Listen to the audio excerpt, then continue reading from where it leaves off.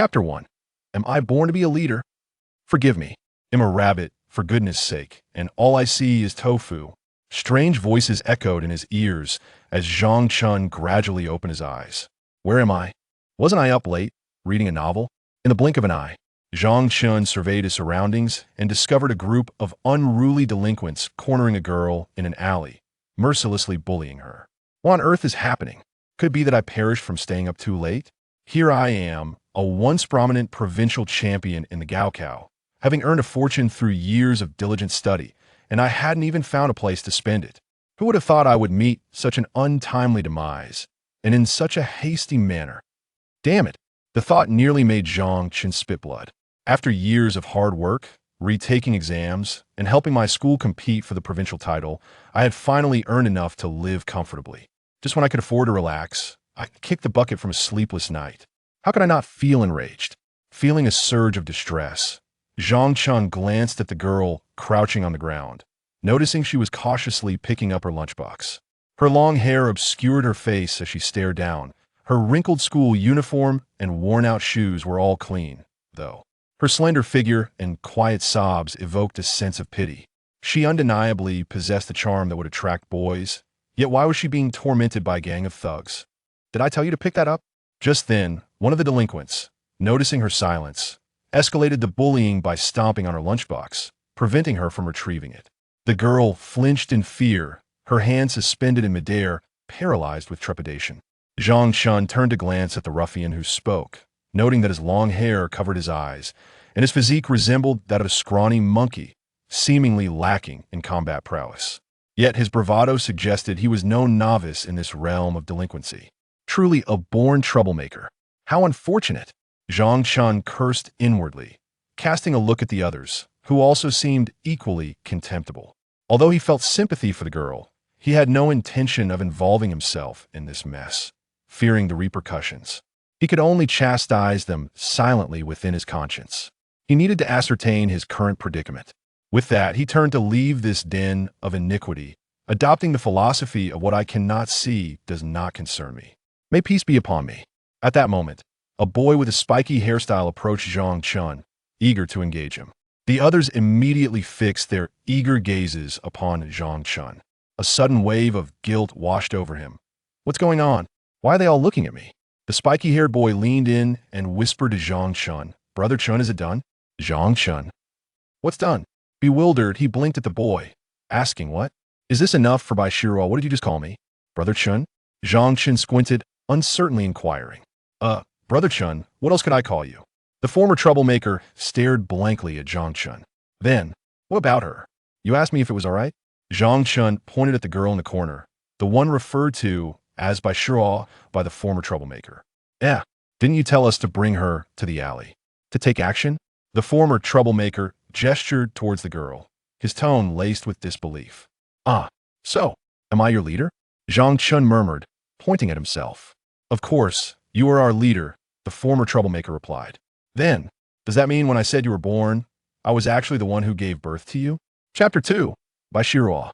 Why didn't anyone say it earlier? I'm the leader. Then there's no problem. Bai Shiro, such a familiar name. For some reason, Zhang Chen felt as if he had heard this name somewhere before. Suddenly, he turned and shifted the conversation. "Well, since that's the case, you all can leave for now. I would like to have a private conversation with her." As he spoke, Zhang Chen realized why he had been standing with them. I have traversed into another realm, and I have become the leader with the yellow hair." Seeing this, the thin monkey and the former troublemaker exchanged puzzled glances but chose not to ask further. They bid farewell to Zhang Chen, saying, "We'll take our leave now, brother. If you need us, just call." "All right." Zhang Chen nodded. Once the boys exited the deadened alley, he turned back to Bai Shiro, who still dared not rise, cowering in the corner, appearing utterly helpless. Zhang Chen approached a toppled lunchbox nearby, which bore a dirty shoe print on its back, and cautiously picked it up. The food inside had completely spilled out, scattered across the ground and covered in dust. It was undoubtedly inedible. Although he had just arrived in this world, judging by the girl's reaction earlier, it seemed that such a meal was incredibly precious to her. This was something Zhang Chen had never experienced. In his previous world, Although he had not felt familial affection, his parents had abandoned him as a burden after his birth and had never cared for him, had never gone without food or clothing.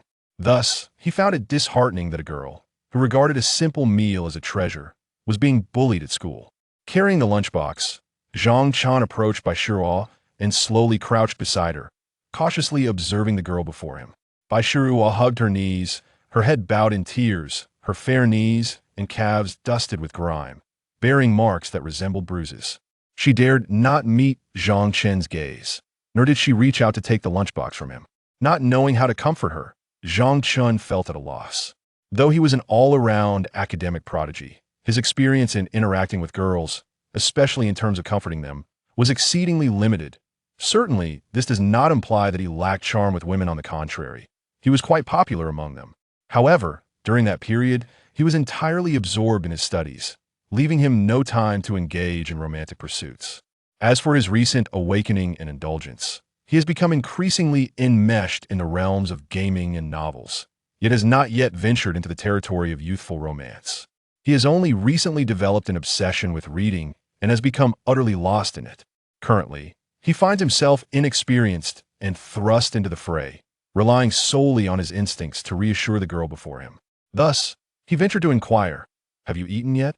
Zhang Chen held an empty lunchbox belonging to Bai Shiruo, surrounded by a chaotic mess of spilled food on the ground, as he sincerely asked. Bai Shiruo sniffled, avoiding Zhang Chen's gaze. Out of fear, she felt compelled to respond softly, "No." Upon finishing her reply, she shrank back further. "Then let me take you out to eat," Zhang Chen said, placing the lid back on the lunchbox, striving to maintain a gentle tone. However, realizing the situation, Bai Shiruo could hardly consider dining with someone who had bullied her. She immediately wished to refuse, but under Zhang Chen's oppressive presence, her sobs grew louder, her eyes glistening like rivers bursting their banks, quickly forming two waterfalls down her cheeks. Sniffling, while crying and glancing at Zhang Chen, she pleaded, "Could you please stop bullying me?" Zhang Chen was taken aback. How had his mere words provoked such a reaction? Yet, he had only just arrived and was unaware of the backstory. Nervously glancing behind him to ensure no one was watching, he quickly bowed in a gesture of supplication. "Oh dear, please don't cry. I won't bully you, I promise. I genuinely just want to take you out to eat." Though oblivious to the intricacies of the situation, Zhang Chen could surmise the gist of it from her few words. It was evident that this girl, Bai Shiruo, had been bullied by him more than once. Despite his assurances, Bai Shiruo's cries did not wane. She continued, I didn't mean to provoke Suyu. Suyu? I'm so sorry. I honestly didn't know it was not my intention." Bai Shiruo sobbed, apologizing to Zhang Chen, as though she feared he might retaliate. Witnessing her distress, Zhang Chen felt a pang of guilt, chastising himself for being such a wretched person. Of course, this self-reproach referred to his former self. Observing Bai Shiruo's pitiable state, Zhang Chen cautiously set the lunchbox aside and stepped back, understanding that his proximity might overwhelm her. He then rummaged through his pocket, retrieving a handful of crumpled coins amounting to several dozen. "Here, go get something to eat," he said, placing all the money onto Bai Shiruo's lunchbox before retreating to a safe distance. "That I will not bully you anymore, I promise." As he spoke, Zhang Chen pressed his lips together, not expecting Bai Shiruo to believe him. However, judging by her gradually ceasing sobs, it seemed his words had some effect. "They will not bully you either. As for that so-called Suyu you mentioned, I will get to the bottom of it, so do not worry." After this clear and logical explanation, Bai Shiruo remained stunned and dared not utter a word. The sound of her sobbing had diminished to the faintest sniffle, and she still could not bring herself to meet Zhang Chen's gaze. Noticing this, Zhang Chen decided against lingering by her side, as he did not wish to impose further psychological pressure on her. He slowly rose, an action that caused Bai Shiruo to flinch in fear. Zhang Chen understood that trust could not be fully restored through mere words. "I am leaving. Remember to eat something," he said, turning to depart. "Money." Just then, a timid voice from behind called out, "What about the money?" "There's too much." Although Bai Shiruo had not yet stood, her tear-filled eyes cast a quick glance at Zhang Chen before darting away. She reached for the crumpled bills, standing before Zhang Chen, and offered the money back to him with both hands. "Here, take it all." Zhang Chen regarded the small sum, which held little value to him, Yet for Baishiro, it was likely a substantial amount. He intended to compensate her out of sense of remorse, but Baishiro did not wish to maintain any ties with him, especially after being bullied. She certainly did not believe a word of his earlier assurances. Accepting this money might lead to further torment. Thus, with a quivering voice, she attempted to return the money to Zhang Chen, saying, "I don't want it. What will you eat for dinner then?" "I can. Eat steamed buns." "That won't do." Baishiro fell silent, holding out her hands, refusing to withdraw them. Seeing this, Zhang Chen felt a sense of helplessness. He did not wish to force her, yet Baishiro's pitiable and stubborn demeanor triggered his compulsive need to insist. "This is compensation for your dinner. If you refuse to eat it, it implies you look down on me." Though he had just vowed not to bully her, her reaction indicated that spilled food was precious to her. She likely had no means to purchase anything else. Even if it was a mess caused by the original self, it was only right for him to make amends. As he noticed his tone growing cold, Baishiro trembled slightly, instinctively fearful, and fell silent once more. "Take the money and go eat. I told you I wouldn't bully you, you could trust me." Zhang Chen's tone softened again as he sighed. "Well, I don't need that much."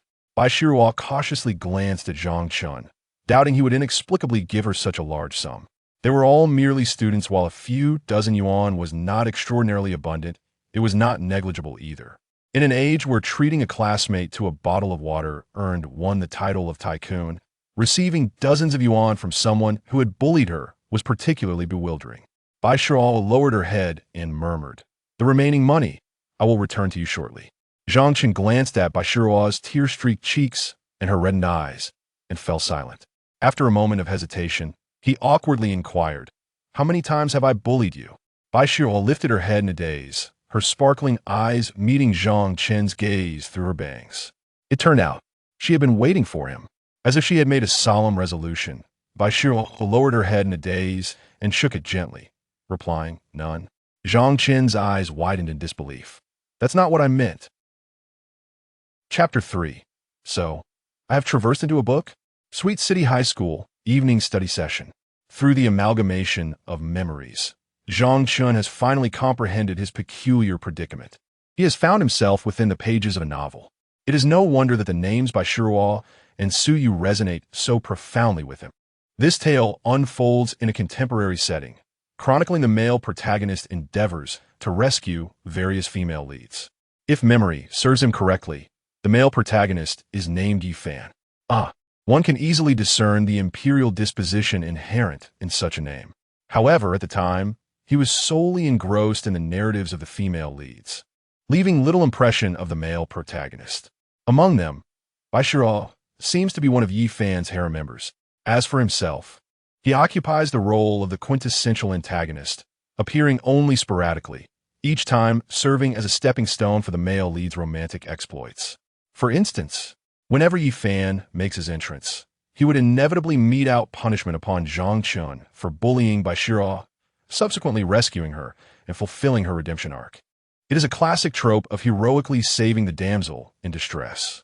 His eventual fate appears to be one of incessantly causing trouble before Yifan, ultimately leading to his complete ruin and the disintegration of his family, a fitting consequence for daring to challenge the destined child of Providence. The intermediate events have begun to blur in Zhang Chen's memory, yet the tales of the female leads remain vividly imprinted in his mind. If he recalls correctly, Baishiro hails from a struggling household, having lost her parents and left with only a grandmother residing in the countryside. Due to her academic pursuits, she has been compelled to reside with her uncle during her high school years, a situation that undoubtedly brings its own share of discomfort. A sentiment Zhang Chen deeply empathizes with, having experienced a similar plight since childhood. This shared experience is precisely what draws Zhang Chen to this novel. The stories of the female leads resonate with him, evoking a desire to assist them in some manner. Perhaps this yearning is what has transported him into the world of this narrative. Baishiro's uncle treats her poorly, and given that he has children of his own, he exhibits great harshness towards her, burdening her with all household chores and even denying her a place at the dining table. She rarely, if ever, sees meat. On the rare occasions she visits her grandmother in the countryside, her grandmother would sneak her some saved eggs or a free-range chicken. both as a token of gratitude and an effort to nourish Bai Shiro. After all, there is no familial bond between her uncle's family and her grandmother's. Her grandmother hopes that at least a whole chicken might allow Shiro to enjoy some nourishing soup. Yet, once returned to her uncle's household, Bai Shiro finds herself unable to reap any benefits from these gifts. Nevertheless, she harbors no grievances.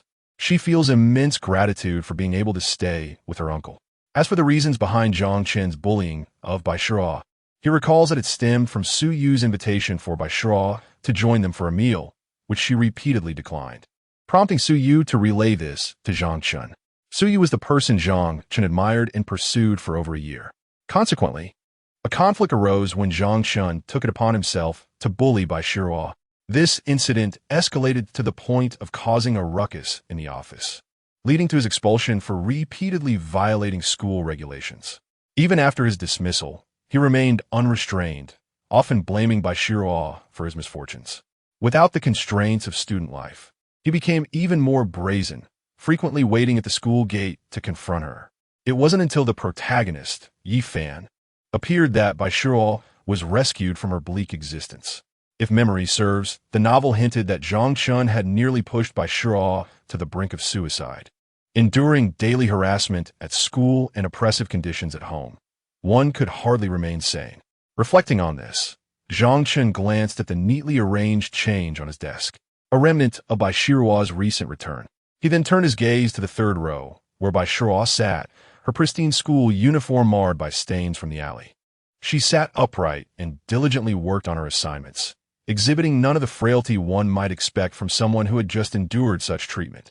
She resembled a small sapling weathering the storm, resilient against life's adversities, growing quietly and earnestly, unaffected by others. After observing Bai Shiro, Zhang Chen shifted his attention to Su Yu, seated by the corridor window in the second row. With her low ponytail, transparent framed glasses, fair complexion, and sweet appearance, she exuded a certain quiet charm. Yet, it was she who incited him to bully Bai Shiro. At first glance, one would not suspect that this fresh and lovely girl was a leader in the realm of school bullying. However, Zhang Chen, privy to the truth, recognized her true nature. Not only did she manipulate him, but she also orchestrated the isolation of Bai Shiro among the other girls at school. The primary reason most female students refrained from engaging with Bai Shiro was her influence, stemming from Bai Shiro's refusal to wear makeup and her simple attire, which only accentuated her superior beauty. Coupled with Bai Shiro's impoverished background and meek demeanor, it was no surprise that Su Yu harbored disdain for her. Zhang Chen furrowed his brow, his gaze steady. It must be said, Su Yu was indeed quite attractive, which explained his initial affection. However, now that he understood the situation, any interest he once held had vanished. At that moment, he felt a sudden tap on his shoulder. Turning around, he found a middle-aged man with a receding hairline, sporting classic black-rimmed glasses and dressed in a patterned shirt beneath a black coat, holding a steaming thermos filled with green tea. Zhang Chen immediately recognized him as the class teacher. "Zhang Chen, come with me to the office," he instructed. The homeroom teacher, Deng Xianbing, spoke softly. However, the classroom during evening study was remarkably quiet, and despite Deng's hushed tone when addressing Zhang Chen, the surrounding students were certainly not deaf and could hear him clearly. "Oh!" Zhang Chen immediately stood up, facing the peculiar gazes of his classmates without an ounce of trepidation. After all, in his previous world, he had been audacious enough to mock the principal, so such a minor scene held no intimidation for him. Yet, he was puzzled as to why he had been summoned to the office. The novel seemed to provide little insight on this matter. It was indeed a tangible world, where, despite the lack of description, the narrative continued to unfold. He couldn't help but wonder where the protagonist was. Would they emerge and throw a punch at him directly? Upon arriving at the office, Deng Xianbing remained silent. Taking a seat at his desk and placing his teacup on the surface, his expression serious as he fixed his gaze on Zhang Chen. Zhang Chen understood that students like him, when called to the office, typically faced unfavorable consequences. Could it be that the original owner of this body had committed some misdeed before his arrival? "What have you done tonight?" Deng Xianbing sighed deeply, his brow furrowed. Whether from anger or disappointment was unclear as he questioned Zhang Chen. "Me? I haven't done anything," Zhang Chen replied, utterly bewildered. Haven't done anything? Deng Xianbing's eyes widened in disbelief, his questioning demeanor now quite intimidating. What did you boys do when you dragged Bai Shiru into that alley by the school? Why did she come out in tears? Chapter 4. Expelled on the first day? It was evident that witnesses had observed Zhang Chen bullying Bai Shiru throughout the ordeal and had relayed this incident to Mr. Deng. Mr. Deng is a responsible teacher, known for his amicable rapport with the protagonist, Yi Fan, and for his genuine care towards Bai Shiru, although he shares the common bias of favoring academically successful students. He has not relinquished his efforts with miscreants like Zhang Chen, repeatedly granting him opportunities for redemption. However, these chances inadvertently rendered Mr. Deng an accomplice to Zhang Chen's oppression of Bai Shiru. The original narrative offered scant details regarding Bai Shiru's suffering prior to the protagonist's arrival, merely glossing over her tragic experiences in later passages. Yet, the few cursory references to her plight, when placed against the backdrop of reality, felt like an insurmountable weight, suffocating in its gravity. Zhang Chen contemplated that, at this juncture, he was still in the early to mid stages of his bullying, far from the later phase when the protagonist would emerge and his expulsion would become inevitable. Silence? What has he been wronged? Mr. Deng found Zhang Chen's unusual reticence perplexing. In the past, before he could even question Zhang Chen, the latter would dismiss him, pulling out a chair to lounge nonchalantly, exhibiting no respect for authority. Yet now, he stood obediently to the side, devoid of fidgeting or any insolent demeanor, leaving Mr. Deng somewhat disconcerted. His tone softened considerably. Instead of instructing Zhang Chen to call his parents and gather his belongings to leave, he coldly posed a question. Zhang Chen was jolted from his reverie by Mr. Deng's interjection and hurriedly defended, I didn't do anything. Didn't he do anything? Mr. Deng echoed, exhaling a heavy sigh. Did someone cry for fun? Why did you drag someone into an alley? What connection do you have with them? Mr. Deng dismissed Zhang Chen's protests entirely. The evidence of his bullying was glaringly apparent, and his attempts at justification were futile. Yet, as the homeroom teacher, he felt compelled to comprehend the situation fully and resolve the conflict between the two students. Above all, he wished to shield the good-hearted Bai Shiru from Zhang Chen's toxicity. I invited her to dinner, Zhang Chen admitted candidly. Invited her to dinner? Does she have no food of her own? Do you think she needs your invitation? Well, she really doesn't.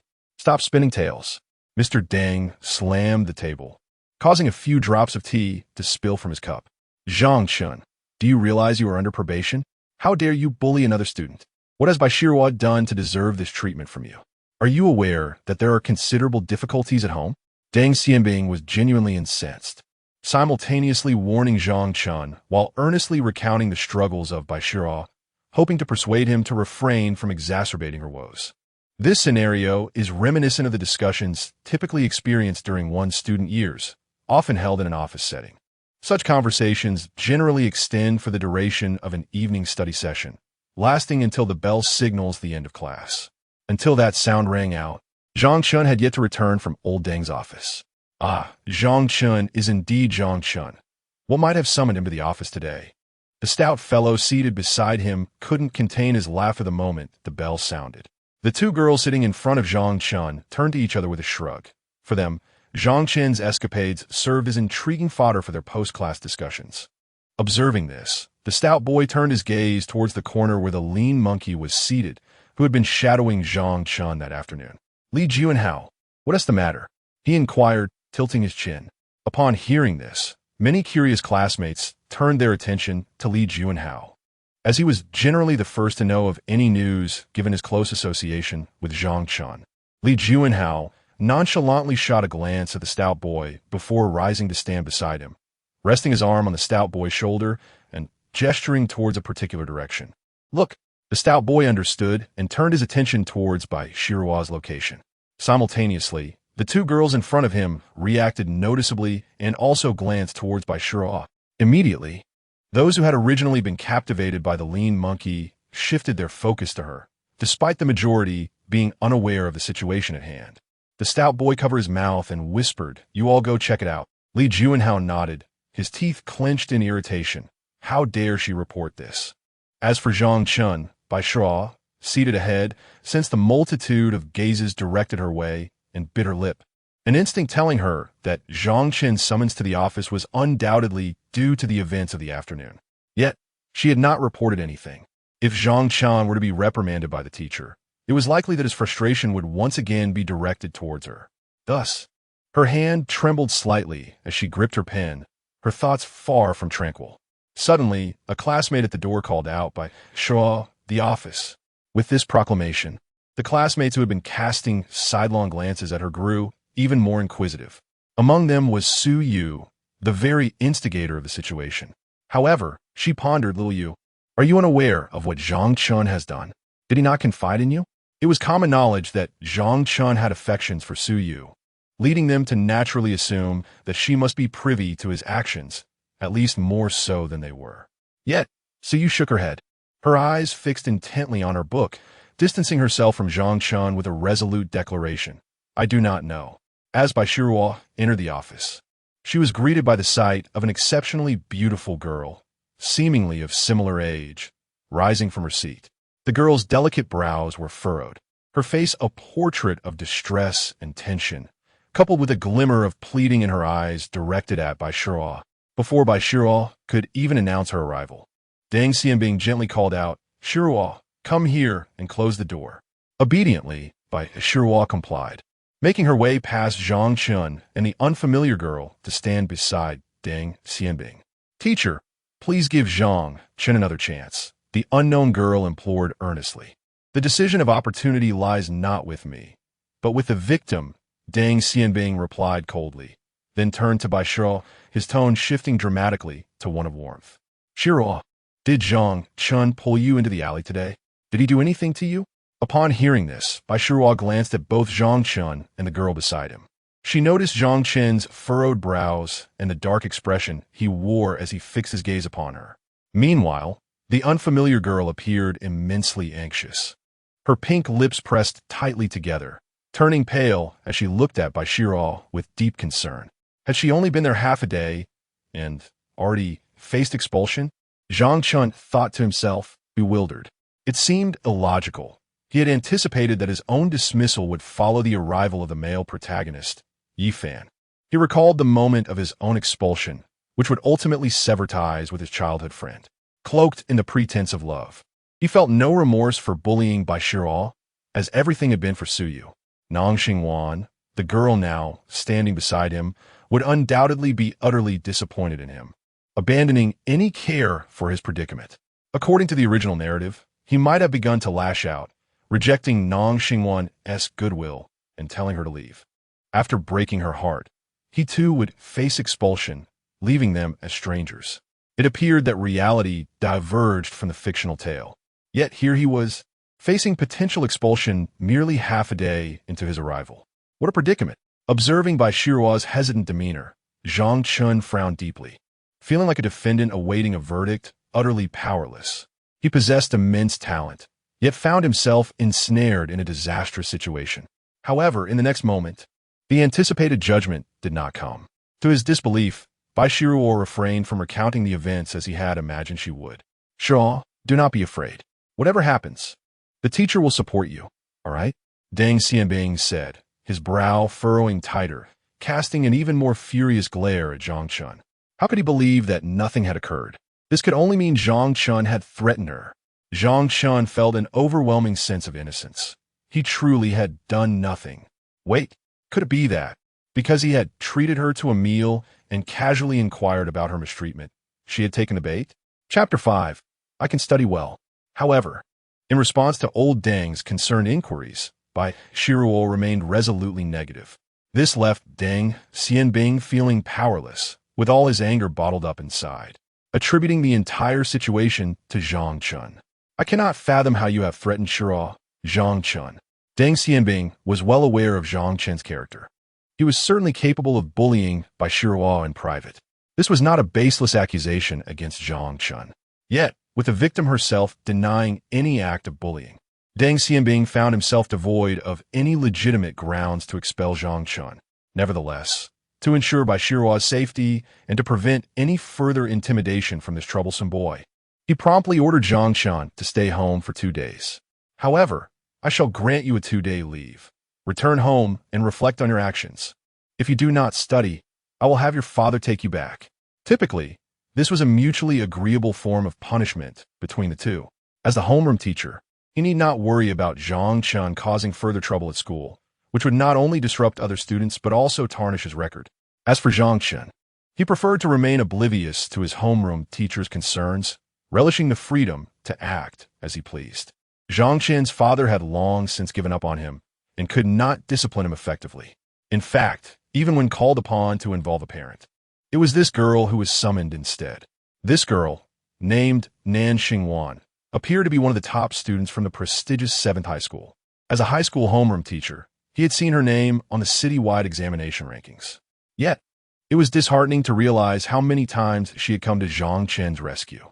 How could there be such a vast disparity in character between two peers?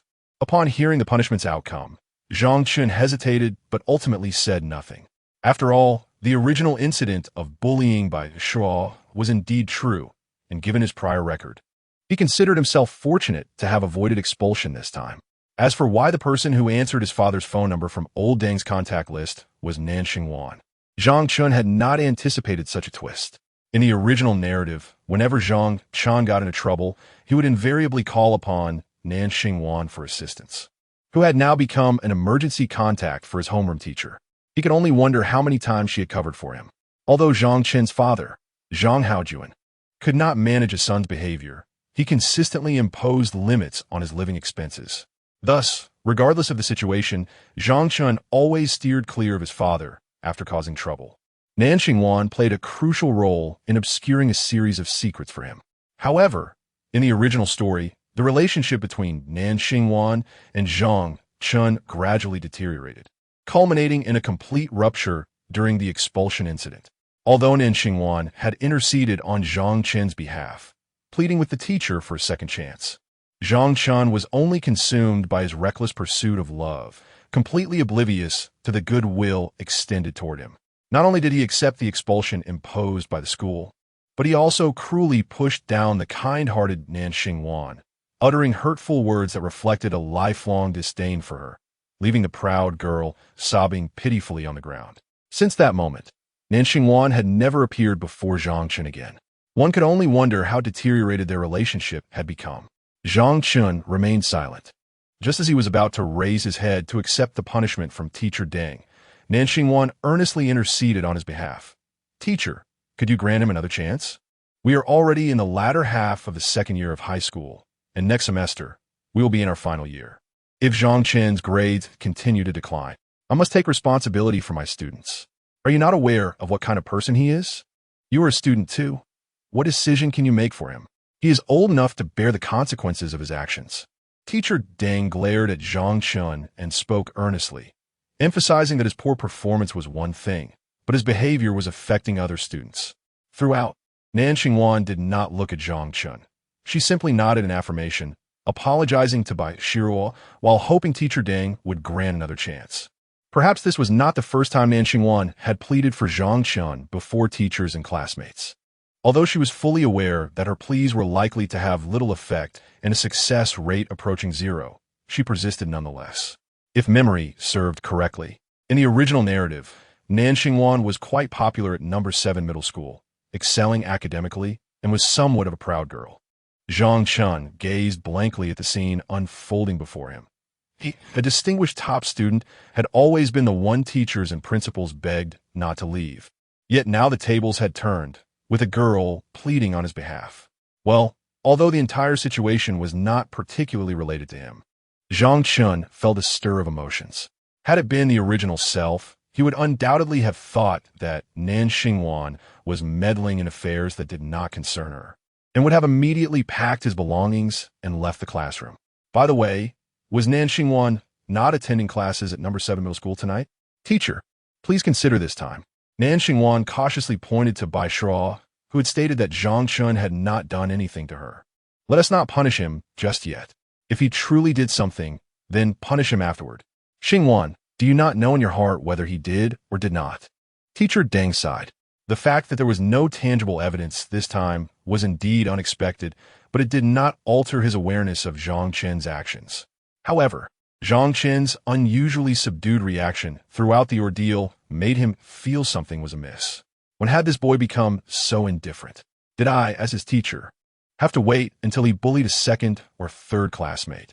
As long as no one dared to speak up, should I simply turn a blind eye and pretend he had done nothing? Teacher Deng would certainly not allow such bullying to occur in his class. His duty was to strictly eradicate such behavior. Moreover, do you truly believe he is in a state to study seriously at school? He still wanders off in thought every day. Rather than allowing him to remain in school in distress, it would be better to let him go.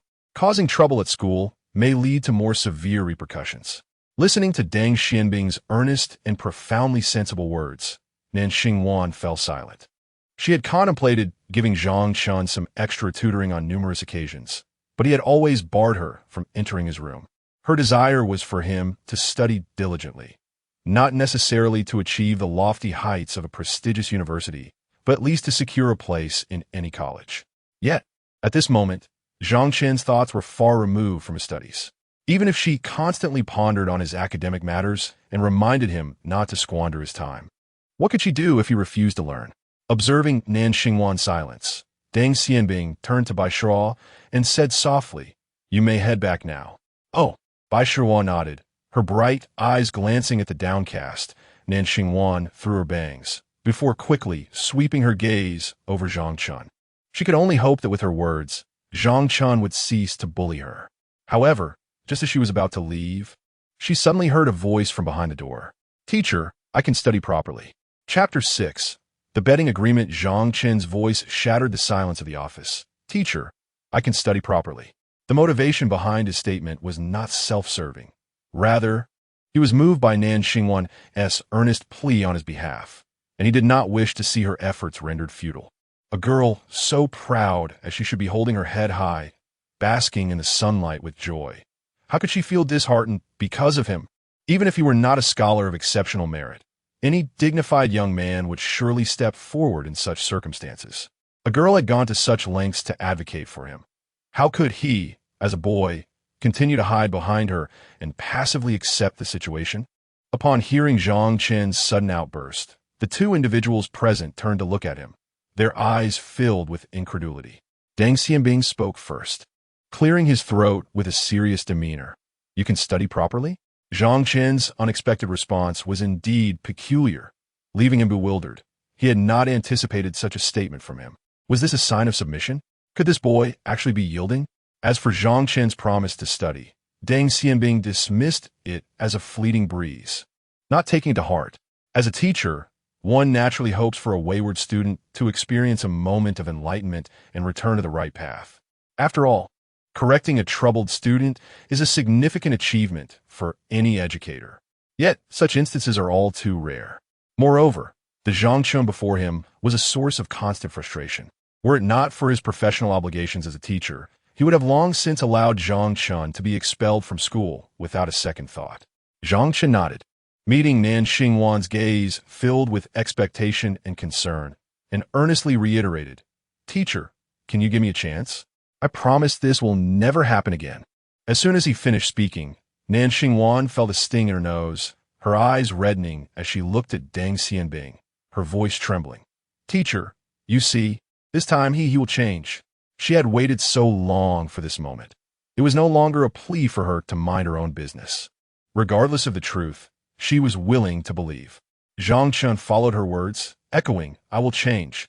The scene was somewhat comical. Deng Xianbing furrowed his brow, genuinely taken aback by Zhang Chen's words. Why had Zhang Chen become so articulate and composed? This was a jarring change for him. In the past, had he not been the one to provoke Deng Xianbing's ire time and again? Taking a sip from his cup, he fixed his gaze upon Zhang Chen, appearing deep in thought. If it had been any other student displaying such sincerity, he might have reconsidered his stance. However, with Zhang Chen, this boy, could he be plotting something significant? Recently, nothing of major consequence had transpired. Was he perhaps intent on tormenting Bai Shiru once more before his expulsion? Such thoughts crossed Deng Xianbing's mind, and he suddenly felt a strong possibility in that direction. He was well aware of Zhang Chen's vengeful nature. The abrupt transformation into someone so agreeable was, indeed, quite alarming. Moreover, how can one merely dismiss past actions with a few hasty words? Did you not consider the consequences before engaging in such wrongdoing? You claim you can change on a whim, yet why did you not do so before? Deng Xianbing spat out a mouthful of tea residue, placing his cup down with a stern refusal. When you were tormenting others today, did you not contemplate the present moment? To speak without action is futile. You may leave now. No further discussion is necessary. Seeing this, Nan Xingwan was still reluctant to concede, pleading earnestly. It was met with Deng Xianbing's silent dismissal as he closed his eyes. Zhang Chen, having finally softened his stance, did not wish to squander this opportunity. A pang of regret washed over him for not attending the same high school as him, for perhaps then he could vouch for him with his exemplary student status. Zhang Chen understood that altering a teacher's fixed impression with mere words was an impossibility. However, witnessing Nan Xingwan's earnest pleas weighed heavily on his heart. She was truly as remarkable as depicted in the original narrative. After a prolonged silence, Deng Xianbing showed no signs of relenting. Unable to bear it any longer, Zhang Chen stepped forward, gently urging Nan Xingwan to leave the office. But as they departed, he still sought to plead. Teacher, what must I do to earn your trust just this once? Resting at home for 2 days was not merely a straightforward respite. Returning to school would require the approval of the homeroom teacher. The specifics of the duration would depend on the situation at hand. Generally, being compelled to return home during high school significantly impacts one's academic progress, particularly in the crucial 3rd year. Zhang Chen was currently only in his 2nd year. Yet this did not mitigate the potential impact of a temporary withdrawal from school. Of course, for Zhang Chen, who had traversed into this world, a few days off would not bear much consequence. However, the crux of the matter was that, in Nan Xingwan's eyes, a hiatus from school was a remarkably severe punishment. I have afforded you numerous opportunities. Deng Xianbing opened his eyes, his irritation palpable upon hearing Zhang Chen's words. It was precisely because he had granted so many chances that Zhang Chen failed to appreciate them. Deng Xianbing shifted his water cup aside and began to prepare a stack of exercise books for grading. Observing this, Zhang Chen's mind raced as he contemplated his next move. Suddenly, beneath the exercise books, he spotted an examination schedule. Next week's citywide examination. Zhang Chen's eyes lit up, and an idea struck him. Teacher, the citywide examination is next week, and I do not wish to miss this crucial assessment. Perhaps if I could take the exam first. Deng Xianbing leaned back in his chair, his gaze falling upon the examination schedule on his desk. You, who have failed all subjects, wish to participate in an examination? Deng Xianbing found this utterly absurd, his tone laced with a stark and realistic sarcasm. It was akin to a 3-year-old who had misbehaved pleading to delay punishment until after finishing their tasks. It is quite amusing. If such words were uttered by a student of exceptional grades who wished to avoid jeopardizing a crucial citywide examination, one might stretch to believe them. However, the speaker is none other than Zhang Chen, the most unlikely candidate for such a statement. I am sure I will pass this time. Rather than feeling angered by Deng Xianbing's veiled mockery, Zhang Chen intentionally chose to goad him further. Pass. Deng Xianbing shook his head dismissively, scoffing at Zhang Chen's naive declaration. In his eyes, Zhang Chen's impulsive nature and various erratic behaviors rendered him immature. Thus, this sudden illogical assertion only reinforced Deng's perception of Zhang Chen's childishness. Yet, this very notion was precisely what Zhang Chen desired him to believe. If I can pass, could I perhaps negotiate a different punishment? Please, don't expel me. Zhang Chen continued along this line of thought, subtly framing the entire issue upon Deng Xianbing's prior agreement to postpone punishment until after the examination. Unbeknownst to Deng Xianbing, still mired in his juvenile judgments of Zhang Chen, he remained oblivious, akin to an adult teasing a child, speaking in an intentionally childish manner without careful contemplation. And what if you do not pass? Deng Xianbing retorted with a cold laugh. If I do not pass, you may impose any punishment you see fit, be it expulsion, parental involvement, or otherwise. Zhang Chen replied earnestly, locking eyes with Deng Xianbing. In that moment, Nan Xingwan, having listened intently, tugged at Zhang Chen's sleeve with a look of alarm. Why resort to expulsion when a temporary leave of absence sufficed? She was perpetually worried for Zhang Chen, and now he dared to gamble with his education. Deng Xianbing, intrigued by this unexpected turn of events, noted Zhang Chen's unusual behavior. He was no longer the disrespectful student, but rather addressed him as teacher with a newfound gravity. And now he was engaging in a wager? Moreover, he spoke with an air of confidence. Despite having previously ordered them to leave, Zhang Chen's inexplicable behavior piqued his curiosity. He could not fathom how a student who consistently floundered academically could suddenly achieve passing grades, especially in the notoriously challenging citywide examination. Typically, students who score over 500 in regular tests barely manage to scrape a passing score of around 450 in such rigorous assessments. Achieving full marks would necessitate Zhang Chen doubling his current score of merely over 200. This feat would be unattainable for any student. Yet, Deng Xianbing harbored a low opinion of Zhang Chen. The abrupt change in demeanor stirred a sense of intrigue within him. Let him take the exam. After all, once it was over, he could still enforce the punishment. With Zhang Chen's audacious claims, including his willingness to accept expulsion as a teacher, he had no reason to decline the student's challenge. I do not know what schemes you are concocting, but if you are so bold as to declare this, then so be it. If you can pass all your exams, a 1T, just consider the punishment. I can offer you another chance. As for the past, I can overlook it entirely. Deng Xianbing spoke earnestly. However, I must set a condition. From now on, you must study diligently and refrain from mischief. Do you dare? Absolutely. Zhang Chen replied promptly, fearful that Deng Xianbing might retract his offer. Meanwhile, Nan Xingwan stood nearby, her palms clammy with sweat, her eyes filled with concern for Zhang Chen. How could he be so audacious? Remember, I expect you to achieve passing grades in all subjects. If you don't, I will take my leave. Zhang Chen declared, his resolve unwavering. Very well. Deng Xianbing pointed at Zhang Chen before producing a pen and paper. Let us draft an agreement to prevent any future disputes. Sure. Zhang Chen stepped forward, but Nan Xingwan quickly grabbed his arm, anxious he might act impulsively. Noticing her concern, Zhang Chen softened his gaze and whispered, Don't worry. I may lack confidence in many things, but when it comes to exams, I am well acquainted with the subject matter. He had been waiting for Deng's invitation. He swiftly penned the agreement, signing his name and affixing his thumbprint with precision.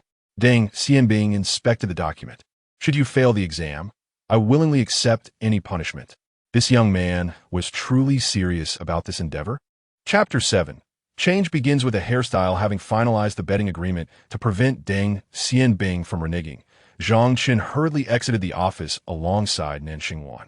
For Zhang Chen, the punishment of suspension would extend only until after the joint examination, and his objective had already been achieved. He merely wished to spare Nan Xingwan from sorrow. As for the exam, even if he were not an academic prodigy, what would it matter if he failed? Moreover, failure was an impossibility for him, with his remarkable prowess demonstrated during the college entrance examination. This trivial assessment was akin to a fully equipped elite player returning to the novice village to vanquish lowly monsters, an effortless endeavor devoid of any challenge. Thus, he harbored no concerns about the upcoming joint examination in a week. However, Nan Xingwan held a different perspective. Once they exited the office, she trailed behind Zhang Chen, her face etched with worry.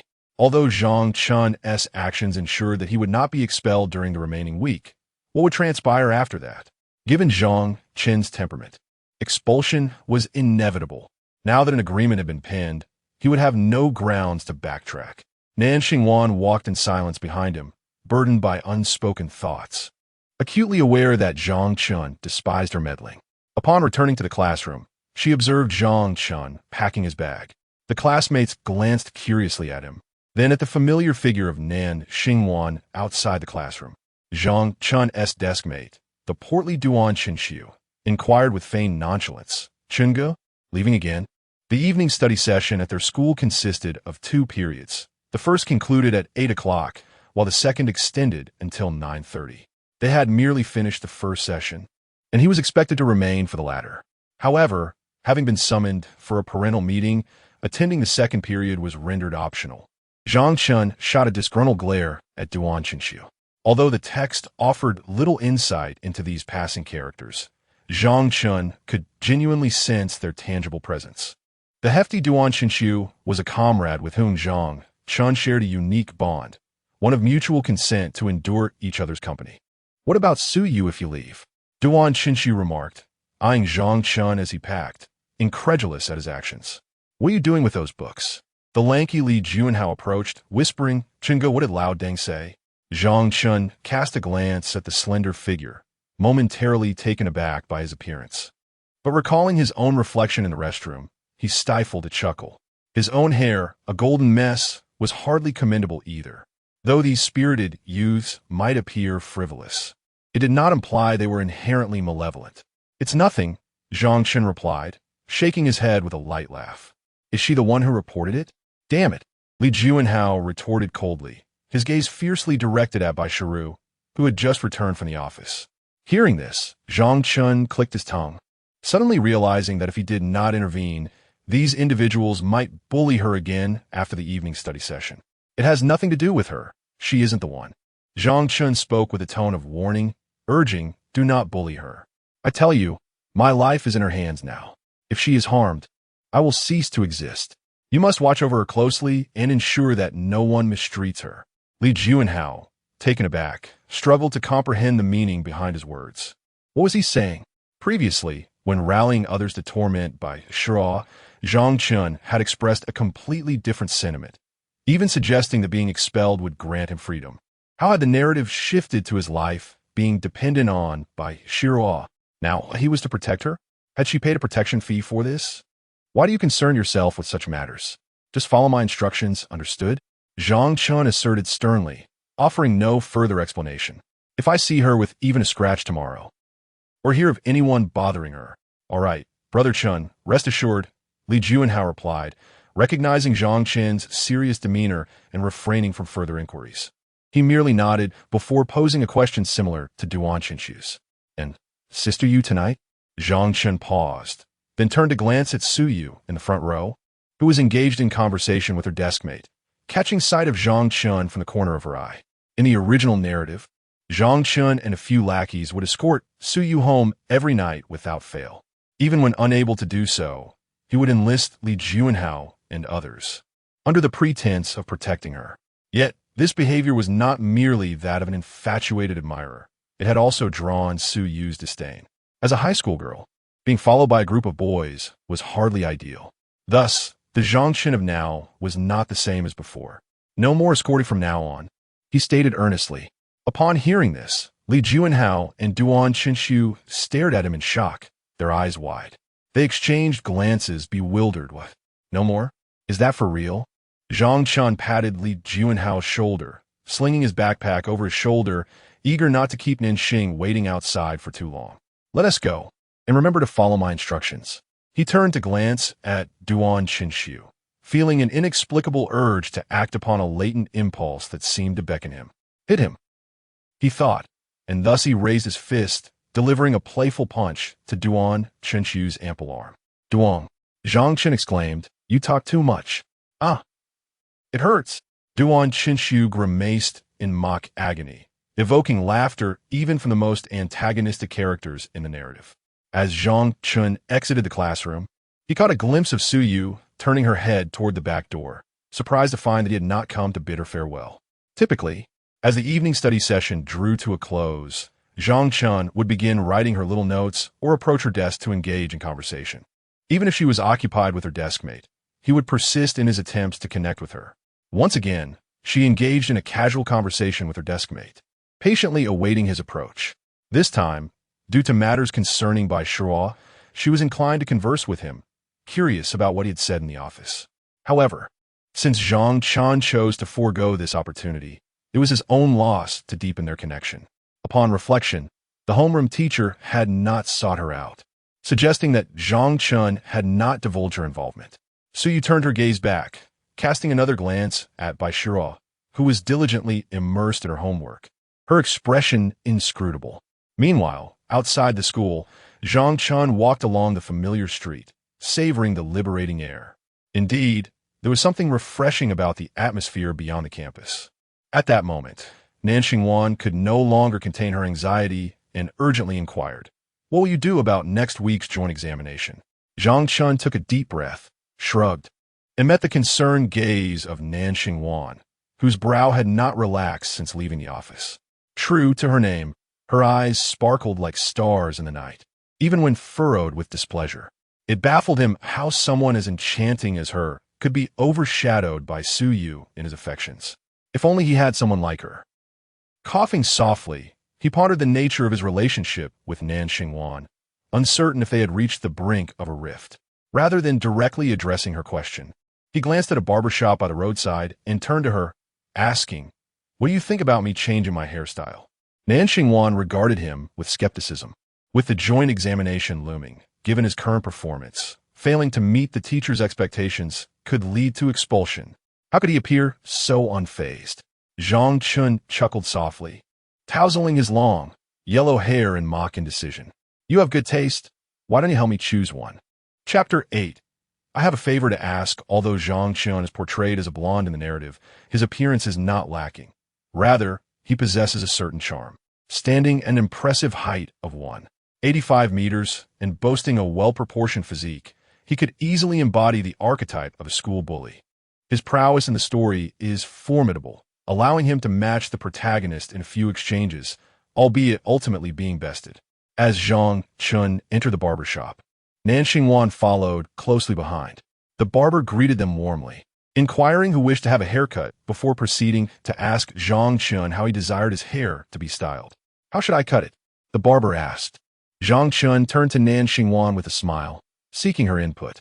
"How would I know what you want?" she retorted, taking a seat on a nearby sofa with an air of melancholy. At that moment, her mind was preoccupied with concerns about Zhang Chen's upcoming joint examination next week, leaving little room for thoughts about his hairstyle. She felt an urge to prompt him to return home and study, yet the words remained unspoken. She knew that should she insist he forego this haircut and focus on his studies, he would likely respond with a suggestion that she leave if she was so anxious. This was not the first time she had been left behind by Zhang Chen. Observing her demeanor, Zhang Chen raised an eyebrow. It seemed they had not reached an impasse. Yet there was a palpable tension. He considered that if he were to assert his desire for her not to interfere under the guise of love, they might have truly reached a breaking point. With a clearer understanding of their current predicament, Zhang Chen felt somewhat reassured. He recognized that Nanxingwan, despite her sharp tongue, possessed a kind heart and genuine concern for him, proud yet headstrong. In his presence, she often tucked away her brilliance, fearful of saying something that might upset him. However, her lower gaze did not obscure her distinctive attitude, which still conveyed her essence as Nanxingwan. The only difference now was the nature of their interaction. Zhang Chen, having traversed from a divine perspective, could intuitively grasp what was on her mind, observing her keenly. For instance, although she sat on the sofa with her arms crossed, feigning interest in the outside world, their eyes met through the glass door. Zhang Chen glanced at his reflection in the mirror. While he may not rival the appearance of Peng Yuyan as he envisioned while reading this novel, he looked rather appealing nonetheless. With a touch of mischief, he declared, "Well then, how about I shave my head?" Nanxingwan immediately turned to him, her eyes wide with disbelief. "What?" she exclaimed. Zhang Chen maintained a playful demeanor. "I'm serious about shaving my head." "No, absolutely not," she countered vehemently. "Why not?" he pressed. "The school doesn't allow shaved heads. Yet they don't permit dyed hair, and look at mine," he retorted, tugging at a lock of his own hair with a grin. Nanxingwan hesitated, struggling to conjure a convincing argument, ultimately conceding with a flustered, "It's simply isn't allowed." After listening to Zhang Chen, Nanxingwan observed his serious demeanor, caught between the desire to intervene and the fear of overstepping boundaries. He then proposed with a shift in thought, "How about shaving my head? Or perhaps I could dye it green? What do you think?" As he spoke, Zhang Chen playfully tousled his hair upwards, his eyebrows dancing with enthusiasm. Nanxingwan, merely imagining a green-haired Zhang Chen, felt her own face flush with color. "No, that won't do," she replied. "Can't you just get a normal haircut?" Her tone was restrained. "Well, I think it's quite normal. If you find it abnormal, why don't you help me choose? Zhang Chen smirked, sensing the opportunity was ripe to steer the conversation back to her assisting him with his hairstyle. As expected, Nan Xingwan's immediate response was, "All right then. I will choose for you, but don't blame me." While Nan Xingwan flipped through the hairstyle book to select an option for Zhang Chen, he addressed the barber. "By the way, please dye my hair black." Upon hearing this, Nan Xingwan glanced at him, a glimmer of brightness quietly rising in her eyes. Once they settled on a hairstyle, Zhang Chen reviewed it with satisfaction and promptly instructed the barber to proceed with the cut. Throughout the process, Nan Xingwan waited patiently, watching as strands of his golden hair were snipped away, replaced by a rich black hue that restored him to his original appearance, bright, cheerful, and handsome. It must be said, Nan Xingwan's taste was as exceptional as her own presence. Zhang Chen gazed into the mirror at his newly styled hair, feeling a sense of relief at the absence of the previous brashness and discomfort. After a tidy eyebrow trim complemented his fluffy new hairstyle, he appeared radiant and sunny, resembling a typical high school boy. Without the leading male character, he could very well have been the protagonist himself. What was that phrase? A face as smooth as a plane, with eyebrows like swords and starry eyes. He was now transformed, a stark contrast to his appearance before entering the barbershop. Indeed, a hairstyle can profoundly alter one's persona.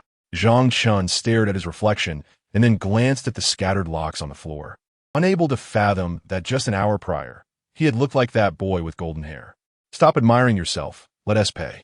After appreciating his new look, Zhang Chen picked up his backpack and addressed Nan Xingwan, who remained dazed on the sofa. "Huh, don't you have any money?" "I don't," he replied nonchalantly. "Then why did you get a haircut?" "Well, you're here, aren't you?" Zhang Chen grinned shamelessly. Nan Xingwan's cheeks flushed, and with a huff, she turned her head away, refusing to look at him. "Remember to pay me back. The total is 141. After finishing their haircuts, Zhang Chen and Nan Xingwan headed home together. Their residences, however, were not in close proximity. Zhang Chen rented a small apartment a few kilometers from the high school, residing alone in a building near the market, while Nan Xingwan lived in a nearby community, sharing a rental with others. Both came from families of means, yet they were equally busy with their lives. Zhang Chen's parents operate a franchise store in the Jiangbei district of Sweet City, tirelessly toiling from dawn till dusk, leaving them with neither the time nor the energy to attend to Zhang Chen's needs. Given Zhang Chen's lackluster academic performance, his family harbors no expectations for him to achieve notable success. Their only hope is to save enough for him to secure a modest livelihood, even if he fails to gain admission to a university. In contrast, Nan Xingwan's parents both hold stable positions. Her father is a government official, while her mother is an esteemed teacher at the second high school. Due to the demands of their careers, they too are unable to devote time to accompany Nan Xingwan. Consequently, they rented an apartment in a nearby community to the 7th high school, allowing her to avoid boarding at the school. As Zhang Chen slung his backpack over one shoulder, he walked alongside Nan Xingwan, who was slightly ahead of him, and they exchanged no words. The blaring horns of passing cars filled the air, prompting Zhang Chen to instinctively pull Nan Xingwan closer to the curb, positioning himself at her side. Nan Xingwan glanced back at the passing sedan, then lifted her gaze to Zhang Chen, sensing an unusual quality about him that day. Just as she pondered this, Zhang Chen broke the silence. "Did you take a leave of absence to come here?" he inquired. Compared to the 1st high school, 7th high school maintained a stricter schedule, making it impossible for students to leave before classes concluded at the latter. Thus, Nan Xingwan's presence during evening study sessions at the 1st high school could only be attributed to her having taken leave. "Yes," she replied. "Good. So you brought your phone to class," Zhang Chen remarked. Nan Xingwan responded with surprise. "I didn't expect that you good students also brought phones to school. It's different for me. I only bring it to look up information, and the teacher knows this," she corrected him, distinguishing herself from those students whose phones were confiscated by teachers. Zhang Chen mused silently, reflecting on how he once enjoyed similar privileges before being transported to this reality. "How long will it take you to get back?" he asked. "I take the bus. It takes just over 10 minutes, she answered, her eyes catching sight of the bus stop not far away, where the 209 bus awaited. However, noticing that Zhang Chen seemed oblivious to the bus. She chose to remain silent about it. I see. He pondered before asking, what time is it now? Nan Xingwan glanced at her white wristwatch and replied, it's 9:13. 9:13 already? I haven't completed today's homework, Zhang Chen murmured, furrowing his brow. Nan Xingwan offered no response. Zhang Chen cleared his throat, attempting to bring her attention back to him. Ahem. Nan Xingwan blinked in confusion, looking at him quizzically. I have a favor to ask. I need your help, Zhang Chen said, adopting an expression of feigned distress. Nan Xingwan immediately sensed his intent and stepped back, placing her hands protectively over her belongings. You don't need to shield that. I won't help you with your homework, she retorted. That's not it, Zhang Chen denied. Am I really that kind of person? Nanxing nodded slightly, a hint of a smirk playing at the corners of her mouth, imbued with a touch of sarcasm. Haven't you done enough already? Ahem. Zhang Chen waved his hand, then assumed a serious demeanor once more, saying, I would like to request your assistance in tutoring me. Please help me with my studies. I have a joint examination next week. Chapter 9. One-on-one tutoring with Nan Xingwan. Does Zhang Chen truly require tutoring given his current academic performance? Certainly not. However, he is eager to rectify the damage inflicted by his former self as much as possible. In Nan Xingwan's eyes, Zhang Chen is a good-for-nothing troublemaker with abysmal grades. Yet she has never contemplated relinquishing her efforts to assist him. Throughout their interactions, she has endured countless instances of his ingratitude and faced numerous grievances. Just moments ago, in the office, she fervently implored old Deng for a chance to help him. She is Nan Xingwan, a brilliant star among the prestigious 985 institutions, a celestial body that never bows down. Within the confines of No. 7 High School, students refer to their academically gifted peers as stars, as only those who attain admission to the 985 institutions are honored on the school's new star wall. To be considered a new star at No. 7, one must earn the privilege of displaying a unique red ribbon on the old locust tree, bearing their name, Nan Xingwan, the unwavering star. If she were to comply with his wishes and gradually implement some changes, would that not be the most fitting tribute to her efforts? Nevertheless, Zhang Chen harbored uncertainties about whether Nan Xingwan would acquiesce. A palpable rift had developed between them, and it was unrealistic to expect it to vanish overnight. When Nan Xingwan heard Zhang Chen unexpectedly request her assistance with his studies, she was momentarily taken aback. In truth, she had been contemplating this very notion. Even if there remained but a sliver of hope, she could not bear the thought of him being expelled. With this last vestige of time, if she could aid him in even the slightest way, perhaps by helping him memorize a few formulas, his grades might improve sufficiently for the teachers to reconsider and perhaps lighten his punishment or extend another opportunity. Is that possible? Zhang Chen's repeated inquiry jolted Nan Xingwan from a reverie. I have been thinking the same, she replied calmly, her gaze fixed ahead. Had it not been for Zhang Chen's insistence on fixing his hair, she might have already been tutoring him in his home. Though the journey from No. 7 to No. 1 takes a mere 10 minutes, the round trip, including walking, consumes at least half an hour, a precious commodity for a scholar like Nan Xingwan. You agreed? Zhang Chen exclaimed, his eyes sparkling with excitement as he raised an eyebrow. He had always been fond of Nan Xingwan's character, and now, having interacted with her directly in the office, he found himself even more captivated. Since the original narrative lacked this particular subplot, it offered no description of Nan Xingwan. Zhang Chen, recalling his impression of her, surmised that she might not easily acquiesce, especially given the substantial harm he had caused her. Surely, she would demand something in return, wouldn't she? Unexpectedly, at the critical juncture of her impending dismissal, she displayed a remarkable understanding of priorities. Without negotiating any terms, she resolved to extend a helping hand to herself. Zhang Chen was acutely aware that Nan Xingwan still harbored numerous grievances against him. Nan Xingwan did not glance at Zhang Chen. She merely walked on, offering no response. Observing this, Zhang Chen chuckled softly, feeling a surge of delight. For this was precisely the reaction he had anticipated from Nan Xingwan. Let us hasten our return. The fleeting moments of spring nights are invaluable. I was referring to studying. Guided by recollection, Zhang Chen led Nan Xingwan to the residential building of the market, where his modest single room was rented. This location was familiar to Nan Xingwan. It was not her first visit. Although it was merely a single room, it was adequately equipped. At the center of the room lay a single bed, flanked by a wardrobe with a window beside it and a desk cluttered with miscellaneous items. Beyond the window was a small balcony, perfectly suited for air-drying clothes.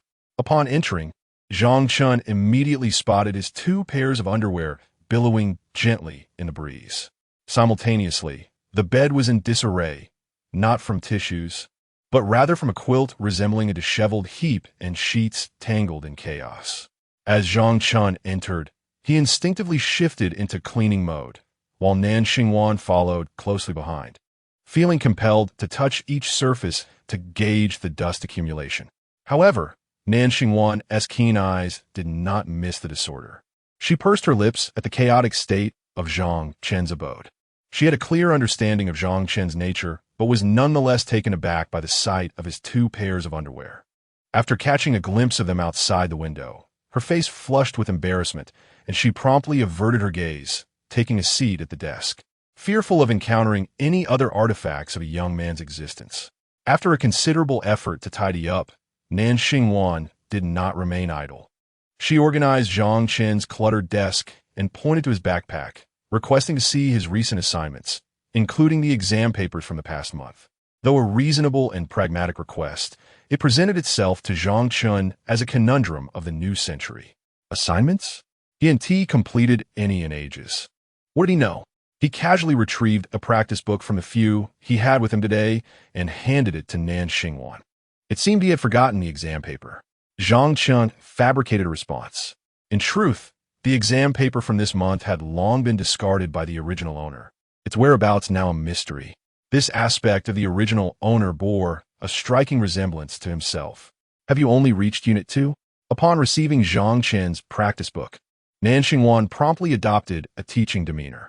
As she removed her hair tie to pull her hair back, she observed Zhang Chen's progress on his assignments. Upon noticing that he had only tackled the exercises from Unit 2, while neglecting all others, she could not help but furrow her brow. Logically, at this juncture in the 2nd semester of sophomore year, the entirety of the high school curriculum should have been largely covered, with everyone transitioning into a comprehensive review mode as they approached their senior year. Yet, Zhang Chen's workbook remained stagnantly at Unit 2. Furthermore, this very Unit 2 was already tackled by Nan Xingwan and her peers during the previous semester.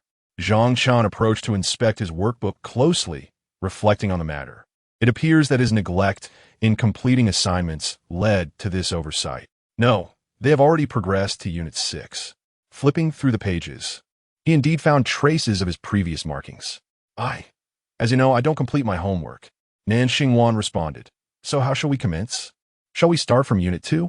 She felt a twinge of embarrassment, having presumed Zhang Chen's poor performance stemmed solely from his lack of aptitude, not realizing it was to such an extent. This indicated he had essentially missed the entire material. Yet, the joint examination is next week. How could you dare to wager with the teacher under such circumstances, with an exam looming so near? Her tone carried a hint of urgency and reproach. Yet her hands quickly moved to retrieve Zhang Chen's backpack, extracting the textbook to initiate a review from the foundational first lesson. Her hair was only half-tied, and she tossed the hair tie aside, allowing her locks to cascade freely over her shoulders, releasing a subtle fragrance reminiscent of jasmine. Observing this, Zhang Chen scratched his head, wearing a facade of a chastised student, refraining from countering Nan Xingwan's remarks. You haven't taken any notes either? Zhang Chen replied. I will bring my textbook tomorrow. Nan Xingwan sighed. All right. Zhang Chen nodded affirmatively.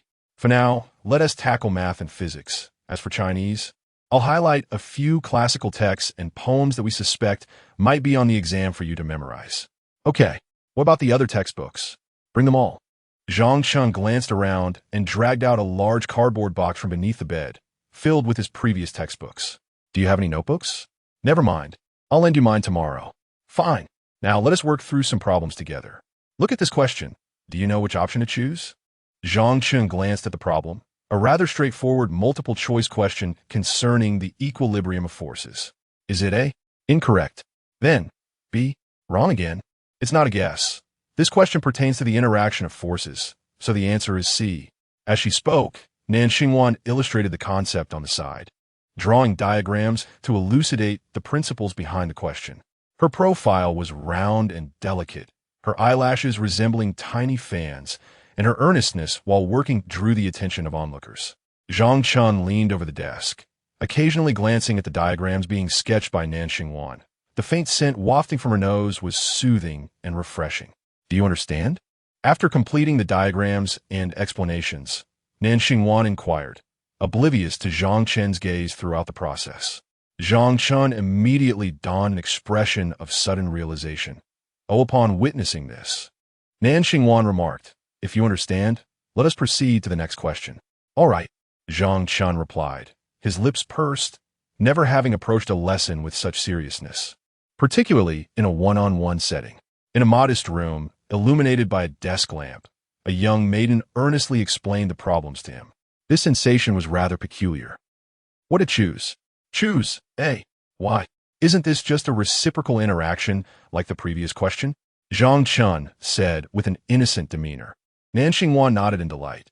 Correct. And what about this one? C, right? And this one? Still C. Then you've learned it. Is that all it takes to learn? Zhang Chen leaned on the table, raising an eyebrow and smiling, feeling somewhat unfulfilled. The interaction of forces is this simple. Just remember it. And let us move on to the next. Acceleration, unbalanced forces. Nan Xingwan diligently instructed. Good. Maintaining the same teaching method, Zhang Chen pretended not to understand. And after Nan Xingwan elucidated the concept, he feigned an epiphany. Almost everything was grasped at once, which filled Nan Xingwan with a sense of accomplishment. Her already bright eyes sparkled even more like two stars when she beamed with joy. Meanwhile, Zhang Chen found delight in her happiness. Truly, teacher Nan is exceptional. Even a student like me, who struggles academically, can grasp it instantly. Not at all. Nan Xingwan's cheeks flushed slightly as she shot Zhang Chen an exasperated glance. You are not a poor student. You simply do not study earnestly. As long as you apply yourself, see, it can be learned so swiftly. Zhang Chen's gaze dimmed momentarily. Then he chuckled softly, looking into Nan Xingwan's eyes with earnestness. I will definitely study diligently from now on. Nan Xingwan was momentarily taken aback by Zhang Chen's sudden, serious tone. That familiar feeling washed over her again. There was something different about him today. Blinking a few times, Nan Xingwan turned her head away. Let us focus on passing next week's joint examination first. All right.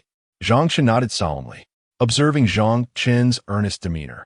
A subtle smile crept onto Nan Xingwan's lips as she continued to review the problems with him, a wave of happiness swelling within her. Chapter 10. Was she really late? Joyous moments always seem to pass swiftly. Neither of them realized the time, engrossed in their tutoring until 11:30. I must return.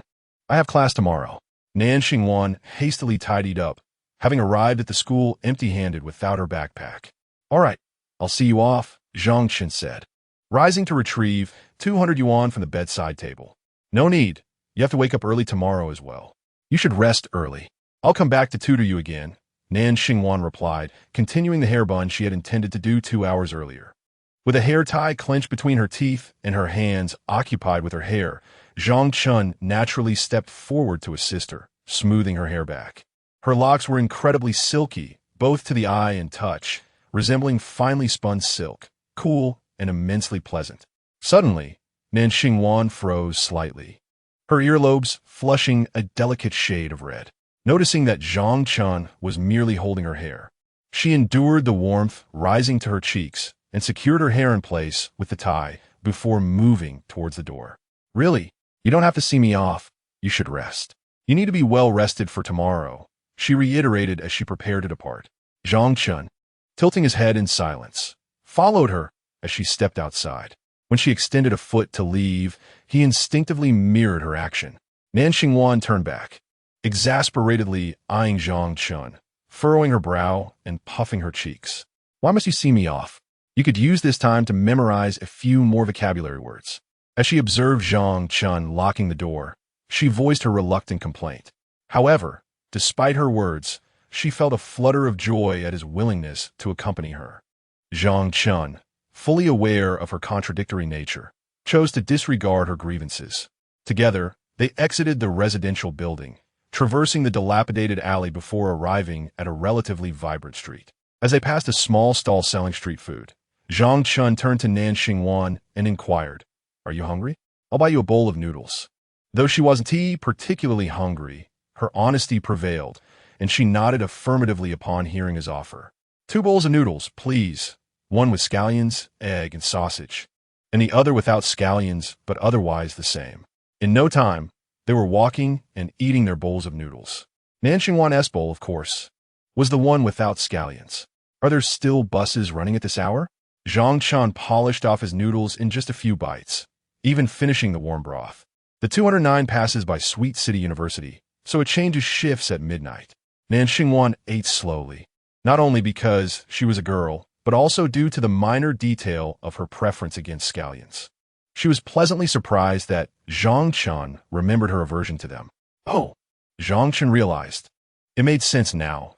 He was merely being considerate of a college student who preferred to return to her dormitory at a timely hour. How thoughtful of him. The two exchanged a few casual words, and before long, they arrived at the nearby bus stop. Due to the late hour, the bus stop was deserted. Nevertheless, Nan Xingwan urged Zhang Chen to return home, insisting that she could wait for the bus alone. Zhang Chen, with his hands tucked in his pockets, cast a sidelong glance at Nan Xingwan, disregarding her request and settling onto a nearby bench. His actions conveyed a silent refusal. He was determined to keep her company.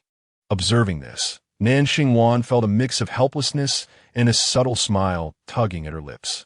They waited until 11:50 p.m. when the last bus finally arrived. Only after watching Nan Xingwan board the bus did Zhang Chen wave goodbye and slowly make his way back. Once on the bus, Nan Xingwan immediately headed to the rear seat, gazing out the window at the figure that was gradually receding into the distance. Though it was late, and as a young woman traveling alone at night, she naturally felt a twinge of fear. Even waiting alone at the bus stop instilled a sense of loneliness and apprehension. She simply enjoyed putting on a brave front. Today, it seemed Zhang Chen had seen through her facade. The following day, Zhang Chen arrived at class with dark circles under his eyes, witnessing the scene of class representatives collecting homework before self-study. However, these representatives tended to skip over him as soon as they reached his desk, not even bothering to ask about his assignments. It was no wonder he had chosen not to do his homework, realizing that the representatives didn't even bother to collect it from him. Yet this was fortuitous, as he hadn't completed any assignments anyway. After being tutored by Nan Xingwan in physics and mathematics for an entire night, he had reviewed nearly half a textbook. After seeing her off, he tidied up his room and organized his books, gaining a clearer understanding of his academic standing. His scores revealed a dismal reality, a little over 70 in Chinese, slightly above 30 in mathematics, and if fortunate, he could guess his way to 30 or 40 in English. His combined scores in physics, chemistry, and biology barely reached 100. An undeniable academic underachiever. The motivation behind cleaning his room was to avoid being seen in such a disheveled state by girls. After taking a shower and drying his hair, he realized it was already 2 a.m. With only about 5 hours of sleep before waking at 7 a.m., it was no wonder that high school students were often at risk of burnout. Working so hard on so little sleep was indeed a precarious situation. Zhang Chen slumped over his desk, intending to catch a brief nap amid the familiar clamor of the classroom. At that moment, silence suddenly enveloped the room. This typically signaled the arrival of the homeroom teacher. Zhang Chen lifted his head and, as expected, saw Deng Xianbing placing his teacup on the podium. Hands clasped behind his back as he scanned the class with a stern expression, radiating an air of deep grievance. Fortunately, he refrained from uttering the infamous line about his class being the noisiest in the grade. After surveying the room, Deng Xianbing paused slightly upon spotting Zhang Chen, momentarily taken aback. The fresh haircut and return to black hair rendered Zhang Chen's appearance unfamiliar, resembling a typical student for the first time. After all, Zhang Chen's unruly blonde hair had been a topic of discussion for his homeroom teacher, who had implored him numerous times to have it cut, yet to no avail. Unexpectedly, following the incident related to the betting agreement, He had actually gone and gotten it trimmed. What astonished the teacher further was Zhang Chen's early arrival today. Typically, like several other seasoned students in the class, would saunter in just as the bell rang, glancing at the clock mounted above the blackboard. The teacher momentarily questioned whether he himself had arrived late, never suspecting that Zhang Chen would show up early.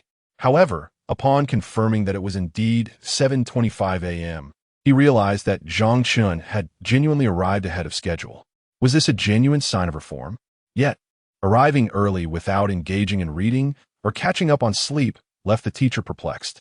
Moments later, at precisely 7:30 a.m., the remaining seasoned students sauntered in punctually. Almost simultaneously, they called out their attendants at the classroom door. Duan Chinxiu, entering from the back door with half a pickled bun in his mouth, was taken aback to see Zhang Chen sprawled across his desk, seemingly unscathed. What is going on? Morning brother is here early? But what about that dark hair? Where's your blonde hair, morning brother? Who are you, handsome? Give me back my morning brother. It seemed impossible for someone to enjoy breakfast while also being punctual. Had morning brother not had breakfast today? The group at the door exchanged glances, while Zhang Chen, oblivious to their fervent stares, remained turned away. Equally intrigued was Su Yu, seated in the front row. Upon entering the classroom and spotting Zhang Chen at his desk, she wondered why he had arrived so early today. Not only had he dyed his hair anew, but he had also opted for a fresh style that nearly rendered her unable to recognize him. Her attention then shifted to the desk, searching for the breakfast Zhang Chen would typically bring her. He had always been punctual in purchasing breakfast, placing it on her desk as he passed by. Although she sometimes declined, her classmates and friends often requested the food, and she would, out of a desire to avoid waste, share it with them. This way, she managed to refuse Zhang Chen, while simultaneously enhancing her reputation among her peers. However, today, as she rummaged through her drawer and scanned the desk and her neighbors, she confirmed that Zhang Chen had not brought her breakfast. What did this signify? Had he decided to give up? Or had something been said in the office yesterday by the homeroom teacher or by Shira? Deng Xianbing, growing increasingly impatient, cast a weary glance at the group, having already scolded them countless times. He felt genuinely exhausted by these seasoned students. With a frown, he curtly instructed, "Stand at the back and read from your books." With that, the students shrugged nonchalantly and entered the classroom, smiles lingering on their faces. Those who had experienced school knew that standing alone might evoke feelings of embarrassment, but when surrounded by a group of good friends, the sentiment shifted entirely. As a few individuals positioned themselves at the back of the classroom, it felt as though the deities had returned to their rightful places. Duan Chinxiu approached his seat, placing his backpack down, and couldn't resist poking Zhang Chen, who was in a state of repose. How dare he betray the organization? Such treachery must be punished. Zhang Chen, already fatigued, was on the verge of unleashing a torrent of expletives at him. However, as he lifted his gaze, he noticed not only the few newcomers who had just entered the classroom, but also a figure at the door that should not have arrived late. Baishiro's face was flushed, resembling someone who had just sprinted vigorously, her tone slightly breathless as she stammered, "Report, report." Chapter 11. Baishiro faints. Just as Deng Xianbing had assigned several veteran teachers to stand at the back of the classroom, his prize student arrived late. The seasoned teachers looked towards the entrance with a sense of amusement. In front of them, Deng Xianbing approached Baishiro, his tone filled with genuine concern, starkly contrasting with his demeanor towards Duan Chinxiu and others. "What happened? Why are you late?" Baishiro's face flushed with embarrassment as she lowered her head. Barely audible, "I woke up late this morning." This response merely acknowledged her mistake and could hardly serve as a justification for a teacher to defend a student. Thus, Deng Xianbing transformed this excuse into a more acceptable narrative. "Were you studying too late last night?" Deng Xianbing continued, "No matter how much you study, you must prioritize your rest. You may return now." Although the exact words exchanged between Deng Xianbing and Baishiro were not overheard, Duan Chinxiu and the others felt a sense of understanding, making gestures of international friendship as they retrieved their Chinese textbooks. Damn. Such was the nature of old Deng's blatant favoritism towards high-achieving students. In his eyes, students like Baishiro, who excelled academically without causing trouble, were the epitome of good children. A minor transgression from a good child was easily forgivable. Conversely, students like Zhang Chen, who performed poorly and disrupted others, were viewed as nothing more than illiterate delinquents. Even if their words held truth, they were met with skepticism. The group was left speechless, their abilities not permitting them to voice their grievances, and they could only silently exchange gestures of defiance. As Bai Shiruo returned to her seat, Zhang Chen contemplated glancing at Li Juanhao, who stood at the back. He had asked Li Juanhao to watch over Bai Shiruo last night, hoping nothing untoward had occurred. A student of Bai Shiruo's caliber would typically not be late unless some unforeseen circumstance arose. In the original narrative, there is a portrayal of being expelled and blocking Bai Shiruo at the school gate, but now that he had traversed into this realm, such a scenario was no longer applicable. This left two possibilities. Either someone had taken his place and blocked Bai Shiruo, or, more concerning, something had happened at her home. She resided with her uncle's family, who treated her poorly. She was not even allowed at the dining table, with any delicacies consumed in secrecy. Moreover, her uncle's family burdened her with menial tasks such as laundry and cooking. If Bai Shiruo wished to stay at their home over the weekend instead of returning to the countryside, she was coerced into taking up a part-time job. If the latter scenario were true, it was likely her uncle had made her work late into the night, causing her tardiness today. Zhang Chen furrowed his brow, recalling how Bai Shiruo had not even reported him to old Deng in the office yesterday, and contemplated how he could assist her. But after a moment's thought, he shook his head.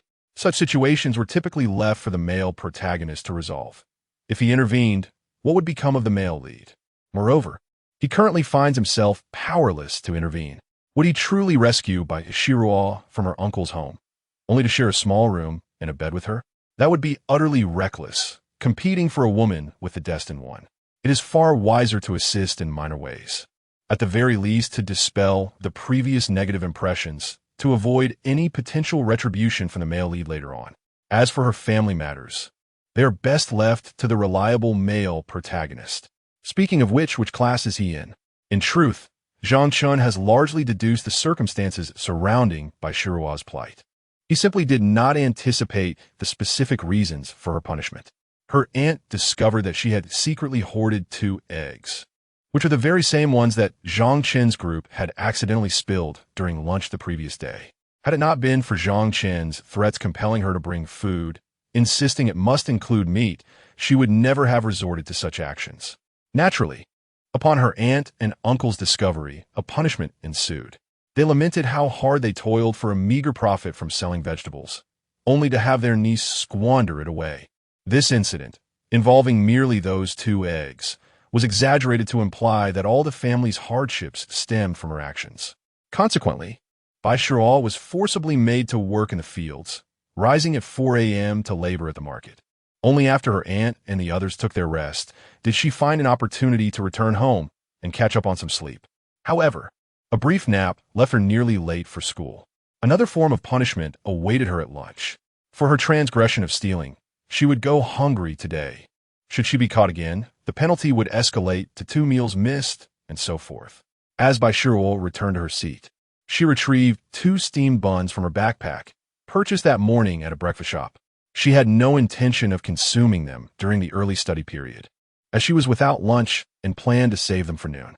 The 4th period of the morning was designated for physical education. The PE teacher's absence due to illness or leave had not occurred, and the entire class gathered on the playground. During the break, classmates who had bonded with Zhang Chen playfully teased him about his bleached hair. Yet, despite the jests, their glances revealed that his newly dyed hairstyle was undoubtedly appealing. The teasing was light-hearted. After all, his previous yellow hair had been a point of pride. Until the conclusion of all morning classes, except for PE, Zhang Chen remained disengaged, instead focusing on organizing his disheveled desk and drawer.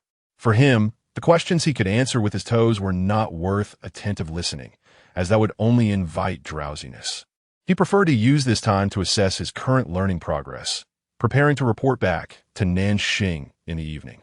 While sorting through his belongings, he unearthed a number of extracurricular books and comics.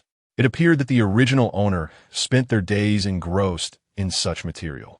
Although the latest date inscribed was April 2025, the style of the comics and the content of the extracurricular books leaned more towards that of the 2010s.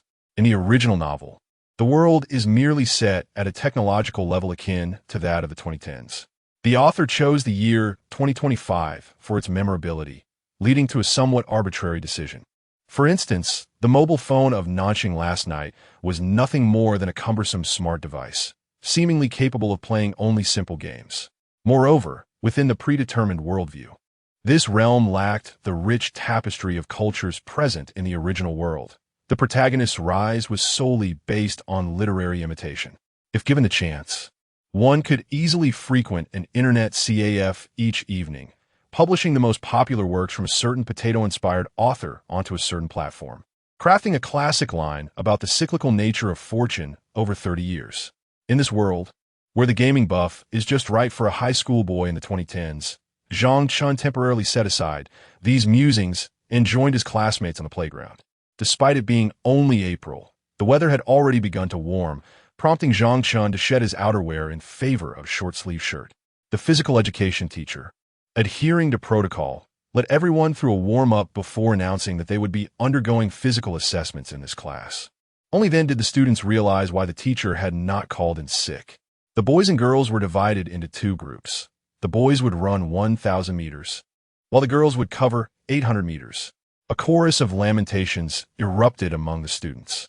Upon completion of the assessments, they would be allowed to rest. Me, we won't go first. The students suddenly became enthusiastic again. Sister you, let's go first. Can you ask Zhang Chen and the boys to wait a moment? Noticing the boys' heightened reaction, the physical education teacher glanced over and allowed the boys to prepare, while several girls tugged at Su Yu, hoping she would persuade them. Right, little you, let Zhang Chen take the boys to play basketball first. What if we have to run right after class? Yes. The cafeteria will be packed later, and we'll have to wait for ages. The last physical education class of the morning often allowed students to reach the cafeteria ahead of their peers in the classroom, thus avoiding the lunch rush. After considering their words, Su Yu found their reasoning quite valid. However, she was reluctant to engage with Zhang Chen. Ever since last night, he had not uttered a single word to her. This was no longer merely about his failure to bid her farewell before leaving or his neglect in bringing her breakfast that morning. This was a deliberate attempt to draw her attention. He sought to provoke her discomfort with his sudden indifference. The more he acted this way, the less she could afford to show any vulnerability. Instead, she needed to project an air of nonchalance. Even if she wished to go first, she would not admit it. I can't do it. I'm scared. Let the boys go first. Oh, there's nothing to be afraid of, little you. The cafeteria will have such long lines. Doesn't that frighten you? Exactly. After lunch, I want to return to the dormitory and wash my hair. It's fine. They'll finish quickly. Just wait a bit. Su Yu resolutely refrained from mentioning Zhang Chen, sitting cross-legged on the ground. The other girls, seeing her demeanor, understood that Su Yu was unlikely to agree. Soon, Zhang Chen, as the sole male from the first group, completed his assessment and proceeded to engage in a game of basketball on the playground. It must be noted that this physique exhibited a strength far superior to his previous form, enabling him to even execute slam dunks. Truly, a body accustomed to years of brawling is undoubtedly more robust than that of a bookworm. The girls, on the other hand, could only watch with envy as the boys from their group enjoyed their freedom of movement. Following them were the second and third groups. As time ticked away, half a lesson passed, and the boys had only just finished their evaluations. Observing this, a few girls beside Su Yu finally rose and hurried to claim the positions of the first group near the physical education teacher. Meanwhile, Su Yu remained seated on the ground, feigning calmness to avoid any discord with her earlier statements, claiming she was still a bit anxious about her turn. The girls exchanged glances but said nothing further, proceeding to their tests. Once the girls had departed, Su Yu's gaze drifted toward the figure in the center of the basketball court, her brow furrowing involuntarily. She had not eaten breakfast that morning, initially intending to accept Zhang Chen's offering as a token of his support for her. Yet to her surprise, he had not brought any. It was one thing to forget breakfast. He had offered no explanation and had not uttered a single word to her all morning. As midday approached, her stomach growled with hunger, and she pondered whether this would affect her performance during the upcoming run. The thought of low blood sugar troubled her. She certainly did not want Zhang Chen to seize the opportunity to escort her to the infirmary. Was this not a game of teasing? She would play along. If necessary, she would simply avoid speaking to him in the future. As she mulled over these thoughts, contemplating the possibility of succumbing to low blood sugar and Zhang Chen's inevitable insistence on taking her to the infirmary, the scene on the track suddenly shifted as someone collapsed. Surrounding students murmured in confusion. What is happening? Is that Baishiru? Baishiru has fainted? The crowd gradually moved closer to where Baishiru lay unconscious. Shortly thereafter, Zhang Chen exchanged a few words with the physical education teacher before hoisting Baishiru onto his back and sprinting towards the infirmary in the teaching building. As he passed by Suyu, she felt her entire being freeze in place. Yet Zhang Chen did not even spare her a glance. Chapter 12. Why must you eat my steam bun? Teacher, what is wrong with her? Zhang Chen inquired, carrying Baishiru into the infirmary. The nurse conducted a brief examination and remarked, "She appears to be fine, just a bit malnourished and experiencing low blood sugar. She likely skipped breakfast." Zhang Chen glanced at Baishiru, who lay weakly on the bed, hands on her hips as she replied, "Most probably yes." The nurse instructed, "Go fetch her something to eat." "Oh, all right." Zhang Chen turned to head towards a small shop, but at that moment, a faint voice from the bed said, "No need. I have food in my backpack." Struggling to sit up despite her dizziness and weakness, Baishiru attempted to rise. Zhang Chen raised an eyebrow, observing her frail state, as if a gust of wind could knock her over. She wondered if Baishiru might faint here. However, upon seeing that the attending nurse had not expressed any concern, it seemed that the matter was not grave. "Just stay put. I will get it for you." Zhang Chen placed a hand gently on her head, preventing her from getting up. Thank you." Baishiru mumbled, her head bowed, feeling a mix of reluctance and embarrassment. After all, she did not wish to trouble Zhang Chen. Yet in her current state, she had no other choice. "It's nothing." Zhang Chen waved her hand dismissively and quickly left the infirmary, making her way towards the classroom. Upon returning, she located Baishiru's seat and rummaged through her backpack, discovering what she had referred to as food, 2 cold steamed buns. Zhang Chen was momentarily taken aback. This is what she considered food? Steamed buns? The original text frequently illustrated Baishiru's family's financial struggles, often mentioning steamed buns, priced at merely 50 cents each. If it had been someone else, Zhang Chen would have thought, how much does she adore steamed buns? But knowing it was Baishiru, she surmised, could it be that her entire meal today consists solely of steamed buns? With this thought, she glanced around the desk, rummaging through Baishiru's drawer and backpack. Indeed, she did not find a lunchbox from yesterday.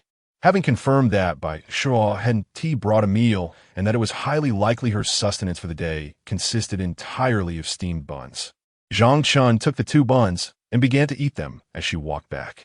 Upon her return to the infirmary, Baishiru had regained some strength and stood at the entrance, gazing towards the stairwell of the teaching building. The 2 locked eyes from across the corridor.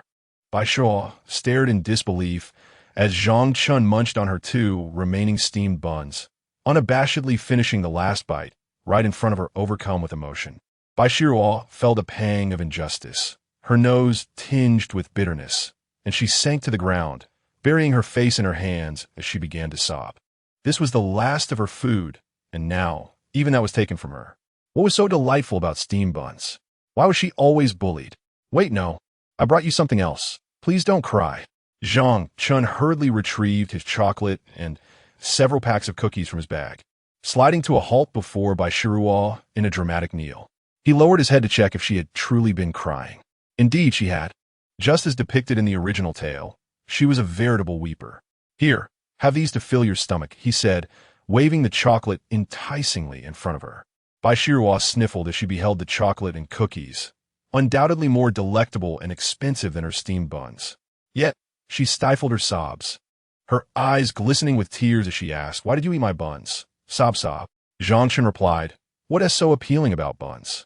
They're cold, hard, and quite choking. I nearly choked to death on my way here." However, he thought if he didn't eat them, he wouldn't have a legitimate reason to take her out for a meal. "I'll just taste it. Look at you being so stingy." He tore open the chocolate wrapper and offered it directly to Baishiru's lips. She opened her mouth slightly, just enough to bite into the chocolate, its sweetness enveloping her taste buds instantly. At that moment, even after Zhang Chen had scolded her for being stingy over the buns, she accepted his offering with greater ease.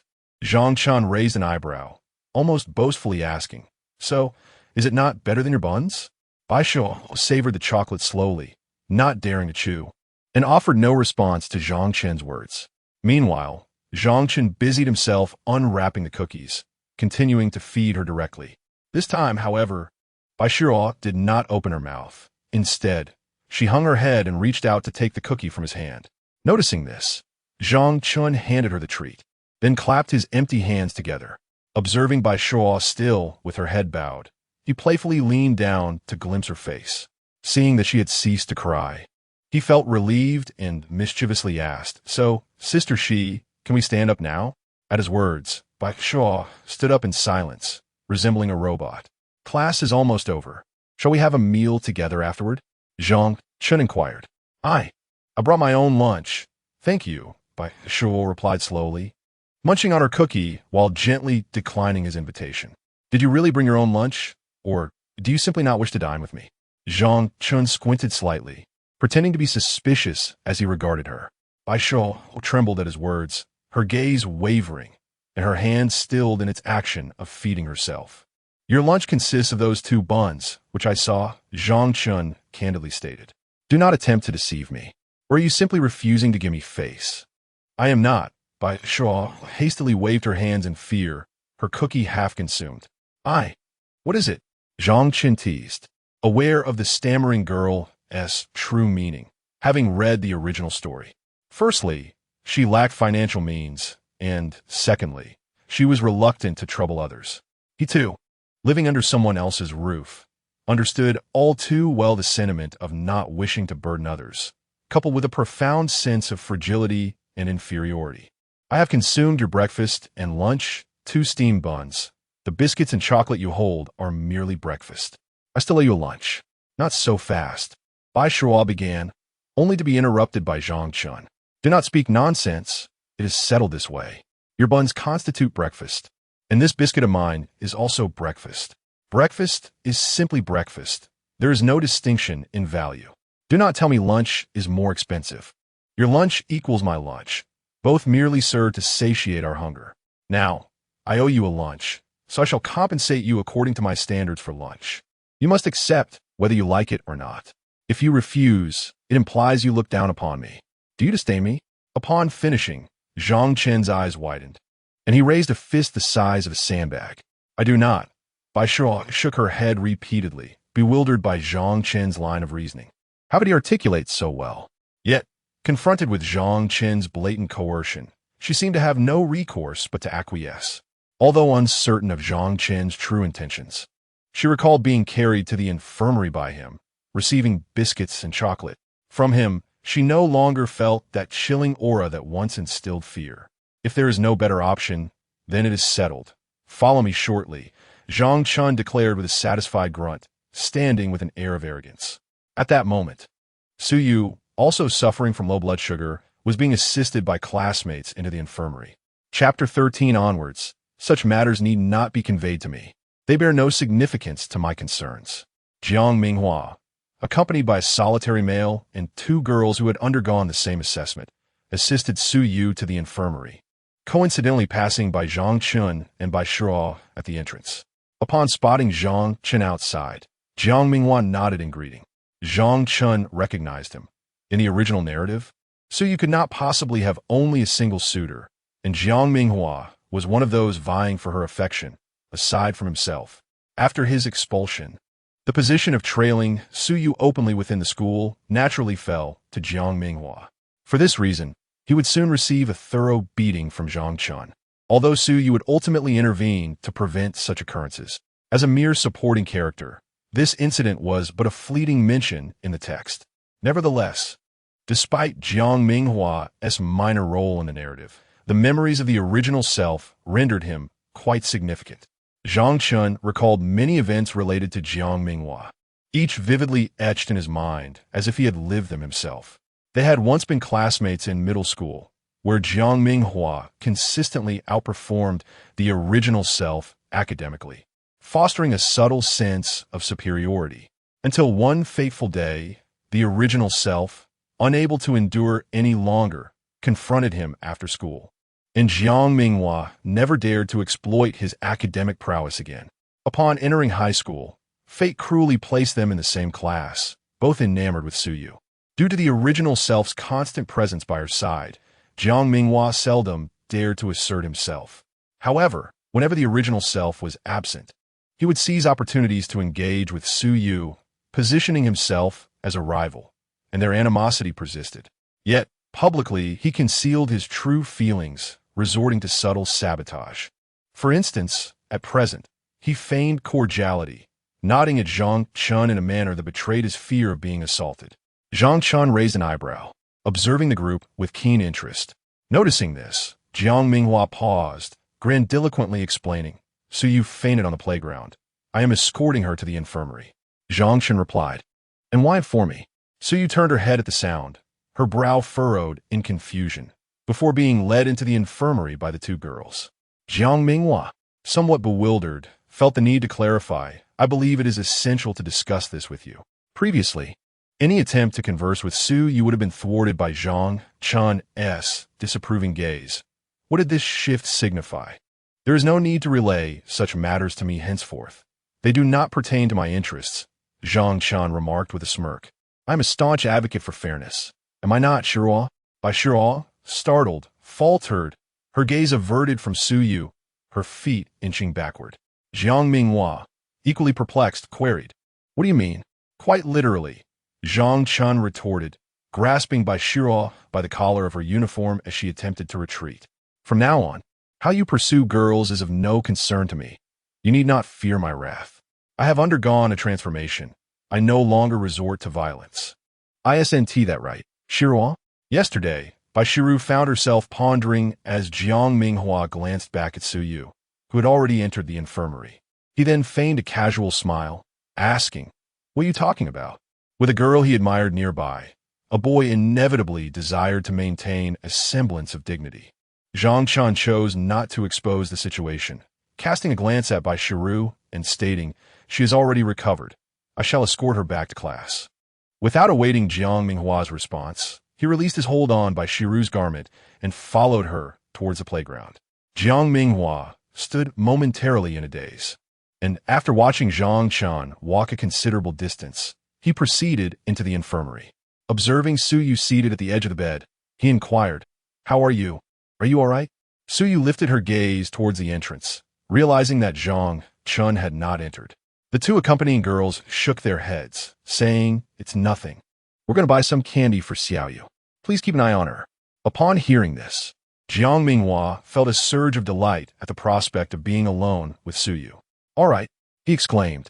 Once the two girls departed, Jiang Minghua approached Suyu with a cup of water infused with glucose, carefully offering it to her. "What did you discuss with Zhang Chen just now?" Suyu accepted the cup but did not drink. Instead, she inquired about the earlier encounter at the door. Jiang Minghua hesitated, momentarily taken aback. "I didn't say much." "Why do you ask? Did he truly not say anything?" Suyu's brow prut. She had fainted due to low blood sugar, yet Zhang Chen had turned a blind eye. She had deliberately feigned her condition to observe his reaction. Not only did he remain unfazed, but he didn't even bother to check on her. Was he playing at? Jiang Minghua feigned deep contemplation and finally remarked, "It seems he and Baishiru have a rather good relationship." He had mentioned much, merely stating, "Shiru is fine now. I'll take her back to class." Oh, he even lifted Baishiru by her neck. I had no idea their relationship was so close. What? Close? He lifted her by the neck? How'd he do that? So he was taken aback by Jiang Minghua's words. Just yesterday, Zhang Chen had fervently vowed to teach Baishiru a lesson on her behalf. How had their relationship progressed to the point of neck lifting? Like this, Jiang Minghua said, demonstrating by grasping the collar at the back of his own neck and lifting it. He really didn't say anything else? Suyu's eyes widened, her chest rising and falling with indignation. Well, there was one more thing, but it's a bit delicate. Jiang Minghua hesitated. "Speak." Suyu was in no mood for further banter. Her intention in bringing Jiang Minghua along was to provoke Zhang Chen, yet she found herself thoroughly vexed by him instead. I mentioned to him that you were also experiencing low blood sugar, and I was bringing you here. But he replied that I need not discuss such matters with him, as they were of no concern to him. Suyu believed this, for prior to entering the infirmary, she had overheard Zhang Chen uttering a remark questioning his intentions. The subsequent words of reassurance were entirely reasonable. Well, after listening, Suyu gently nodded, accepting that it was indeed inconsequential. Jiang Minghua, noticing her demeanor, promptly expressed concern. Are you all right, Suyu? Zhang Chen might have been feeling under the weather after receiving a warning from the teacher yesterday, thus his behavior feeling unwell. Well, that's that. Suyu lifted her gaze to Jiang Minghua and asked, Jiang Minghua, would you like to join me for lunch? Huh, is that really all right? Jiang Minghua responded, elated. Why wouldn't it be? Sharing a meal among classmates is perfectly normal. Chapter 14. I am sorry, by Shirua, please forgive me. Is it not entirely normal for classmates to share a meal together? Zhang Chen gazed at Duan Qinshu and Li Juanhao, spreading his hands and speaking earnestly. Such a statement would be perfectly acceptable coming from other students. However, when uttered by you, Brother Chun, it raises significant concerns. Duan Qinshu replied with a grimace and a shake of his head. Li Juanhao, furrowing his brow, nodded in agreement. The two of them felt as if Zhang Chen had suddenly transformed into a different person altogether. Even his style of playing basketball had changed considerably. Now, not only was he no longer joining Suyu for lunch, but he also intended to bring along by Shira, who had a strained relationship with Suyu, especially for Li Juanhao, who had just knocked over by Shirua's lunchbox yesterday. This was the perfect opportunity for you to apologize to Bai Shira. You can treat her for lunch today, Zhang Chen declared, taking charge on behalf of Li Juanhao. What, Brother Chun? Li Juanhao quickly clutched his pocket in protest. Zhang Chen widened his eyes, a hint of menace in his gaze. Hand it over, Brother Chun. Under Zhang Chen's imposing presence, Li Juanhao reluctantly surrendered his card with both hands. Zhang Chen took the card, using it to fan himself, and inquired, how much is left on it? There should be over 100. Quite a bit indeed. Perfect timing. The doctor mentioned that Bai Shira is somewhat malnourished.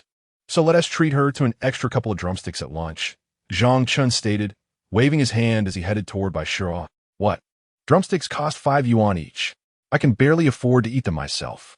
Li Juanhao trailed behind, protesting. Before the first bell rang to signal the end of the school day, a few students had already made their way to the cafeteria. Most of them were those attending physical education classes, while the students still confined to the classroom could only watch enviously. Upon reaching the cafeteria window, Zhang Chen did not even inquire about Bai Shirua's preferences, but instead ordered for her, selecting 2 meat dishes and a vegetable, plus 2 large drumsticks, racking up a total of 23 yuan from Li Juanhao's card. Li Juanhao felt a pang of pain at the sight of the bill. Come and take it. Zhang Chen called out to Bai Shira. Where's your initiative? Hearing his call, Bai Shira timidly approached, holding the lavish tray and anxiously standing to the side. She kept her head lowered, not daring to glance at Li Juanhao beside Zhang Chen. Observing her demeanor, Zhang Chen promptly ordered his own meal, mirroring the selection of 2 meat dishes and a vegetable, but this time charging it to his own card.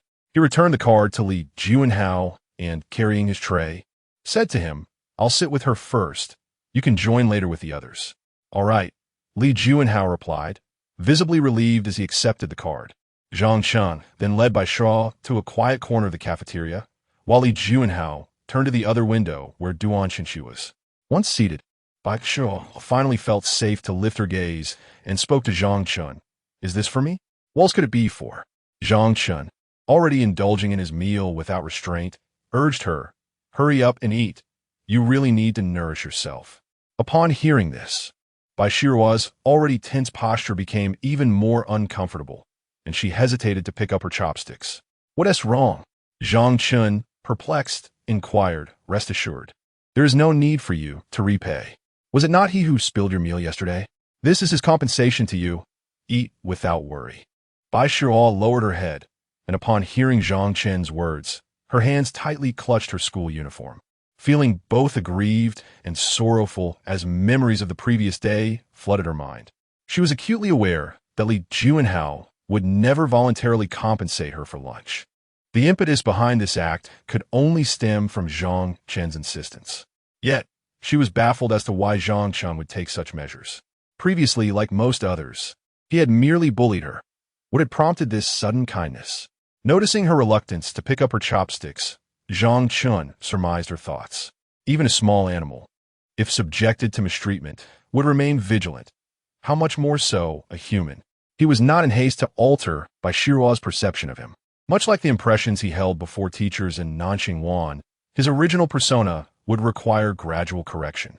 If you don't eat, this afternoon will be dull. If you faint again during class, no one will escort you to the infirmary, he added, emphasizing the gravity of the situation. Should you fall ill? Baishiruo despised inconveniencing others, particularly in the case of an illness that could be burdensome. With her grandmother in the countryside needing her care, falling ill was simply not an option. The effect of his words was indeed palpable.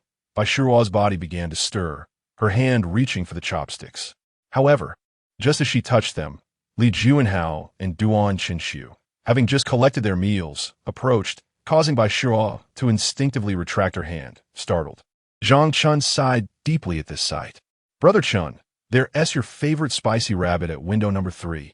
Duan Qinshu exclaimed excitedly as he took a seat opposite them. What rabbit? Just eat. Zhang Chen retorted irately. Be quiet. Duan Qinshu and Li Juanhao, both taken aback, promptly fell silent.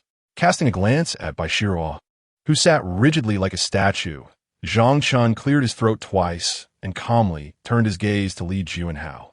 He gestured with his lips, signaling him to speak. Li Juanhao, still somewhat hesitant, was mindful of his pride. It was not until Zhang Chen glared at him and kicked him under the table that he finally relented. Well, Baishiruo, that. Zhang Chen interjected. TSK, did you lose your voice? Can you not speak properly? Baishiruo tensed, instinctively listening to Li Juanhao's words. Simultaneously, she noted Zhang Chen's dissatisfaction as he chastised Li Juanhao, which, in a way, served to vindicate her.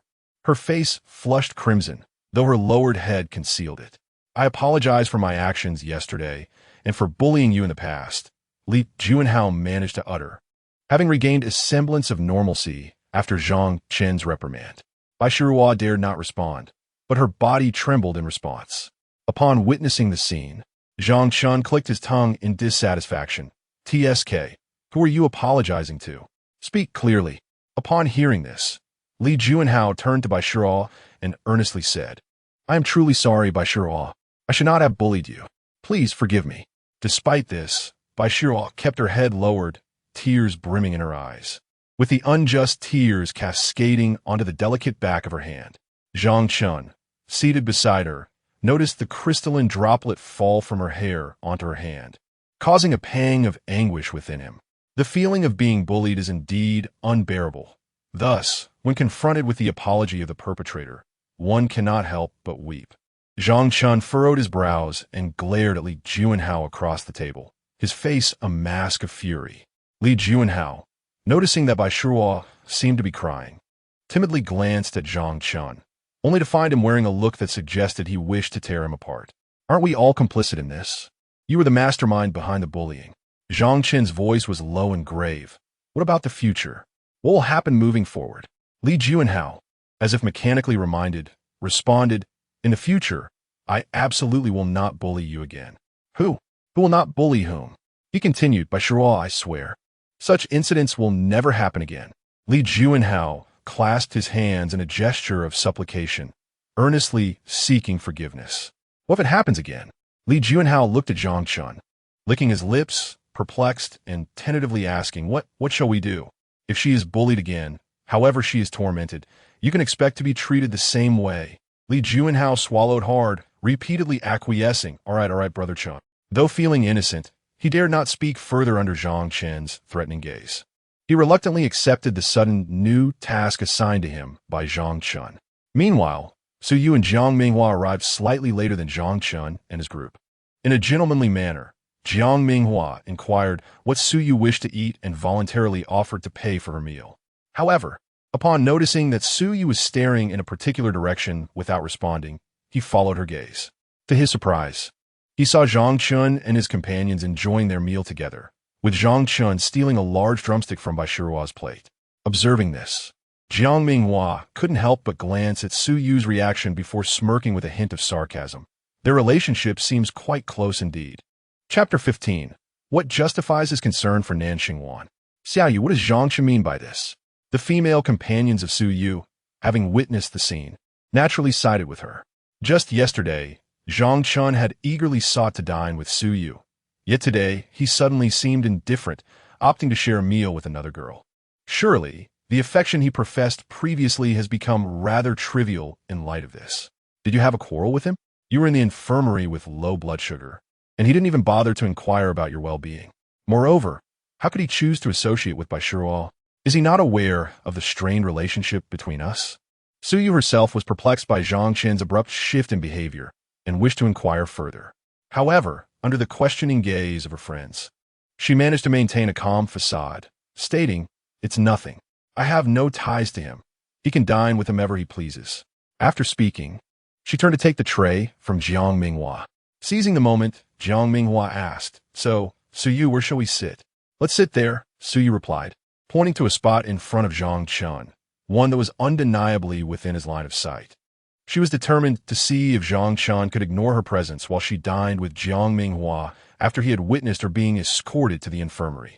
However, Jiang Minghua hesitated momentarily, a flicker of retreat crossing his mind. This was a direct provocation.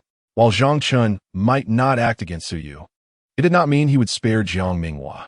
He did not believe Zhang Chen's earlier words at the infirmary were genuine, as this was a person known for his fickleness. He had publicly admitted his faults and vowed to amend his ways more than once. Had he truly changed? The answer was evidently no. Yet, this was a golden opportunity presented to Su Yu, and even at the risk of incurring Zhang Chen's wrath, Jiang Minghua was unwilling to let it slip away. Thus, the group proceeded towards Zhang Chen's direction, trays in hand. Duan Qinshu, facing the cafeteria window while enjoying his meal, was the first to spot Su Yu and her companions as they approached. He promptly nudged Li Juanhao, who, upon realizing Su Yu's presence, discreetly kicked Zhang Chen under the table. "What is going on?" Zhang Chen asked, perplexed as he gnawed on a chicken leg pilfered from Bai Shiruo's plate. Li Juanhao leaned closer, covering his mouth to whisper, "Sister-in-law." "Huh?" Zhang Chen furrowed his brow, glancing at Bai Shiruo, who was delicately consuming her meal, her demeanor quiet and graceful. An untouched chicken leg remained on her plate, a precious morsel she found difficult to indulge in, given her current living conditions. Zhang Chen had taken the chicken leg from her plate to alleviate her burden, knowing that two of them would be too much for her to handle. Seeing that Bai Shiruo had no reaction, it was evident that she was oblivious to their conversation. Zhang Chen furrowed his brow and inquired, "What sister-in-law?" Duan Qinshu, sitting diagonally opposite, bluntly revealed, "Su Yu." Upon hearing this, Zhang Chen immediately understood and turned to glance behind him, just in time to spot Su Yu and her companions approaching with their trays. When Su Yu noticed Zhang Chen's gaze, she deliberately averted her eyes and maintained a calm demeanor, contemplating that since he chose not to dine with her, she would opt to eat with other boys instead. In stark contrast, Jiang Minghua's reaction was one of trepidation. He envisioned the scenario of being dragged into an alley by Zhang Chen and his friends to receive a slap.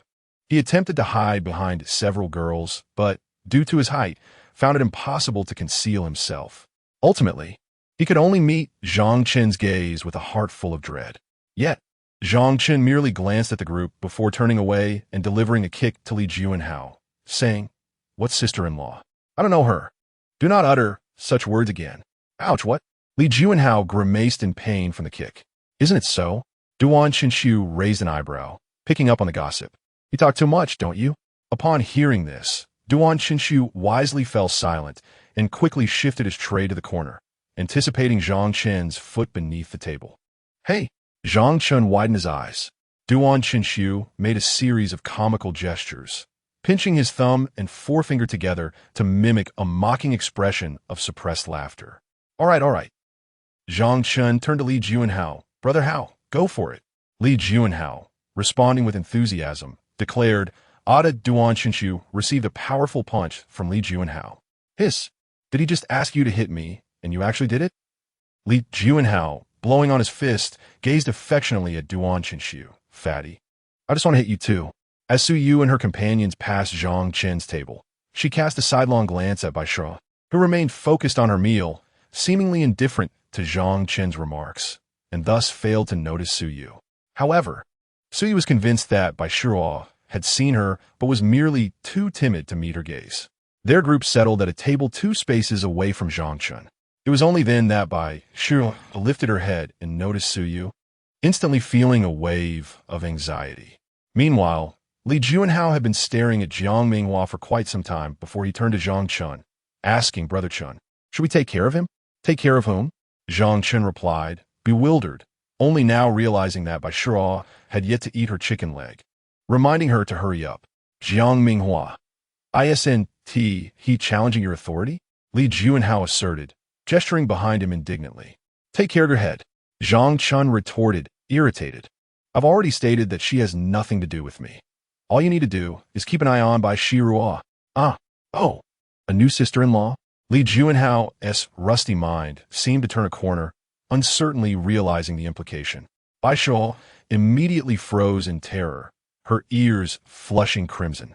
Zhang Chen was momentarily speechless, clenching his fists and gritting his teeth, muttering to himself, "What do you mean by sister-in-law?" After the evening's self-study session concluded, Zhang Chen packed his bag and exited the school gates, contemplating the joy of seeing Nan Xingwan once again. He promptly retrieved his phone to call her, inquiring about her whereabouts. At that moment, Nan Xingwan had just finished packing her bag. Her desk mate and close friend, Liang Jingna, invited her, "Xing, wait for me so we can leave together." Nan Xingwan shook her head, responding, "I have something to attend to today, perhaps next time." Just then, she received a pouty, tearful emoji from Liang Jingna, showcasing her playful disappointment. Meanwhile, Lu Yicheng, who had noticed Nan Xingwan walking out of the classroom alone, seized the opportunity to follow her. Backpack in tow. "Nan Xingwan, let us walk together. There was a question in class today that I wanted to ask you about. I'd like to know if my alternative approach is correct." Nan Xingwan felt a touch of reluctance. As class monitor, she would usually have no qualms about assisting. However, today she was anxious to tutor Zhang Chen. Regretfully, she declined, "I can't today. I have something to do." "Oh, I see," Lu Yicheng said awkwardly, clutching his book.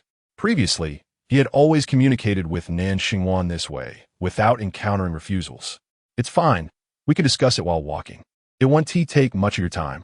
Nan Xingwan furrowed her brow, still feeling conflicted. However, considering their camaraderie, her kind-hearted nature compelled her to reluctantly nod. "All right then." As they strolled homeward, Lu Yicheng noticed that Nan Xingwan was not heading in her usual direction, but rather towards the bus station. "Aren't you going home today?" he asked, seizing the moment to discuss the problem. Nan Xingwan chose not to elaborate, merely reiterating, "I have something to attend to." "Oh, could it be that you're going to the first high school again?" Many in their class were aware of Nan Xingwan's occasional absences to attend to matters for a boy there. After all, she and Zhang Chen had been classmates in junior high, and although she had now entered the prestigious 7th grade class, several former classmates remained, including Zhang Chen and Jiang Minghua. Thus, the news inevitably spread through various channels. Lu Yicheng found it unsurprising. Nan Xingwan pressed her lips together, remaining silent. Observing her reaction, Lu Yicheng speculated he might be correct and continued, "I heard his grades are rather poor. How did you end up in the same class in junior high?" He performed quite well in junior high. At the mention of Zhang Chen from their earlier years, Nan Xingwan's eyes sparkled, though she was puzzled as to why he had transformed so drastically upon entering high school. If he did well in junior high, he should have been admitted to the same prestigious 7th grade class as you, right? Lu Yicheng raised an eyebrow, skeptical of Nan Xingwan's words. At this, Nan Xingwan's eyes dimmed once more. Just then, her phone rang at the perfect moment. The caller ID displayed, Zhang Chen. "I must take this call. I'll talk to you tomorrow," Nan Xingwan said, returning the book to Lu Yicheng before hurriedly answering the phone and walking away. Faintly, Lu Yicheng could hear the male voice emanating from the other end of the phone. He paused to observe Nan Xingwan's silhouette as she gently conversed, saying, "I will arrive at the station shortly." "All right, yes, see you soon." He couldn't help but furrow his brow. What right did a person who couldn't even gain admission to the 7th high school have to receive such concern from a girl like Nan Xingwan? Chapter 16. Arrival of Nan Xingwan. Dear passengers, we have arrived at Zhongxing Road. Please ensure you have all your belongings and disembark in an orderly fashion. After a journey of over 10 minutes, Nan Xingwan reached the bus stop where Zhang Chen was waiting. She hurriedly disembarked and spotted Zhang Chen, who was carrying a backpack and had just returned from the first high school bus station. In his hand, he held a portion of freshly cut pineapple, purchased from a fruit shop he had passed by. Upon seeing Nan Xingwan approach, he smiled and offered her the fruit. "Thank you," she said graciously, accepting the gift. She picked up a piece of pineapple with a toothpick and savored it. While enjoying the sweet treat, she inquired, "You didn't forget to bring the exam papers and homework today, did you?"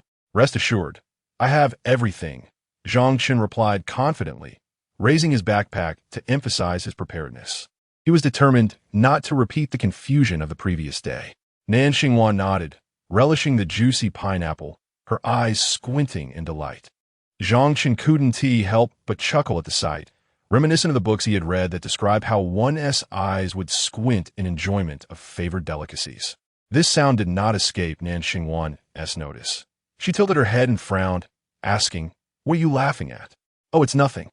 I was just thinking of something cheerful," he replied with a serious demeanor, rubbing his lips. Under Nan Xingwan's scrutinizing gaze, he quickly changed the subject. "Is it sweet? Why haven't you tried it?" she asked curiously. "I sampled a piece when I bought it, but I'm unsure about the sweetness of the ones in the box," he explained. In response, she generously picked up another piece with a toothpick and offered it to him. "Say here, a reward for your diligent studying yesterday." Zhang Chen laughed softly, taking the toothpick from her hand and biting into the pineapple. Just as sweet as expected. But is that all? This reward seems rather stingy." Nan Xingwan reclaimed the toothpick, pouting defensively as she cradled the remaining box of pineapple. "One piece is already generous. One must not be too greedy. Yet, one shouldn't be too stingy either. After all, I bought it," he argued playfully. "Well, if I give it to you, it becomes mine." As they exchanged playful banter, Nan Xingwan reached for another piece of pineapple to enjoy. Suddenly, she remembered that they were sharing the same toothpick. Although they only ate from the top of the fruit, and there was no actual contact, the mere thought quickened her heartbeat. Had it been before middle school, when their friendship was strong, such a habitual gesture would not have stirred any feelings. They had grown up together, sharing everything, even ice pops in their childhood. However, now their relationship had transformed, and this habitual action surprisingly did not elicit any disdain from Zhang Chen. She glanced at him to confirm that he hadn't noticed this detail, and added playfully, "All right, I'll let you have one more piece." Zhang Chen, carefree and oblivious, continued to chat, completely unaware.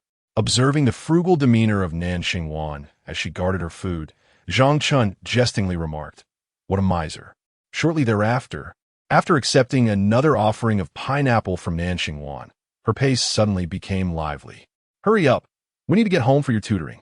As she dashed ahead, Zhang Chen appeared bewildered. "Why the sudden urgency? You're acting like a rabbit gone mad. Come on, it will be 10 o'clock soon, and we want to have much time to study," Nan Xingwan urged as she turned back. All right, Zhang Chen acquiesced, quickening his steps to follow her. Despite having a firm grasp of the material, he felt an unusual sense of urgency in light of her insistence. Their one-on-one tutoring session extended until nearly 11:30. Glancing at the time, Zhang Chen, concerned that Nan Xingwan might return home too late, gently reminded her, "It's almost 11:30. Let us solve a couple more problems." "I'll leave once we're done," Nan Xingwan replied, her head bowed as she meticulously detailed her problem-solving methods for Zhang Chen. Today, she had brought along nearly all her meticulously compiled notes, organizing each subject units and key points into a coherent framework. Fearing that Zhang Chen might struggle to comprehend, she guided him through her thought processes, helping him establish a similar knowledge structure. As a fellow high achiever, Zhang Chen recognized Nan Xingwan's earnest efforts. The concept of a knowledge framework is something only those of similar academic standing can truly appreciate. Students with average or even slightly above average grades often lack this understanding. They may know what knowledge a question tests or the methods taught by their teachers, but they do not grasp the broader framework. For high achievers, however, a single problem can be approached from multiple angles, constructed within the confines of a framework akin to navigating a maze within a memory palace. Even methods not covered in class can be independently deduced. This is why there are always exceptional individuals who seem to master everything. They grasp both what the teacher has instructed and what lies beyond that instruction. Zhang Chen was acutely aware of the challenges involved in helping a struggling student build such a knowledge framework. The prerequisite for constructing this abstract structure is a solid foundation of relevant knowledge. If it were as simple as everyone being able to create such frameworks, there would not be so many students failing their exams. Even Zhang Chen had never envisioned teaching someone as lost as Nanxing Wan, who couldn't even remember all the key points, by practically cramming knowledge into their head. Understanding Nanxing Wan's genuine intentions, Zhang Chen remained silent, listening attentively as she continued to explain the problems. The following day in class, as the teacher discussed the homework assigned the previous day, Zhang Chen succumbed to drowsiness. "Did you go to an internet CAF yesterday?" inquired his desk mate, Duan Chinxiu. Noticing Zhang Chen's slumber, a wave of relief washed over him. Yesterday, Zhang Chen appeared unusually alert, devoid of any drowsiness or distraction, which struck him as rather peculiar. He waved his hand dismissively at the chubby classmate, indicating for him to step aside. For reasons unknown, he found himself completely engaged when Nanxing Wan was delivering her lecture. Yet the moment a teacher commenced their discourse, his eyelids would begin to wage war against one another. Despite having retired early after escorting Nanxing Wan home the previous night, his propensity for dozing off during lessons remained unabated. Just as Zhang Chen succumbed to the allure of slumber, the mathematics teacher, Jiao Wei, unexpectedly called out his name. Zhang Chen had performed exceptionally well on his assignment yesterday, achieving perfect scores with a remarkably clear line of reasoning, prompting a round of applause and encouragement. The gaze of the entire class pivoted towards Zhang Chen, their applause resonating fervently. Observing that Zhang Chen was still lost in slumber, his friend Duan Chinxiu nudged him urgently, exclaiming, Brother Chen, the teacher is calling you." It was only then that Zhang Chen slowly lifted his head, his eyes barely parting open, his voice reminiscent of Patrick Star, "Huh?" This elicited a wave of laughter from the entire class. Chapter 17 presents an unexpectedly simple problem, prompting reflections on Zhang Chen's late-night study efforts. Teacher Jia, a middle-aged man with a slight paunch and the homeroom teacher of the adjacent elite class, bears a beauty mark between his brows, exuding an animated charm when he speaks.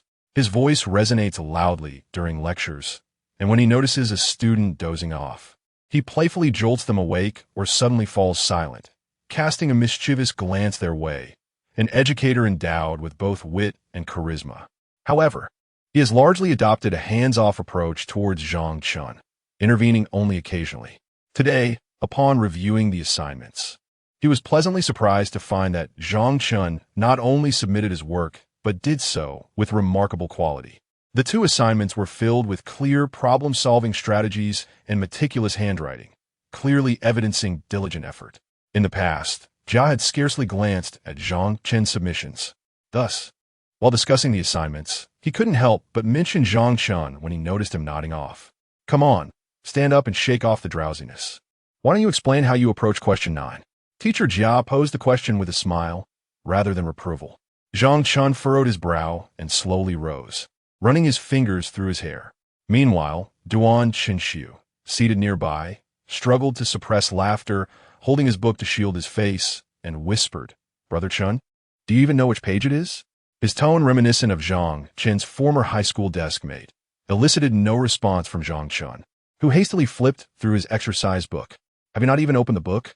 Teacher Jia exaggeratedly exclaimed, prompting laughter from the class.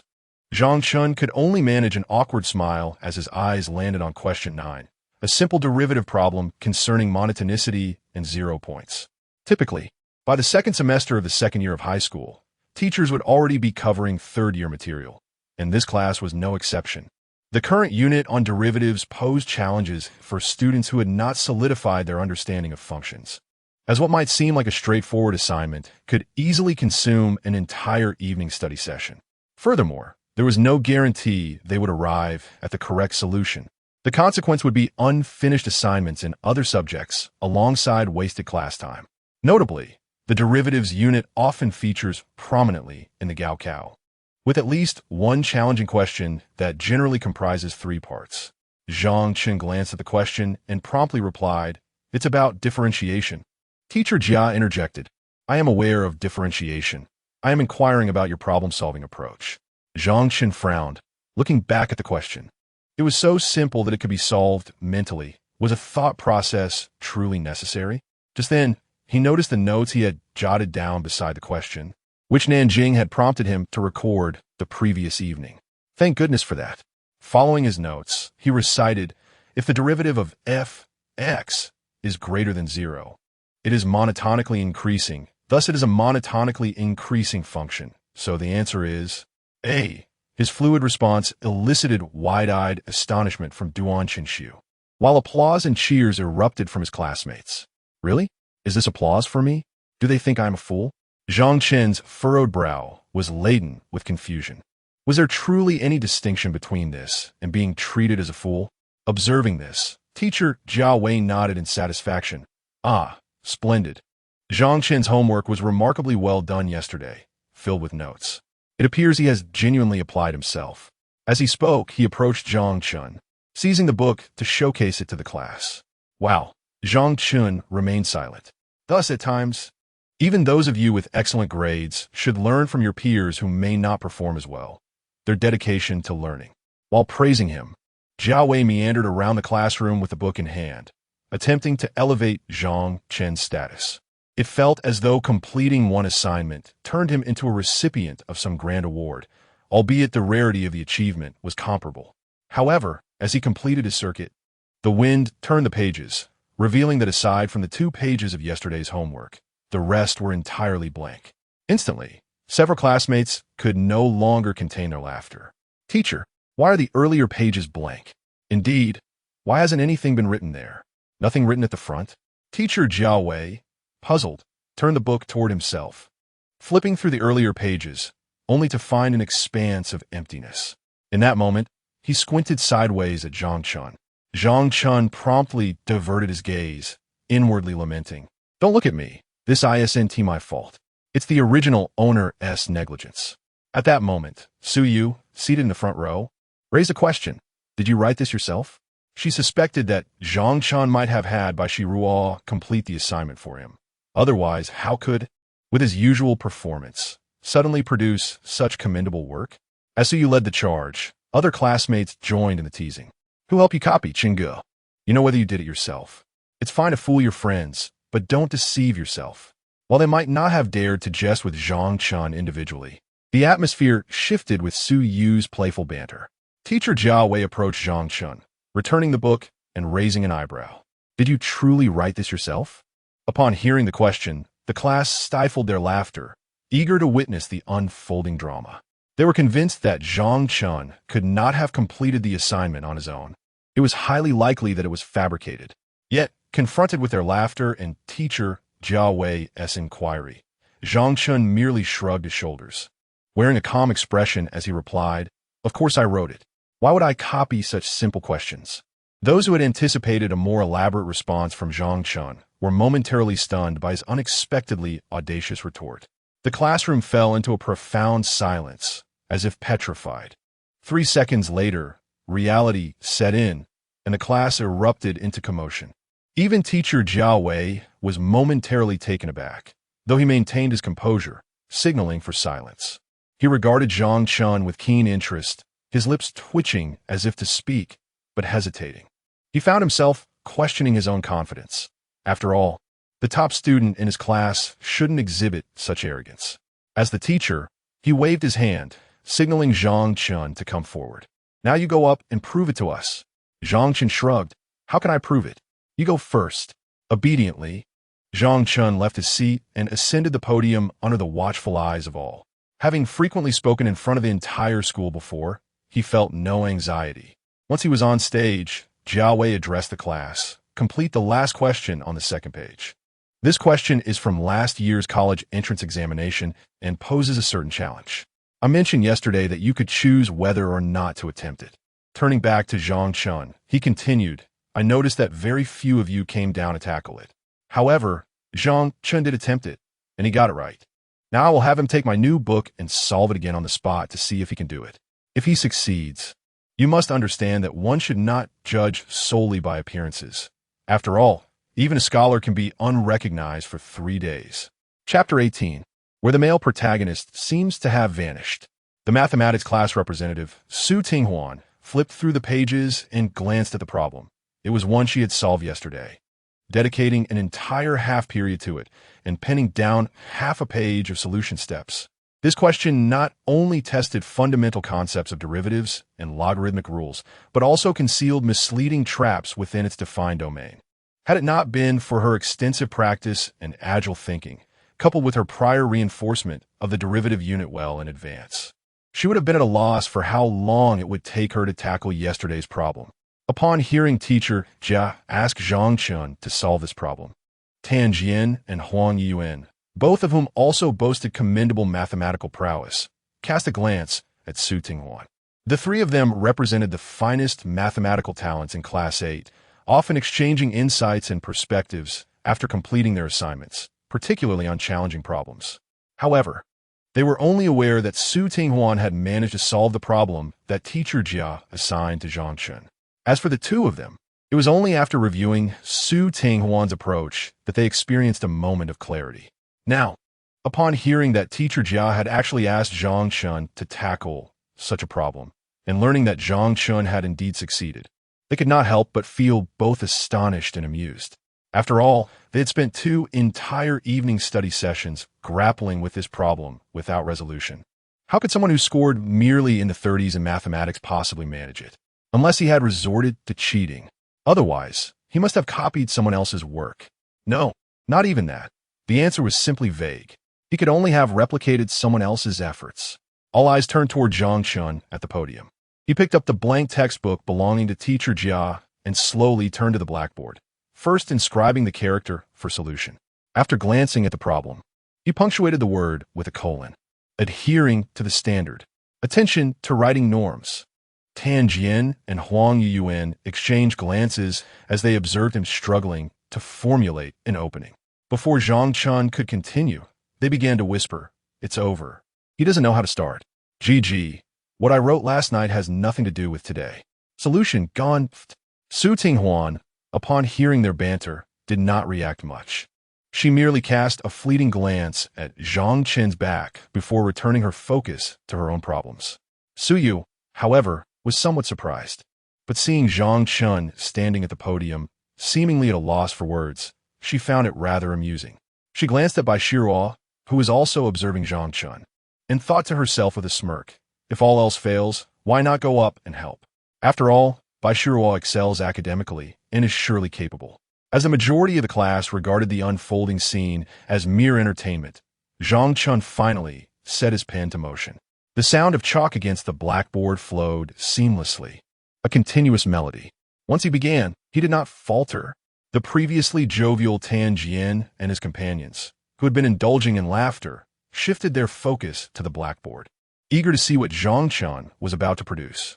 Half a minute later, the laughter had faded into silence as Zhang Chen filled one blackboard before commencing on a second, his writing pace surpassing their ability to comprehend.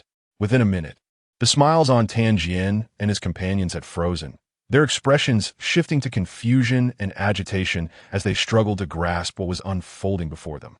2 minutes later, the smiles faded from Tan Jian and his peers, replaced by expressions of bewilderment as they awaited teacher Jia Wei's explanation. The classroom resonated solely with the crisp sound of chalk striking the blackboard as Zhang Chen diligently wrote. As he completed his final strokes, he had thoroughly answered the question. Turning around, he placed the chalk and his book carefully on the lectern. This time, he employed an entirely novel approach, one that starkly contrasted with what Nen Xingwan had shared with him the previous evening. While the process may not have been more convenient, it was certainly more comprehensible. The brief pause he took before concluding was spent contemplating a new strategy that he deemed the most intelligible. Surely, this demonstrated the diligence he had applied to his assignment? As Zhang Chen turned, his classmates shifted their gaze to teacher Jiao Wei, who stood beside Zhang Chen's desk, comparing the book with the notes on the blackboard. "This isn't the method you wrote yesterday," Jiao Wei remarked with surprise, smiling at Zhang Chen. At that moment, he genuinely began to reassess Zhang Chen's capabilities.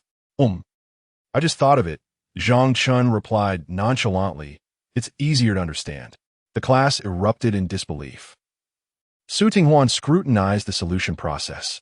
"Are you daring to embellish it further?" The students were once again taken aback by Zhang Chen's words. Only moments ago, he had claimed the problem was too simple, and now he was asserting that the method had come to him spontaneously. "Can you refrain from speaking as if you could score 300 points, given you're 30-something in math?" Su Tinghuan struggled to comprehend Zhang Chen's notion of easier to understand. Instead, she found many parts of his explanation baffling. If the final answer hadn't been correct, she would have suspected Zhang Chen was merely fabricating explanations. At that moment, Huang Yuan voiced Su Tinghuan's unspoken question. "So, Teacher Jia, did Zhang Chen get this right?" As Zhang Chen prepared to return to his seat, Jiao Wei, with a smile, intercepted him while addressing Huang Yuan's inquiry. "Of course, it's correct, entirely accurate. This method is truly ingenious." He then urged Zhang Chen to write the method he had used in his homework on the blackboard. In the remaining minutes, Jiao Wei elaborated on all of Zhang Chen's steps for the class. Thus, Zhang Chen proceeded to illustrate the method Nan Xingwan had taught him on the other two blackboards, while teacher Jiao Wei elucidated the previously written solution steps to the students. When the bell rang, signaling the end of class, Zhang Chen returned to his seat just as Jiao Wei finished explaining both of Zhang Chen's methods. It seems that if some students truly apply themselves, they can achieve remarkable feats. Just look at how they could devise two solutions to such a challenging problem. If this were during the college entrance examination, wouldn't they secure a solid 12 points? Jiao Wei encouraged, leading the applause. "Wow, Brother Chun is amazing." After listening to Jiao Wei elucidate Zhang Chen's insights, Su Tinghuan experienced a moment of profound clarity, marveling at the ingenious idea she had never conceived of before, and she clapped in genuine admiration.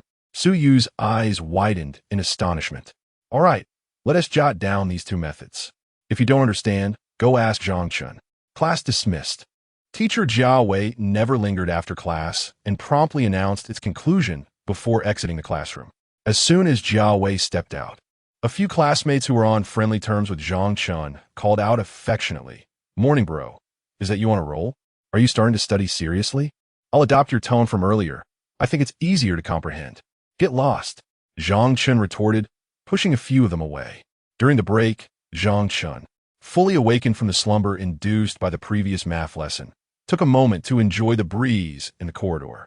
Suddenly, he noticed that Li Juanhao had vanished after class and turned to Duan Qinshu, inquiring, "Where's Haozi?" "He's in the restroom with Wang Su and the others," Duan Qinshu replied, munching on some spicy strips he had just bought from the snack bar. "Didn't I ask him to help me find someone?" Duan Qinshu shrugged. "How would I know?" Zhang Chen clicked his tongue and nudged Duan Qinshu, taping to find him. The previous day at lunch, when the four of them were dining together, Zhang Chen had asked Li Juanhao to help locate a boy named Yi Fan within the school. Indeed, he was the male lead. Arriving on the upper floor, which was entirely devoid of students, Zhang Chen entered the empty classrooms where no teachers would patrol. Duan Qinshu waited outside the restroom, while Zhang Chen ventured in alone. Upon entering, several boys turned to Zhang Chen, hastily concealing their cigarettes behind them. Yet, the air was still thick with the pungent aroma of smoke. Recognizing Zhang Chen, the boys exhaled in relief, greeting him with smiles, and Wang Su, the bravado-laden boy from the first day, approached to offer Zhang Chen a cigarette. "I don't smoke." "I can't believe you all came here just to smoke." Zhang Chen frowned, declining Wang Su's offer. Just one after class." Wang Su inhaled from the cigarette he held, expertly exhaling a cloud of smoke. "Cough, cough, cough." Zhang Chen waved his hand, sensing the acrid scent, and asked Li Juanhao, "Have you found the person I asked you to look for?" Li Juanhao quickly put down the cigarette and replied, morning, bro. I didn't find anyone. There's no one by that name. No one? How could that be? I've asked other classes, and there's no one named Yi Fan. If you don't believe me, you can ask them. Li Juanhao gestured towards the others present. They were all prominent figures for various classes and had a good rapport with Zhang Chen. However, in the original text, they were described as Zhang Chen's subordinates. Zhang Chen looked at Wang Su and the others. There really isn't anyone by that name. I've asked others in different grades, morning bro. Our school truly doesn't have such a person. I even inquired in the junior high section, and no one has heard of him. I even checked with 7 middle school. There's nothing. Several individuals provided identical responses, leaving Zhang Chen utterly bewildered. Impossible. Could it be that the male lead is non-existent? Are you certain? What if I manage to find him? Zhang Chen scrutinized the group, doubting whether they were merely fabricating excuses, having not genuinely searched. We truly haven't located him, and have exhausted all inquiries, Li Juanhao stated earnestly while inhaling smoke. Wang Su and the others nodded in agreement, presenting an air of sincere innocence. If all else fails, we shall continue the search. What could have possibly provoked Zhang Chen?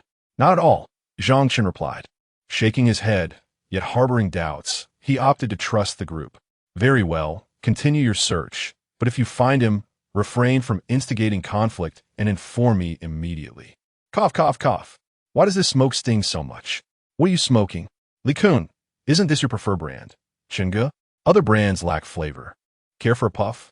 Zhang Chen shot them a disdainful glance, opting to say nothing further as he exited the restroom. Wang Su and the others remained in a state of confusion. Typically, Zhang Chen would have smoked the most, yet this time he refrained completely. Chunge, what's going on? Wang Su inquired, leaning towards Li Juanhao. Li Juanhao, upon hearing this, adopted a contemplative demeanor, exhaling a cloud of smoke with a serious expression. Well, it's a long story about Chunge. What is it? Did he experience a breakup? Has his girlfriend been mingling with other boys? Could it be that fellow named Yi Fan? Sure, don't casually use the term sister-in-law. Li Juanhao cautioned. Chunge has indeed undergone significant changes these past few days. The group huddled closer around Li Juanhao. Just as he began to elaborate, Zhang Chen abruptly re-entered the restroom. Li Juanhao, step outside. Huh? Chunge, what is the matter? The group scattered like startled birds, leaving Li Juanhao exposed to Zhang Chen's gaze. Hurry up. In the midst of Wang Su and the others' sympathetic stares, Li Juanhao took one final drag of his cigarette and exited the restroom, unaware that this would be his most liberating inhalation. From now on, refrain from smoking. It reeks. What? And you, with that hair of yours, go get it cut tonight just like mine. It's obscuring your eyes. Are you trying to cosplay as Sasuke? Not Shingo. I can agree to the first request, but this hair is my dignity. Li Juanhao protected his hairstyle. Do I appear to be a figure of dignity? Zhang Chen coldly fixed his gaze upon him. I too have had a haircut, Zhang Chen remarked, touching his own hair. That's different, Chunge. You can't play like this. Chapter 19. Who just collided and then fled. Ah, Zhang Chen from your class has indeed surprised me today. Upon returning to the office, Jiao Wei immediately recounted Zhang Chen's performance in class to Deng Xianbing. Students like Zhang Chen, if they were to become distracted during lessons, the subject teacher would typically report to the head teacher. However, conversely, if he performed well, the teacher would also engage in light-hearted banter with the head teacher. Upon hearing this, Deng Xianbing instinctively straightened up from his semi-reclined position. What has he done now? Oh, he said the homework I assigned was too easy, Jiao Wei recounted. He disrupted the class again? That rascal. I knew he would disregard the wager we made. Deng Xianbing sighed, shaking his head in resignation. Not quite. He actually completed the homework very well today. I asked him to come up to the front, and he was able to write a second method on the spot. And it was quite impressive, Jiao Wei praised. Really?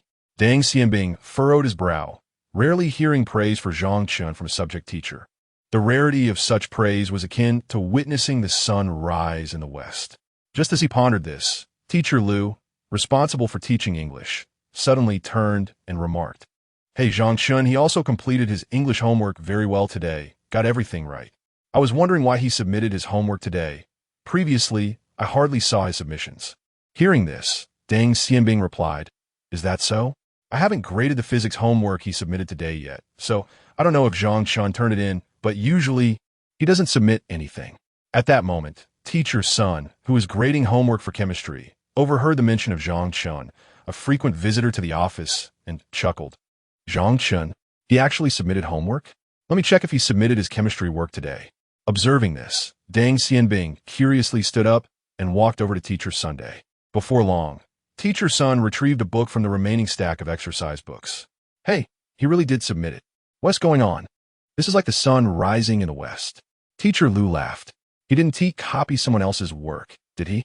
Without glancing, Teacher Sun immediately opened Zhang Chen's exercise book. The earlier pages were blank, but the latest unit's assignment was filled with answers, many of which contained relevant annotations. Deng Xianbing placed his hand on the exercise book, noting that the annotations appeared correct and indeed seemed to be written with care. "It looks like he genuinely worked on it," Teacher Sun remarked, glancing at old Deng and laughing. "You should see for yourself." "Why are you looking at mine?" Surprised by old Sun's comment, Deng Xianbing patted Teacher Sun on the shoulder and returned to his seat to search through the physics assignments he had collected that day. Meanwhile, Teacher Jia, sipping tea, casually remarked, "He must have taken it seriously. When I asked him to come up, he could do it on the spot. Isn't he supposed to be serious about the wager with Teacher Deng? He must be studying earnestly now," Teacher Lu teased. Before long, Deng Xianbing indeed found Zhang Chen's exercise book among the pile of physics homework. The front remained an expanse of emptiness as he directly leaped to the latest unit. The 2 pages of assignments assigned were meticulously completed, adorned with various annotations. This young lad, Deng Xianbing, immediately seated himself and began to correct the answers he had brought. All correct, indeed. Just then, the chemistry teacher, Mr. Sun, finished grading and expressed his astonishment. It was noted that the work was exceptionally well done. Deng Xianbing completed his corrections in mere seconds, exclaiming, "I too have everything correct." The teachers exchanged glances, then erupted into laughter simultaneously. "I find it hard to believe. How many points did he score in the last chemistry test?" Mr. Sun chuckled. Even his Jiawei, who had just finished a math class, vouched for Zhang Chen. "Only in the 30s, physics was slightly higher, but thanks to my position as homeroom teacher, he managed 50-something, and biology was the lowest, merely in the 20s. Deng Xianbing laughed, mirroring Mr. Sun's disbelief. "Wasn't his English just in the 40s? Mr. Lu raised an eyebrow. Jiawei interjected, "If you don't believe it, you can call on him during class and see if he truly knows or if he merely copied." "My math should certainly not be copied."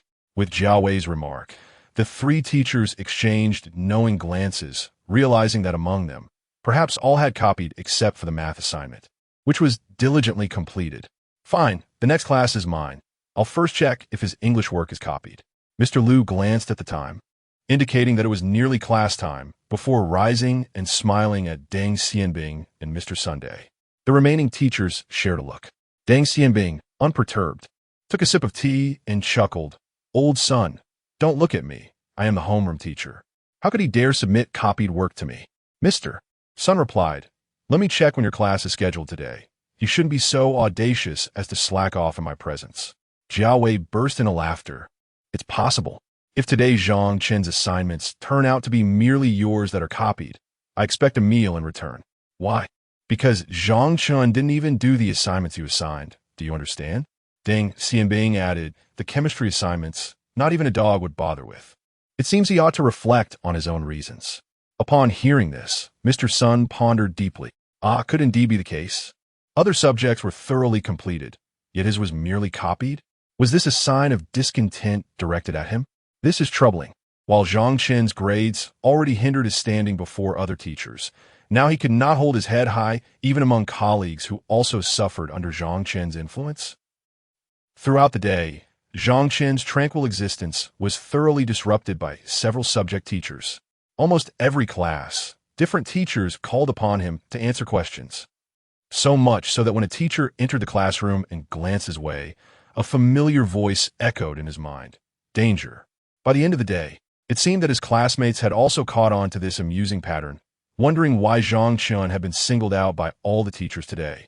However, When the subject teacher announced the need to call upon a student to answer a question, the entire class would almost instinctively glance towards Zhang Chen.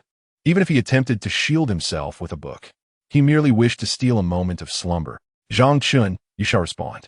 Not again. Nevertheless, throughout the day, the classmates uncovered a pivotal revelation. Zhang Chen answered every inquiry posed by the teachers. This realization utterly shattered their preconceived notions about him. Many classmates jested. Could it be that Brother Chen was merely feigning ignorance? In truth, a master of scoring? After all, he consistently maintained an impressive score of over 200. A stable achiever indeed. As the evening study session concluded and the school day came to a close, Zhang Chen chose not to attend the third evening study. Typically, only diligent students liked by Shuo or Duan Chenxiu, or resident students like Su Yu, would remain for that session, which lasted until 10:30 at night. Even Nan Xingwan did not attend the third evening study. Were they not diligent students? After packing his bag, Duan Chenxiu, with wide eyes, eagerly watched Zhang Chen and feigned closeness. Brother Chen, are you leaving again? Are you trying to provoke me? Zhang Chen retorted, playfully swatting his face, then dismissively brushing off the shoulder that Duan Chenxiu had leaned against. Duan Chenxiu, cupping his cheek, finally revealed his true intention. Could I borrow your homework to copy? You wish to copy from me? Zhang Chen questioned, incredulous. Although Duan Chenxiu lagged behind in class rankings, his grades were commendable, consistently placing him among the top students. Before the first year had been divided into classes, Zhang Chen had often copied his homework. Indeed, mathematics is exceedingly challenging. I simply cannot manage it, Duan Chenxiu lamented, gesturing towards the Golden Sun workbook assigned by Jiao Wei, his expression one of utter exhaustion. After 2 periods, I've written nothing. I haven't written anything either, Zhang Chen replied, lacking the time for further discussion as he prepared to leave. He still needed to meet Nan Xingwan. But just as he exited the classroom, Duan Chenxiu halted him. Are you going back to write? Yes, Zhang Chen affirmed. Of course he would return to write. Finishing it now was essential, as Nan Xingwan would check it. Oh, then good luck, Brother Chen. I'll come a copy tomorrow, Duan Chenxiu encouraged, raising his fist in a gesture of support. Nonsense. Zhang Chen shot him a glance before departing the classroom. However, just as he stepped outside, a loud commotion erupted behind him, followed by a chorus of students cheering. Zhang Chen turned back, peering through the door just in time to see Bai Shuo tumble to the ground, her desk overturned, books scattered everywhere. Not a single classmate stepped forward to assist her. Instead, they all surrounded her with expressions of amusement. Duan Chenxiu, equally bewildered, craned his neck to observe. Zhang Chen returned to his side. What happened? It seemed that someone accidentally bumped into Bai Shuo, causing her to fall, Duan Chenxiu reported, having not seen the incident clearly. Setting down his backpack, Zhang Chen strode purposefully towards Bai Shuo. At this moment, Bai Shuo had already crouched down in silence, picking up the scattered books from the ground. She neither wept nor complained, merely feeling the heat rise to her cheeks and ears under the gaze of many onlookers. This was not the first time she had been subjected to such treatment. She understood that she was being bullied once again. Yet, she could not fathom what had provoked the boy from earlier. The classmates continued to jeer, the books strewn across the floor. And the overturned desk was not an uncommon sight. They were merely intrigued, and not one person offered to assist Bai Shuo. However, at that moment, Zhang Chen suddenly appeared, and the raucous crowd fell silent.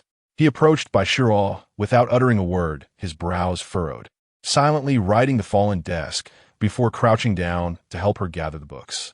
Together, they knelt on the ground, under the watchful eyes of their peers.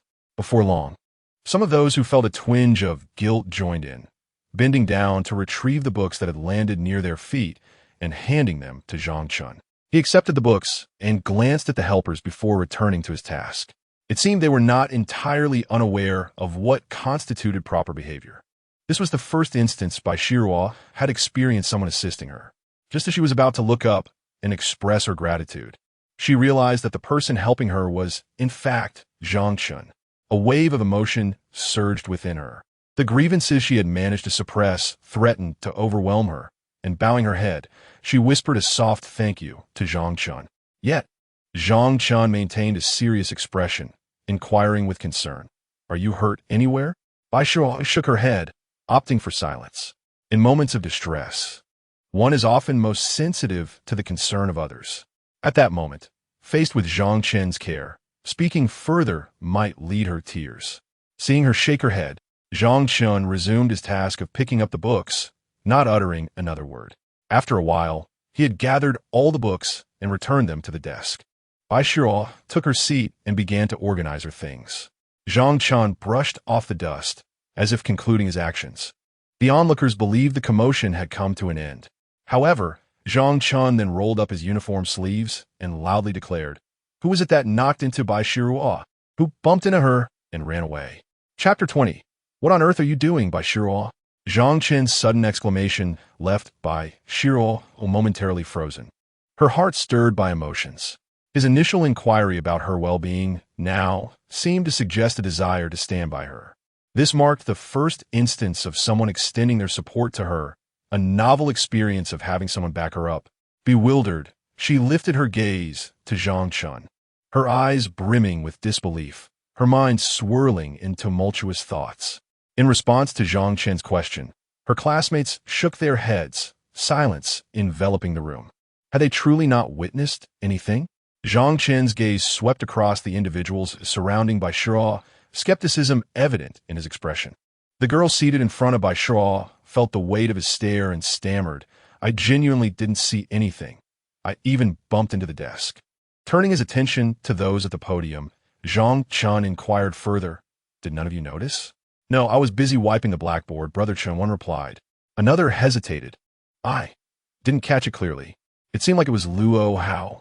Upon receiving this information, Zhang Chen glanced at Luo Hao's desk, noticing his backpack still resting there, indicating he had not yet departed. In front of the entire class, Zhang Chen strode deliberately towards Luo Hao's seat.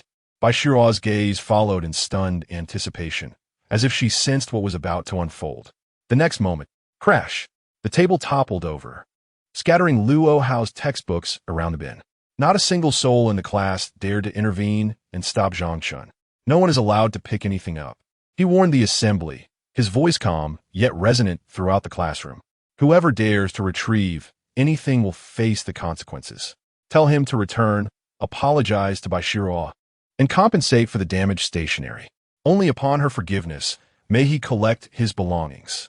If he refuses to comply, I will overturn his things repeatedly. If he has an issue, let him come to me. With that, Zhang Chen rolled down his sleeves and retraced his steps to the back of the room. Collecting his backpack, he patted Duan Qinshu, who looked on in admiration, and asked, "Where's Li Junhao? Didn't I instruct him to keep an eye on Bai Shuo? Where did he scamper off to after class?" Duan Qinshu shrugged innocently. "TSK, utterly unreliable," Zhang Chen remarked, slinging his bag over his shoulder. Before departing, he reminded Duan Qinshu, "Keep an eye on things." Duan Qinshu nodded in understanding. Without further delay, Zhang Chen exited the classroom with a decisive air. As he left, the previously frigid atmosphere in the class thawed instantaneously. All gazes turned toward Bai Shuo, now imbued with a sense of reverence, no longer daring to provoke her.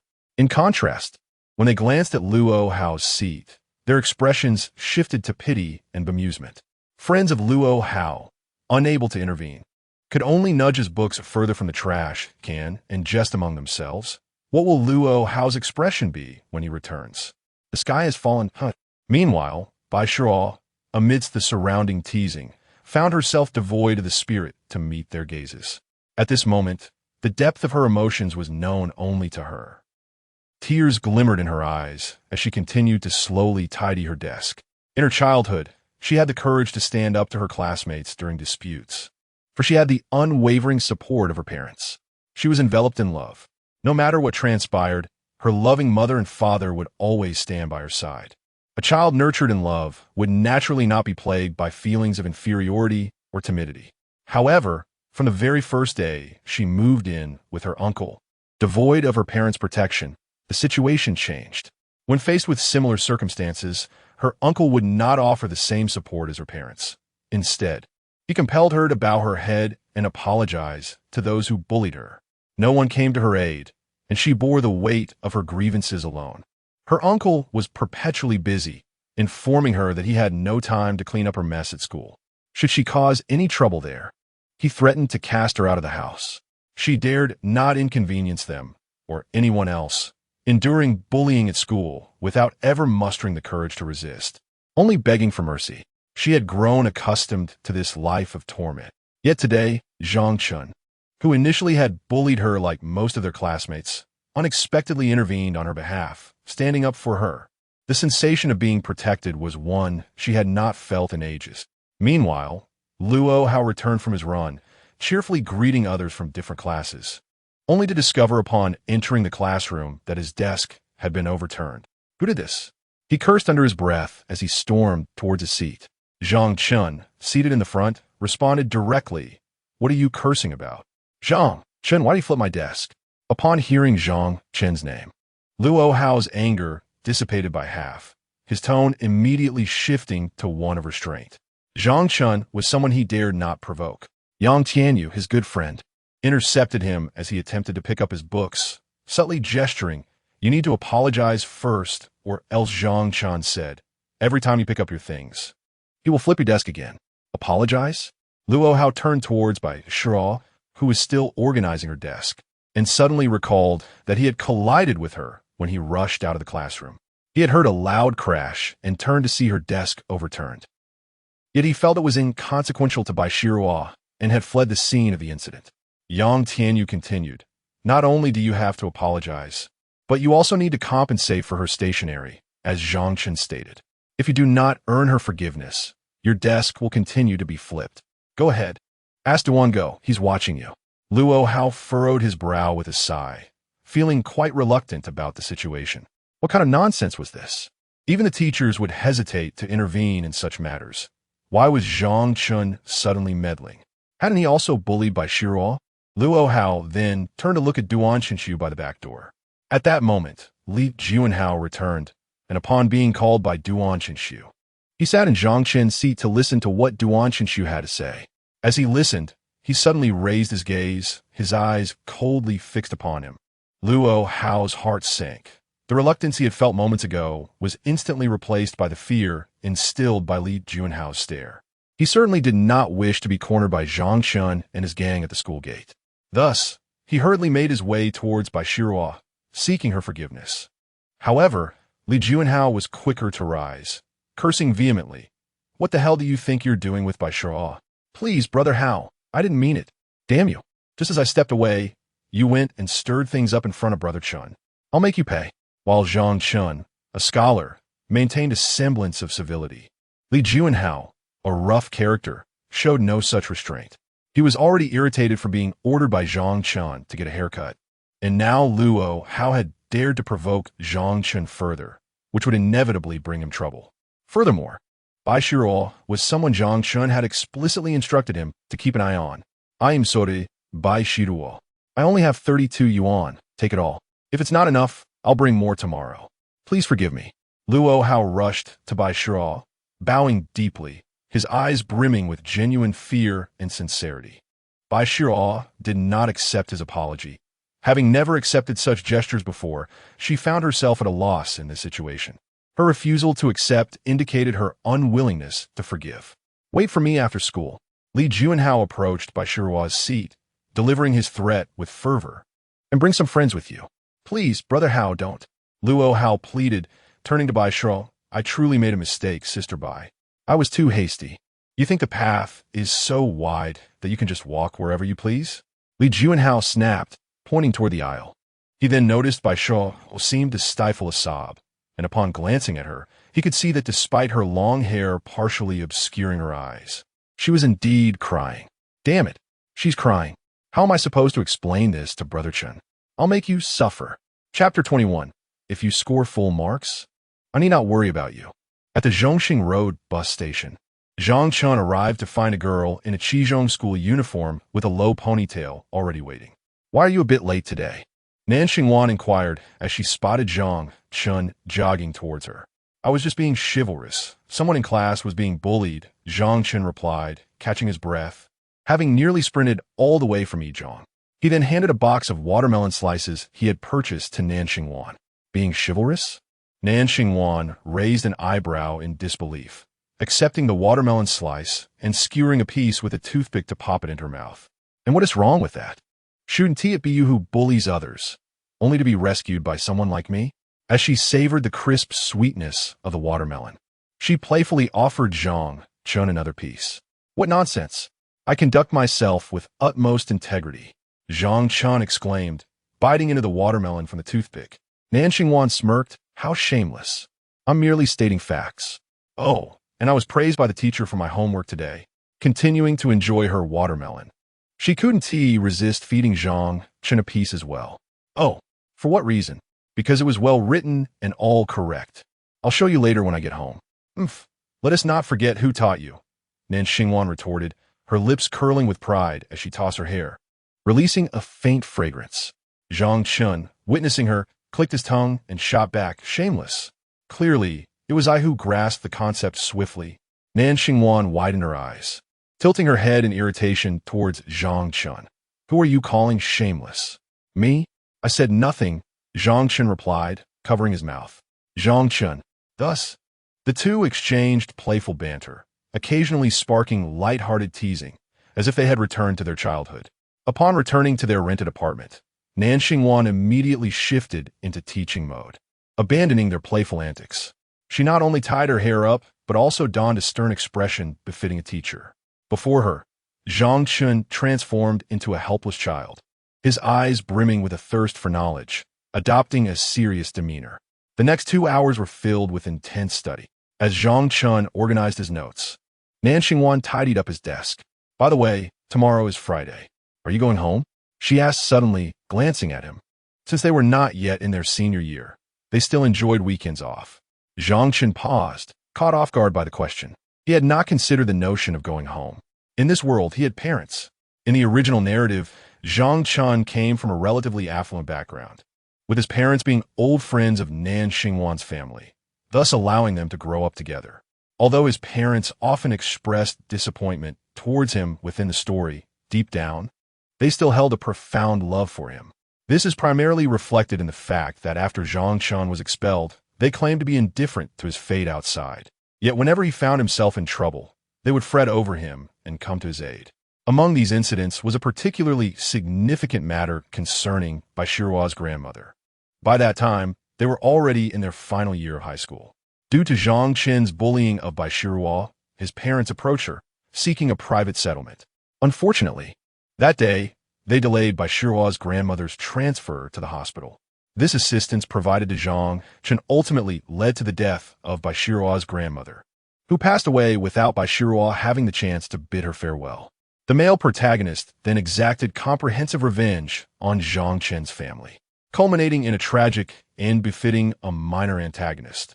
Upon reflecting on this, Zhang Chen suddenly realized that he had parents. He turned to Nan Xingwan and asked, "Are you going back?" "Aye. We'll see you," Nan Xingwan replied shyly. After glancing at Zhang Chen, she continued, "I need to tutor you. If you don't return, I'll 1T either. I'll come over this weekend to continue your lessons and aim to cover all the material before next Thursday's joint examination." Zhang Chen remained silent, gazing at her with gentle eyes. Noticing his intense stare, Nan Xingwan quickly blinked twice and averted her gaze, saying, "You should be able to make some progress this time, right? Don't actually get expelled." Zhang Chen chuckled softly and then asked, "What score do you hope I'll achieve?" "Of course, I hope you pass all your subjects," Nan Xingwan blurted out, then froze, turning her head away to avoid his gaze. "Just passing all of them? Well, it would be good if you could pass everything. If you don't, it's fine. I can always go and plead with your homeroom teacher on your behalf," Nan Xingwan said, facing away from Zhang Chen. "Then, I don't think I'll need you to plead for me at school anymore," Zhang Chen replied as he organized his notes and placed them into his backpack. "Why not? I'm a big guy.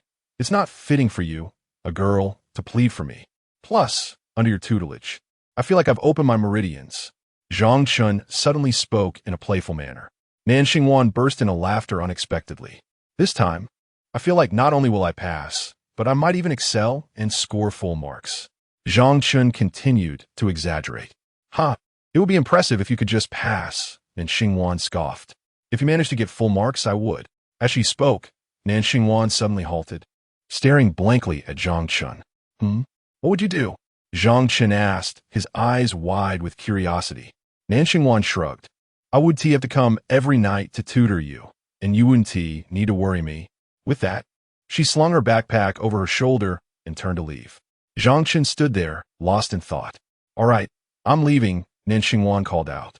I had anticipated some form of reward from you. Zhang Chen hurried to catch up, saying, Wait for me a moment. I shall see you off. I've told you it's unnecessary. Zhang Chen retrieved her backpack and slung it over her own shoulders. Tomorrow afternoon after school, I will wait for you at the 7th middle school so we can return home together. All right, that works. You finished school earlier. Well, I need to return home to grab a few things. Nan Xing pondered for a moment, adding, If you come over, that would be just right. Agreed. Chapter 22. By Shiro. I wish to express my gratitude. Early the following morning, Zhang Chen arrived at the classroom. Morning, Brother Chen. Duan Chinchu's tone had taken on a sarcastic edge since yesterday's math class. Can you act like a normal person for once? Zhang Chen retaliated by tossing his backpack at Duan's face. He then settled into his seat, first glancing at Luo Hao's position, which had already been propped up, and then turning to Bai Shiro, who was engrossed in her book. Is everything all right? Zhang Chen inquired, raising his chin toward Duan Chinchu. Duan Chinchu rummaged through Zhang Chen's backpack. Don't worry, it's all good now. Yesterday, Haozi dragged Luo Hao into the grove and gave him a good beating. He's fine. As he spoke, he unearthed Zhang Chen's math workbook, noticing it was filled to the brim with notes, and gratitude welled up within him. Upon hearing that Li Juanhao had indeed dealt with Luo Hao, Zhang Chen's mouth twitched. Was he afraid of being held accountable? As long as he yes, okay. Here, Brother Chen, have some breakfast. Duan Chinchu generously produced a bag of steam buns from his drawer and began catching up on homework. I've already eaten, Zhang Chen replied, but his hand reached for the bag of dumplings nonetheless. He pulled one out to taste, exclaiming, Delicious. What do you think? Tasty, right? It's from a new bun shop that just opened near my home, freshly made. Duan Chinchu raised an eyebrow.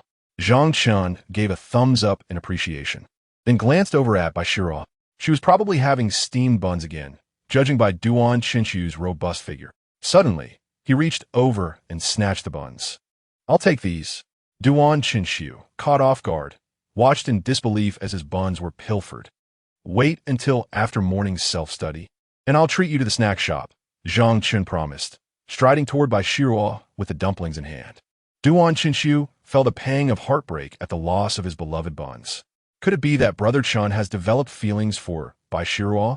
When Bai Shiro saw a bag of buns suddenly land before her, she looked up to find it was Zhang Chen. I don't need any. I've already eaten. Take it. Zhang Chen interrupted her without a trace of expression, not allowing her to finish her sentence. Startled by his abruptness, Bai Shiro fell silent. Eat, with a hint of reluctance. Bai Shiro bit her lip and obediently took a dumpling from the bag, delicately nibbling at it. Observing her compliance, Zhang Chen raised an eyebrow and casually asked, You're not having steam buns for lunch again, are you? No. Bai Shiro swallowed the bite she had taken. I brought my own lunch today. As she spoke, she tilted her body slightly, revealing a corner of her lunchbox from the drawer as if to prove her point. That's good to hear. Zhang Chen felt relieved and turned to leave, but not before issuing a parting warning. Make sure you finish it. I'll be watching you. Wait a moment. Bai Shiro called out as he began to depart. What is it? Thank you for last night, Bai Shiro said. Her fists clenched nervously as she endeavored to voice her gratitude. You're welcome. Faced with Bai Shiro's expression of gratitude, Zhang Chen no longer wore a stern countenance. Instead, he responded with a nonchalant demeanor. After reflecting on the matter, he realized that perhaps it was due to the original owner's past bullying of Bai Shiro that even those who wished to assist her were deterred from extending a helping hand. In the circumstances of the previous night, the only one who could offer her assistance was he, the notorious bully of the class. In a sense, he was atoning for the original owner's misdeeds. Noticing Bai Shiro's lingering hesitation even after expressing her thanks, Zhang Chen inquired, Is there something else you wish to say? Well, I would like to thank you, Bai Shiro replied earnestly. Have you not already expressed your gratitude? Zhang Chen furrowed his brow. I would like to invite you. To dinner, Bai Shuo stammered, her face flushed as she articulated each word. Zhang Chen paused for a moment, taken aback. If his memory served him right, she had no money for food yesterday. Now, she was claiming she wanted to treat him? What audacity! Do you have the funds for that? He asked, genuinely concerned about her financial situation rather than outright rejecting her offer. Yes, Luo Hao compensated me yesterday, Bai Shuo responded, still nervous. For this was her first time taking the initiative to invite someone to dine with her. Naturally, the person she wished to treat was none other than Zhang Chen, whose reputation was far from pristine, which only heightened her anxiety. As she spoke, she retrieved a crumpled bill from her pocket, the money Luo Hao had given her the day prior. Oh, Zhang Chen realized, recalling the incident from yesterday. The amount she held must have been around 30 yuan. However, he preferred she keep that money for herself, not wishing to let her treat him. It was a meager sum. Indeed, her first thought upon receiving it was to repay him. That's acceptable, but didn't you bring your own lunch? He feigned a frown. I will treat you, but I will not eat, Bai Shuo replied earnestly, shaking her head. Zhang Chen found himself momentarily at a loss for words, caught off guard by her sincerity. He glanced back and forth at Bai Shuo, his thoughts in disarray.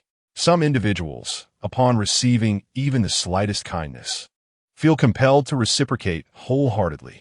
Bai Shuo was evidently such a person, which likely explained why the readers of the original story favored her so greatly. How genuinely kind she was. After a considerable pause, Zhang Chen finally waved his hand, adopting a reluctant acquiescence. Very well. How about this afternoon? Yes. Upon hearing Zhang Chen's agreement, Bai Shuo's eyes sparkled with delight, hidden beneath her bangs, and she eagerly nodded. All right, follow me at noon, Zhang Chen stated decisively, then turned without a backward glance to return to his seat. Bai Shuo, feeling a wave of relief, happily turned around, only to suddenly spot Suyu standing at the classroom door, gazing at her with a blank expression. She quickly averted her gaze and lowered her head to her book. Suyu cast a cold glance at her, then turned to observe Zhang Chen, who had returned to his seat. She had only learned about last night's events after returning from the restroom, discovering that Zhang Chen had stood up for Bai Shuo, even overturning Luo Hao's desk.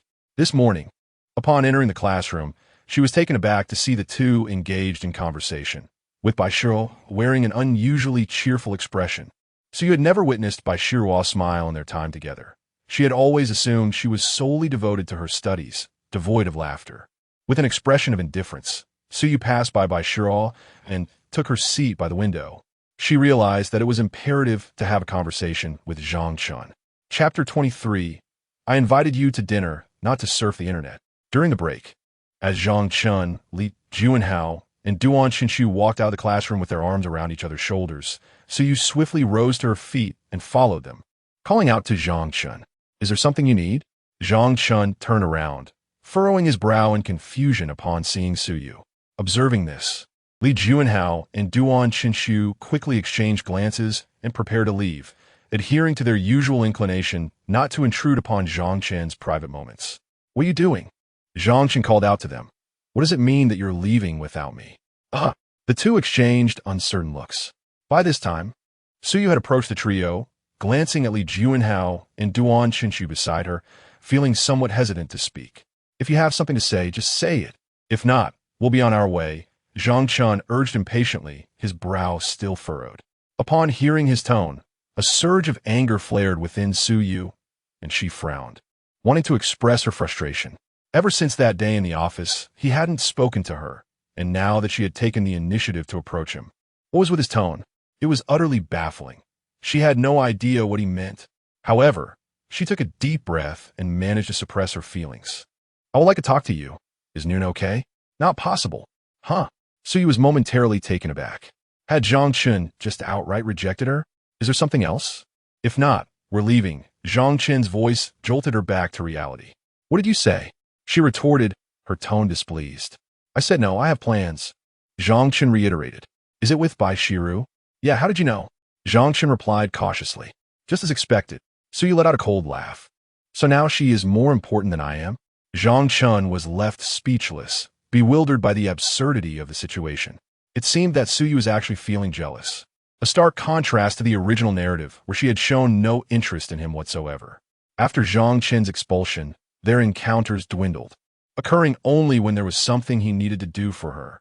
Seeing Zhang Chen's silence, Suyu misinterpreted it as hesitation. After all, he had harbored feelings for her for so long. Surely she must still hold some significance. Her previous sense of superiority instilled confidence in her, as she asserted, "Have you decided? Will you dine with her or with me? If you choose to dine with her, then don't ever speak to me again." Zhang Chen gazed at Suyu, who, despite her considerable looks, was now contorted with anger. All he wished was to distance himself. "Oh, fine," Zhang Chen replied, forcing a smile. "Fine?" Upon hearing this, Suyu naturally assumed that Zhang Chen had agreed to dine with her, thereby rejecting Bai Shiru. Her tense expression immediately relaxed. Zhang Chen then turned and walked away with Li Junhao and Duan Chenxiu, stating, "I will never speak to you again." Upon finishing his words, both Li Junhao and Duan Chenxiu, who were beside Zhang Chen, stood in stunned silence, glancing back at Suyu as they walked away. Only Suyu remained frozen in place, her eyes wide with disbelief, watching the trio depart. Before long, she crouched down, seemingly on the verge of tears. "Brother Chen, Suyu is crying." Zhang Chen turned to glance back, but quickly waved his hand dismissively. He felt no pity for Suyu. In the original narrative, abandoning Zhang Chen was akin to discarding a dog. Were it not for her, he would have never provoked Bai Shiru, thus avoiding a tragic fate. Although it was perplexing that he had not sought her out today, she had approached him instead. Nevertheless, Zhang Chen adhered to his principle, best to avoid getting entangled with her. After all, if the protagonist were to appear, he wouldn't want to find himself at the mercy of fate. With this thought in mind, Zhang Chen turned to Li Junhao. "By the way, have you found that person?" "No, I've inquired thoroughly and found no one by the name of Yi Fan," Li Junhao replied candidly, having scoured the school without locating anyone by that name. "Very well." Zhang Chen pondered, keep a close watch on Bai Shiru during the next few days after school. Suyu had specifically mentioned Bai Shiru, and Zhang Chen sensed that, given Suyu's nature, she might stir up trouble. Li Junhao, upon hearing this, assumed Zhang Chen was referencing last night's events. "Don't worry, Brother Chen. Such a situation will not arise again." "Let us hope that's the case," Zhang Chen said, narrowing his eyes slightly. He then ruffled Li Junhao's hair. "Can't you cut a bit shorter? Or are you aiming for a Sasuke cosplay? I've already had it cut." Li Junfo protesta. "Brother Chen, I can't cut it any shorter." At noon, as school let out, Duan Chenxiu, with his plump physique, darted out of the classroom like a wisp of smoke, being the first to rush through the back door. Zhang Chen barely had a moment to speak with him before he vanished from sight. The rest of the class hurriedly poured toward the front and back doors, following the horde heading to the cafeteria. Li Junhao, however, took his time, sauntering over to Zhang Chen's desk. "Brother Chen, are we eating out or at the cafeteria?" "You go with them. I have an appointment with Bai Shiru," Zhang Chen replied bluntly. "All right." Once most of the class had left, leaving behind only a few students with packed lunches like Bai Shiru, Zhang Chen finally stood up, making some noise. Hearing the commotion, Bai Shiru turned around, pulling out her lunchbox, looking somewhat guilty and stealthily trailing behind Zhang Chen. The lunch break at school was quite lengthy, lasting until 2:30 p.m. before classes resumed. Typically, after dining, those involved in clubs would attend their activities, while others seeking a nap could return to their dormitories or classrooms for rest. Students like Zhang Chen usually opted to visit an internet CAF, seizing the opportunity to indulge in a couple of hours of gaming. The two exited the school, walking along the main street towards the northern park. Bai Shiru, clutching a lunchbox, obediently trailed behind Zhang Chen, her gaze fixed upon his retreating figure, yet she hesitated to inquire about their destination. It was only when Zhang Chen led her to the Beishan Internet CAF, standing at the foot of the establishment, that the realization struck her. She turned to flee, but Zhang Chen swiftly grasped her arm. "What are you doing? You said you would treat me to a meal, but I never mentioned treating you to surf the internet." Bai Shiru, cradling her lunchbox, looked up at him with her crescent-shaped eyes glistening with unshed tears, as if they could reflect the very water she felt within. "You didn't say I had to go online. Just let me eat in peace." Observing her resemble a startled fawn, Zhang Chen couldn't help but chuckle. No way. The teacher said we can't enter internet CAFS. Bai Shiruo shook her head resolutely. Zhang Chen's expression turned serious. Bai Shiruo froze, suddenly hesitant to move. Noticing her trepidation, Zhang Chen suppressed the smile, threatening to break free, and earnestly declared, "It's fine, just this once." With that, he pulled Bai Shiruo into the CAF. "Is it truly all right to enter?" She pondered. "Don't worry. Everyone has their first time. Wait, why do I feel like I sound like a dubious stranger luring an unsuspecting girl?" After initiating 2 computers, Zhang Chen guided the anxious Bai Shiruo to a corner. Bai Shiruo, unfamiliar with computers and lacking even a mobile phone, could only obediently eat her meal while watching Zhang Chen play. She couldn't help but ask him, "Were you eating?" However, Zhang Chen wasn't engaged in gaming. Instead, he was searching for information about novels, music, and films. His mobile data was limited, and its functionality paled in comparison to that of a computer. Glancing at Bai Shiruo, he casually replied, "It'll be delivered shortly, instant noodles." "How much?" Bai Shiruo hastily retrieved her meager savings and placed them neatly on the table. "Just 6 yuan. Zhang Chen chuckled softly, taking a 5 yuan note and a 1 yuan coin from her pile. He then glanced at her meal and, without consulting her, placed an order for 2 chicken legs from the CAF's online store. "Oh!" Bai Shiruo blinked in astonishment, realizing that the prices here were far more reasonable than she had anticipated, especially considering that a single chicken leg at school cost 5 yuan. Subsequently, she chose to remain quiet and eat her meal without interrupting Zhang Chen. In due course, the CAF staff delivered the noodles and chicken legs, which Zhang Chen casually tossed into Bai Shiruo's bowl, his expression stern as he urged her to eat, while he himself quickly polished off his noodles. After a thorough search, Zhang Chen concluded that many aspects of this world remained undeveloped. Take web literature as an example. Even though Zhang Chen had never written web novels in his previous life, he could discern that the authors in this world were yet to realize their potential, based on the numerous emotionally charged stories he had read, such as those featuring characters like Long Wang. These are the types of novels he had immersed himself in, and now he sought to ascertain if this could be a profitable venture. Given the feasibility, he was determined to give it a try. Even if he didn't achieve great success, any profit would be worthwhile. In his past life, he had been financially secure, but now, transformed into a high school junior with empty pockets, he felt a tinge of discomfort at this unexpected shift in circumstances. As described in the original text, the male protagonist arrives in this world by directly plagiarizing the renowned work Do Pa, subsequently crafting numerous classic scripts and songs, thereby achieving a divine status. However, that is merely feasible for the protagonist. As for himself, it is worth noting that by the year 2025, he has scarcely read any novels from the previous decade, having only heard about them. When it comes to music, he does not fully recognize the notes, and he is quite inept at singing. The notion of writing scripts is even more far-fetched. The idea of him composing such works is rather unrealistic. Regarding his previous life, where he earned money through the college entrance examination, he finds himself unable to replicate that success now. Presently, the only method he knows that could allow a high school sophomore like himself to earn money seems to be writing novels, much like the original plot. Yet, while the protagonist merely copies, he is genuinely laboring over each word painstakingly. Alas, to think that I, once a distinguished top scorer in the college entrance examination, have now fallen to such a state. A wave of melancholy surged within him as Zhang Chen began to register on this World's Writer's website, following online tutorials to set up an account and create a work. "What are you staring at?" Midway through the registration, Zhang Chen glanced at Bai Shiruo, who was watching him with wide eyes, and hurriedly shielded the screen. Bai Shiruo had finished her meal and sat idly, unsure of what to do, merely observing him. "If there is nothing else, I'll take my leave," Zhang Chen said.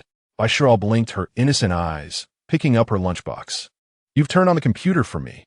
It would be a waste if you don't play." Zhang Chen nudged Bai Shiruo. "I don't know how to play," Bai Shiruo replied, glancing at the computer screen with a hint of shyness. "If you don't know, then learn. Aren't you quite good at learning?" Zhang Chen encouraged. "I can type." Bai Shiruo shook her head. "Come, I'll teach you. Press W and O, which spells I. Pinyin, simple, right?" Bai Shiruo's eyes sparkled as she nodded. Now, spell the next character. Spell what? Bai Shiruo inquired. Whatever you like. Just spell any character you want. X, E, I. Bai Shiruo said, somewhat confused yet determined, pressing the letters in order. What is written? Zhang Chen looked at the screen, where the pinyin displayed the first option. Xia. Bai Shiruo pointed at the fifth character, Xia.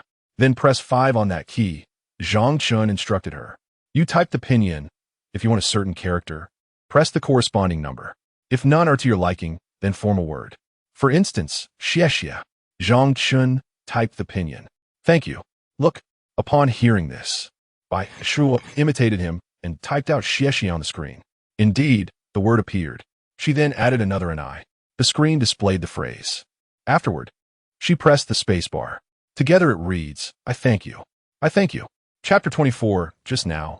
Zhang Chen seemed to have mentioned that I made 2 mistakes. Due to it being Friday, the first high school concluded its classes after the 3rd period, while the 7th high school, where Nan Xingwan studied, would not dismiss until after the 4th. Zhang Chen arrived at the 7th high school as previously arranged with Nan Xingwan.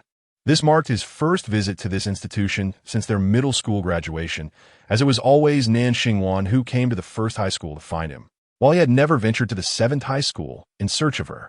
Gazing at the imposing gate of the 7th high school, which bore no resemblance to the 1st high school, he found himself lost in contemplation. In comparison, it was akin to the distinction between a high-speed railway station and a bus stop, one grand enough to be seen from hundreds of meters away, while the other could easily be overlooked even when passing by. The 1st high school was nestled within a small area surrounded by residential buildings.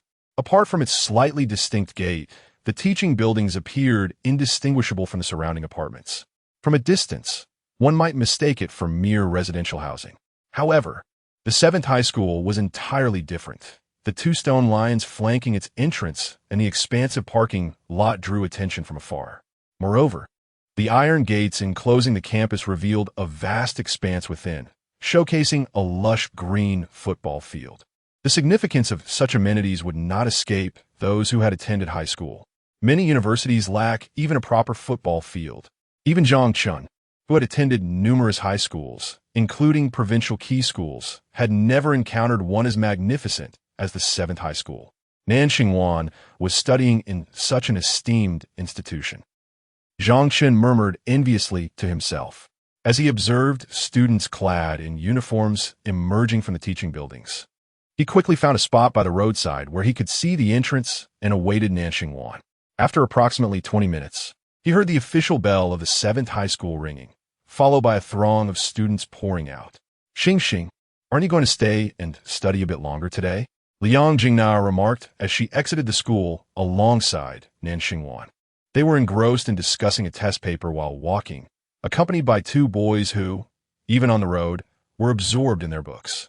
Zhang Chen caught sight of them and mused. They even have to review while walking. Such dedication is characteristic of the 7th high school. He then approached them. Typically, on weekends, Nan Xingwan preferred to remain in the classroom to complete more assignments, reducing her workload at home and allowing for more time to engage in other activities. Upon hearing Liang Jingna's inquiry, she explained, well, I need to visit my mother this week. Oh, how is that? Do you have any insights on this problem? Liang Jingna inquired, nodding in response. No. Nan Xingwan shook her head, holding a sheet of paper related to a mathematics competition mock exam. Even you are at a loss. This math competition is truly daunting, sighed Liang Jingna, lamenting why she had to enroll in this contest. With my score of 120, I would merely be cannon fodder. That is not entirely true. After all, it is the final question of the fill-in-the-blank section, Nan Xingwan reassured her. Her own math scores were not particularly impressive either, consistently hovering above 130, with a stroke of luck possibly leading to a perfect score. I believe the Cauchy inequality might be worth a try, Lu Yiqing interjected from behind the 2. Although his overall score fell short of Nan Xingwan's, he excelled in mathematics among the 4, typically achieving between 135 and 140, and could even reach 150 if the problems were straightforward. That does seem feasible. Nan Xingwan pondered, her brow furrowed in thought. Zhang Chen. Suddenly, Wei Kongming, the boy beside Lu Yiqing, remarked in astonishment as he spotted Zhang Chen approaching. At the sound of his name, Nan Xingwan lifted her head, and, upon seeing Zhang Chen walk towards her, her previously furrowed brow relaxed. "You arrived so quickly?" "I've been waiting for you for 20 minutes, Zhang Chen replied, raising an eyebrow as he reached her. "Oh, my apologies for keeping you waiting," Nan Xingwan said playfully, bowing slightly to him. Zhang Chen's lips twitched in response.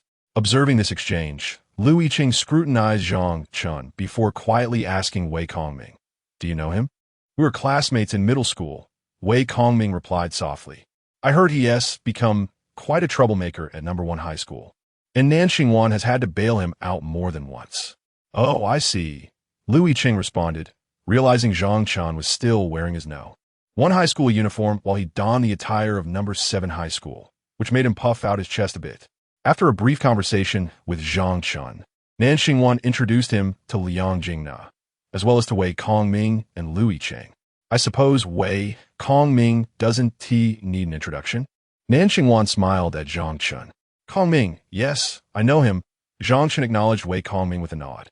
They weren't particularly close in middle school, merely classmates. "And this is Lu Yiqing, our class representative." "Hello," Zhang Chen greeted. "Nice to meet you. I've heard much about you," Lu Yiqing said, stepping forward to extend his hand. "Huh?" Zhang Chen was taken aback, but shook Lu Yiqing's hand in return. "Nan Xingwan often took leave to visit number 1 high school, so most of our class is familiar with you," Lu Yiqing added with a slight smile. "Oh, is that so?" Zhang Chen remarked, sensing an undertone in his words. "I haven't been in number 1 high school yet. How does it compare to our school?" Lu Yiqing continued. "It's certainly not as good as your No. 7 high school," Zhang Chen replied candidly, feigning ignorance of Lu Yiqing's insinuations. "You're being modest. Being first in the entire school is impressive, and you would certainly rank among the top 100 in ours," Lu Yiqing concluded, releasing Zhang Chen's hand. Zhang Chen squinted slightly, gazing at the boy before him with a challenging demeanor. "Hey, what score did you get in the last monthly exam?" Lu Yiqing inquired again. Just over 200, Zhang Chen replied candidly, curious about what the boy intended to say next. "Ah, I see. If I recall correctly, Nan Xingwan, you scored 643, didn't you?" Lu Yiqing turned his attention to Nan Xingwan. She frowned at his somewhat sarcastic tone, feeling uncomfortable, and refrained from answering him. Instead, she glanced at Zhang Chen and reassured, "It's fine. If you study diligently from now on, you'll catch up. That has quite a disparity. You'll need to work harder," Lu Yiqing chuckled. Indeed. And what about you? What was your score?" Zhang Chen smiled, acknowledging his shortcomings before countering Lu Yiqing's question. "Me? I scored 621, which is nearly 3 times your score, right?" "Oh, impressive. No. At the 7th high school, a score of 600 is rather average," Lu Yiqing replied with a grin. Nearby, Wei Kongming and Liang Jingna tilted their heads in confusion. "Who are you calling average?" Upon hearing the boy's remarks, Zhang Chen let out a light chuckle and glanced at Nan Xingwan. It turned out to be a case of score discrimination, perceiving a vast gap between himself and Nan Xingwan, rendering him unworthy of their company. Indeed, he had previously looked down on those who scored 600 as well. After all, even if he scored 150 points less in Chinese, he could still achieve 580 or 590. A score of 600 merely indicated that he could afford to miss an entire subject. Well, it does seem rather average." Zhang Chen nodded in agreement with Lu Yiqing's assertion. The smile on Lu Yiqing's face froze instantly. With a perfect score of 750, deducting 150 points means an average deduction of 25 points per subject. Subjects like biology and chemistry only required a score of 75. As Zhang Chen continued speaking while shaking his head, Lu Yiqing felt a sense of disinterest wash over him. A person who scored merely over 200 audaciously proclaimed that those who scored 600 were average.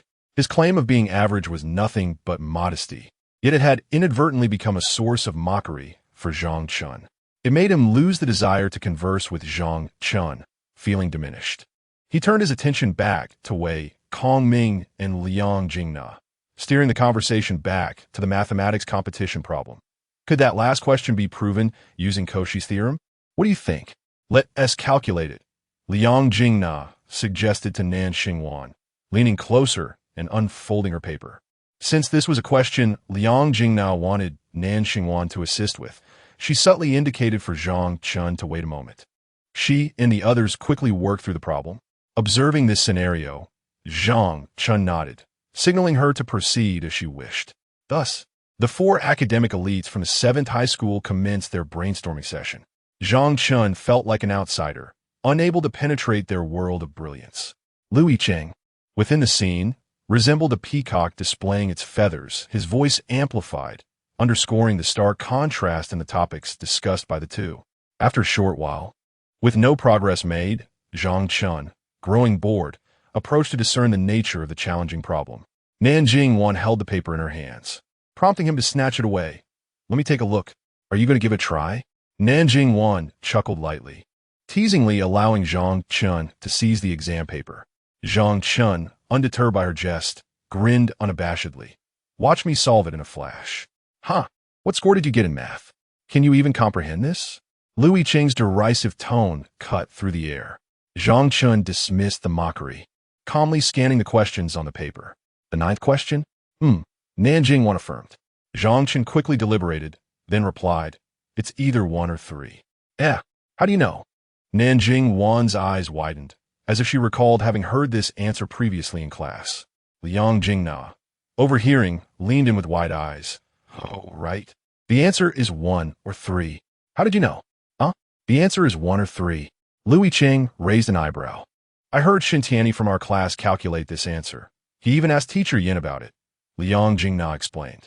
Zhang Chen furrowed his brow, reflecting on his previous experiences.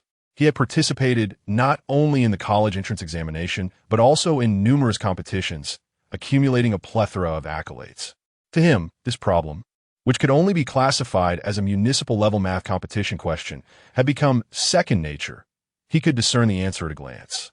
"Well, I guessed," Zhang Chen remarked, glancing at the other questions before returning the paper to Nan Jingwan. "As long as there's an answer, that's sufficient. It's merely a fill-in-the-blank question. Nanjing one counter.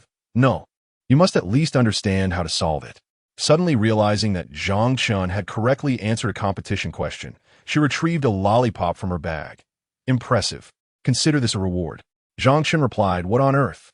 Do you take me for a fool? It's strawberry-flavored and quite sweet." Nan Jingwan continued to ponder the problem. Observing this exchange, Lu Yicheng felt a pang of envy. "You're quite fortunate, making a correct guess.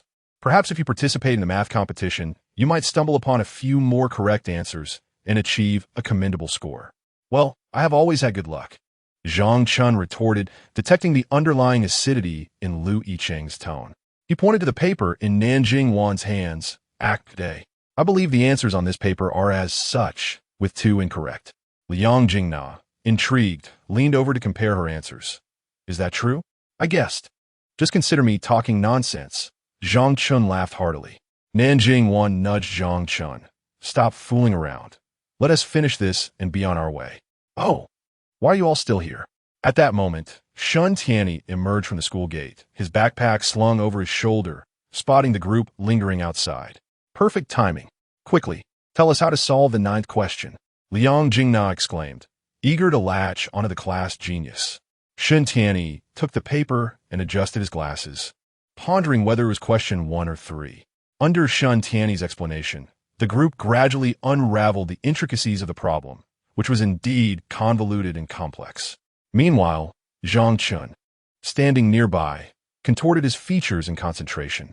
However, in the interest of expediting the process, he chose not to interrupt the others. After a considerable time, Nan Xingwan bid farewell to the trio and turned to leave with Zhang Chen. Shun Tianyi, curious, inquired, "Who is that person?" They seem to have a close relationship with the class monitor. "That's Zhang Chen, the one frequently seen with Wei Kongming from Class 1, Wei Kongming clarified. "Ah," Shun Tianyi said, enlightened. "Whose paper is this?" "It's mine," Liang Jingna replied, reaching out to take it. Yet, Shun Tianyi withdrew his hand, taking a moment to scrutinize the paper further. You got 2 wrong." "What? I got 2 wrong?" Liang Jingna's eyes widened in disbelief. "Indeed, mine was graded by Teacher Yan And the correct answers are ACBDA for the third and fifth questions, Shen Tianyi pointed out, handing the paper back to Liang Jingna. Just now. It seems Zhang Chen mentioned I got two wrong as well. Liang Jingna paused, momentarily taken aback. Chapter 25. Summer Heart Tong, Nan Xingwan's rented apartment, is located in the Sweet Orange community, the closest residential area to Qizhou. Right downstairs is a bus stop, with 3 stops leading directly to the subway entrance. To return to Zhongbei District, one simply needs to take a bus and then transfer to the subway for an hour, which is considerably more convenient than Zhang Chen's location. Nan Xingwan took Zhang Chen home, marking his first visit to her rented abode. Along the way, she turned to Zhang Chen and said, "Do not take Louis Qing's words to heart. I am not familiar with him." Zhang Chen paused, chuckling lightly. "I did not take it to heart. I'm not familiar with him either." "That's good." Nan Xingwan nodded as they entered the elevator. "He was rather abrasive today." "Indeed," Zhang Chen mused, thinking, "not just abrasive. If he could be more direct, he might as well have slapped you with the words not worthy." Not delving further into that topic, Zhang Chen shifted the conversation, asking, "Is your roommate not home?" "I don't think she has returned yet," Nan Xingwan replied. "Is she male or female?" "Of course, she is female. How could I possibly share an apartment with a male?" Nan Xingwan frowned, but upon finishing her sentence, she glanced at Zhang Chen and fell silent. Initially, she and Zhang Chen had planned to cohabit here, given their families were well acquainted and they had grown up together, allowing for mutual support. However, for various reasons, that plan did not materialize. As she spoke, the memory of this matter flashed through her mind. "Oh," Zhang Chen, unaware of Nan Xingwan's change in tone, asked, "Is she from a different class?" "But she is senior, from a different class, and she ranks first in the entire school." When it came to her roommate, Nan Xingwan succinctly encapsulated her with the most fitting label. First in the entire school. Zhang Chen's eyes widened in surprise as the elevator reached their floor. They exited the elevator and turned a corner to arrive at her doorstep. Adorning the door were some adorable stickers, clearly indicating a girl's residence. "Indeed, she is quite impressive," Nan Xingwan said as she fumbled for her keys to unlock the door. "You must be cautious when speaking with her." A prodigy indeed," Zhang Chen mused, stroking his chin, reminiscent of his own past. "To provoke the foremost prodigy of the sect, are you truly unafraid of my sect's ancestors defending their own? In a heartbeat, you could find yourself without a foothold in the sect." As the door swung open, a distinct fragrance, characteristic of a young woman, wafted out. Peering inside, one could see the living room and balcony directly from the entrance. Warm sunlight bathed the green potted plants on the balcony, which featured 2 wooden stools and a small table. The living room was neat and tidy, with several plush toys adorning the sofa. At the entrance, only a pair of clean white slippers lay, and Nan Xingwan slipped off her shoes to step onto them before crouching down to retrieve a spare pair for Zhang Chen from the shoe cabinet. After all, they were simply 2 tidy high school girls. The entrance was not cluttered with shoes, nor was the entire apartment in disarray. Upon closer inspection, it appears that the girl sharing the apartment with Nan Xingwan has a penchant for cleanliness, as the floor is impeccably polished. It seems that no one is around, Zhang Chen thought to himself as he changed his shoes. Meanwhile, Nan Xingwan ambled in wearing slippers, their soft sound echoing in the air. Suddenly, a girl sprang forth, startling Nan Xingwan. "Ha ha ha!" Upon witnessing this, Xia Xintong erupted into laughter, her shoulders shaking with mirth. "You nearly scared me to death, Xintong." Nan Xingwan playfully swatted at the girl who had startled her, engaging in a brief bout of playful banter. They appear to be quite close. After their frolic, Nan Xingwan inquired, "How did you return so swiftly?" "I just came back. It's Friday, so I don't have to attend the supplementary class for the competition club." "Oh, I see. You didn't sneak away from the last class early again and slip back, did you?" Nan Xingwan discerned with a knowing glance. As if the teacher would notice, Xia Xintong replied, only then noticing Zhang Chen emerging from the entrance. She instinctively took a step back, her demeanor shifting from jovial to serious in an instant, akin to a cat whose territory has been invaded. "Who are you?" Zhang Chen stumbled slightly, nearly losing his balance. "You mean to say that someone as large as I am has been standing here, and you didn't notice?" Xintong, he's my friend. I returned last night while you were asleep, so I didn't mention it. He'll be leaving shortly. Nan Xingwan quickly clarified. Oh, your friend. Xia Xintong's guard gradually lowered upon hearing this. Zhang Chen waved amicably. Hello. Xia Xintong stared blankly at Zhang Chen, offering no reply, and turned to return her desk, resuming her studies. Observing this, Zhang Chen was left puzzled, turning to Nan Xingwan with a shrug. Is she upset? Nan Xingwan, unfazed, shook her head and murmured, It's nothing. Xintong behaves this way around strangers. She has a subtle air of aloofness. Ah, Zhang Chen nodded in understanding, then inquired further, You call her Xintong? What's her full name? Xia Xintong, Nan Xingwan replied candidly, glancing toward the living room. You can sit in the living room for a while. I'll go tidy up. All right, go ahead. Upon hearing her name, Zhang Chen felt a slight pang in his heart as he stealthily made his way to the living room. He carefully observed Xia Xintong, who was diligently working at her desk. Xia Xintong, one of the suitors of the male protagonist in the story, not only excels academically, but also possesses remarkable skills in various extracurricular pursuits, including music and the arts. Raised in a single-parent household with a university professor for a mother, Xia Xintong learned to be resilient and gradually sought to prove herself. From a young age, she faced exceptionally high expectations. Adhering to a singular principle, she must always be first, whether in academics or in her hobbies. If she devoted effort, she was expected to achieve the highest accolades. Xia Xintong has thus existed in a state of considerable pressure from an early age. In such a state, it was only a matter of time before calamity struck. Following a disappointing performance in an examination where she failed to secure the top position, she faced her mother's disapproval. In her despondency, the male protagonist fortuitously appeared, assisting her in emerging from the shadows. Throughout the narrative, the immense pressure she endured was vividly depicted, and Zhang Chen consistently perceived Xia Xintong as a taciturn, melancholic girl, possessing a hint of endearing awkwardness. However, in retrospect, with her high ponytail furtively glancing at him while completing her assignments, in her earlier attempt to startle Nan Xingwan upon entering, it hardly seemed a matter of overwhelming stress. On the contrary, she appeared quite lively and charming. Zhang Chen narrowed his eyes slightly, amused by Xia Xintong's anxious demeanor. Could it be that she feared he might steal something?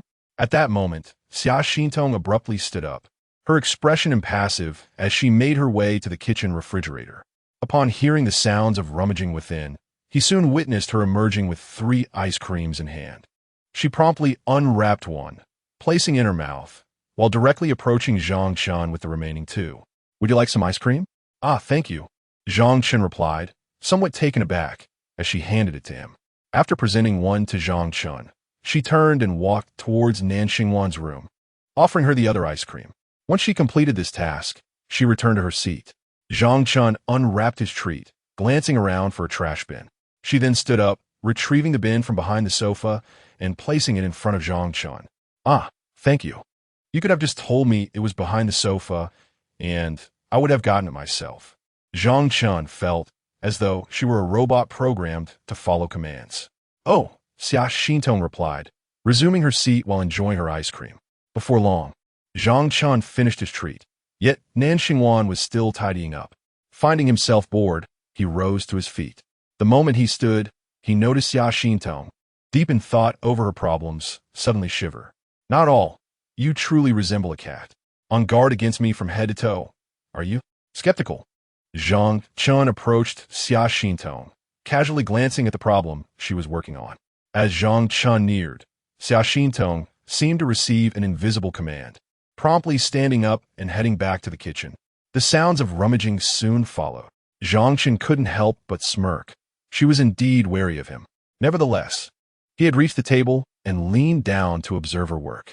This was clearly a mathematics competition question. Preparing for a contest? Zhang Chen shifted her paper to examine it, noticing she had drawn incorrect auxiliary lines on the figures. That was wrong.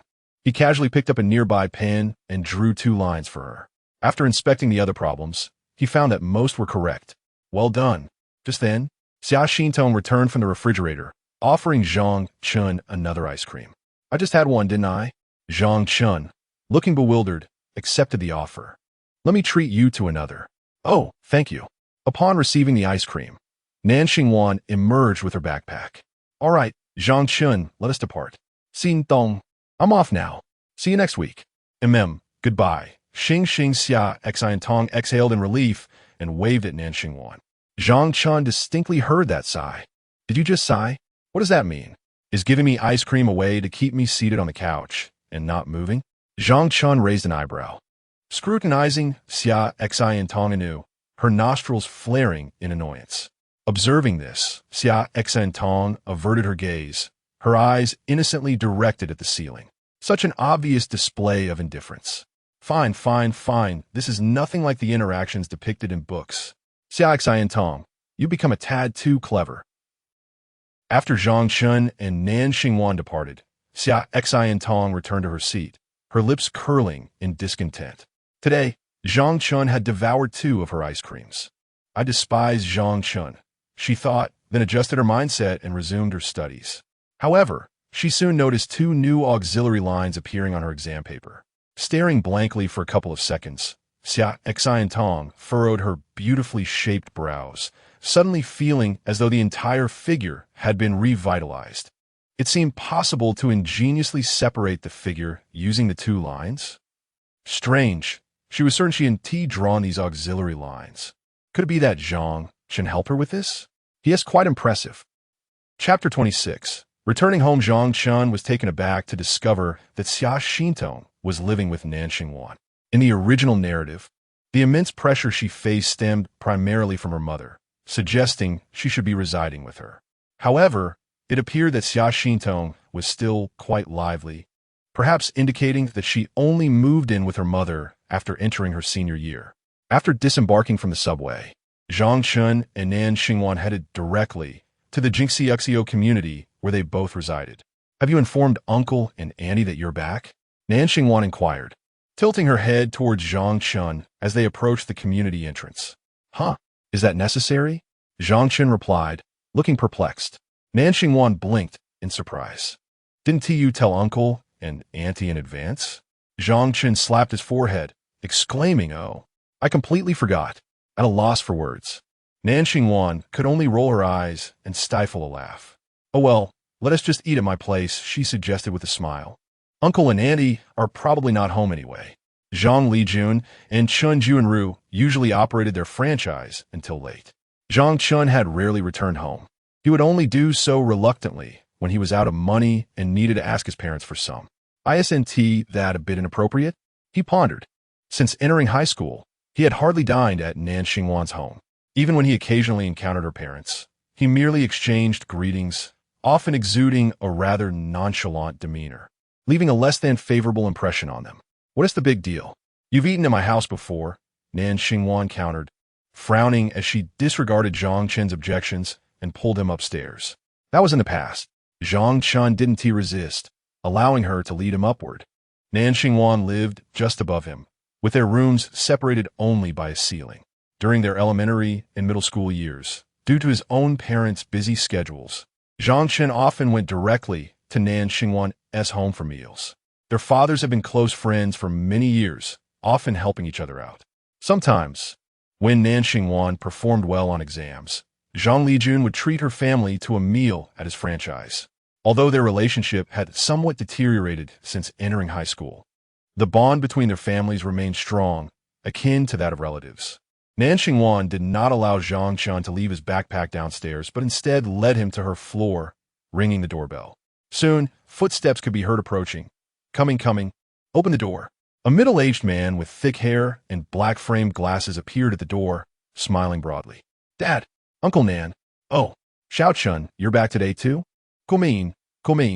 Nan Jifeng expressed mild surprise at Zhang Chun's presence with his daughter, but quickly masked his astonishment with a warm welcome. Zhang Chun stepped inside, following closely behind Nan Xingwan. Lu Ruomei emerged from the kitchen, carrying a pot of freshly made duck soup, and upon seeing her daughter and Zhang Chun, she momentarily paused in surprise. Oh, Xiao Chun, Aunt Lu. Zhang Chun replied politely, nodding his head as he addressed the person before him, recalling the memories of his past self. Ah, put down your backpack and come eat, Lu Ruomei said, setting the soup down and waving her hand with a cheerful smile. It's been ages since you last dined at our home. Zhang Chen scratched his head, grinning bashfully as he placed his backpack on the sofa in the living room. Meanwhile, Nan Xingwan returned to her room, deposited her backpack, and then came out with her hair cascading down. Has your father and the others not come home from work yet? At the dining table, Nan Jianfeng invited Zhang Chen to sit down, engaging him in casual conversation.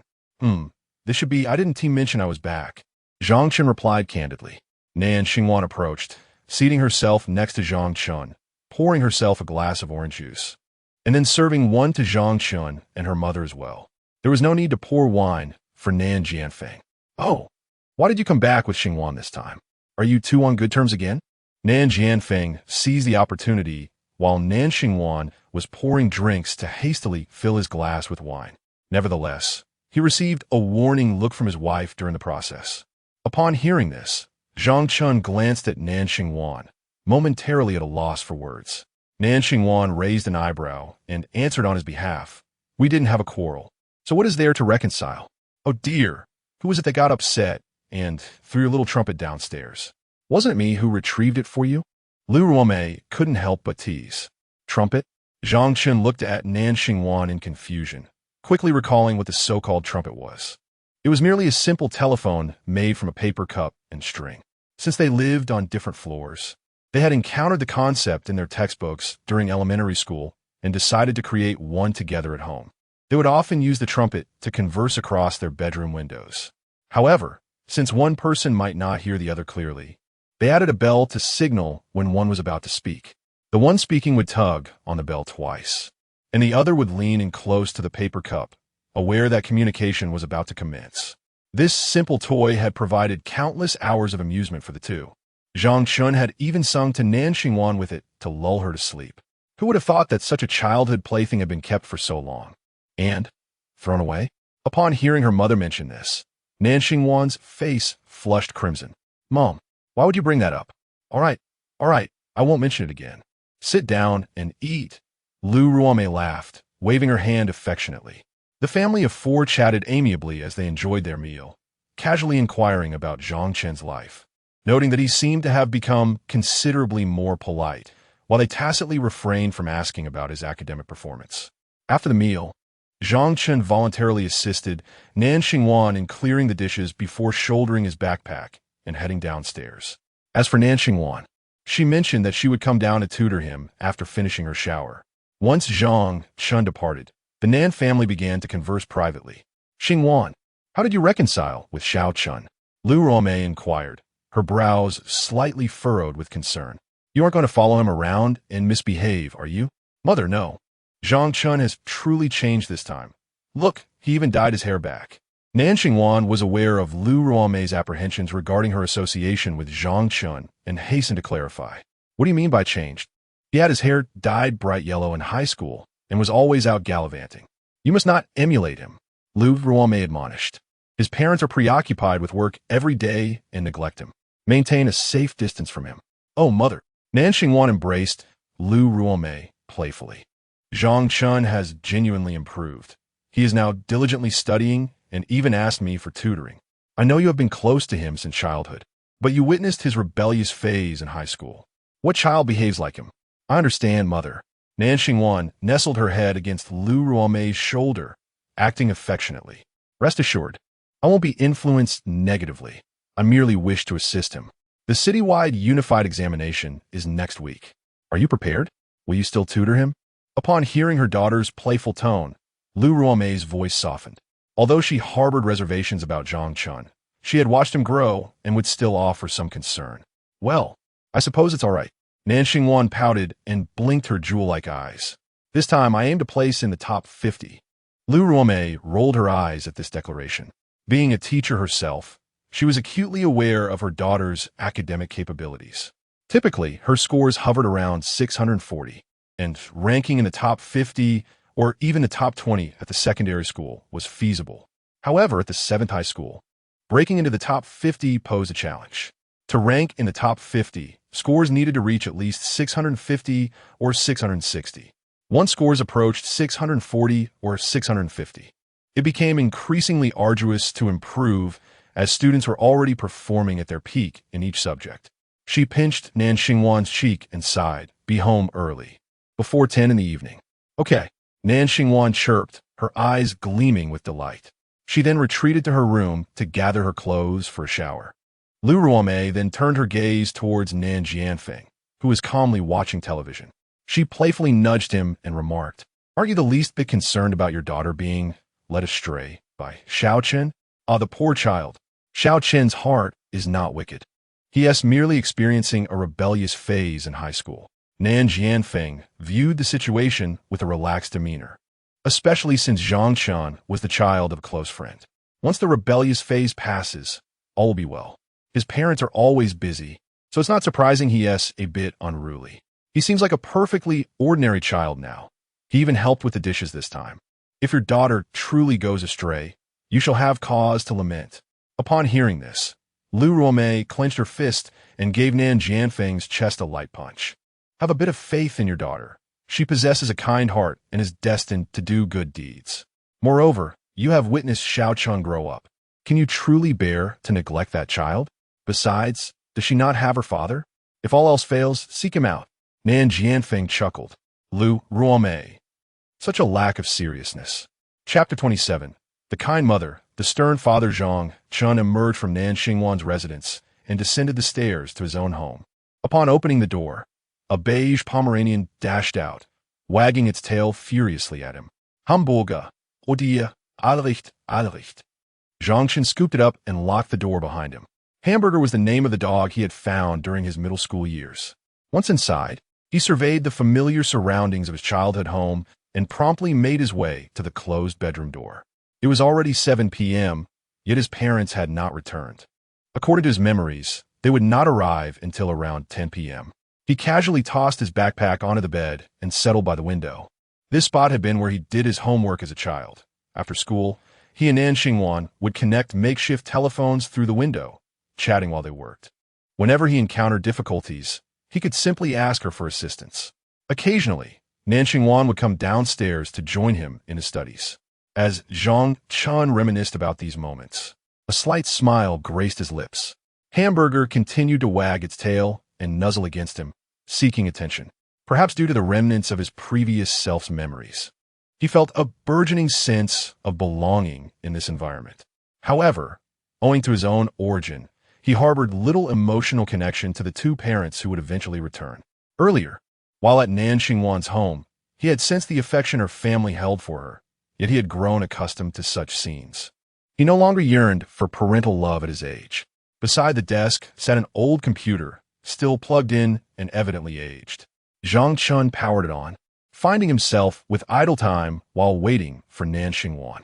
Rather than studying, he decided to draft some words. After all, he needed to earn a living, right? Previously at the Internet CAF, he had merely outlined a title and a brief synopsis. Now, he could flesh out the characters and settings. What characters should he include? A brilliant idea struck him. Since he had traversed into a novel, why not draw inspiration from his current surroundings? Nan Xingwan, personality, lively and adorable. Bai Shiruo, personality, timid and gentle. Well, for now, those names would suffice. He could always revise them later.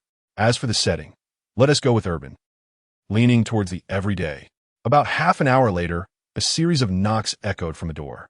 Zhang Chen realized it must be Nan Xingwan. Freshly bathed, he hurriedly saved his draft and closed the web page before rushing to open the door. Standing before him was Nan Xingwan, radiant in a simple, fresh green nightgown. Her hair adorned with glistening droplets of water. Her collarbone was visibly defined, and her delicate arms were crossed behind her back as she tilted her head to the side, casting a sidelong glance at him.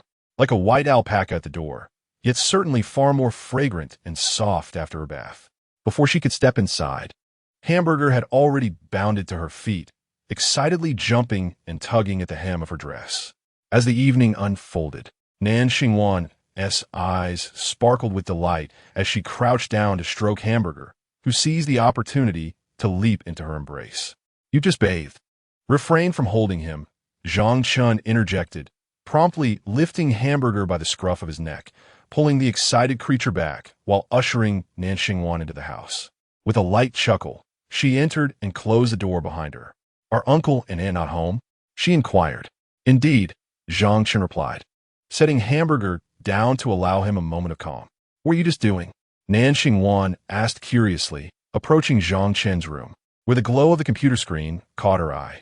"Do you believe I was studying?" Zhang Chen shrugged nonchalantly. While it was indeed a holiday and a time for rest, given the peculiar circumstances, it would be wise to refrain from leisure activities, Nan Xingwan insisted, crossing her arms and turning to him with a stern expression. "All right then." Zhang Chen nodded affirmatively, stepping forward to power off the computer. Observing this, Nan Xingwan asked, "Shall we begin? What have you learned today?" "Spatial geometry," he responded. The two immersed themselves in study until nearly 10 o'clock in the evening. As Nan Xingwan prepared to return home, Hamburger suddenly sprang into action, darting towards the door just as the sound of a key unlocking it echoed from outside. "Uncle Zhang." "Aunt Chen," Nan Xingwan greeted warmly, stepping out of the bedroom ahead of Zhang Chen, who sauntered out leisurely to face the two middle-aged figures. Despite the familiarity brought by the original owner's memories, he found it difficult to address them as parents due to past experiences. Fortunately, the original owner was not particularly close to them, making his silence rather normal. However, Zhang Lijun and Chen Junru's eyes widened in surprise.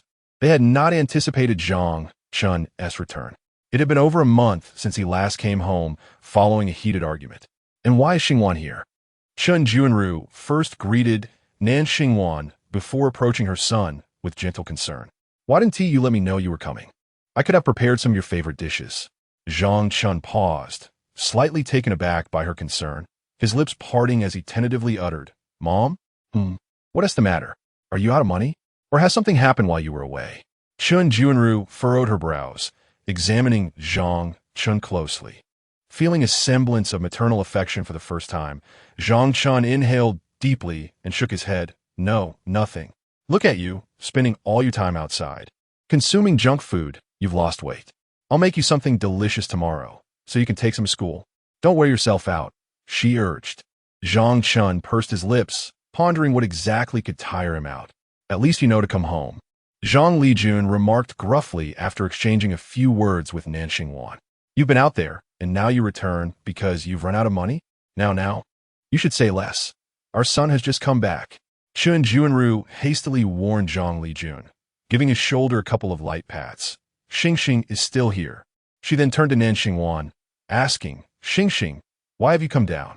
Nan Xingwan, having witnessed Zhang Chen being reprimanded on multiple occasions, felt no discomfort and replied, "I'm just giving Zhang Chen some tutoring. The joint examination is next week." Upon hearing this, Zhang Lijun raised an eyebrow while seated on the sofa. He can still do his homework? Just as his words fell, he received another warning glance from Chen Junru. In defense of Zhang Chen, Nan Xingwan added, "Uncle Zhang. Zhang Chen has been quite diligent in his studies these past couple of days." With this official affirmation from Nan Xingwan, Zhang Lijun had nothing more to say, though his expression remained displeased. Zhang Chen, however, was not angered. He understood that Zhang Lijun was all bark and no bite. Only Chen Junru openly expressed her affection. Pulling Nan Xingwan aside for a brief conversation about Zhang Chen's situation, she inquired about his hair, which he had previously refused to cut despite anyone's persuasion, wondering why he had suddenly decided to trim it. Nan Xingwan candidly shared her thoughts, but tactfully omitted the incident involving Zhang Chen's parents being called in. Meanwhile, Zhang Chen and Zhang Lijun exchanged no further words, retreating to Zhang Chen's room. With nothing pressing to attend to, he opened his computer. After a while, due to the late hour, Nan Xingwan decided it was time to leave. She had promised Lu Ruomei to return upstairs before 10, so she bid farewell to Chen Junru. Before departing, she made sure to check in on Zhang Chen, reminding him to rest early, as she would be visiting again the next day. "All right, I got it. Teacher Nan, I'll sleep soon," Zhang Chen responded. Nan Xingwan smiled, satisfied with his reply, and turned to leave. Chen Junru accompanied her to the door, waiting until she ascended the stairs before closing the door with a cheerful smile, continuing to praise Nan Xingwan. However, after the compliments, her attention shifted back to her son. Observing Zhang Chen's demeanor towards Nan Xingwan, she noted a remarkable transformation. He had previously shown indifference to everyone. It left them feeling somewhat disheartened. Yet now, it seems Xingxing has some influence over my son, Chen Junru thought, somewhat surprised yet pleased. Zhang Lijun shook his head, uncertain. He found Zhang Chen's behavior today rather unusual, as he hadn't communicated anything upon returning. Most likely, he is out of money and is just putting on a facade. But he never pretended when he needed money before, did he? Chen Junru tilted her head, sneaking a glance at Zhang Chen's room, where he was engrossed in his computer. Who gave him money this time? Zhang Lijun furrowed his brows. You should go. After all, I still need to prepare some dishes for him. He has been home for over a month and deserves something nice to eat. Honestly, it's the first time I've heard of giving someone money based on their mood, Zhang Lijun muttered in exasperation. But who can blame him for being your son? You can't just ignore him, can you? So I will deal with it tomorrow. Let it slide for today. Doohi. Aren't you going to exchange a few words with your son upon his return? Please mind your tone. Be a touch gentler and refrain from raising your voice incessantly. Chapter 28. If I move, can I bring my computer? Zhang Chen continued to type, feeling utterly unsure about how to interact with his unexpectedly arrived parents. Initially, he had felt a sense of relief that they hadn't sought him out. However, it wasn't long before Zhang Lijun knocked on his door. Zhang Chen hastily closed the web page and turned around, bewildered. What is the matter? He stammered. Is everything all right at school lately? Zhang Lijun stood at the threshold, stepping slightly into the room, his tone noticeably softer than before. Zhang Chen had never taken Zhang Lijun's initial demeanor to heart, so he felt no inclination to argue with him as his original self might have. He pondered to himself, is being on the verge of expulsion from school really a significant issue? He responded calmly, no, nothing much. What about your grades? How have they been? Zhang Lijun inquired. Over 200, came the reply. Well, there are ways to manage with over 200, Zhang Lijun sighed deeply. The atmosphere seemed to solidify in that moment. One stood at the door while the other sat on the chair, both struggling to find words to engage in conversation. Why don't you sit down? Zhang Chen suggested, gesturing towards the bedside with utmost respect. All right, I've been standing all day, Zhang Lijun agreed, taking the opportunity to enter Zhang Chen's room. What brings you back this time? Oh, just came to check in, Zhang Chen replied, somewhat reserved. Is your money sufficient? If not, I can give you some more. It's enough, Zhang Chen assured him. And what about Xingxing? Is she helping you with your studies? Yes, she is. How is she doing with the tutoring?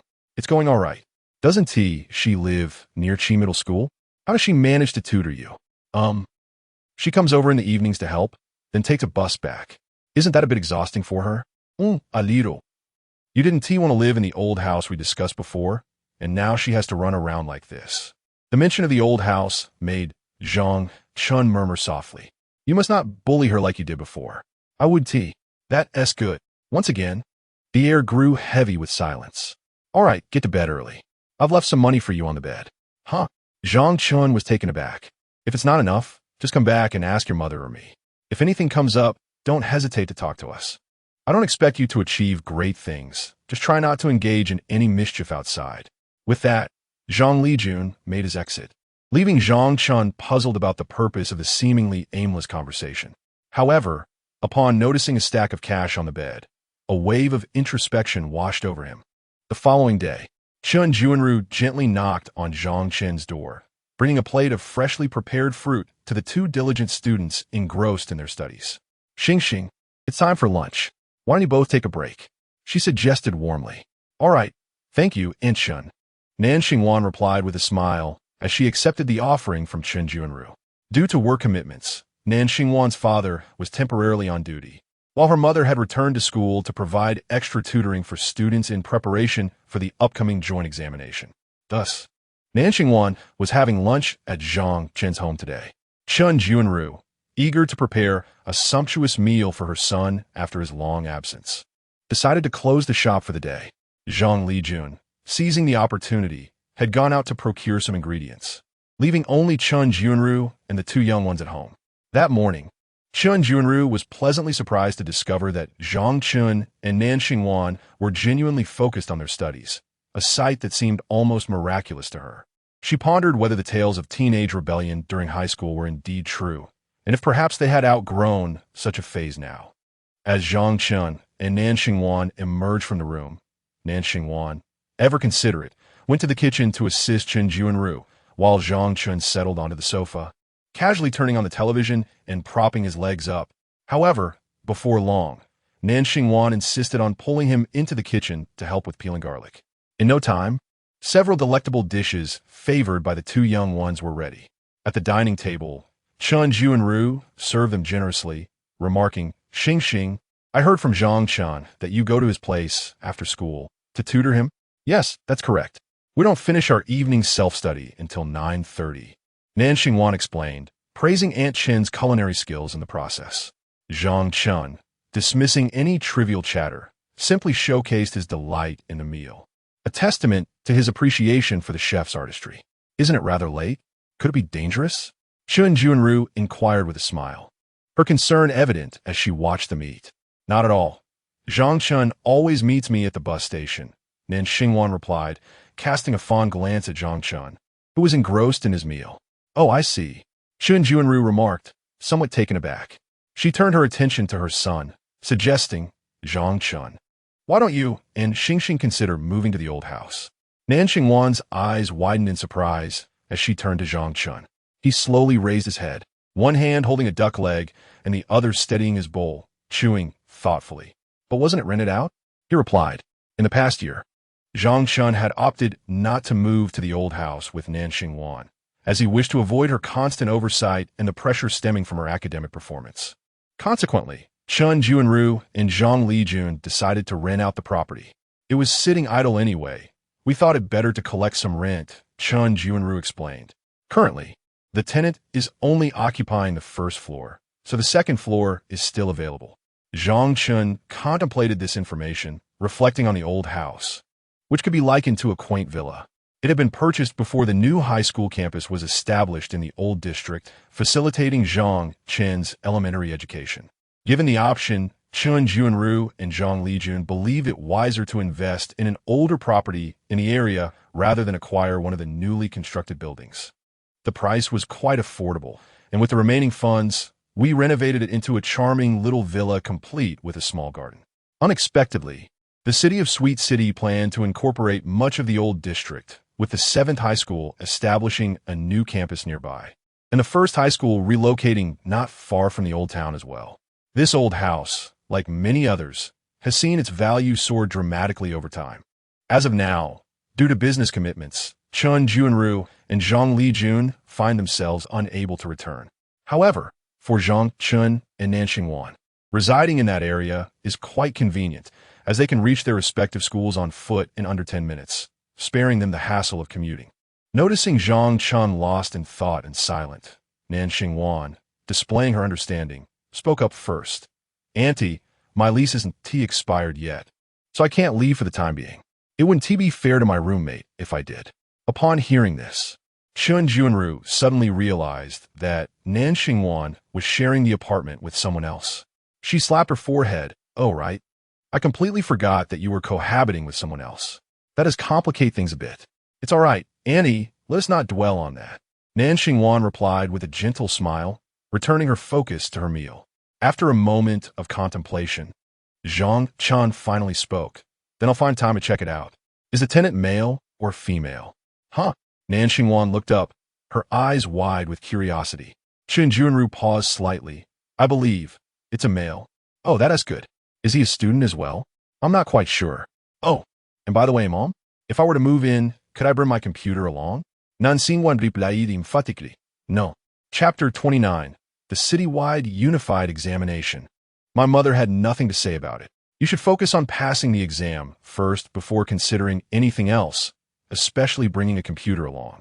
After lunch, the two returned to their room to continue studying, with Nan Xingwan providing a reasonable explanation for her stern objections at the dining table. "All right, once I pass, there should be no issues, right? Let's talk about that after you pass." Nan Xingwan tapped on her book, her slender fingers pointing at the key points with a touch of pride. Zhang Chen, upon hearing this, curled his lip and muttered under his breath, "Typically, When a woman says such things, they are not to be trusted. What did you say? Oh, nothing. I was just asking if you wanted some frozen pears. Zhang Chen picked up a piece of frozen pear with a toothpick. Nan Xingwan squinted slightly, then opened her mouth. Zhang Chen deftly fed it to her and returned the toothpick to the fruit plate. Zhang Chen. Nan Xingwan savored the sweet pear. Are you really planning to move into the old house? She inquired curiously. Well, I haven't seen it yet. I'll check it out first. Why? Do you want to live with me? Who will want to live with you?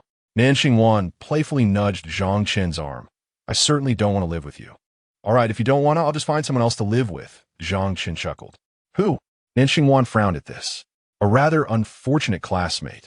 Zhang Chen pondered for a moment. Is it a boy or a girl? A girl. Oh. I'll handle it myself. No need to discuss this further.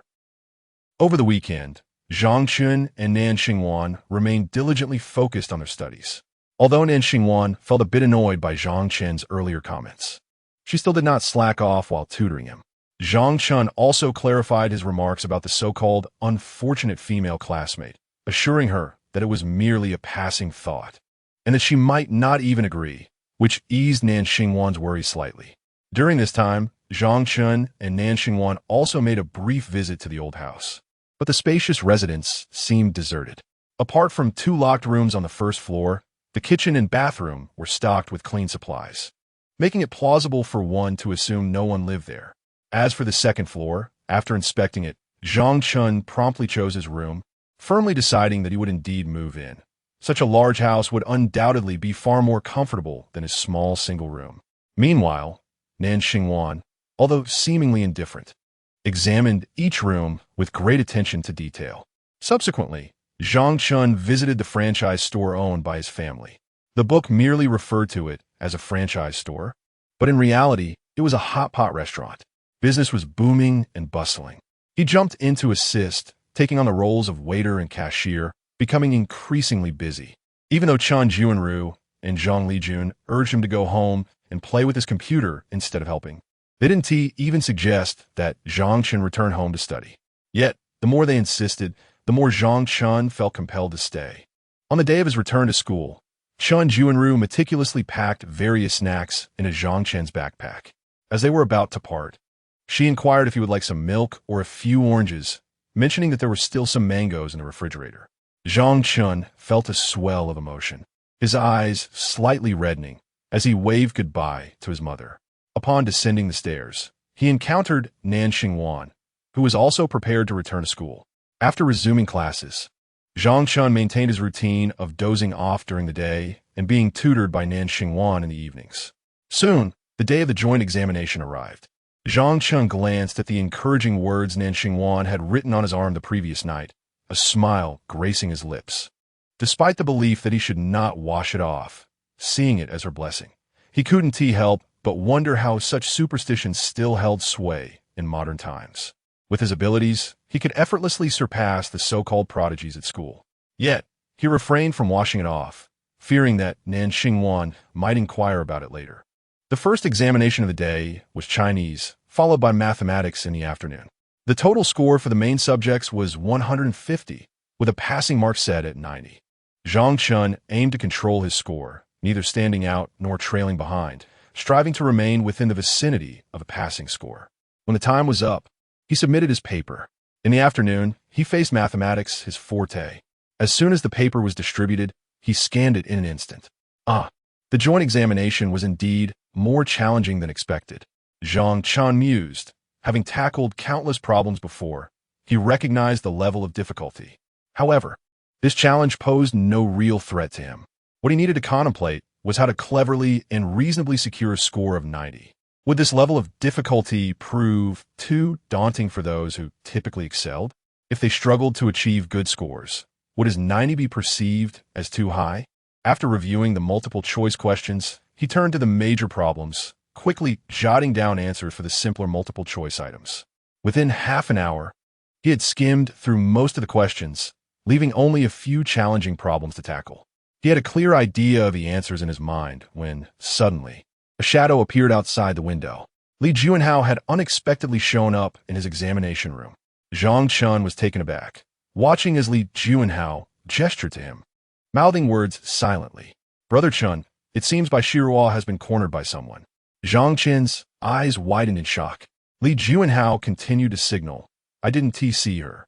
She was here this morning, but seemed to vanish by noon.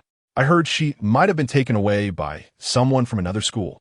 Zhang Chen, realizing the urgency, was about to rise when he caught sight of the encouraging words on his arm. He had promised Nan Xingwan that he would pass this time. But Bai Shiruo, he couldn't simply ignore her plight. In that moment, Zhang Chen found himself in a quandary. Hey, which class are you from? Why are you skipping the exam to come here? Outside the classroom, Li Juanhao was gesturing animatedly, inevitably attracting the attention of the invigilating teacher, who promptly ushered him away. As he departed, he called out loudly, Chenggu, I'm coming to find you now. The students in Zhang Chen's examination room, whose performance was not particularly remarkable, were mostly familiar with him and cast a glance in his direction. However, it was merely a fleeting glance before they returned to their own daydreams or distractions. Observing this scenario, Zhang Chen glanced at the clock. Only a few minutes remained until the 30-minute mark. With no other option, he resolved to make the most of these remaining moments to secure a few additional points. As for managing his score, that concern could wait. Before long, the invigilating teacher outside was engaged in casual conversation with fellow supervisors responsible for other examination rooms. Suddenly, a voice rang out from within the classroom. Teacher, I'm submitting my paper. The entire class turned to look at Zhang Chen, bewildered. Although their own scores were lackluster, they were not inclined to submit their papers before time was called. After all, if they were present, they might as well write something. Hearing the request to submit a paper, the invigilating teacher furrowed her brows and entered the classroom.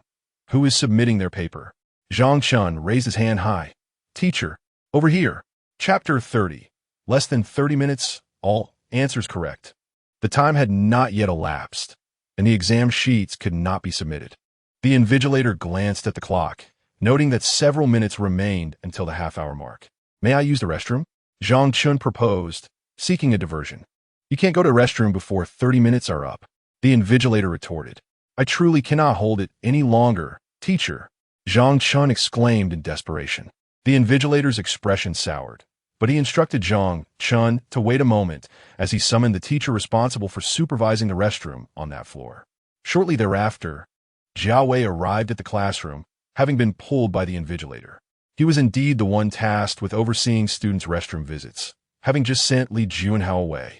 Are you the one who needs to use the restroom? Jiao Wei scrutinized Zhang Chen with an appraising gaze, hands on hips, and stated sternly, the time hasn't elapsed. Hold it in. Recognizing Jiao Wei as his own teacher and the instructor for mathematics, Zhang Chen felt less inclined to adhere to formality. Having already completed his exam, he was not concerned about his sheet being confiscated over a few minutes. Li Juanhao didn't take this exam, and Bai Shiruo didn't either. If you take my paper, the entire class's average will plummet several tiers. I really cannot hold it any longer. Teacher, I'm leaving, Zhang Chen declared, rising abruptly and feigning urgency as he rushed out of the classroom. Wait, huh? Jiao Wei was momentarily taken aback, but he hastened to follow. If a student truly could not hold it, he had to accompany him to prevent any misconduct. However, as they reached the stairwell, Zhang Chen turned to Jiao Wei and announced that he had already submitted his paper and that there was no need for Jiao Wei to accompany him. With that, Zhang Chen dashed downstairs. Jiao Wei was left bewildered. What has happened? Submitted already? Before he could fully process the situation, Zhang Chen had already put considerable distance between them. After a fruitless chase, Jiao Wei returned to the classroom, where the time had indeed surpassed 30 minutes. He approached Zhang Chen's desk and squinted at his answer sheet. The invigilator came over, noticing that only Jiao Wei had returned, and inquired, What happened? Where's the student? He claims he has submitted his paper, Jiao Wei replied, examining the sheet closely. The invigilator, also a mathematics teacher, had seen the exam beforehand. Upon hearing that Zhang Chen had submitted his paper, he could not help but chuckle lightly, shaking his head in resignation. These students today, submitting their papers before 30 minutes are up. Just a moment ago, I told him he couldn't submit yet, and now he's gone to the restroom and hasn't returned. Parents work so hard to send them to school, and yet, Zhao Wei paid little mind to the invigilator's musings, his focus intensifying as he scrutinized Zhang Chen's answers. The more he examined them, the more he noticed a troubling resemblance to the answers he had previously seen. Noticing Zhao Wei's intense concentration, the invigilator leaned closer and remarked, "The difficulty of this exam seems quite substantial. It appears to have been designed by the teachers from number 7 middle school, likely to play with the student's mentality." "Indeed, it is quite substantial." Zhao Wei nodded in affirmation. "Is there an issue with this paper?" he inquired. "No, just take a look," Zhao Wei replied, shaking his head as he handed the paper to the invigilating teacher. "Wow, you finished it so quickly? Completed the multiple choice questions?" The invigilator took the paper and began to examine it closely. He did rather well. Not just well, this young man seems to have answered everything correctly," Zhao Wei stated with a serious expression. "What? In under 30 minutes, he has answered all questions correctly on a paper of this difficulty level." The invigilator glanced at the names and student numbers affixed to the desk. Zhang Chen. "Which class is he from?"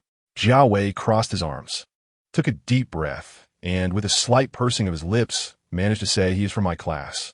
The supervising teacher was left speechless. Chapter 31. The Search for the Missing by Shu. They scoured every corner of the campus, yet found nothing. Chengge. If the school yields no results, then it must lie beyond its confines. Zhang Chen wiped the sweat from his brow, pondering aloud. Shall we venture outside? Li Juanhao lifted his gaze to the wall closest to the crooked tree, a secret passage they had often used to escape classes in the past. Indeed, Zhang Chen nodded, promptly taking the lead to climb the tree before him, muttering as he ascended, "This marks the first time I've ever climbed a tree to leave school." Li Juanhao, hearing this, exclaimed, "Huh? Were you not the one who led us through here before?" Zhang Chen smirked. "I meant the purpose of this excursion is entirely different from before. It's a first in that regard." "Oh, I see." Before long, both had skillfully scaled the wall. Suddenly, a short-haired girl ambled to the base of the crooked tree they had just traversed. She looked up at them, arms crossed, her tone icy as she inquired, "Which class are you from?" "Run." No sooner had she finished speaking than the two leapt down from the wall, leaving the girl standing beneath the tree, unanswered.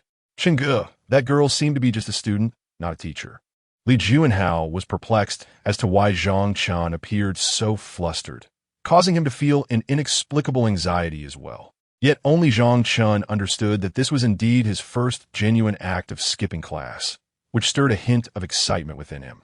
Thus, upon hearing the girl's voice from the other side of the wall, his body instinctively reacted, propelling him downward without a thought about her identity. However, Zhang Chen remarked, "I know, I'm anxious to find Baishua. Have you noticed that you're speaking rather cryptically? Let us hurry." "Oh, right. At the North Shirt Internet CAF. You just stay put and don't move. We won't harm you. Once they finish their exam later, we'll let you go." The leader, a tall figure with green hair, addressed by Shaw, all while engrossed in a game and puffing on a cigarette. Behind him sat a few delinquents, leaning against their chairs, effectively cornering by Shaw against the wall. Hearing the green-haired 1's words, a curly-haired boy playing nearby turned his head, cigarette dangling from his lips. "Isn't that a bit unreasonable? How can we report back without a show of force?" "Well then, how about we slap her twice? Snap a photo?" The green-haired leader found this suggestion plausible and proposed it. The curly-haired boy nodded in agreement. "Then we'll give you 2 slaps and take a couple of pictures, and this will all blow over, all right?" The green-haired one leaned closer to Baishua, speaking softly. Baishua lowered her head, too frightened to respond. Was this a negotiation? If so, did she have the right to refuse? Clearly, this was not a discussion, but rather an ultimatum. Regardless of her silence or speech, she could not escape the impending consequences of being struck. Yet, she found herself bewildered by the audacity with which they spoke of such matters, as if receiving 2 slaps was a boon bestowed upon her. Before her stood a green-haired boy, his words akin to the whispers of a demon. She could only wait quietly, watching the seconds tick by as they engaged in their computer games, seemingly indifferent to her plight. The examination time had already surpassed its midpoint, and she was on the brink of missing the entire ordeal. Anxiety gnawed at her as the moments stretched on. The prospect of those dreaded slaps loomed ever closer. At last, the insidious whispers resurfaced. The green-haired boy exhaled deeply and stretched lazily. The time is nigh. It's nearly time. 2 slaps and a couple of photos sent to her, and this will all be over. Turning to Bai Shiro, he added, "Don't be afraid. It'll be over in a flash. It's not like we've truly harmed you yet, so why be so frightened? Who will do it?" asked the curly-haired boy as he stood up. "I will take care of it. You just capture the moment." "All right. Excuse me. Have you seen a group of delinquents with a girl in a school uniform?" She is about this tall with long hair that obscures her eyes. "I haven't seen her. Thank you. Hello. Have you seen a girl in the same school uniform as me walking with several boys?" She is roughly this height, with long hair covering her eyes. "Chingano, I haven't." The two scoured the vicinity for nearly 2 hours, but to no avail in locating Bai Shiro. Zhang Chen fell into contemplation. "Are you certain the last time you saw her was at the school gate?" "Absolutely. She was having lunch in the classroom at noon, and I figured she would take a nap afterward, but I didn't expect her to go to the gate. Then, during the afternoon exam, I realized she had been taken away." Zhang Chen furrowed his brow and sighed. What could she possibly want the school gate? "I don't know." Li Juanhao shrugged. Zhang Chen mused. "Unless someone called her out." "Huh?" Li Juanhao looked at Zhang Chen bewildered. "Yeah, it should be. Who could have possibly called her out?" "I don't know. Aside from her family and teachers, who else could summon her without raising suspicion?" Confronted by Zhang Chen's sudden reasoning, Li Juanhao could only stare blankly, scratching his head. "I." Zhang Chen squinted, suddenly realizing. "I can summon her. Therefore, if I can indeed call her forth, what could it be?" Zhang Chen glanced around. In the distance lay the North Shirt Park, the very site he had previously traversed with Bai Shiro. The North Shirt Internet CAF. Let's take a look. Arriving at the reception of the North Shirt Internet CAF, he inquired, "Hello, might you have seen a girl dressed in the same school uniform as ours?" Yes, over there," the receptionist responded, having formed a notable impression of Bai Shiro, especially given her company of several ruffians, while she donned a school uniform that starkly contrasted with theirs. Upon hearing this, Zhang Chen dashed towards the indicated direction, barely pausing to express his gratitude. Li Juanhao stood momentarily frozen, unable to comprehend how Chungu had deduced that Bai Shiro would be at the North Shirt Internet CAF. He promptly followed suit. Meanwhile, Curly was still conversing with Bai Shiro. "Close your eyes. We are merely conducting business here. Let us be understanding. I'll go easy on you." Obediently, Bai Shiro shut her eyes and tilted her head, exposing one side of her face to him. "Hurry up. Once we're done, we'll go collect our payment." Green Hair urged, holding up his phone. Curly raised his hand, and several boys encircled a single girl, rendering it impossible to see inside from the outside. However, this peculiar scene immediately struck Zhang Chen as odd as he approached. "Hey!" Zhang Chen shouted at the group. Green Hair and his companions turned in surprise to face Zhang Chen. Curly, whose hand was raised in midair, hesitated, caught off guard. "Zhang Chen," Green Hair remarked, brushing his hair back, clearly astonished. Chapter 32 felt like a ray of light piercing through. Upon hearing the name Zhang Chen, Bai Shiro, who had already relinquished her resistance, slowly lifted her head to gaze at the figure outside. Indeed, she could see Zhang Chen not far from her, and it seemed he had noticed her as well. An intense desire for survival surged within her, and the calm despair in her eyes began to ripple. Tears started to gather in her eyes. She could hardly comprehend why, but the sight of Zhang Chen brought her to the brink of tears, and Zhang Chen, for his part, had indeed spotted her. However, given the current circumstances, he needed to maintain his composure. At the same time, he observed the green-haired man before him, quickly rummaging through his memories. In just a few seconds, he identified the relevant individual, Chung, who was a social misfit, a thug, known as Brother Hu. Thus, he called out to the green-haired man with a smile. "Brother Hu, what a coincidence. What brings you here?" Chung, who momentarily set aside Bai Shiro, making his way toward Zhang Chen. "I thought your figures looked familiar. Just finished my exam, came over to surf the net. What you all up to?" Zhang Chen feigned ignorance regarding their activities. "Oh, just picking up a job to teach someone a lesson. It's from your class. I believe you know them." Chung, who handed Zhang Chen a cigarette, nodding towards Bai Shiro. Zhang Chen, who did not smoke, accepted it nonetheless, turning to Bai Shiro with a calm smile. "I know her. Bai Shiro, with tears streaming down her face, looked at him, causing a pang in his heart. Got a lighter? Zhang Chen asked, his hand trembling slightly as he held the cigarette, attempting to appear nonchalant. Cheng-Hu picked up a lighter from the table and lit it for Zhang Chen. He took a skilled puff, slowly exhaling the smoke. Seeing this, Cheng-Hu inquired with curiosity, "Shouldn't you be the one handling such matters? Why is she coming to me?" Zhang Chen, upon hearing this, surmised that it was indeed Su Yu's doing. "Oh, we had a falling out. Ah, women, such a hassle." Zhang Chen licked his lips, adopting a similarly carefree demeanor. "Ha ha." Cheng-Hu clapped Zhang Chen on the shoulder. "No wonder you have a point, women are troublesome." After exchanging a few casual words, Cheng-Hu waved his hand. "All right, I won't keep you. I need to wrap this up and go collect my payment from her. You do your thing." With that, Cheng-Hu turned to his companions, signaling that they could proceed. "Wait a moment, brother Hu," Zhang Chen suddenly interrupted. Could you let her go?" Zhang Chen gestured towards Bai Shiro. "Oh, why? Do you have a connection with her?" Cheng-Hu's eyes widened. "Just a bit. Mainly, I had a falling out with her and don't want her to succeed." This." Cheng-Hu hesitated. "Zhang Chen, I've been paid for this. It's not easy to manage. I understand, brother Hu. How about this? Whatever she pays, I'll give you double." "Double?" Upon hearing that Zhang Chen was offering more, the curly-haired man behind him spoke up first. "Yes, double," Zhang Chen nodded. Beside him, Li Juanhao's eyes widened in astonishment. It was his first encounter with Zhang Chen's protective nature, and he was taken aback by the extent of it. Cheng-Hu, on the other hand, wore a skeptical expression, grappling with his disbelief. "Doubling the amount, in principle, is rather unreasonable, as you are aware.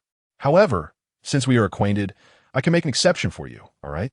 Zhang Chen curled his lips into a wry smile, suppressing a cold laugh within, and nodded in acknowledgement to Cheng-Hu. "I'll agree to 800, so you should offer 1,600 to 1,500 will suffice." Curly-haired fellow paused momentarily, recalling that the initial amount mentioned was 500. "Absolutely." Without a hint of hesitation, Zhang Chen promptly acquiesced, adding, "Though I haven't brought much cash today." As she spoke, Zhang Chen extracted several red bills from her pocket. Fortunately, she had replenished her finances during a recent visit home, allowing her to carry these extra hundreds, while the remainder remained in her rented room. "Here, S500. The rest can be settled in a couple of days, all right?" Observing Zhang Chen's candid agreement, Cheng-Hu was taken aback, while Li Juanhao stood there, utterly dumbfounded. 1,500. What a substantial sum for a high school student. Li Juanhao pondered. How had Bai Shiro become so significant? Such promptness surely indicated that it was feasible. Cheng-Hu had no concerns about Zhang Chen defaulting on the payment. After all, she was still a student, in stark contrast to the types he usually dealt with, who barely acknowledged academics. Moreover, the 500 already equated to his earnings from the day's labor, and the sum exceeded his expectations. "A couple of days is fine, but you must ensure she has the funds, right? Then, let her go." Zhang Chen gestured towards Bai Shiro. Cheng-Hu promptly turned to signal the two men gripping her arms to release her. "Come here," Zhang Chen calmly called out to Bai Shiro. In an instant, her response was akin to a divine revelation. She dashed towards him as though he were a lifeline, pursued by countless tormentors.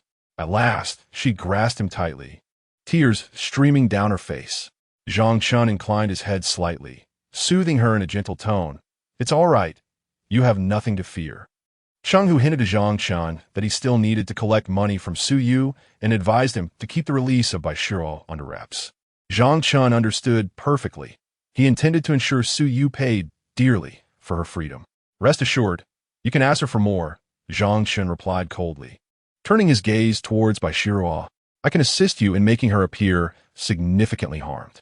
"Oh, that would be splendid."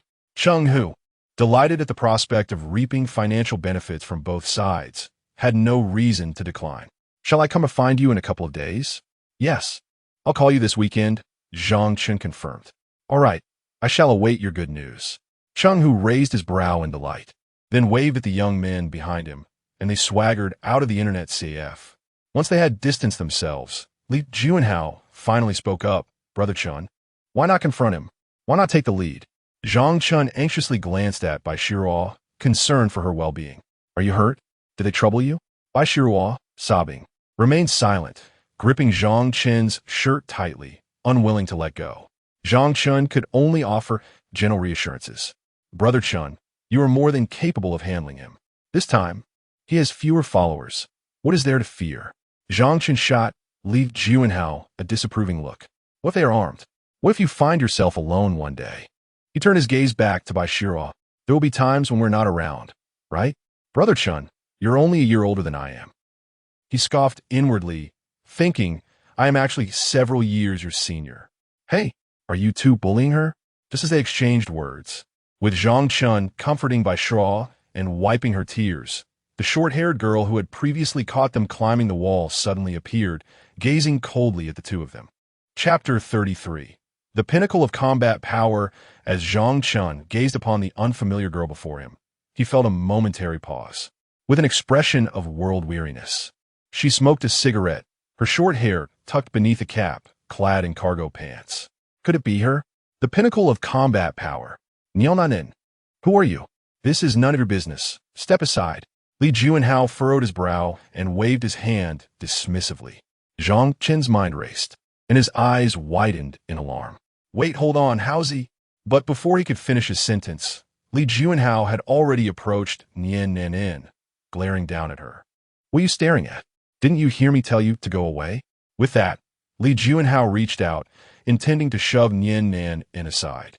In the next instant, Zhang Chen watched in pity as Li Juanhao was effortlessly brought down with a few swift movements. Oh dear! This brutal scene was almost too much to bear, and Zhang Chen instinctively shielded Bai Shiruo's eyes. Chen, brother Chen, help me. Li Juanhao, pinned helplessly to the ground, called out to Zhang Chen in desperation. I told you not to be so impulsive, picking fights with anyone you see. Zhang Chen shook his head, lamenting the situation. Turning to the girl who had subdued Li Juanhao, he offered a charming smile. So, you must be Nian, right? You know me? Nian raised an eyebrow, surprised that Zhang Chen knew her name. Calmly, she took a drag from her cigarette, maintaining her composure even as she held Li Juanhao down effortlessly. Oh, Sister Nan, how could I not know you? Zhang Chen replied, his smile broadening. She was indeed a formidable force, surpassing even the male protagonist in combat prowess, a true embodiment of the pinnacle of combat power. Not only could she handle her own, but the male protagonist would be easily subdued by her as well. With her assistance, the male protagonist would finally resolve the matter of Suyu bullying Bai Shiruo. However, in the original narrative, Nian suffered from a congenital heart condition. This ailment, which had transformed her from an exemplary student to one who indulged in hedonism, led her to abandon her studies, smoking, drinking, and skipping classes at her whim. Her appearance here suggested that she had recently transferred from the neighboring city's third high school. Had she not attended the joint examination today? Upon hearing Zhang Chen's words, Li Juanhao, sprawled on the ground, wore a bewildered expression. Huh, you know her? Why didn't you say so? Can someone please let her off me? I told you to wait a moment. Zhang Chen pouted, turning to Nian. You can let him go, but first, you need to release her. Seeing that Zhang Chen seemingly recognized her, Nian's previously disdainful and irritated gaze softened, and her tone became more agreeable. Zhang Chen glanced at Bai Shiruo, who clung tightly to him, feeling empty-handed as he smirked. Who is supposed to let go of whom here? You should be the one asking her to release me. Zhang Chen glanced at Nian Han, who gently consoled Bai Shiruo. After a moment, Bai Shiruo obediently released her grip. Observing this, Nian Han withdrew her foot from Li Juanhao, allowing him to turn over. Nian Han then approached Zhang Chen, scrutinizing him before shifting her gaze back to Bai Shiruo. Do they bully you? She inquired. Bai Shiruo remained silent, still reeling from the earlier incident.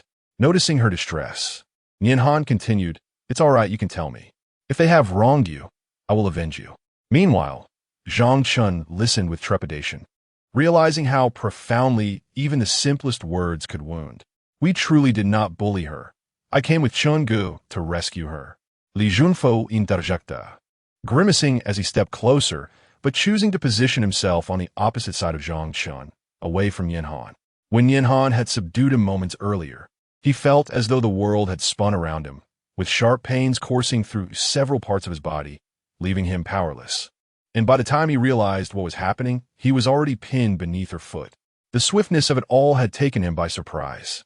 The only thing he could truly grasp was the remarkable strength of this girl. She could easily overpower him with one hand. Upon hearing his words, Nianhan turned to him. Instinctively, Li Juanhao hid behind Zhang Chen and continued, "Really? Didn't you see a person with green hair just now? We rescued her from him. To be precise, they had ransomed her for 500 yuan. Bai Shiruo paused, lifting her head to gaze at Zhang Chen.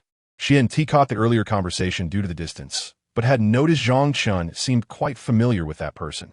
Never did she imagine such a sum could buy her freedom. Yet Zhang Chen appeared utterly unconcerned, as if it didn't weigh on his mind at all. "I've noticed you've been rather talkative today," Zhang Chen remarked, nudging Li Juanhao with his elbow to caution him against revealing too much in front of Bai Shiruo. Given Bai Shiruo's character, which was defined by a sense of gratitude, he feared that she might feel guilty and unwittingly subject herself to self-punishment upon discovering the truth. This matter was somewhat connected to him as well. Helping her was simply the right thing to do. He turned back to Bai Shiruo, their eyes meeting for a fleeting moment. In that instant, Zhang Chen's heart sank. It was clear she had indeed absorbed what had been said. "Nothing happened. Don't misunderstand. We were merely discussing game items," Zhang Chen hastily clarified, eager to alleviate any mental burden she might carry. "I wouldn't spend an entire month's worth of living expenses on you. What would I eat for the rest of the month?" Upon hearing this, Bai Shiruo lowered her head, tightly pressing her lips together. When she heard about the green-haired individual, Nianhan pondered for a moment before quickly recalling the incident. Upon entering, I indeed spotted a group of ruffians at the entrance, led by one with green hair. Turning to Bai Shiruo, I inquired, "Is what they said true?" At that moment, Bai Shiruo finally nodded, whispering, "They are here to rescue me." Zhang Chen raised his hands in a gesture of innocence. Observing this, Nian Nanhang chose to refrain from further comment. "By the way, Nanjia, how did you find yourself here?" The group pivoted back towards the school, despite the joint examination. Classes were still mandatory, including evening self-study sessions. "I was merely following you too," Nian Nanhang stated candidly. "I noticed you both when you scaled the wall." Zhang Chen was momentarily taken aback. So was she who had called out to them beneath the tree. I had never scaled the wall at school before. "It was only after seeing you both that I decided to give it a try," Nian Nanhang remarked with satisfaction, relishing the new experience. Zhang Chen, Li Juanhao. With that, Nian Nanhang turned her attention back to Zhang Chen, asking, "You still haven't told me how you came to know me?" Chapter 34. By Shiruo's looks? Sister Nan, your reputation is indeed far more illustrious than mine. How could I possibly be unaware of it? Zhang Chen wore a face full of sycophantic smiles, while Li Juanhao, with a furrowed brow, innocently leaned closer to Zhang Chen's ear and asked, "Brother Chen, how come I've never heard you mention this before?" Zhang Chen retorted, "I've noticed that your chatter today is exceedingly excessive. Do you realize that?" He playfully pushed Li Juanhao away, casting him a disapproving glance. "Is that so?" Upon hearing that her name had traveled from the third high school to the first high school, Nian Nan's usually placid demeanor showed a rare flicker of emotion. Yet Zhang Chen's infatuated expression made her skeptical. "Indeed, otherwise, how could I have recognized you so swiftly?" Zhang Chen fluttered his eyelashes and continued, "When I visited the third high, I heard them talk about you." "Oh, what do they say about me?" Nian Nan raised an indifferent eyebrow. "They said that you single-handedly defeated all the Zhou clan, and, at school, they didn't even dare to glance in your direction." Zhang Chen fabricated this tale with casual ease. The original text merely mentioned Nian Nan's invincibility at the third high, but did not delve into specific achievements. Moreover, Zhang Chen had never been to the third high and did not know anyone named Zhou. He merely concocted a name. It was likely that Nian Nan remembered the names of those she had bested. The Zhou clan? Nian Nan expressed her confusion and pondered for a moment without arriving at any conclusion. She turned to Zhang Chen and remarked, "I don't recall any formidable Zhou at the third high. Perhaps, Sister Nan, you might have effortlessly dealt with them?" Zhang Chen hastily shifted the topic. "Sister Nan, aren't you taking any exams today?" "I have no desire to take them," Nian Nan replied, gazing straight ahead, her tone indifferent. What about you? Aren't you taking any? We were just. Zhang Chen glanced at by Shiro, who had been silent behind them, then turned back to offer consolation. It's just an exam. There will be another chance next time. Bai Shiruan nodded in agreement. Observing this, Zhang Chen sighed. Pondering what this little head was worrying about this time, the group quickly returned to school, where exams had already concluded and many students were outside enjoying their dinner. Their appearance in school uniforms did not seem out of place. I'll take my leave first. Nian inquired about Zhang Chen's name and then chose not to linger with the group any longer. Sister Nan, which class are you in? Let us hang out together sometime. Zhang Chen eagerly attempted to latch onto her. Nian offered no response and walked quietly into the campus. She's ignoring you. Brother Chun, Li Juanhao remarked, gazing at Nan's retreating figure. Zhang Chen replied, I know. You need to repeat it. He smiled while putting an arm around Li Juanhao's neck, adding, have I not already mentioned that you are rather talkative today? Am I to be bested by her? No way. Please don't, Brother Chun. I'm merely standing up for you. Li Juanhao pleaded as he found himself in a chokehold, repeatedly begging for mercy. I was wrong, Brother Chun. I won't do it again. Zhang Chen, let's go out to eat. I'll use your card since I'm short on cash. Ugh. I brought my own food, which you can have. Bai Shiruo replied in a voice as faint as a mosquito. I'm a carnivore. Your meal resembles rabbit food. So I shall pass. Zhang Chen waved his hand dismissively, curling his lip. Bai Shiruo wanted to argue, but Zhang Chen had a point. Seeing her despondent expression, Zhang Chen had a sudden inspiration and pushed Li Juanhao aside. He leaned in and whispered to Bai Shiruo, if you wish to repay me, then here's what you can do. Skip the evening study session of the third period and come with me. Huh? Bai Shiruo was taken aback. What? Can't you fulfill such a small request? After all, I did save you. I don't. Bai Shiruo's cheeks flushed red from embarrassment. Can I think it over? As she spoke, tears glimmered in her crescent-shaped eyes, gazing at Zhang Chen with a look of pity. Her long bangs could not conceal the eyes hidden beneath. Zhang Chen felt a sudden pang in his heart, softening slightly. No, you can't think it over. Cancel your evening study session before tonight and come with me. Taking a deep breath, Zhang Chen glanced at Li Juanhao, who was busy purchasing pancakes from a nearby stall, and adopted a more assertive demeanor. Seeing Bai Shiruo's pitiful expression, one that seemed to invite teasing from anyone, he began to comprehend why people often bullied her. Every boy would have the impulse to tease her. This behavior must be corrected. He couldn't afford to be soft-hearted. Entrusting her to the dim-witted Li Juanhao would inevitably lead to trouble again in a couple of days. For her safety, it would be more prudent to escort her home himself.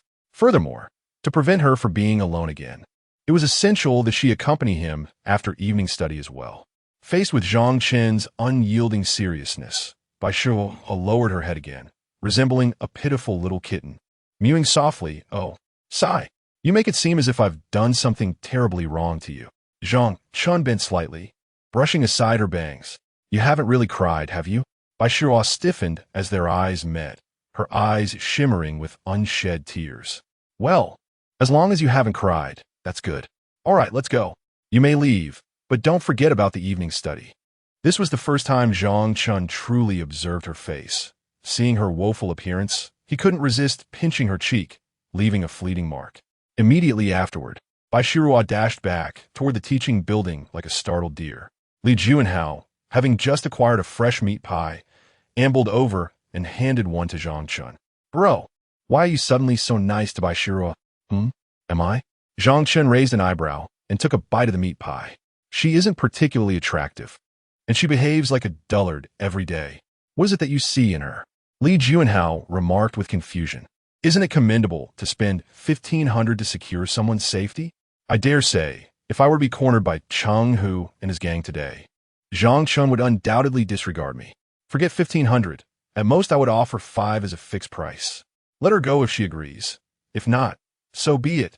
You may proceed as you wish. Upon hearing Li Juanhao claim that Bai Shiruo was not good-looking, Zhang Chen tilted her head and gazed at him, questioning her own hearing. What did you say? Bai Shiruo isn't good-looking? Well, I think she is. Average, Li Juanhao replied, his mouth half full of the meat pie, appearing dazed. Though it is true that only those resembling celebrities attract widespread attention in school, Bai Shiruo certainly does not fall within the realm of unattractiveness. Nan Xingwan and Xia Xintong are undoubtedly the star girls of the 7th high school. However, in terms of appearance, they are on par with Bai Shiruo, each possessing their own unique charms. Listening to Li Junhao's words, Zhang Chen couldn't help but chuckle, shaking her head as she patted his shoulder. I keep telling you to get a haircut. When did your eyesight ever fail you? Chapter 35, I Am Free. In the original text, the most prominent description of Bai Shiruo is her innate beauty. Despite her poor diet and unfavorable living conditions, coupled with her late nights and early mornings, she still manages to maintain a plump and fair complexion, with striking features and not a hint of dark circles under her eyes. Moreover, her bosom surpasses that of her pampered childhood friend by a considerable margin. Some individuals possess qualities that evoke envy, much like the elusive nature of talent, which cannot be envied or replicated. Thus, the notion that Bai Shiruo is unattractive is utterly unfounded. As the two conversed, they proceeded to dinner. After the meal, Zhang Chen and Li Junhao returned to the classroom, preparing for their evening study session. Before Suyu returned to the classroom, Zhang Chen took a seat beside Bai Shiruo, intently observing her as she completed her application to cancel the evening study session and submitted it to the office. Although Deng Xianbing was puzzled, he refrained from inquiring further, assuming that perhaps Bai Shiruo's family was occupied, and promptly approved the request. Once outside the office, Zhang Chen placed his hand atop her head and, amidst her bewildered expression, tousled her hair before applying several strokes of red pen to her face. Throughout this, Bai Shiruo offered no resistance, seemingly entranced as Zhang Chen playfully adorned her visage. After a few strokes, he smudged the ink with his hand, resulting in an effect akin to that of having been struck, imparting a subtly broken and wounded appearance. Done, Zhang Chen declared, surveying his handiwork with satisfaction as he clapped his hands and chuckled. Bai Shiruo's ears burned with embarrassment. She was oblivious to her present appearance, but the sight of Zhang Chen struggling to contain his laughter made her want to flee in shyness. She felt that if she ran away, it would signify her defeat, and he would likely cease his antics thereafter. Noticing her lingering confusion, Zhang Chen patiently explained his actions. Bai Shiruo bit her lip, fully comprehending Zhang Chen's intentions. Otherwise, she would not have so obediently allowed him to decorate her face. With that, she turned ahead toward the classroom. Wait, your lipstick has smudged. Let me touch it up, Zhang Chen called out, swiftly intercepting her with a mischievous grin. He smoothly unsheathed the pen cap and approached her with the red pen in hand. Zhang Chen, are you bullying Bai Shiruo again? Deng Xianbing emerged from the office, inadvertently catching sight of the two. What? No, old Deng, we're just having fun, Zhang Chen retorted. Having fun? Why don't you draw on your own face then? During the evening study session, Suyu felt a wave of satisfaction upon seeing Bai Shiruo's disheveled appearance. The money was well spent. Unbeknownst to her, Zhang Chen had previously submitted his exam early to come to Bai Shiruo's aid. Yet, despite her contentment, Zhang Chen's presence still left her feeling uneasy during class. How do you solve this problem? Do you have any notes I could borrow? Zhang Chen relentlessly seized Bai Shiruo's study materials, even insisting that she explain the questions to him. Bai Shiruo exhibited no resistance. Instead, she proactively handed her notes from other subjects to Zhang Chen. If you desire them, take them all, she offered. No need to give me everything. Zhang Chen waved his hand, verbally declining, yet accepting all without hesitation. Receiving them eased Bai Shiruo's heart somewhat. From now on, you might as well tutor me on the questions, Zhang Chen casually suggested. Ah, sure. I can do that, Bai Shiruo replied, her eyes sparkling with enthusiasm as she promptly agreed. Wait, are you serious? Zhang Chen paused, surprised. I was merely joking. I already have a top student from now, 7 high school tutoring me. Do I need another one? However, Zhang Chen did not hastily dismiss the idea, but instead inquired playfully, is that true? How much do you plan to charge me per question? Bai Shiruo shook her head vigorously. No, I won't charge anything. Free tutoring? Zhang Chen raised an eyebrow. Yes, Bai Shiruo stammered, her response hesitant. Observing her flustered demeanor, Zhang Chen chuckled softly, unable to resist teasing her. That's fine. But I already have someone helping me, and her grades surpass yours. Upon hearing this, Bai Shiruo instinctively bit her lip, contemplating how to advocate for herself, yet unsure how to begin. Zhang Chen watched her, curious if she could muster a reply. What should I do? After a lengthy pause, she finally blurted out, I'm free. Her face flushed crimson as she uttered those words, prompting Zhang Chen to nearly spit out the water he had just sipped. Puffed. Zhang Chen erupted in laughter, wiping his mouth before turning to glance at Bai Shiruo, who had buried her face in her arms on the desk. Even as she attempted to hide, the blush on her ears betrayed her embarrassment. Noticing this, Zhang Chen decided to relent, softly saying, All right, we can discuss this later. I'm not particularly fond of studying. Why would I need you to explain questions to me? As a top scorer in the college entrance examination, he already had a tutor at home, and with another at school, he hardly found himself in need of extra help. Instead, he preferred spending that time honing his writing skills in an internet CAF. Bai Shiruo, hearing this, pursed her lips again, ultimately replying obediently, She thought to herself that Zhang Chen's refusal was likely due to her own inadequate performance. After the second evening study session concluded, Zhang Chen rose and called for Bai Shiruo to pack her bag. The entire class turned to look at her, astonished to see her actually tidying up her belongings. So he was taken aback as well. What is going on? Is Bai Shiruo skipping the third evening study session? Zhang Chen walked directly to Bai Shiruo, taking her neatly packed bag from her, and calmly exited the classroom, with Bai Shiruo closely following behind. This action was not only to inform the class that Bai Shiruo would be accompanying him from now on, but also served as an implicit warning to Su Yu. It remains uncertain whether Su Yu will continue her mischievous antics, but it is evident that henceforth, no one in the class will dare to bully Bai Shiru again. Once the two exited the classroom, the remaining students erupted into fervent discussions, their gazes inevitably shifting towards Su Yu, who was often associated with Zhang Chen. It is unclear what transpired, yet memories of the previous incident where Luo Hao, the victim of Zhang Chen's reprimand, came to mind. Luo Hao, now enlightened, squinted knowingly. No wonder. She has become a subordinate to Zhang Chen. Thus, my previous suffering was not in vain. Upon stepping out of the school gates, Zhang Chen returned Bai Shiru's backpack and even offered her his own. From now on, you shall be my little brother. It's rather unbecoming for the leader to carry his own belongings. You should possess some awareness. With both backpacks slung over her shoulders, Bai Shiru resembled an adorable, constrained sandwich. Upon hearing Zhang Chen's words, she obediently nodded. Oh, understood. Where do you live? On Zhongxing Road. Huh? What a coincidence. I live there too. Perfect. Then you can carry my bag for me, saving us both from detours. As they walked side by side, their conversation flowed seamlessly, gradually fading into the distance. By the way, what time do you leave in the morning? Zhang Chen inquired once more. 7 o'clock, Bai Shiru replied, her hands clutching his backpack as she ambled along at a leisurely pace. So early. How about you bring me breakfast on your way? Chapter 36. Are you trying to instill confidence in a student ranked last? Zhang Chen jested as he walked ahead, but Bai Shiru took his words to heart, quietly noting down this expectation. Soon, the two arrived at the bus stop on Zhongxing Road. From a distance, Zhang Chen spotted Nanxing Wan, who was already waiting at the station. Isn't there an exam today? Why are you here?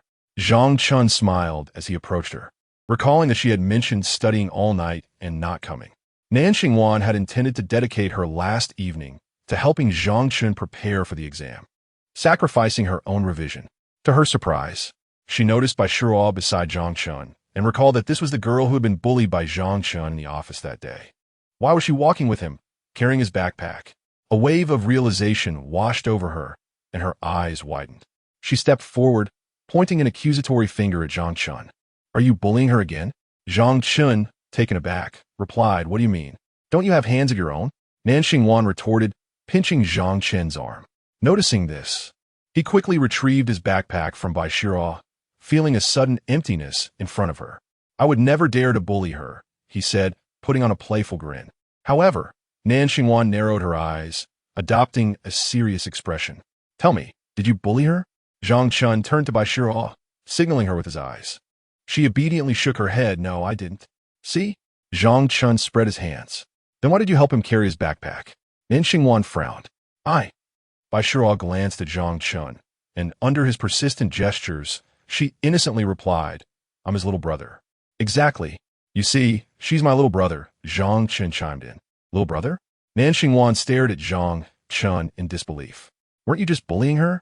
"Hey, let's not dwell on the past." Zhang Chen interrupted. "We're on good terms now. She is with me now, right?" Bai Shuo nodded enthusiastically. Nan Xingwan remained skeptical, so Zhang Chen continued, "By the way, little brother, where do you live?" "Just at the end of the alley," Bai Shuo truthfully answered. "All right, you head back then. One day, I'll come visit you," Zhang Chen said, patting her shoulder in a brotherly manner. "Remember, I live on the 3rd floor of that building. Don't forget to bring me breakfast tomorrow," he added with a smile, pointing in the direction of his home. "Oh, okay," Bai Shuo replied obediently, quietly noting the coordinates before preparing to leave. "Wait a moment," Nan Xingwan interrupted. "Are you really going to bring her breakfast?" Zhang Chen replied, "What is the matter?" The younger brother brought breakfast for the elder brother, which seemed inappropriate. Nan Xingwan bypassed Zhang Chen and walked straight to Bai Shuo, extending her hand to grasp the latter's. No need to pay him any mind, nor to bring him anything. Zhang Chen was taken aback. "Earlier in the office, I hadn't had the chance to thank you. If you had identified Zhang Chen at that moment, he might have been expelled by now." Nan Xingwan expressed her sincere gratitude. Bai Shuo, witnessing the scene, appeared momentarily dazed. No, he truly did not. "I understand. He must always bully you at school. Rest assured, if he dares to torment you again, just inform me, and I shall seek vengeance on your behalf." Zhang Chen interjected with disbelief. "How do you propose to exact revenge? With your empty threats?" Nan Xingwan's face darkened instantly upon hearing this, and she clenched her fists, pretending to strike Zhang Chen, who effortlessly evaded her. "I'll inform Aunt Chen that you bully female classmates at school." Nan Xingwan pursued Zhang Chen, striking playfully. Zhang Chen grimaced. Was this insidious tactic of snitching truly necessary? How vexing. After a brief exchange, Nan Xingwan and Bai Shuo learned each other's names, and Bai Shuo bid farewell, walking deeper into the alley. Zhang Chen and Nan Xingwan strolled along the street lined with lamps toward the residential buildings. At this juncture, Nan Xingwan, with a worried expression, inquired, "How did the exam go today?" Zhang Chen feigned contemplation, furrowing his brow. "A bit challenging. Which subject? Language or mathematics?" "Both are difficult," Nan Xingwan sighed. "It seems passing is out of the question. Hey, could you perhaps have a little faith in me?" Zhang Chen tightened his brows. "However, your intuition is correct. Both subjects were quite tough, especially mathematics." Nan Xingwan elaborated, "I believe to pass with a score of 90. You need at least 110 or 120 based on your previous performance." "Is it truly that difficult?" Zhang Chen raised an eyebrow. "Then wouldn't you only be able to score around 100? "Not quite. This time, the exam was set by our teachers from the 7th middle school, and we certainly have a better grasp of the questions than you do based on my calculations. I estimate my score will be around 125, Zhang Chen remarked. "Why do I feel an urge to strike her upon hearing that? Wait, didn't I used to speak like that as well? Then there isn't much difference. Is there? What did you score last time?" 136. That's an 11-point difference indeed. The overall difficulty this time has escalated considerably, and the exam is particularly unfriendly to students from your school. Hence, Nan Xingwan observed Zhang Chen, worry etched across her face. "No wonder you claimed you wouldn't come today. Yet here you are now," Zhang Chen realized. Nan Xingwan continued, "However, the difficulty this time is quite high. I believe your homeroom teacher will consider the situation and perhaps be a bit lenient." She then turned to Zhang Chen and inquired, "How many points do you think you might score this time?" "Well, I think I should manage to pass," he replied. "What, 90 points?" "Yes." "Is that really true? If you score 90, where would that place you in your class?" "Typically, with a class of 60 students, I would rank around 20th to 30th. "What was your ranking previously?" "Last time I was 58th. 2 students were absent. The time before that, I was 59th. 1 student had a stomachache," Nan Xingwan remarked. "So that means you were almost last, right? You should hurry home. I'll help you review for tomorrow's comprehensive science and English exams." "Do you really have so little faith in me? Are you asking me to have confidence in someone who nearly ranks last?" Chapter 37. Will you cook for me if I wish to eat in the future? Upon returning home, Nan Xingwan briefed Zhang Chen on the pertinent knowledge points for the upcoming examination. It was nearly 11 o'clock, and she began to pack her backpack in preparation to leave. At that moment, Zhang Chen rose and said, "Don't hurry. Let's have a late-night snack before you go." "A late-night snack?" Nan Xingwan blinked in surprise. "There are still some noodles left in the refrigerator. It would be a shame to waste them while moving," Zhang Chen replied as he strolled into the kitchen. Nan Xingwan muttered under her breath, calling him a rascal, before setting her backpack down again and following him into the kitchen. "Aren't you always eating instant noodles? Do you have regular noodles too?" "Regular noodles are inexpensive," Zhang Chen said with a smirk. "A single cup of instant noodles costs 5 yuan, whereas this entire bundle of regular noodles also costs 5 yuan and can provide several meals." "Quite the resourceful one," Nan Xingwan remarked, leaning against the doorway.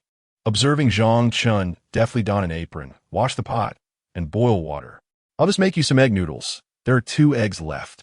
Zhang Chen tied his apron and retrieved the remaining 2 eggs from the refrigerator, cracking them into a bowl with a swift motion. He picked up chopsticks and began to whisk the yolks vigorously. Nan Xingwan pouted in disdain, yet her gaze softened as she watched Zhang Chen prepare the noodles. "Don't you have anything left over for me to eat? Hey, you're quite demanding. If I hadn't forgotten to buy you food today, I wouldn't even let you have this bowl of noodles," Zhang Chen retorted, his eyes wide as he poured all the noodles into the boiling water. "You must finish it before you leave. Otherwise, you're not going anywhere." Nan Xingwan stood by the door, giving Zhang Chen a scrutinizing look as she huffed. "That depends on how well you cook. Joking aside, do you not recognize who I am?" Zhang Chen replied confidently. Having been raised under the strict guidance of Zhang Lijun and Chen Juanru, he often dined at Nan Xingwan's home, which alleviated any concerns Nan Xingwan might have had about his culinary skills. Both the original and current Zhang Chen possessed impressive cooking abilities, particularly the latter, who had learned to fend for himself from a young age and could whip up delightful dishes effortlessly. Preparing a simple bowl of egg noodles was a mere trifle for him. In a short while, a fragrant bowl of egg noodles was ready, perfectly portioned and cleanly scooped from the pot. "Here you are, madam. Please enjoy." Zhang Chen presented the bowl of noodles at the dining table in the living room, neatly arranging the chopsticks with reverence. Nan Xingwan sat at the table, smiling as she pressed her lips together, her feet playfully paddling beneath the table. "You serve the dishes rather slowly, don't you?" "Your ladyship is correct," Zhang Chen replied, slightly bowing his head in acknowledgement. "Etiquette must be observed." Nan Xingwan stifled a chuckle, covering her mouth, and shot Zhang Chen a playful glare. "All right, I won't tease you anymore." With that, she picked up her chopsticks, blew on the noodles, and took a bite. Meanwhile, Zhang Chen tidied up the remnants at the desk. Before long, praises emanated from the dining table, where Nan Xingwan exclaimed, "Delicious! How could your cooking be so exquisite?" Zhang Chen, with his nose held high, beamed with pride. His culinary skills had garnered widespread acclaim in the original world. Even those studying to be chefs acknowledged his innate talent. They lamented that he had chosen the wrong path and did not pursue a career at New Oriental, for otherwise, he would surely have become a 5-star chef. Noticing Zhang Chen's self-satisfied demeanor, Nan Xingwan shot him an exasperated glance. However, acknowledging the delectable nature of the meal, she refrained from scolding him and instead inquired, "Will you cook for me again in the future?" "Absolutely not," Zhang Chen replied without the slightest hesitation, promptly dodging the question. The next moment, a pair of chopsticks came flying his way, striking him on the head. "How could I not cook for you, Miss Nan?" He chuckled, rubbing the back of his head. "I was merely jesting." "Humph," Nan Xingwan retorted, grabbing another set of chopsticks and puffing up her cheeks. "I suppose you possess a modicum of conscience." With that, she resumed devouring her noodles, her small feet swinging playfully beneath the table. After a while, as she patted her round belly with a sigh, Nan Xingwan looked in her bowl, noticing that a substantial portion still remained. "I can't eat anymore," she confessed innocently, turning her gaze towards Zhang Chen. Zhang Chen raised an eyebrow, retreating slightly. Who was it that claimed they could finish everything without letting me take a bite? A faint blush crept onto Nan Xingwan's cheeks as she took small steps closer to him. "Oh, Zhang Chen." Zhang Chen turned his head away, ignoring her plea. "You really can't eat anymore? You haven't even touched the egg. Don't let it go to waste." Nan Xingwan tugged at his shirt, stifling a laugh. "So, You want me to finish your leftovers? Am I your garbage bin? But you're quite the eater, aren't you? Go on, eat. Zhang Chen complained. In response to his grievance, Nan Xingwan merely continued to stifle her laughter, playfully pouting, "If I eat any more, I'll gain weight. You should finish it. Don't let it go to waste." Zhang Chen gritted his teeth, eventually poking her forehead with annoyance. "This is the last time. If you can't finish your meal next time, I won't cook for you." Nan Xingwan, closing her eyes from the poke, nodded eagerly. "All right, I promise I won't do it again." Subsequently, Zhang Chen poured the remaining noodles from her bowl into his own, devouring them without a hint of disdain. Nan Xingwan sat beside him, her eyes sparkling as she watched, her cheeks flushed as if she had just emerged from a warm bath. She mused to herself, if only it were more convenient, how wonderful it would be to enjoy his late-night cooking every evening. Suddenly, her thoughts shifted to Zhang Chen's earlier mention of moving. "By the way, when are you moving?" Zhang Chen slurped his noodles thoughtfully. "It should be this weekend or next weekend." "This weekend? That is just the day after tomorrow." Nan Xingwan paused, slightly taken aback. "Yes, indeed," Zhang Chen affirmed with a nod. Nan Xingwan, deep in thought, then asked, "What about that unfortunate classmate of yours? Will they be moving too? She's still quite early. I haven't even spoken to her yet." Zhang Chen pouted, as he has yet to settle down. And by Shiro, still has some work to do. "Oh." Nan Xingwan let out a soft sigh. "If you're moving this week, I can come over to assist you. I don't have many belongings, so it's unnecessary." Nan Xingwan pressed her lips together. "If that classmate of yours moves in with you, you must inform me." "Huh? Why?" "Oh, regardless, you must tell me." Nan Xingwan, somewhat irritated, stood up and walked towards her backpack. After securing it, she turned back and warned, enunciating each word, "If you fail to inform me and I find out, you are doomed." Chapter 38. The grading of mathematics papers following the joint examination. Teachers across various schools commenced the arduous task of grading the papers. In the case of larger examinations, such as the citywide joint test, even if the subsequent day falls on a weekend, teachers remain on campus to evaluate the papers, striving to promptly compile the results for the students. At prestigious institutions like No. 7 Middle School, the teachers have already worked overtime to finish grading the Chinese and mathematics papers, which were just completed the previous day. At this moment, after the students have completed their comprehensive science exams and enjoyed a brief respite, the teachers responsible for grading have received the freshly submitted mathematics papers from the afternoon session. Meanwhile, within the mathematics grading group, all the mathematics teachers are diligently assessing the students' work, albeit with an air of exasperation. "What on earth are we dealing with here?" one teacher laments. "The instructors from No. 7 Middle School truly do not regard the students from other schools as equals. How can they possibly set questions that are so biased towards their own students?" Each time No. 7 is entrusted with drafting the examination, they seem intent on undermining the students' morale. The previous physics paper was also crafted by them, and it was notoriously challenging, seemingly designed for their own students to excel. As the mathematics teachers continue their grading, they express their discontent towards the No. 7 instructors. At this juncture, the head of the mathematics group, Zhou Jiwei, gently taps his desk, attempting to soothe the atmosphere. "All right, regardless of the circumstances, this reflects the capabilities of our own students. We cannot place blame elsewhere. For the subsequent questions, let us ease the grading standard a bit and award more points, as we do not wish to demoralize the students with a dismal average score." Before he can finish, the teachers below continue their discourse. To avoid discouraging the students may prove quite challenging, given the current difficulty level. Our school's average score may barely reach 60. So far, I have not seen a single student score even 60 on the fill-in-the-blank section. The major questions are equally dismal. Once the results are released, how will it affect the students' confidence? By the way, how did Yin Ziffin from your class perform? What was his score this time? The mathematics teacher from the first rocket class inquires of his counterpart from the second class. Do not even mention it. He lost 15 points on the fill-in section. It will be a struggle for him to even reach 120. The teacher from the second class shakes his head before countering. What about Guo Kai from your class? He is fairly consistent. He should manage to score around 130, but he too lost significant points on the fill-in section. 10 points deducted. The two mathematics teachers from the only two rocket classes at the first high school engage in a discussion, recognizing that their students essentially represent the pinnacle of academic achievement at their institution.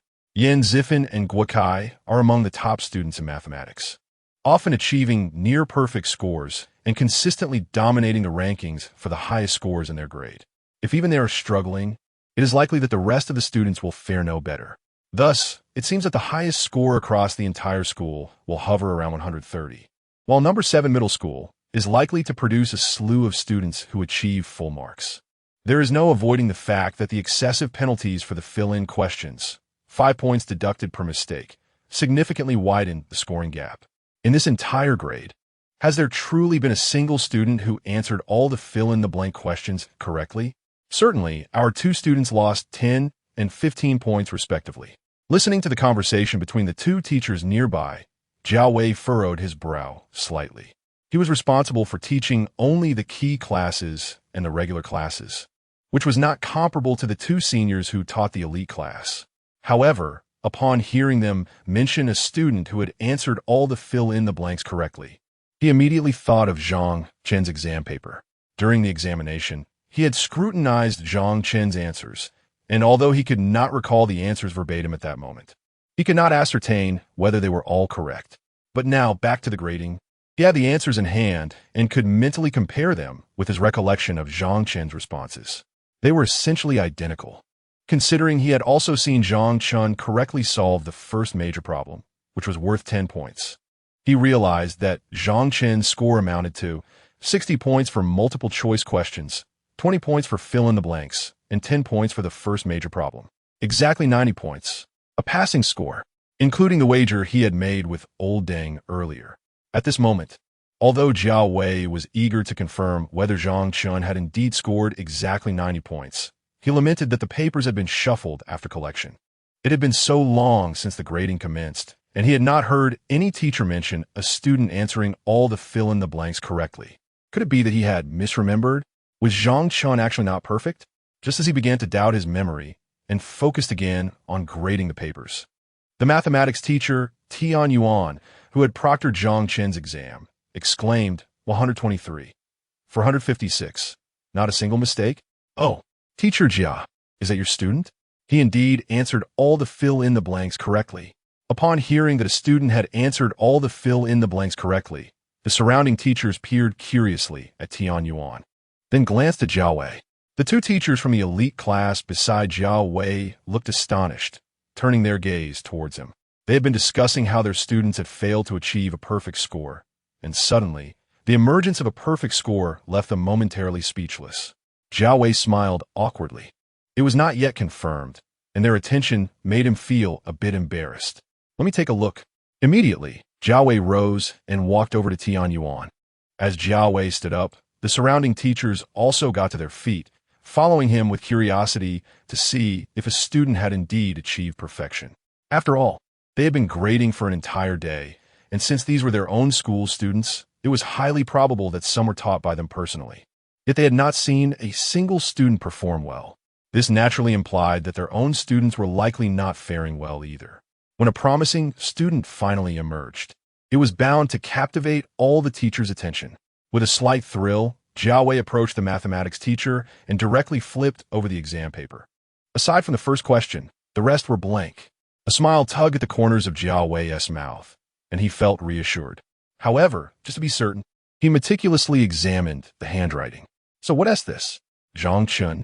Tian Yuan recalled vividly that at that time, Jiao Wei remarked that the student belonged to his class, nearly causing him to overheat his CPU in disbelief.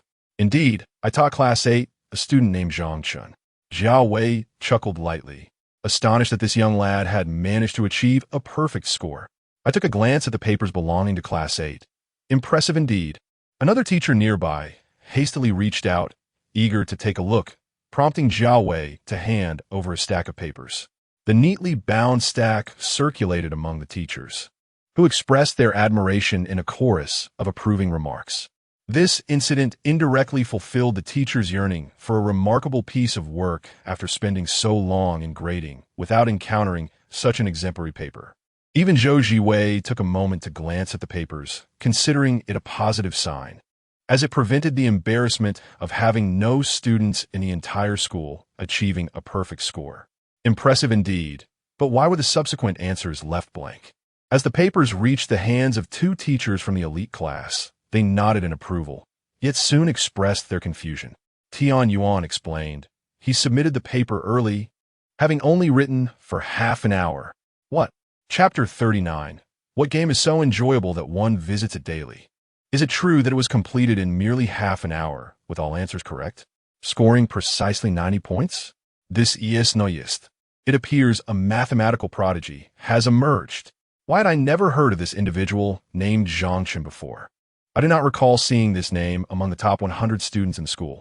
Upon the utterance of teacher Tian Yuan's words, the atmosphere among the teachers shifted subtly, as this remarkable achievement seemed rather suspicious. Xiao Wei, equally astonished and skeptical, recounted Zhang Chen's previous scores. He had consistently ranked at the bottom, scoring merely in the 30s or 40s, yet now he had excelled. The leap in his performance is indeed substantial. As the conversation unfolded, all teachers turned their attention to teacher Tian Yuan, who was responsible for supervising Zhang Chen during the examination. I did not witness any cheating, teacher Tian Yuan remarked. In the 12th examination room I oversaw, the student scores were quite similar. Who could he have copied from? That is a valid point, another teacher interjected. Could it be that there was a leak in the exam questions? After all, the papers from our school had yet to be delivered prior to the exam. What if there was indeed a leak from the 7th school, and he happened to memorize just those answers, unable to tackle the remaining questions? It seems rather coincidental that he finished just as time was called. One could not simply accuse him of cheating. If a student who previously scored in the 30s suddenly attained a score of 90, it might not be entirely implausible. However, the peculiarity of this particular 90 points raises questions. This instance was notably one of the more challenging examinations. In a moment, the majority of the teachers harbored doubts regarding Zhang Chen's results, finding them excessively peculiar. Were he to have completed the entire paper and then made significant errors on the later questions, one could attribute his perfect initial responses to mere luck. Yet, the fact that every question he answered was correct, coupled with his early submission, creates an impression of intentionality in his limited responses. Let us review the surveillance footage from the 12th examination room. That will clarify matters, Zhou Jiwei suggested, waving his hand to dismiss the topic. He did not place much importance on the performance of an ordinary class student. Rather than fixating on whether a student had cheated, it would be more prudent to reflect on how to enhance the overall mathematics scores of our school students. Why is it that among over 1,000 students, none have achieved a perfect score? Upon hearing this, the mathematics teachers present fell silent, returning to their respective stations to continue grading the mathematics papers. Meanwhile, at the prestigious Sex of Sweet City, the rankings were as follows. Wei Kongming, 114th, overall rank 443. Liang Jingna, 121st, overall rank 333. Lui Cheng, 134th, overall rank 78. Nan Xingwan, 130th, overall rank 109. Shun Tianyi, 145th, overall rank 32. Having just completed the comprehensive science examination, the results for yesterday's mathematics test were unveiled. Upon hearing the mathematics teacher announce the scores from the podium, Liang Jingna dramatically collapsed onto her desk, exhaling bubbles of despair. Why must they always read the entire school ranking aloud each time? How am I supposed to endure this? Wei Kongming also slumped onto his desk, his spirit hanging by a thread. Nan Xingwan was somewhat astonished by her own score, which surpassed her expectations, yet her ranking had declined compared to the last time. This test was supposedly more challenging. How did everyone perform even better?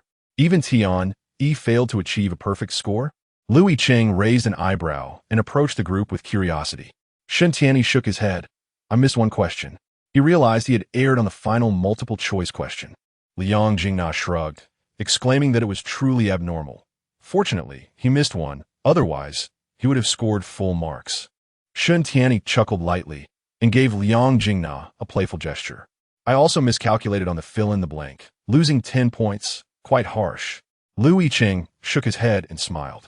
Had he answered everything correctly, he would have only been 1 point shy of Shen Tianyi. He then turned to Nan Xingwan, inquiring about how many fill-in-the-blank questions she had gotten wrong. Nan Xingwan lowered her head to calculate her score, ignoring him. However, Liang Jingna chimed in, responding for her. She missed one. The major question cost her a lot of points, haha. Impressive. Only missing one like Tianyi. What a genius. Louis Qing laughed. Shun Tianyi, upon hearing this, shook his head and remarked, 32nd place, hardly a genius. There are plenty ahead of me. That's different. If luck had favored you a bit more, it could have been a perfect score. How many perfect scores do you think there will be this time? Liang Jingna asked curiously. I estimate at least 20. At least half must be from Class 1, Shun Tianyi pondered, then added with a grin. First place still belongs to my sister Tong. A guaranteed win. Is Xia Xintong still as unyielding with her perfect scores? Absolutely. Who is my sister Tong? She has never vacated her position at the top of the first examination hall. Although Shun Tianyi had never attended the first examination hall, he had been to the second, the closest to the first, and had witnessed the true genius that is Xia Xintong.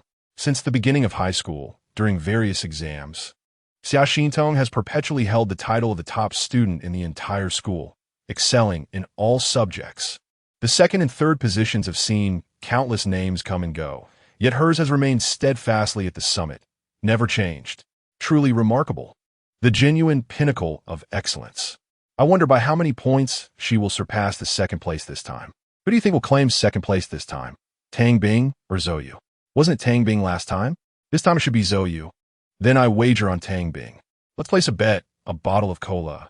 As the group gossiped about scores, Nan Xingwan calculated her own score, estimating it would be around 650. Even so, that would likely still leave her outside the top 50. Based on her current mathematics ranking, she would need to score at least 660 to secure a spot among the top 50 students in the school. Alas, I have to break my promise to my mother about ranking in the top 50. With my current performance, I wonder how Zhang Chen is faring. Will he face expulsion? As Nanqing pondered with concern, Zhang Chen was in a different world. Come on, Brother Chen, let's go play basketball.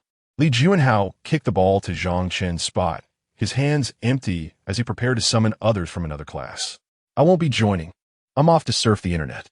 Zhang Chen waved his hand dismissively, preoccupied with packing his bag, intending to invite the still engrossed by Sure along. Surfing the internet again? What game is so enthralling that you play it every day? Writing, Zhang Chen replied with a slight grimace, revealing his weariness. What on earth is that? Chapter 40. Don't just stare at me. Say something. Li Junfo exclaimed. Oh, and Sister Nan will be coming too. With a sudden thought, he turned back to the group. Oh, if Nian Nanhai is going, I'm intrigued, Zhang Chen replied.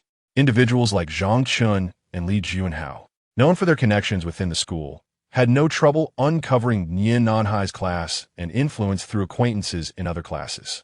Last night, Li Juanhao had gleaned pertinent information about Nian Nanhai from Chao Zheng of Class 13 and had managed to integrate himself into her circle.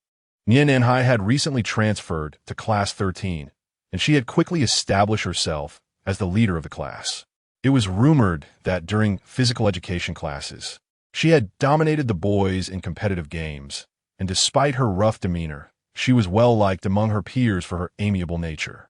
Additionally, her beauty was widely acknowledged, a fact that left Li Juanhao baffled. How could a girl who easily bested him physically also be considered attractive? She had a fierce countenance, often wearing an expression of disdain. Yet, he kept such thoughts to himself, still respectful enough to refer to her as Sister Nan. Shall I go take a look? Zhang Chen suggested, moving closer to Bai Shiru and covering the book she was reading with his hand. Bai Shiru obediently glanced up at Zhang Chen, about to speak, but was silenced by a warning finger. Like a cat caught off guard, she lowered her head and began packing her bag. At that moment, the noisy classroom fell silent. The homeroom teacher, Deng Xianbing, entered, his expression stern as he caught Zhang Chen in the act of bullying Bai Shiru once more. Zhang Chen, come to my office, he commanded, before turning and disappearing through the door. Zhang Chen was left bewildered. Pack your things. Come find me later, he murmured to Bai Shiru. Okay. She nodded in response. Zhang Chen then left the classroom with his bag slung over his shoulder. Li Juanhao and Duan Qinshu were equally perplexed. What's wrong with Morning Brother? One asked. I don't know. Zhang Chen inwardly lamented his missed opportunity to watch sister and play basketball. The original text had described Nian Nanhai's basketball skills as extraordinary, captivating the admiration of girls. He was curious to see how impressive someone of her stature, just under 1.7 meters, could truly be. For now, however, he had no choice but to follow Deng Xianbing to the office. The teacher's office was located at the far right end of their floor, connected by a short corridor to an additional classroom. This classroom was typically reserved for students repeating their senior year, and as they progressed to their final year, students who needed to retake classes were prioritized for placement in this room. Zhang Chen's class, which was the last in their grade, was Class 13, the very class that Nian Nanhai belonged to. Previously unnoticed, Zhang Chen recently discovered that the closest class to the office was actually Class 13. As he arrived, he happened to see Nian Nan being reprimanded by a teacher in the corridor. With the teachers busy in the office, Deng Xianbing refrained from taking Zhang Chen inside and instead began lecturing him outside. Nian Nan appeared to have grown weary of the teacher's repetitive admonishments regarding the dress code, attentiveness in class, and missed exams. With little time left to her, why should she care? Thus, she impatiently glanced around. Their eyes met, and she said, "Oh, what a coincidence. Are you being lectured to?" Zhang Chen pressed his lips together, entirely oblivious to Deng Xianbing's words, instead wearing a suppressed smile, achieving a silent understanding with Nian Nan. Noticing his expression, Nian Nan, for reasons unknown, discerned his feelings, her lips twitching slightly. This scenario was typically awkward, akin to encountering an acquaintance in a restroom stall, who knocks and says, "Oh, you're here too?" Yet in Zhang Chen's gaze, she perceived a sense of schadenfreude and amusement. Deng Xianbing, noticing Zhang Chen's distraction, followed his line of sight towards Nian Nan and admonished him. "Hey, I'm speaking to you. Where are you looking?" "Ah, I'm listening. Zhang Chen hastily nodded. "I ask you, are you still bullying by Shiru, following her around like a ghost? If this continues, you might as well go home." No, I haven't bullied her at all." "Then why are you always trailing her? Why did she suddenly stop attending evening study sessions when she was with you last night?" "It was just a coincidence." "It wasn't a coincidence before, was it? You said that was in the past. Now it's a coincidence." Deng Xianbing, witnessing Zhang Chen's shamelessness, struggled to suppress his retorts. In the past, if Zhang Chen had been defiant, it would have been easier for him to respond with direct reprimands, sending him home. But now, Zhang Chen seemed as pliable as cotton, rendering him at a loss. "I know for a fact that Baishiru didn't attend yesterday's math exam, and you submitted your paper early. What did you do?" "I didn't do anything," Zhang Chen protested, looking wronged. "Don't play coy. You know whether you did or not. Let me remind you, our agreement stipulates that you must not bully or disrupt other students. If you persist, you might as well go home." "No, I truly didn't old Deng," Zhang Chen pleaded earnestly, realizing Deng mistakenly thought he had bullied by Shiru again. Seeing that Zhang Chen remained unyielding, Deng Xianbing added, "And I just saw you bullying her again?" Zhang Chen exclaimed. "How did I bully her?" The absurdity of Deng Xianbing's accusations made Zhang Chen chuckle. He merely assisted by Shiru in packing her bag. How could that be construed as bullying? Surely he couldn't allow her to be left alone. To speak candidly, he has nearly become by Shirua's full-time bodyguard. What transpired yesterday? Why did you submit your exam early? Was it mere coincidence? Are you not concerned about the wager? Yesterday, Bai Shirua was harassed by some thugs outside, and I went to her rescue. Zhang Chen explained. How did you know she was being bullied? Zhang Chen found himself at a loss for words, as Li Juanhao had witnessed it. Why did those ruffians specifically target Bai Shirua? Deng Xianbing remained skeptical. At that moment, Bai Shirua, with her backpack slung over her shoulder, approached and noticed the two engaged in conversation. Seeing her, Deng Xianbing waved, signaling her to join them. Bai Shirua, may I ask why you did not participate in the mathematics examination yesterday? Did something happen? Upon hearing this, Bai Shirua paused, her gaze instinctively drifting towards Zhang Chen. Her watery eyes conveyed a sense of vulnerability.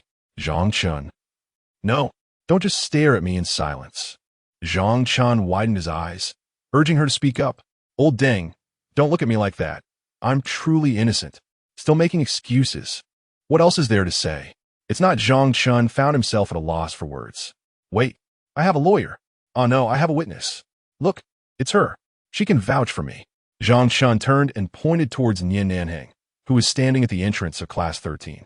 Nian Nanhang, with her hands in her pockets, was casually leaning against the wall. Suddenly being pointed out by Zhang Chen, she turned around with a bewildered expression. Chapter 41. The cold exterior and warm heart of Nian Nansong. This student was present at the time. She can testify that I did not bully by Shiroa. With unwavering confidence, Zhang Chen declared as he pulled Nian Nansong over from the entrance of Class 13. Although the original text portrayed Nian Nansong as aloof and unapproachable, her inner goodness and integrity were undeniable. She would certainly vindicate him. Upon hearing Zhang Chen's assertion, Deng Xianbing cast a suspicious glance at Nian Nansong. Can you vouch for him? No, I do not know him, Nian Nansong replied calmly. Zhang Chen was momentarily frozen, nearly choking on his own words. This does not align with the original narrative, does it? Nansong, please don't abandon me now, he murmured, inching closer to her. Nian Nansong had just been reprimanded by her teacher and was already feeling annoyed. Being summoned by Zhang Chen to act as his witness only added to her displeasure. Moreover, she was uncertain whether the situation was as Zhang Chen described. The victim was right before them. What was the need for her testimony? Teacher, Zhang Chen truly helped me. Bai Shiruan interjected in Zhang Chen's defense. Deng Xianbing waved his hand dismissively. Shiruan, refrain from speaking. I understand you are under his threat. Rest assured, I will advocate for you this time. Nian Nansong thought to herself, now I comprehend why they wanted to testify. Listening to their exchange, Zhang Chen appeared utterly innocent. No, that is not. Deng Xianbing shot Zhang Chen a glare before turning to retrieve a document from his office. Wait, teacher, I can testify for Zhang Chen. He did not bully this girl. Nian Nansong quickly amended her statement upon seeing the teacher's reaction. Deng Xianbing paused, taken aback. What made you suddenly able to vouch for him? I just forgot earlier. My memory isn't very sharp, Nian Nansong explained. You can ask my teacher for confirmation. Although Deng Xianbing did not teach Class 13, he was familiar with the teachers and students there, particularly the recently transferred student who seemed to have some physical issues. Though still skeptical of Zhang Chen's claims, he decided to reconsider. Zhang Chen finally let out a sigh of relief, internally bowing profusely to Nian Nansong. What exactly happened yesterday? Deng Xianbing inquired. Nian Nansong recounted everything she had observed the previous day, and her account largely aligned with what Zhang Chen and Bai Shiruo had said. After listening, Deng Xianbing begrudgingly accepted her testimony. To be cautious, he sent Zhang Chen away and opted to speak to Bai Shiruo privately. Though Zhang Chen found Deng's suspicion somewhat tiresome, he recognized it as a sign of his responsibility towards the students. He confidently exited, gesturing to Bai Shiruo to meet him on the playground later. Seizing the opportunity, Nian Nansong followed Zhang Chen to the playground. Thank you, Nansong, Zhang Chen expressed, his hands clasped in gratitude. She replied. Nian Nanhang's cold and indifferent response echoed in the air. Faced with her aloofness, Zhang Chen did not retreat as most would, but instead felt a deeper sense of empathy. For Nian Nanhang was not always of such temperament. Her illness, which seemed intractable, had transformed her into a prickly hedgehog, exuding an intense hostility towards everyone. Initially, she had been optimistic and resilient, but enduring such struggles inevitably led to fatigue. Moreover, her family could scarcely bear the financial burden of her medical expenses, forcing her to witness the daily anguish of her parents as they scrimped and saved for costly treatments. During her days of illness, she had dedicated herself to physical training and martial arts, gradually evolving into a formidable fighter. Even her current short hair was a result of her desire to shed the cumbersome buzz cut she had endured for so long, a hard-won growth she had achieved. Although she favored long hair, she lamented that she might never see it flourish. Nianjia, who did you learn martial arts from? Zhang Chen inquired, disregarding her indifference. I taught myself, Nian Nanhang replied, casting a sidelong glance at him, her brow slightly furrowed. Consider this a warning. Is that so impressive? And what about your basketball skills? I heard you dominated the boys in your class. I taught myself, she reiterated, inhaling deeply, visibly exasperated as she rolled her eyes. That's the second warning. I've heard your heart isn't in great shape. Is that true? Ugh, you're so annoying, can't you just leave? Nanhan sighed, having already issued 2 warnings, yet this persistent individual remained. She had never encountered someone as oblivious as Zhang Chen, unable to perceive her clear irritation. Just as she was processing his words, she narrowed her eyes at him. How do you know about my heart condition? He chuckled mysteriously. Nanhan's grimaced. Are you an idiot? Hey, how can you insult me? Zhang Chen retorted, feeling defensive. Spit it out, she urged, her patience wearing thin. I've mentioned your name. It's renowned in my circle. Zhang Chen cleared his throat dramatically. You are known for your valor in aiding the weak, redistributing wealth, being ever helpful, and even escorting elderly ladies across the street. Your reputation precedes you, flowing like an unending river. Nanhan stared at the seemingly unhinged Zhang Chen, her features tightening in disbelief. Yet she found herself inexplicably amused. For someone who had not long to live, she harbored a multitude of aspirations and quirks. She wished to leave a mark on the world, to be remembered. Yet her behavior, which pushed others away, contradicted her yearning to make an impression, leaving her in a state of internal conflict. Thus, she pondered whether she could adopt a different approach, perhaps by becoming a bully, allowing her to be more widely recognized. She never became the bully she aspired to be. Instead, she vanquished the school's tormentors and emerged as a champion for the weak, earning the affectionate title of Sister Nan from all. Although her aspirations did not materialize, she nonetheless left an indelible mark on the hearts of others. However, after transferring schools, the majority of her new peers no longer recognized her. Just yesterday, when Zhang Chen encountered her for the first time, he called her name and referred to her as Sister Nan, claiming to know her, which brought her a measure of joy.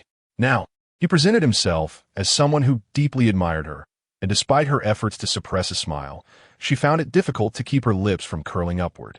Seeing that his persistence bore fruit, Zhang Chen cleared his throat and, in a bid to draw closer, said, Sister Nan, could you do me a favor? Nian Nanhua, feeling quite pleased, patiently responded, What is it? Well, I have a friend who is a bit timid. Could you possibly give him a good talking to? Chapter 42. Brother Chen takes the stage. Brother Chen is defeated. Given Yan Nan's character, one she has spent time with Bai Shihua, she would undoubtedly intervene should Bai Shihua face any harassment from Su Yu. In the original narrative, it was indeed Nian Nan who, while returning home with Bai Shihua, was intercepted by Su Yu and others. Unaware of Nian Nan's combat prowess, a large group was swiftly subdued by her, and Su Yu, unable to succeed in her bullying, was left with a psychological scar after a lesson from Nian Nan, leading her to refrain from indiscriminately tormenting others thereafter. Zhang Chen, at present, contemplated that it would be far more advantageous to let Su Yu experience the sensation of being bullied before acquiring definitive evidence of her misconduct. Your friend, could it be that she is? Nian Nan arched an eyebrow, looking at Zhang Chen with keen interest. Yes, it is she. Zhang Chen affirmed with a nod. Observing this, Nian Nan's expression remained unchanged, yet she did not decline.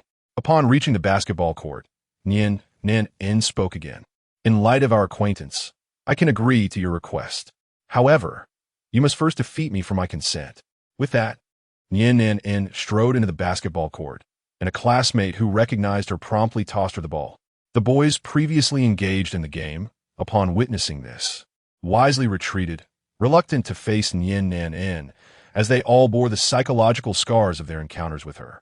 At this moment, Li Juanhao, already present in the court, approached Zhang Chen eagerly. Having just been playing, he had only caught sight of Zhang Chen walking alongside Nian Nan, unaware of their conversation.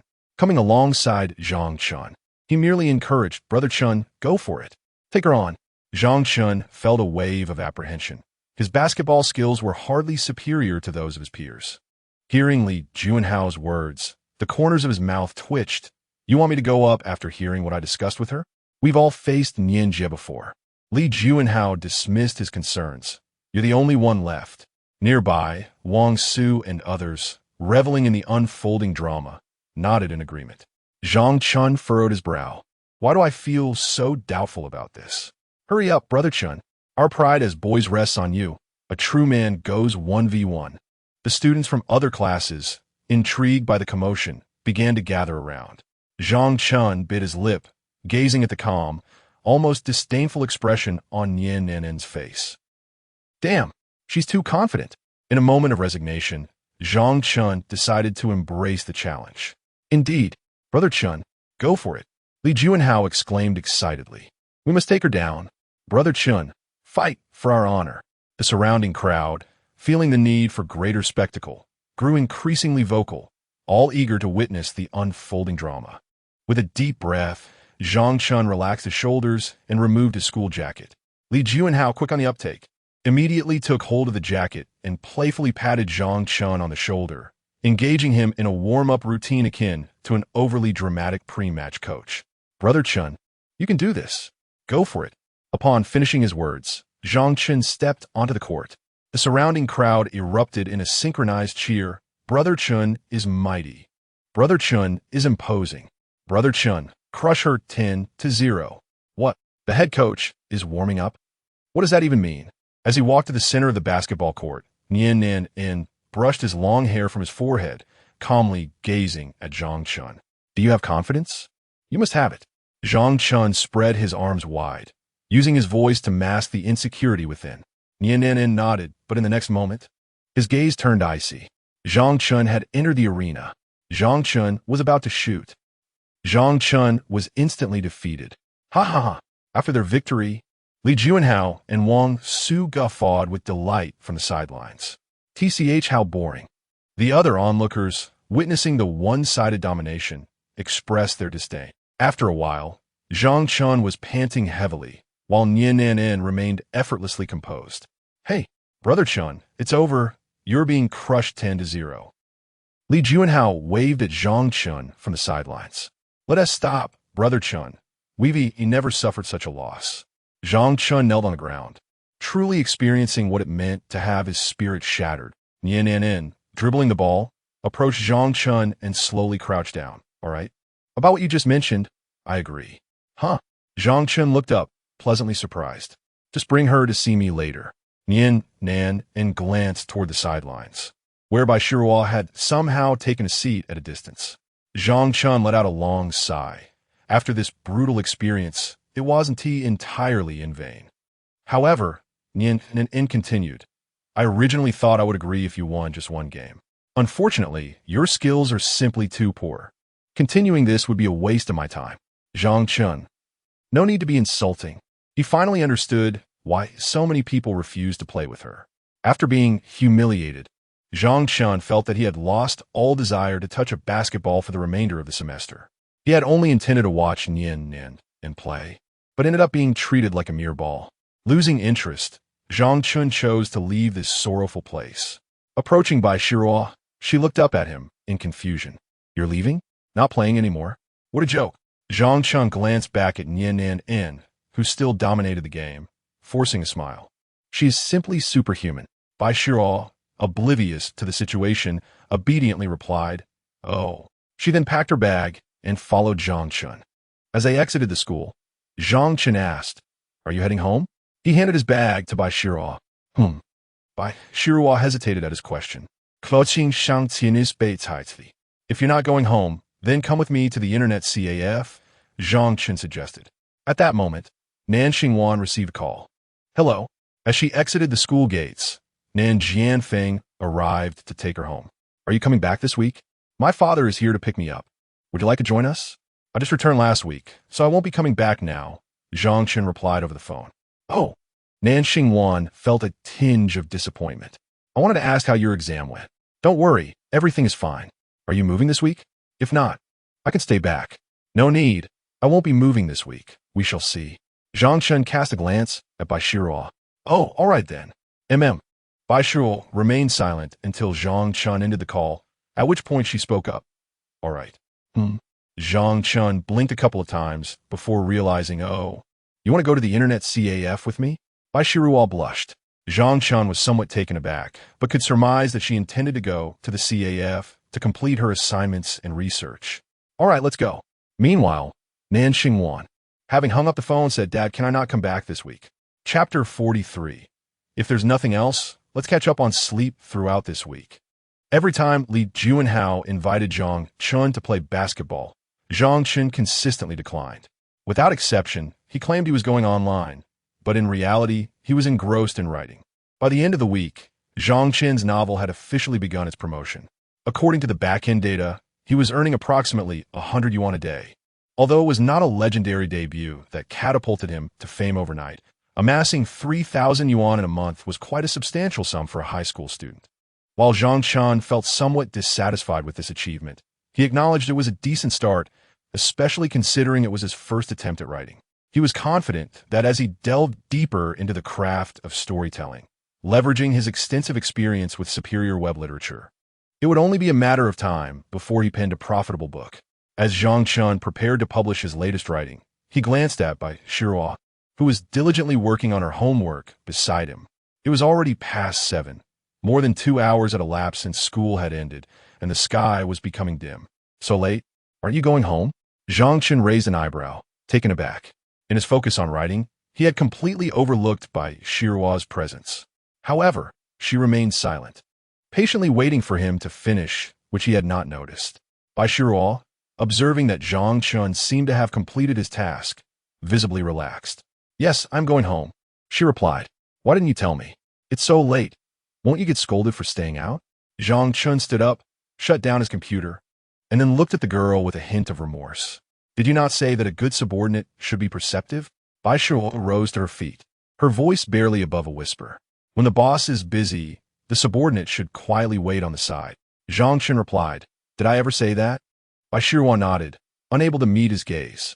Zhang Chen swiftly retrieved his backpack and gestured for her to hurry. "All right, let's go home. I'll walk you back." 10 minutes later, they arrived at the entrance of her apartment complex. "All right, go inside," Zhang Chen indicated towards the door of the stairwell.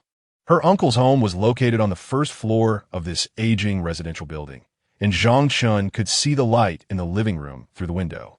Bai Shihua softly acknowledged, her steps appearing somewhat hesitant. "What's wrong? Are you reluctant to leave?" Zhang Chen teased. Bai Shihua's face flushed, and she lowered her head further. "Tomorrow, what would you like to eat? I'll bring it for you." "It's not necessary." Zhang Chen waved his hand dismissively, frowning. Earlier that morning, Bai Shihua had brought him fresh meat buns.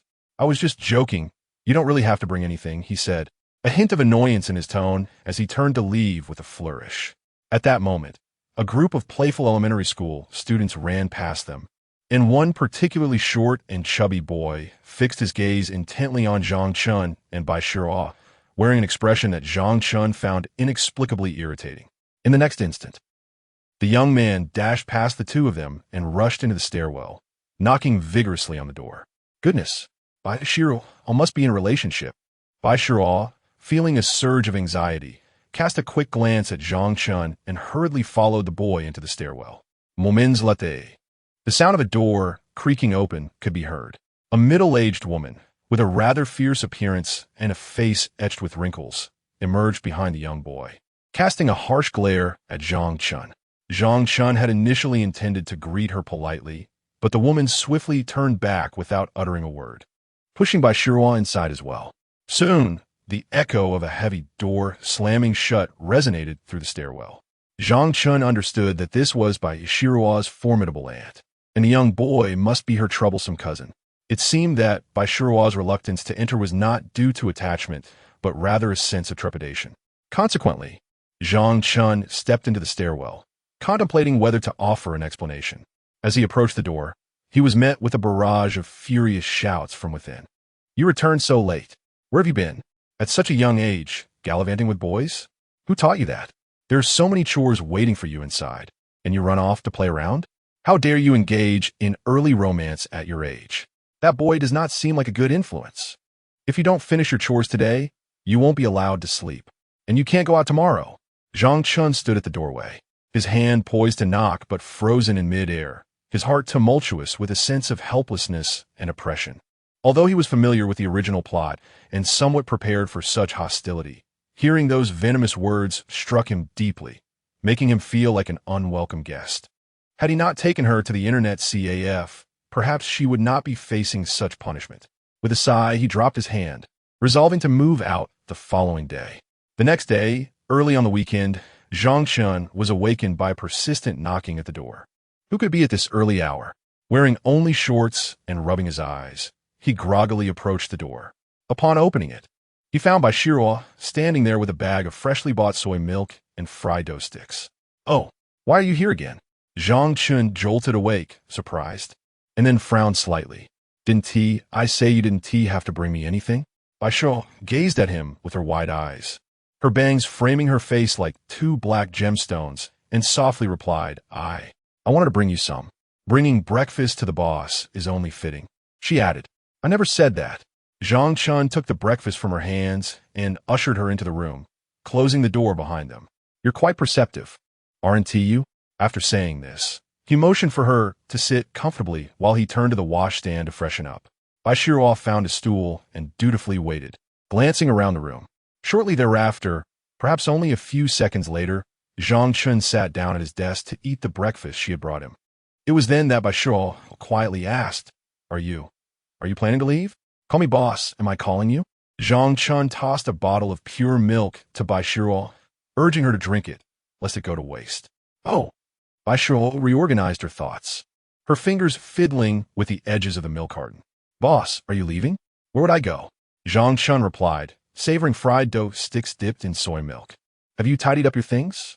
Baishiro observed the impeccably clean room and luggage, a stark contrast to the disarray she had encountered when she brought breakfast yesterday. "Oh, I'm moving. Would you like to come along?" "Moving? You're relocating?" Baishiro continued to fidget with the milk carton, meticulously aligning its corners. "Yes, today. I have quite a few empty rooms at my new place. Perhaps you should consider it?" Zhang Chen raised an eyebrow, adding, "Given that you are my little brother, I could offer you a discount on the rent." Baishiro kept fiddling with the milk, lowering her head in silence. Noticing her demeanor, Zhang Chen chose not to press further. "Where are you moving to?" Baishiro mustered the courage to inquire again.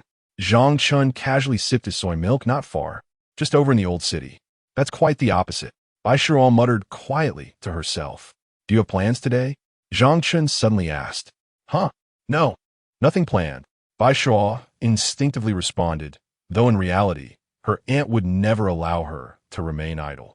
Zhang Chen gestured towards the bed. "If you have nothing to do, why not take a nap here?" Chapter 44. Caught in the act?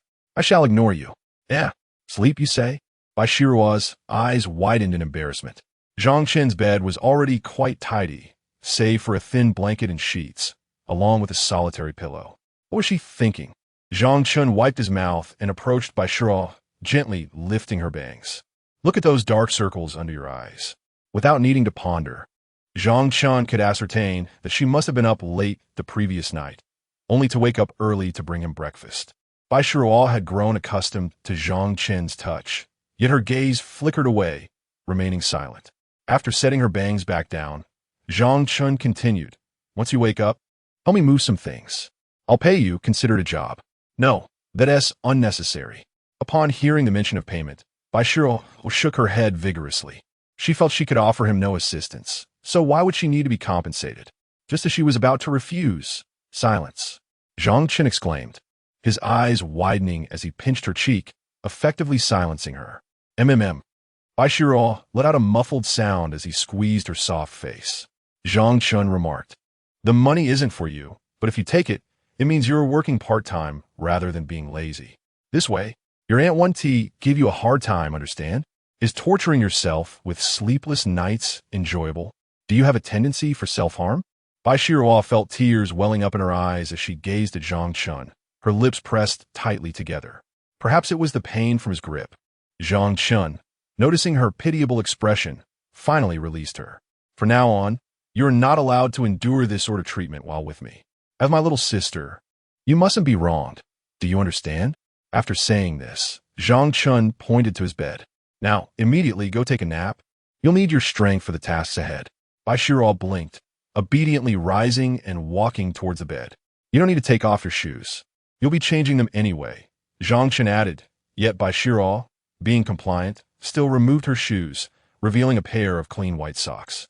She indeed hadn't slept much the previous night and felt utterly exhausted. Or rather, she had always been tired, merely enduring it. Quietly, she whispered to herself, just a short nap, just a little sleep. Before long, Zhang Chen noticed that the originally somewhat tense Bai Shiruo had settled onto his pillow, curling up comfortably and instinctively covering herself with his blanket. Zhang Chen. This silly girl is truly fatigued, what a trooper. He softened his movements and began to tidy up the luggage he had organized the night before. Time slipped away, and suddenly a knock echoed from the door. Odd. Who could be visiting so early in the morning? Zhang Chen murmured, glancing at the clock, which read just before 9 a.m.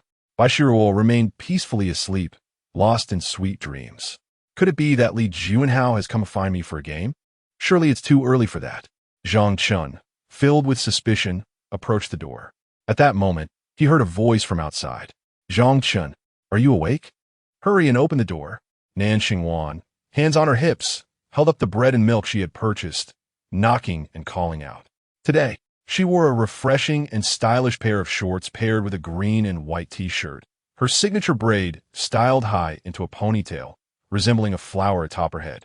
Compared to the monotonous uniform of their school, her outfit accentuated her inherently pure and lively demeanor to the fullest extent. Zhang Chen opened the door, momentarily captivated by Nan Xingwan's attire. He then glanced at himself, clad in flip-flops, floral shorts, and a loose t-shirt. Aren't you supposed to be going home? Zhang Chen asked, puzzled, suddenly feeling an inexplicable sense of guilt. Nan Xingwan lifted her chin slightly. I told my mother that since our grades haven't been released yet this week, I would wait until next week when they come out to go back. In fact, the results from their school would be announced today, and it was certain that someone would share them in the class group chat. Even if Nan Xingwan went home, it wouldn't prevent her from seeing her own results. Oh, I see. Zhang Chen nodded, not giving much thought to her staying behind. Noticing that Zhang Chen was still lingering at the door, appearing reluctant to let her in, Nan Xingwan said, Why are you standing at the door? Let me in. Zhang Chen hesitated for a moment and replied honestly, Be quiet. Someone is sleeping. Nan Xingwan was taken aback, then recalled Zhang Chen's numerous male friends, nonchalantly asking, Who is sleeping at your place? Saying this, she confidently walked into the room, but upon catching a glimpse of a female figure, her expression froze in surprise. Why is it a girl? Zhang Chen closed the door behind her. It's Bai Shi. She didn't sleep well last night and is catching up on some rest here. Didn't sleep well last night? Nan Xingwan turned to Zhang Chen, her gaze piercing. What happened last night? No, you're only hearing half of it. She didn't sleep well, so I let her rest here, Zhang Chen clarified. Oh. Nan Xingwan, upon hearing this, looked towards the peacefully sleeping Bai Shiruo, pouting slightly. I've never even slept on this bed. Then she inquired, Why did she come to your house so early? She brought me breakfast. See, there is still a sip of soy milk left. Zhang Chen walked to the table and finished the remaining sip of soy milk. I initially told her not to bring it, but she insisted. She is considerate like that. Nan Xingwan regarded Zhang Chen with a cold stare. Her earlier delight dissipating entirely. Then I won't let you have any, she said, stuffing the bread and milk she had brought into her bag, pouting in annoyance. Seeing this, Zhang Chen quickly seized the items from her hands. No, I'll eat it. You gave it to me, and I never said I wouldn't eat it. Haven't you eaten enough? Why are you still eating mine? I had no idea you were coming. Zhang Chen took a sip of milk and a bite of bread, his gaze towards Nan Xingwan imbued with heartfelt sincerity. You mentioned you had returned home, and given that a breakfast was delivered to my doorstep, it would be rather impolite to refuse, wouldn't it? Nan Xingwan cast a wistful glance at Zhang Chen, realizing that there was some truth in his words. Yet, she remained discontent. As her eyes wandered, she noticed that Zhang Chen's room appeared to be tidied up, with his luggage neatly arranged beside him. Did you not say you wouldn't be moving this week? Are you deceiving me? No. Allow me to explain. Zhang Chen, I shall ignore you. Chapter 45. Girls are truly hard to console. After a considerable amount of time, following Zhang Chen's explanations and embellishments of Bai Shiruo's unfortunate experiences, Nan Xingwan's initial anger began to dissipate. Upon learning of Bai Shiruo's plight, she felt a profound sense of guilt for her earlier resentment and warmly invited Bai Shiruo to stay for lunch. Subsequently, The two assisted Zhang Chen in his move. By noon, having completed the relocation, the trio sought a nearby restaurant for a meal. Throughout this time, Nen Xingwan showed great care towards Bai Shiruo, engaging her in conversation and ensuring she had ample food on her plate. Although Bai Shiruo was somewhat reserved, her demeanor complemented Nan Xingwan's vivacity perfectly. It was Bai Shiruo's first experience of genuine concern from friend. After the meal, Bai Shiruo decided to return home to complete her homework.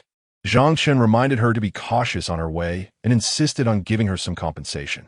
While Nan Xingwan had quelled her anger regarding Bai Shiruo, she still harbored resentment towards Zhang Chen for concealing his move from her. Consequently, throughout the morning, she engaged only with Bai Shiruo and avoided conversation with Zhang Chen as much as possible. Now that Bai Shiruo had departed, she prepared to leave as well.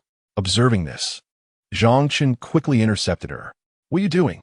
Nan Xingwan turned her head away, presenting Zhang Chen with an irritable view of her back. "Still angry?"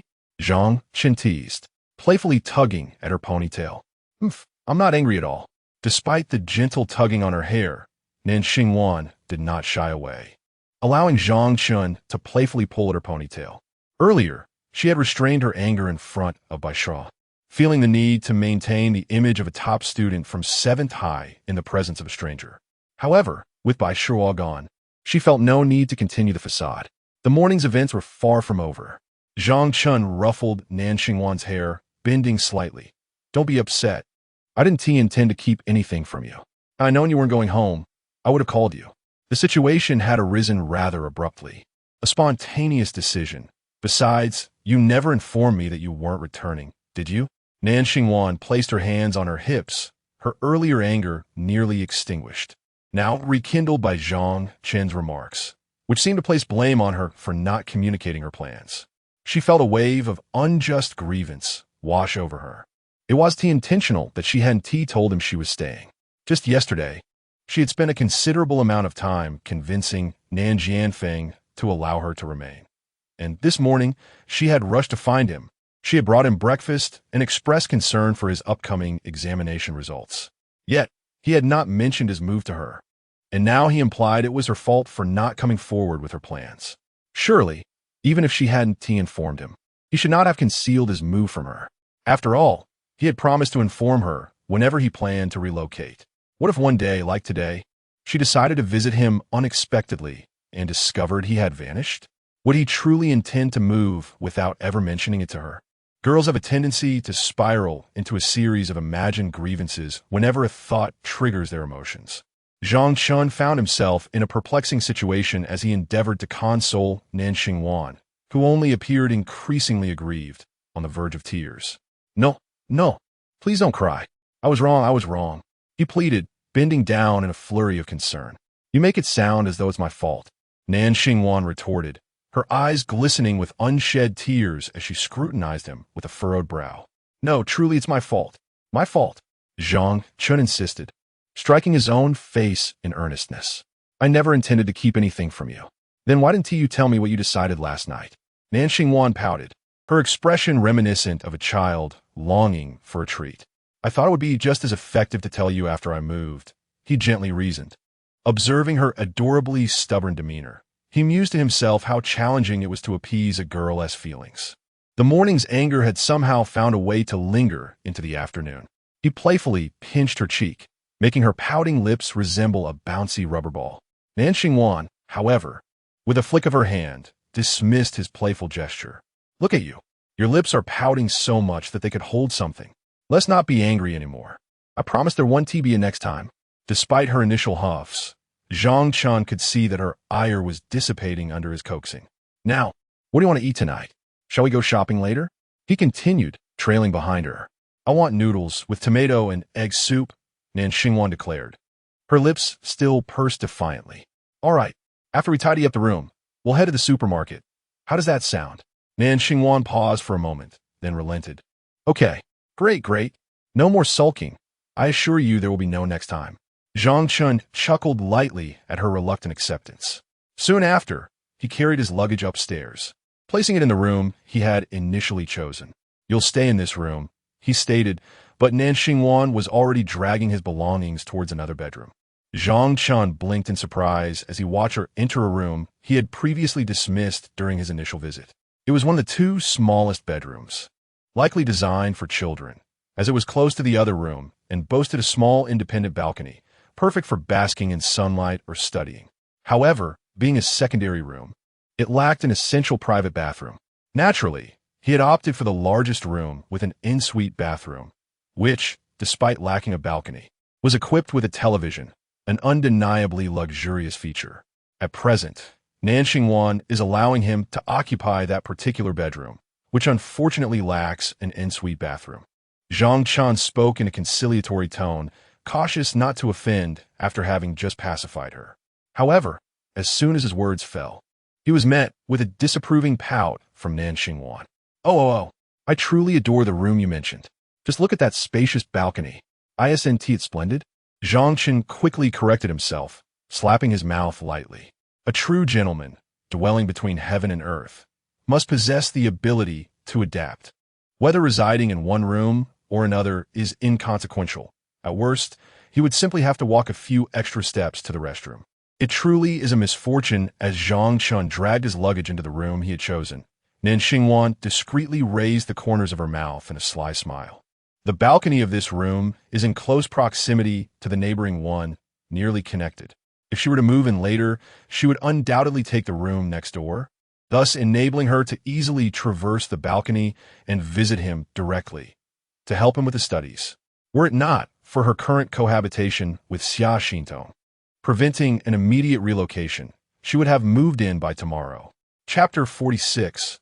Announcement of results. Soon after tidying up the room and arranging everything neatly, Zhang Chen and Nan Xingwan headed to the nearest supermarket to purchase fresh ingredients and fruits. In addition to eggs, noodles, and tomatoes, Nan Xingwan also selected an abundance of snacks. Why all these snacks? Zhang Chen inquired, bemused, as he observed the large bag of junk food in her hands. I'm going to eat them, Nan Xingwan replied, raising an eyebrow and quickly concealing her carefully chosen treats behind her back. These are mine. So many? Zhang Chen's lips twitched in disbelief. Well, don't just stand there. It's not like you have to pay, she said, as Zhang Chen prepared to settle the bill. Nan Xingwan gently pushed him aside, retrieving her adorable white wallet and paying for both her snacks and the essentials he had selected. Zhang Chen found no issue with this. Having someone else pay was quite agreeable. He promptly picked up all the items. With so much, are you planning to take it back later? Isn't there a supermarket over at your school? No, I'll leave it at your place for now, Nan Xingwan replied after completing the transaction, reclaiming the snacks from Zhang Chen's grasp. And you're not allowed to sneak any. Zhang Chen scoffed. Who would want your junk? He smirked dismissively and headed toward the exit of the supermarket, only to realize the implication of her words. You're staying in my place? You're still coming over later? Nan Xingwan playfully shoved a cheese stick in his mouth, nodding, of course I will. Oh! Zhang Chen raised an eyebrow, a silent smile forming on his lips. This is quite sweet. You mustn't sneak any. I'm keeping track, Nan Xingwan stated, tearing open a cheese stick for herself. Fine. Who would eat your childish snacks? Zhang Chen waved his hand in dismissal. Let us hurry back. I'll prepare your noodles. Humph. Nan Xingwan pouted, somewhat unconvinced, but upon hearing Zhang Chen mention cooking noodles, she perked up like a rabbit, smiling and nodding in agreement. Then she tugged Zhang Chen in the direction of home, breaking into a run. Why are we suddenly running again? Zhang Chen's mouth twitched, feeling a bit perplexed. The last time Nan Xingwan had sprinted like a rabbit, he had merely chased after her. This time, she was pulling him along. Faster. Nan Xingwan urged, not revealing the reason behind her excitement, as if some word Zhang Chen had uttered had triggered a glee within her. Puzzled yet amused, Zhang Chen found himself being led, running toward home against the backdrop of the setting sun.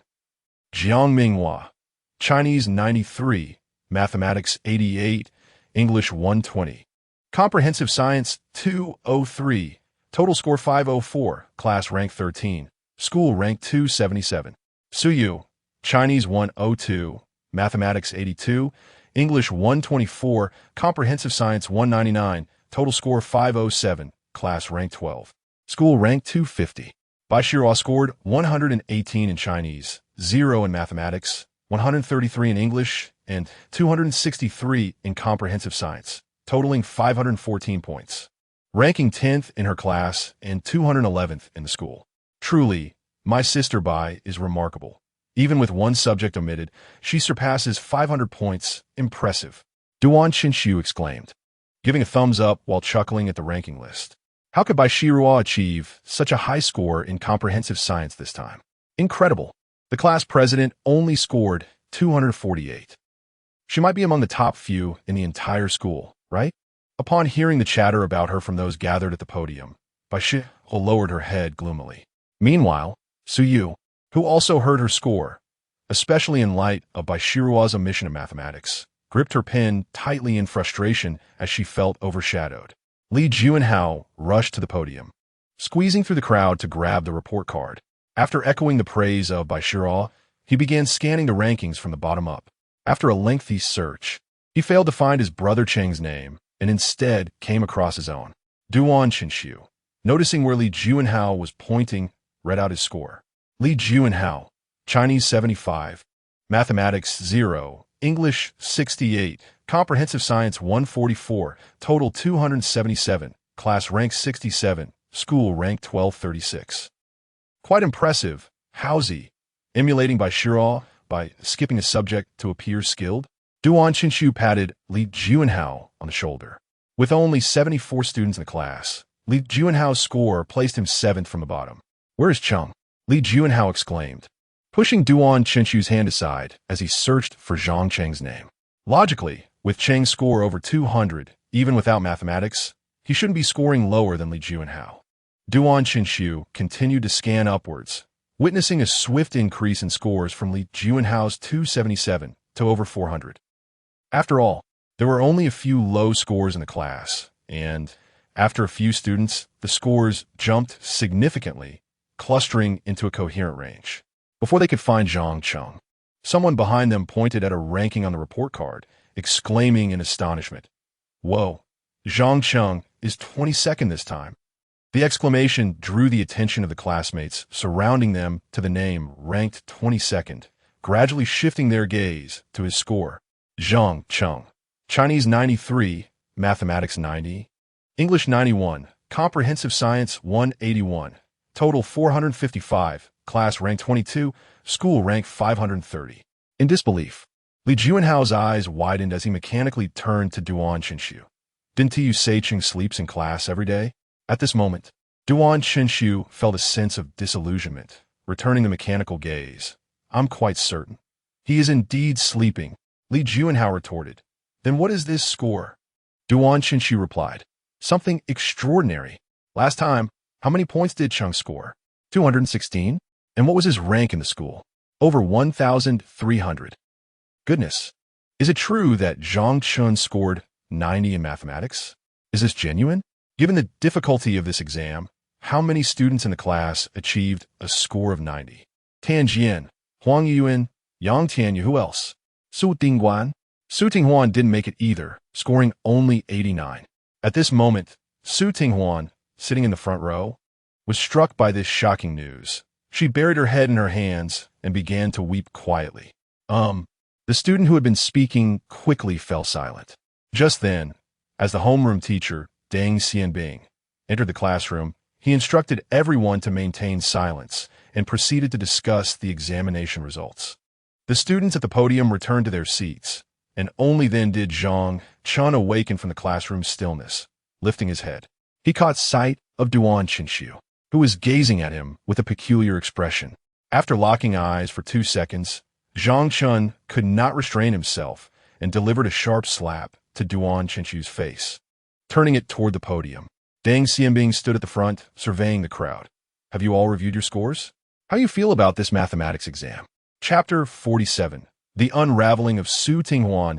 It was indeed a daunting challenge. This time, the mathematics exam proved particularly arduous. Upon hearing Deng Xianbing's remarks, the classroom erupted in lamentations. I too understood that this examination was rather difficult, especially in mathematics, as not a single student in our class managed to score a perfect 100. Deng Xianbing briefly scanned the score sheets. He had already reviewed them in his office prior to their release. Many students, upon seeing their scores, might have felt disheartened. Even the class representative for mathematics was brought to tears. Su Tinghuan remained with her head down, reluctant to lift it. Noticing this, Deng Xianbing cleared his throat and offered words of comfort. However, there is no need for despair. The average score across the school is low, and most students did not perform well. This reflects the difficulty of the questions, not your abilities. If you surpass the average score, you have done well. So do not lose heart. For instance, the average score in the adjacent class is merely 62, whereas ours stands at 67. Among parallel classes, we are performing relatively well. As Deng Xianbing spoke these reassuring words, the mood among the students who had been disheartened by their results began to improve. Although many appeared indifferent to the exam's outcome, they were still silently affected by the disconcertingly low scores. Unless one was like Li Juanhao, who completely disregarded academic performance. It was necessary for the homeroom teacher to offer such encouragement. Of course, when compared to the elite and advanced classes, the disparity in performance was glaring. Look at how difficult this exam was. Guofan from class 1 still scored 130. Their average score remained above the passing line, reportedly around 96. 500 words omitted. Nevertheless, despite the overall difficulty of the exam, there were still students in our class who made significant progress. For example, Luo Hao improved by over 100 places compared to his last exam. Zhao Jiayin achieved the highest score in English across the school, while Bai Shihua scored 263 in the comprehensive science exam, achieving a perfect score in physics. Naturally, I must also commend a particularly remarkable student. At this point, nearly the entire class turned in unison to gaze at one individual. Yes, you all know him well, Zhang Chen. Compared to his previous score of 216, Zhang Chen scored an impressive 455 this time, marking an astounding improvement of 239 points. His rank soared from over 1,300 to just above 500, an advancement of 800 places. The classroom erupted into enthusiastic applause. Every subject saw a doubling of his scores. Despite the challenging mathematics exam, Zhang Chen managed to pass. His previous score in mathematics was a mere 34, placing him at the bottom of the school rankings. This time, he achieved 90 points, ranking above 200 in the school.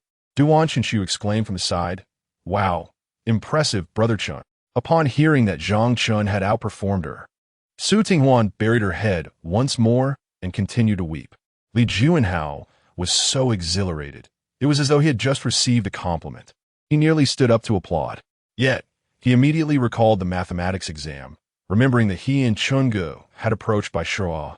How could it be that both he and Bai Shihua scored a mere 0, while Chunge, after just a brief effort, achieved a score of 90? If Su Tinghuan were to discover this, she would likely not only be in tears, but might even contemplate jumping off a building.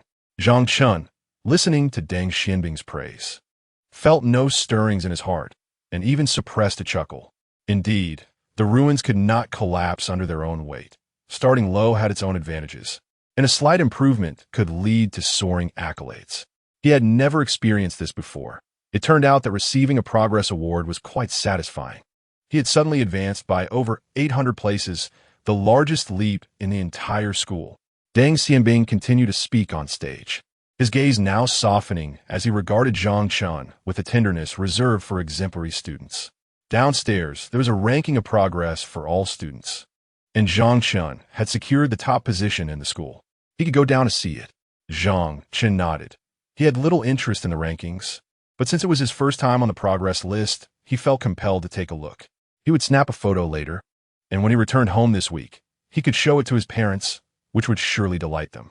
Deng Xianbing then discussed some exam details before gesturing for the class representatives to accompany him to the office to collect the exam papers. As soon as he departed, the classroom buzzed with excitement once more. Zhang Chen's classmates, whose grades were not particularly stellar, quickly gathered around him, calling out for him to share his secrets.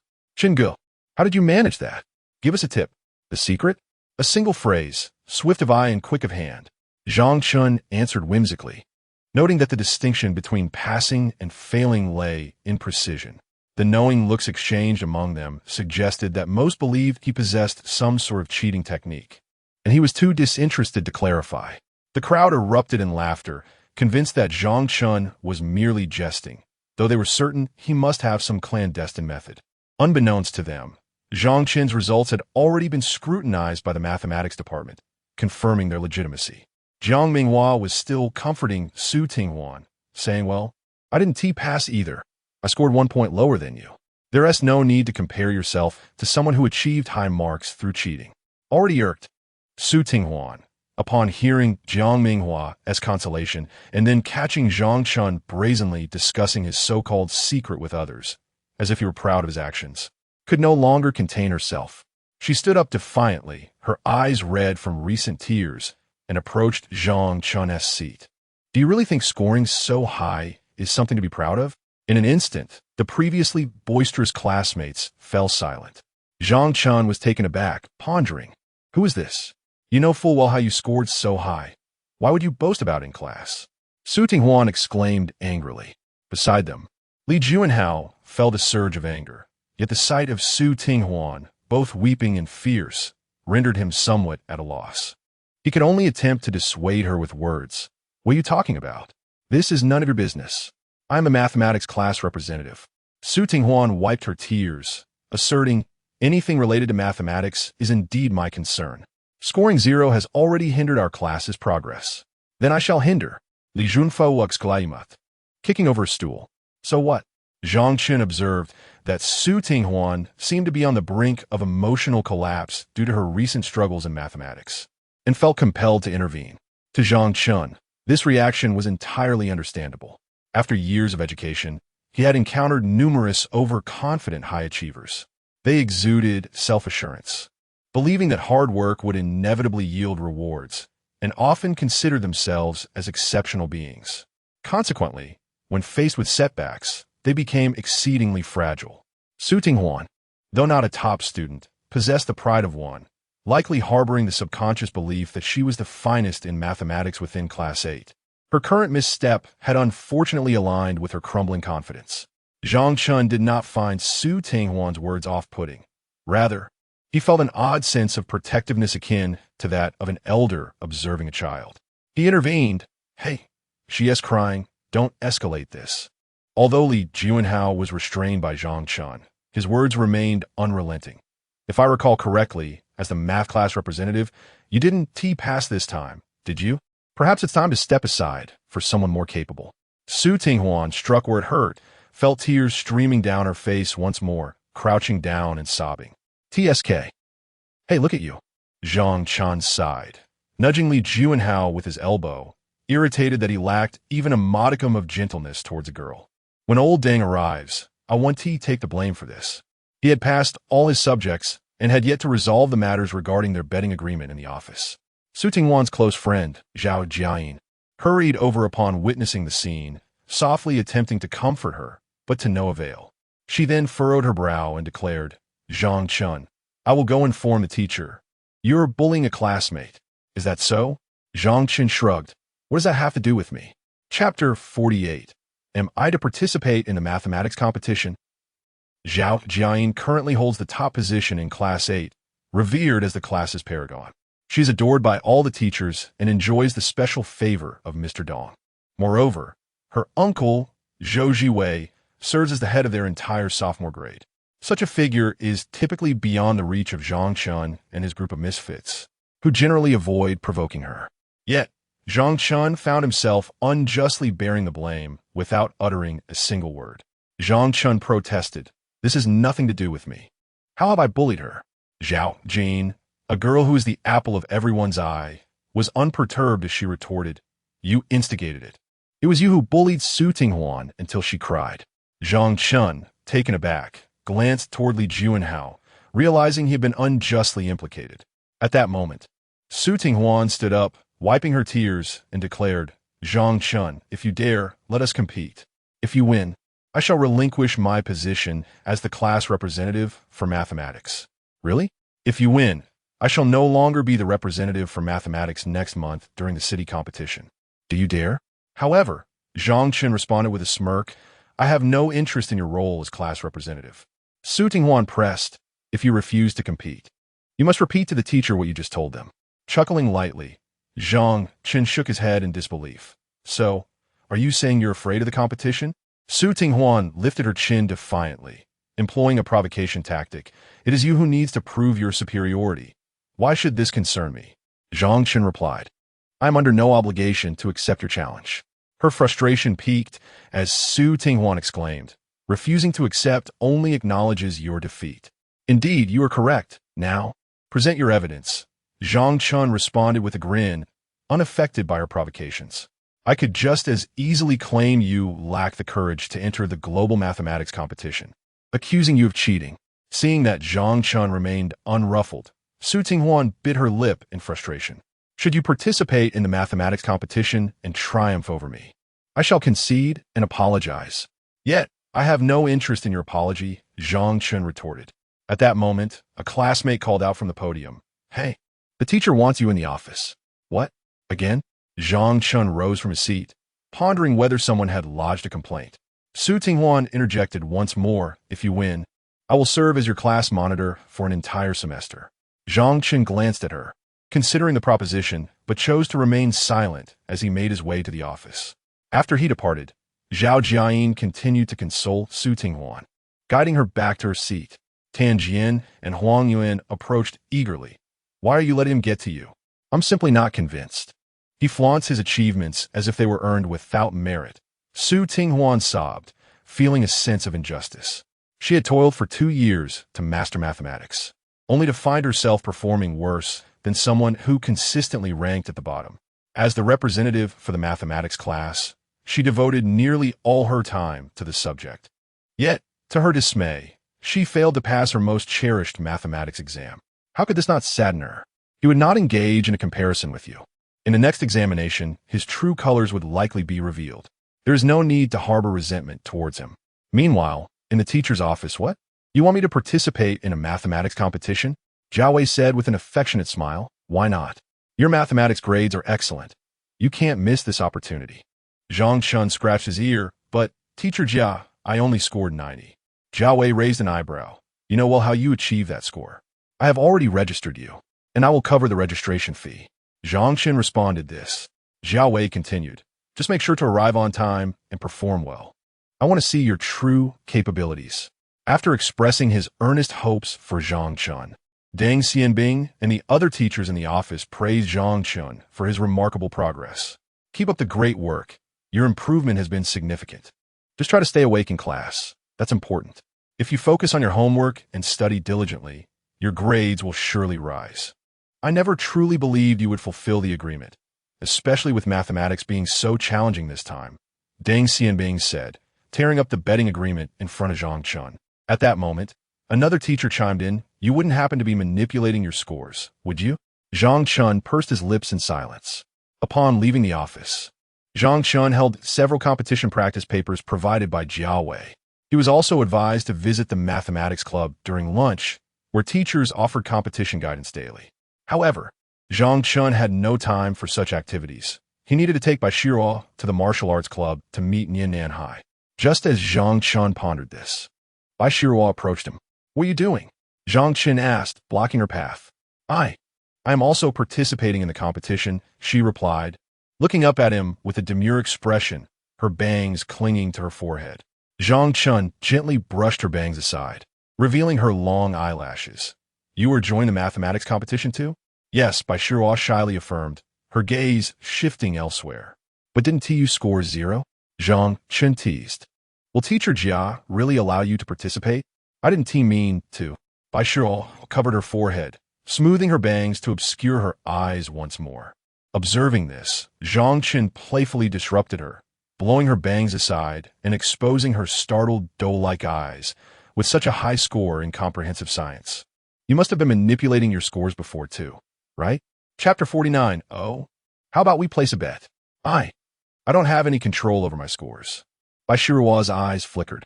Is that so? Bai Shiruo dodged a couple of times and quickly ran behind Zhang Chen. She claims otherwise, but it is evident. Zhang Chen chuckled softly, watching Bai Shiruo's retreating figure.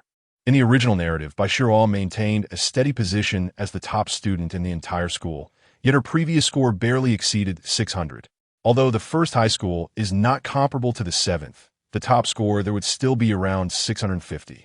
Thus, Baishiro's true capabilities must exceed what she has shown. Could it be that she is now apprehensive about securing the top spot and having to give a speech in front of all the students? Upon returning to the classroom, Brother Chen, what did the office want with you? Duan Qinshu inquired with concern. Nothing much, Zhang Chen replied, as he placed several competition papers into the drawer. Su Dinghuan, upon seeing Zhang Chen return, approached him again, still unwilling to give up. Before she could speak, Zhang Chen raised a hand to stop her. All right, I agree. Is that sufficient? Since they were both participating in the competition, why not take advantage of the benefits offered? If he didn't agree, this girl would likely not relent.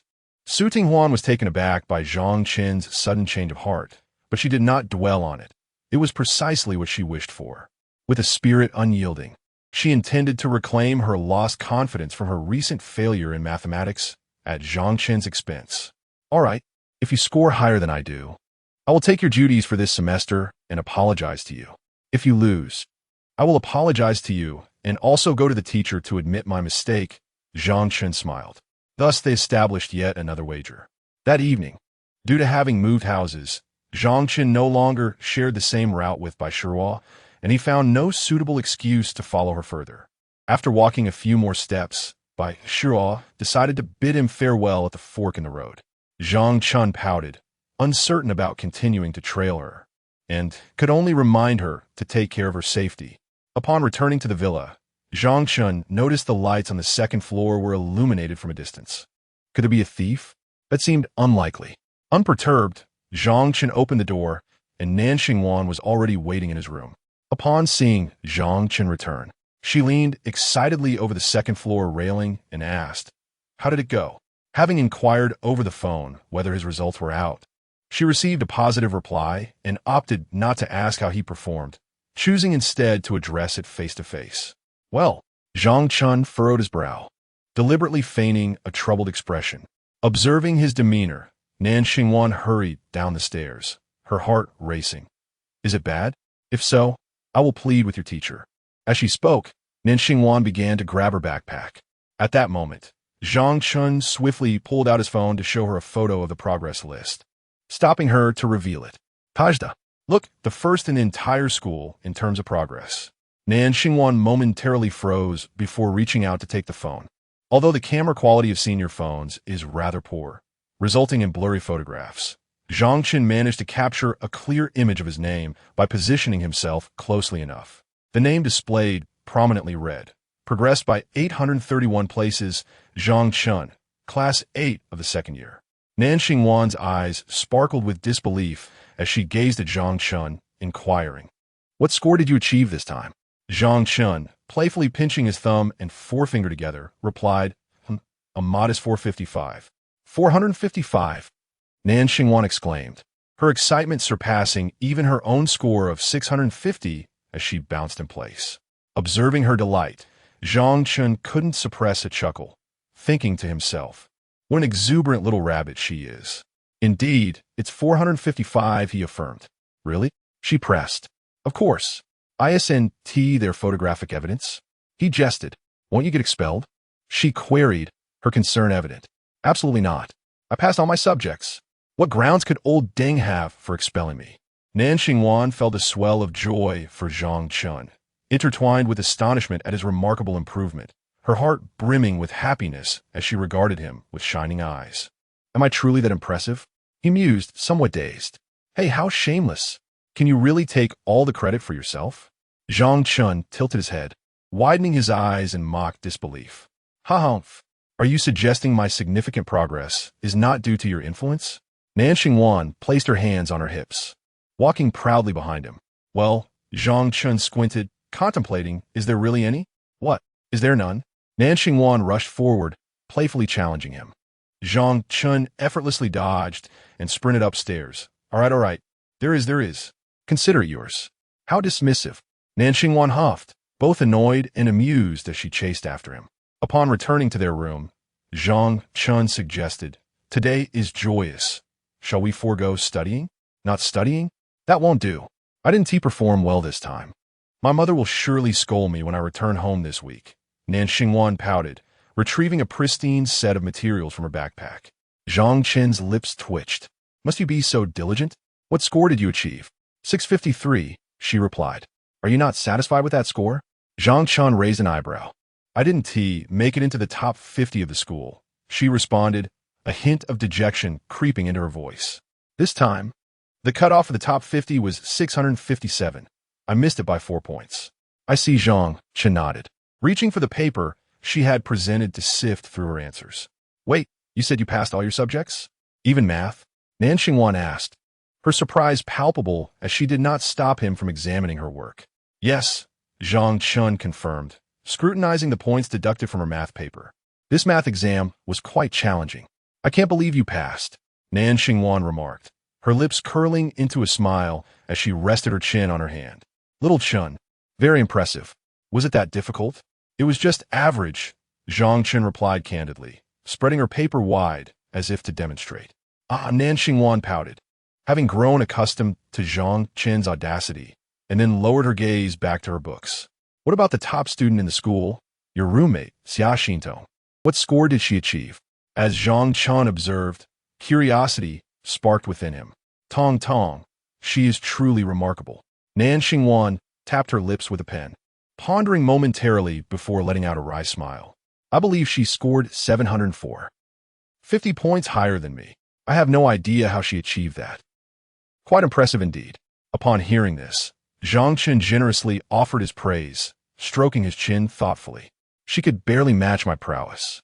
Nan Xingwan stuck out her tongue playfully. You better not flunk the next exam. Impossible.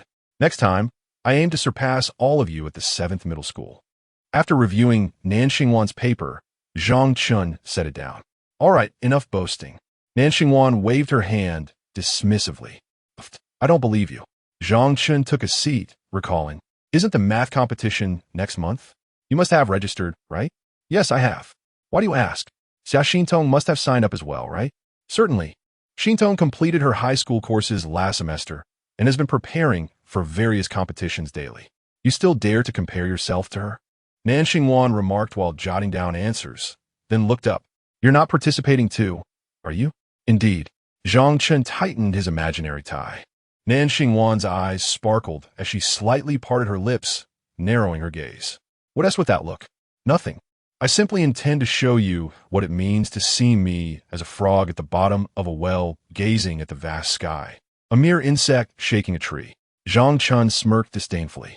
Then a thought struck him. Hey, let's make a bet. Chapter 50. Daily Life of the Martial Arts Club. On Thursday, Zhang Chen, as per their agreement, arrived at the school gate to settle the remaining payment.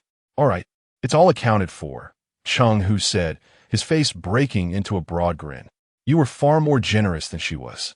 Judging by the appearance of the group, it was evident that they had enjoyed a lavish feast thanks to the funds provided by Zhang Chen and Su Yu over the past couple of days.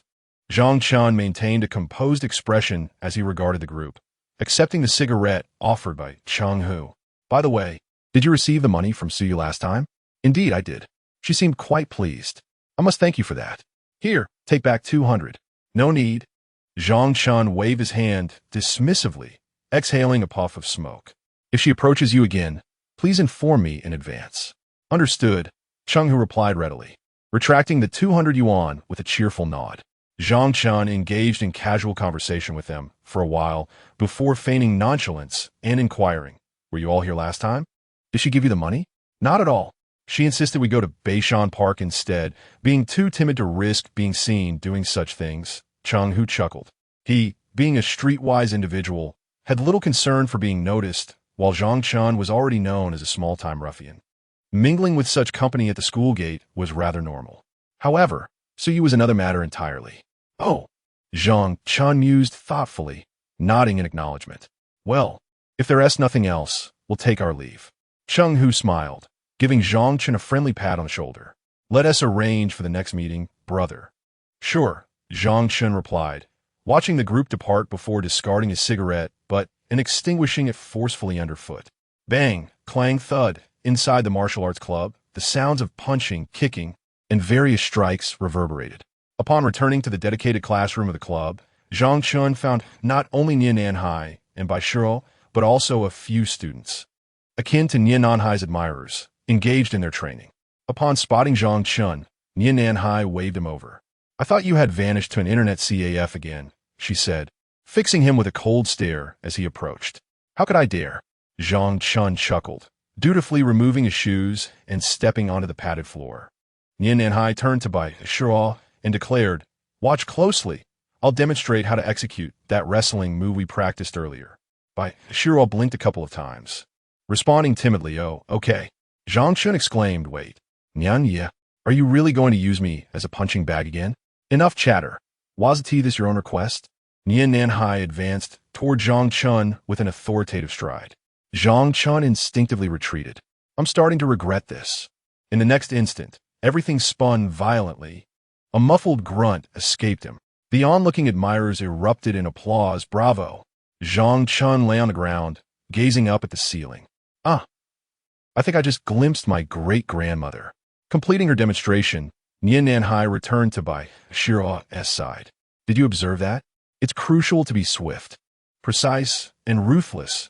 Target the weaknesses for a decisive blow, unlike your soft and feeble approach."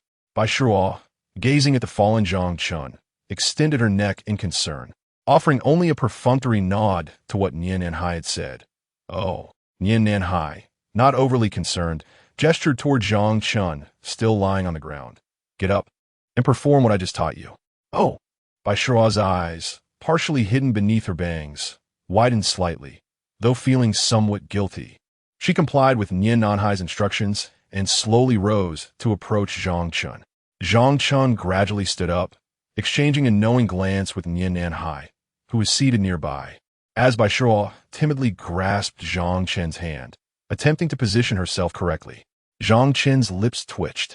This was a stark contrast to how Nian Nanhai had treated him moments ago. "This isn't wrestling. You're just being coy with me. Put in a little effort." Zhang Chen frowned. "I am afraid of hurting you." Bai Shiro murmured softly. "What is there to be afraid of? If you manage to topple me, I'd be thrilled." Zhang Chen replied, a hint of mischief in his tone. To help Bai Shiro gradually build her confidence, Zhang Chen collaborated with Nian Nanhai, deliberately falling to demonstrate for her.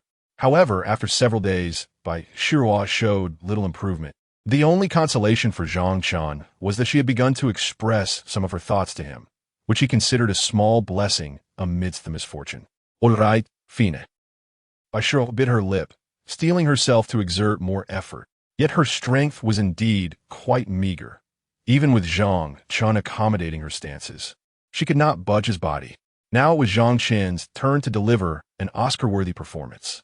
He feigned being tripped, executing a flawless 360-degree spin in midair before dramatically collapsing to the ground. A nearby admirer, caught off guard while drinking water, nearly choked at Zhang Chen's exaggerated display. Nian Nanhai rested her forehead in her palm, generally opting to pretend not to see such antics. Bai Shiro immediately crouched down, her expression filled with concern as she looked at Zhang Chen. "Are you all right?" Zhang Chen groaned. "Oh no. My back. See? You're quite impressive, aren't you?" Bai Shiro, shyly lowering her gaze, bit her pink lips, her crescent-shaped eyes glistening as she looked at Zhang Chen, touched. She wasn't naive. She understood perfectly well that he had feigned his fall. Bai Shiro hurriedly helped Zhang Chen to his feet. "All right, I'm going to take a break. You can practice some more," Zhang Chen remarked while supporting his waist. "Okay." Nian Nanhai calmly watched as Zhang Chen returned to sit beside her, pulling a cigarette from his pocket, preparing to light it. "You shouldn't smoke indoors." Zhang Chen swiftly snatched the cigarette from Nian Nanhai's hand. Nian Nanhai frowned in confusion. "What are you doing?" Zhang Chen immediately produced a piece of gum, handing it back to her. "You shouldn't be smoking at all," she retorted, exasperated. "You already have a weak heart. You don't need to jeopardize your lungs too." "What is it to you?" Nian Nanhai replied, rolling her eyes in annoyance. "The scent of smoke makes me cough easily. What does that have to do with me? Am I your little brother while you are my elder sister? How absurd." Nian Nanhai shot a glance at Zhang Chen. Immediately after, he tore open a piece of chewing gum packaging and popped one into his mouth, chewing away. Chapter 51, Midnight. The Mysterious Woman. In the ensuing month, Zhang Chen enjoyed a relatively leisurely and carefree existence. There were no high school exams to contend with, nor any peculiar or distressing incidents occurring at school. Despite participating in competitions, he refrained from attending supplementary classes, returning home promptly after school each day. During this time, Nan Xingwan was preoccupied with a specialized training class arranged by their school for competition participants, leaving her busy until late. She would occasionally find time to visit Zhang Chen's home for brief tutoring sessions. Up until the May Day holiday, she had no opportunity to return home, choosing instead to remain at school for continued classes.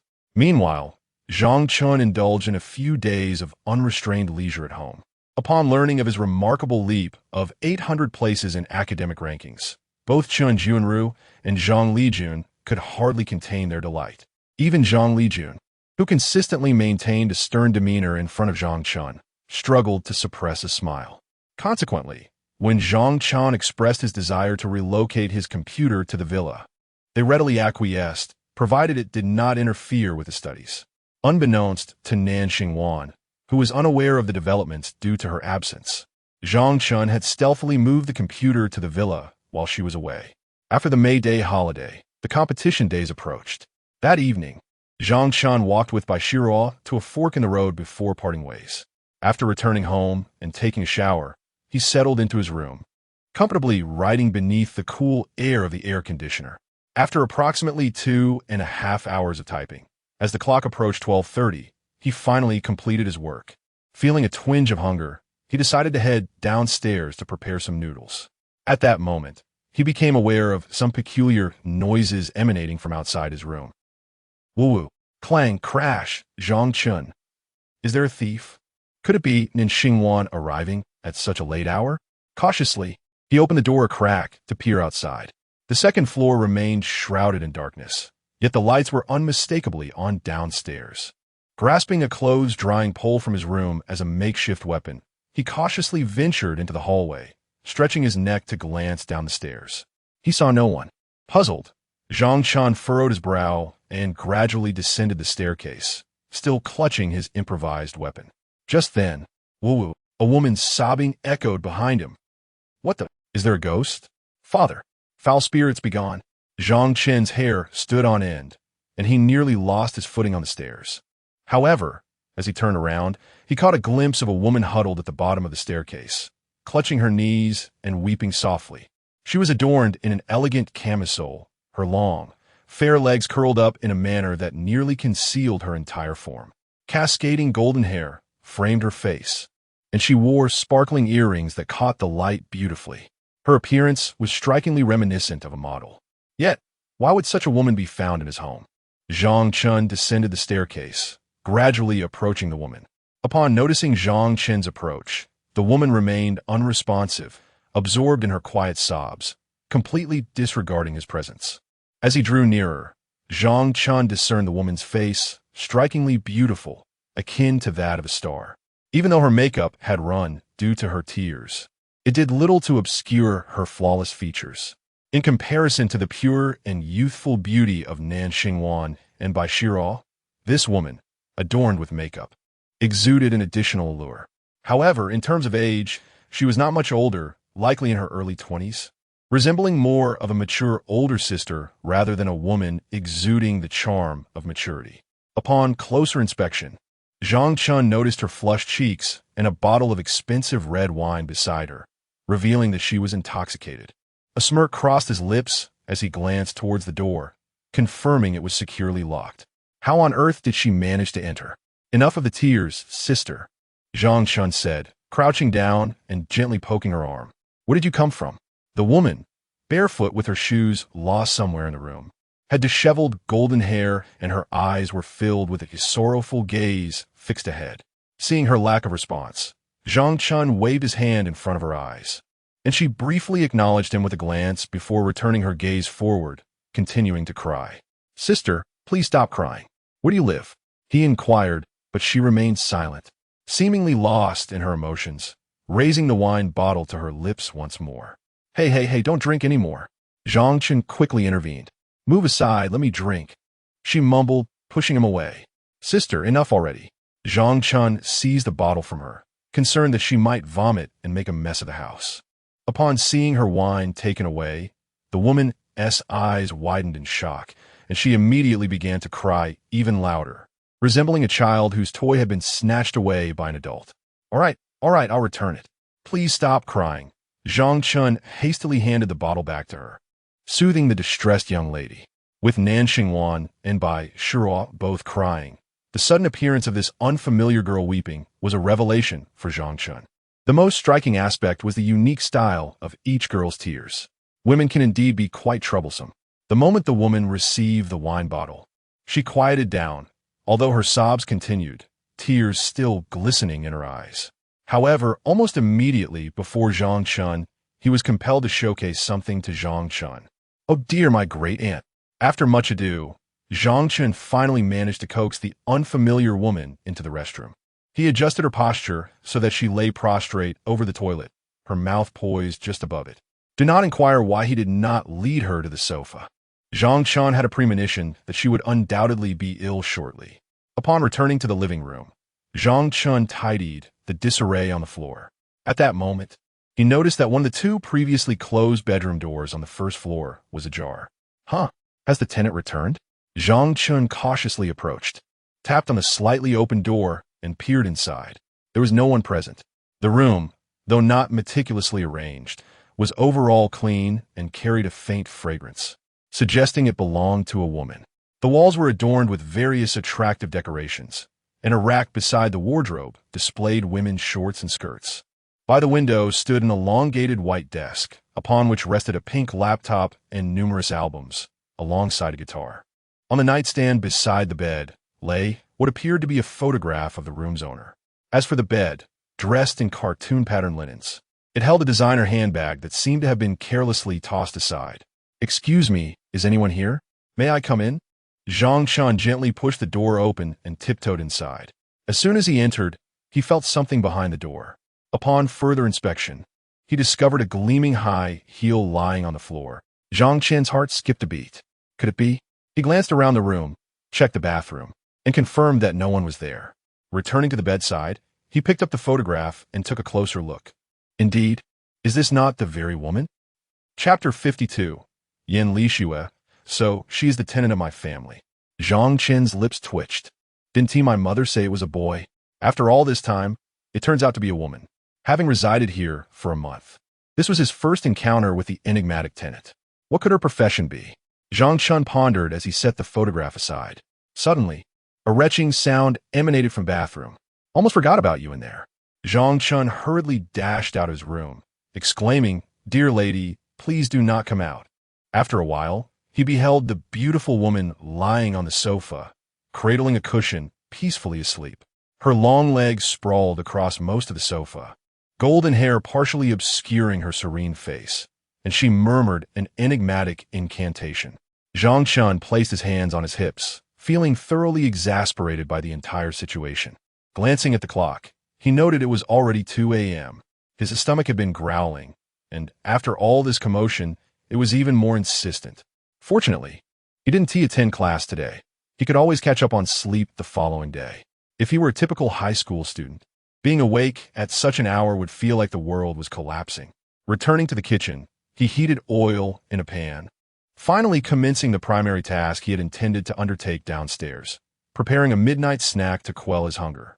As he busied himself in the kitchen, he remained vigilant, keeping an ear out for any disturbances from the woman on the sofa, ensuring she was unharmed.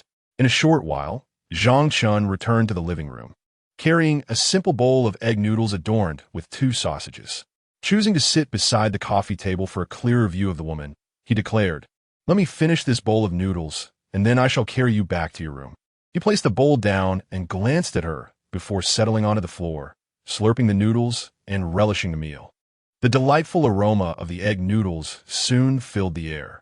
As if drawn by the enticing scent, the woman, who had her back to Zhang Chen, turned over, letting out a soft, discomfort sound. Zhang Chen, midway through a mouthful of noodles, quickly set down his chopsticks and reached out to ensure she wouldn't tumble off the sofa. Once reassured she was steady, he cautiously withdrew his hand. Please don't startle me, dear lady, he thought, still shaken. Picking up his chopsticks once more, he glanced at the woman's face. She had opened her eyes, albeit appearing dazed and unfocused as she stared at him. Wow. Zhang Chen nearly dropped his bowl. You're awake, sister? The woman remained silent. Her eyes half closed, fixated on him. It seemed she was not fully alert. Zhang Chen smirked, observing her with suspicion. After a prolonged silence, seeing no response from her, he resumed his meal. The woman, meanwhile, remained reclined on the sofa, watching him intently. Sister, do you want to eat? After feeling her gaze for too long, Zhang Chen awkwardly inquired. The woman seemed to comprehend his words, slowly propping herself up. Are you truly going to eat? Zhang Chen widened his eyes, observing the woman's effort to prop herself up. I had merely prepared a bowl of noodles.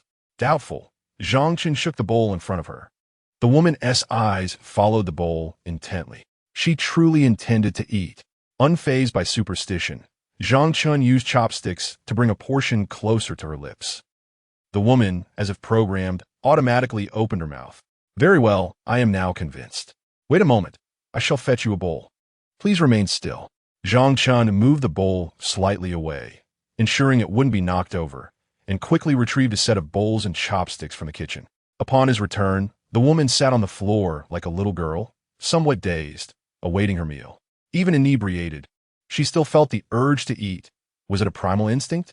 Zhang Chen couldn't help but chuckle internally as he neatly placed a bowl of noodles before her, arranging the chopsticks for her use. I shall add a sausage for you. That is all I have.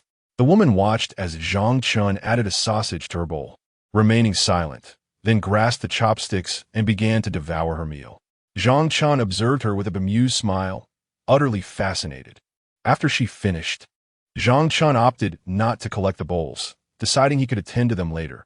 He needed rest in his room. Noticing the woman had nearly finished, he waved his hand in front of her eyes. She showed no reaction. Could she find her way back to her room? Zhang Chen spoke softly, as if to a child. Can you understand me? Time to go home. Return to your homeland. He adopted a tone reminiscent of the land of cherry blossoms, gesturing as if shooing away chickens and ducks. The woman remained unresponsive. Zhang Chen sighed. Forget it. I'll just carry you. The next day, Yan Lixue awoke in her room. Due to the previous night's drinking, she experienced a slight headache, yet her body felt invigorated. Last night, it seemed she had dreamt. Rubbing her temples, she recalled the events of the previous evening, feeling a sense of wonder. In her dream, a young man had spoken to her, expressing concern and attentively caring for her, even carrying her to bed and watching over her. Before leaving, he had prepared a steaming bowl of noodles for her. Adding a sausage. Why do I distinctly remember him adding a sausage? It felt so real. Yan Lixue's cheeks flushed as she pressed her lips together.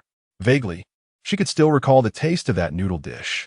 It was undeniably delicious, the warmest and most heartening bowl of noodles she had ever enjoyed. Rising from her bed, she approached the window and drew back the curtains, the sun's gentle rays flooding in as midday approached. How wonderful it would be to have such a man by my side when I am inebriated. But immediately after her musings, Yan Lixue scolded herself. Bah, there isn't a single good man out there. I'm sorry, but there appears to be no content provided for me to edit or translate. Please provide the text you would like me to work on. Chapter 53, Beneath the Streetlight by Shiro Achio. Achio. Who is Achio Chungu? Li Juanhao raised an eyebrow, gazing at Zhang Chen with a lewd expression. Get lost. Zhang Chen wiped his nose, perplexed. Who could be thinking of me? It can't be Bai Shiro, can it? Duan Qinshu chuckled. What nonsense are you spouting now? Aren't people saying that you, Qinggu, have developed feelings for Bai Shiro? Wang Su chewed gum. Since Zhang Chen forbade Li Juanhao from smoking, the latter and others were influenced by him. Whenever Zhang Chen was present, they felt reluctant to smoke and resorted to chewing gum to satisfy their cravings. Who spread that rumor? Zhang Chen frowned. Li Juanhao replied, Not sure, but Chungu. You've been spending time with Bai Shiro daily, having lunch and dinner together. Could it be that you're already in a relationship with her? Care to share with your brothers? Get out of here. Zhang Chen's lips twitched. He was merely escorting her, yet it had spiraled into such absurdity. I was wondering why Bai Shiro seemed increasingly timid and always appeared to be avoiding me. It turns out there are strange rumors circulating. No wonder she feels so insecure. Bai Shiruo is innocent with me. Please stop spreading baseless gossip. Zhang Chen asserted, his gaze resolute. Moreover, I'm a diligent student now. Absolutely no early romances. Whoever says otherwise will face my wrath. Afterward, Zhang Chen navigated through the group and discreetly swiped the cigarettes from Li Juanhao's pocket. Upon hearing this, Wang Su and the others gave him a thumbs up. Is this really our former leader, the yellow-haired Chen Ge? It seems the rumors are indeed unfounded. He must have been deeply hurt by Su Yu, leading to a transformation in his emotional state. After Zhang Chen departed, the group began to smoke in a secluded corner of the corridor. Indeed, the current state of Chen Ge could be encapsulated in a single thought, Li Juanhao mused. What thought? I will make her regret it. Don't say that. It's entirely possible. They realized that Chen Ge had changed significantly. He no longer smoked or dyed his hair, and his grades were improving rapidly.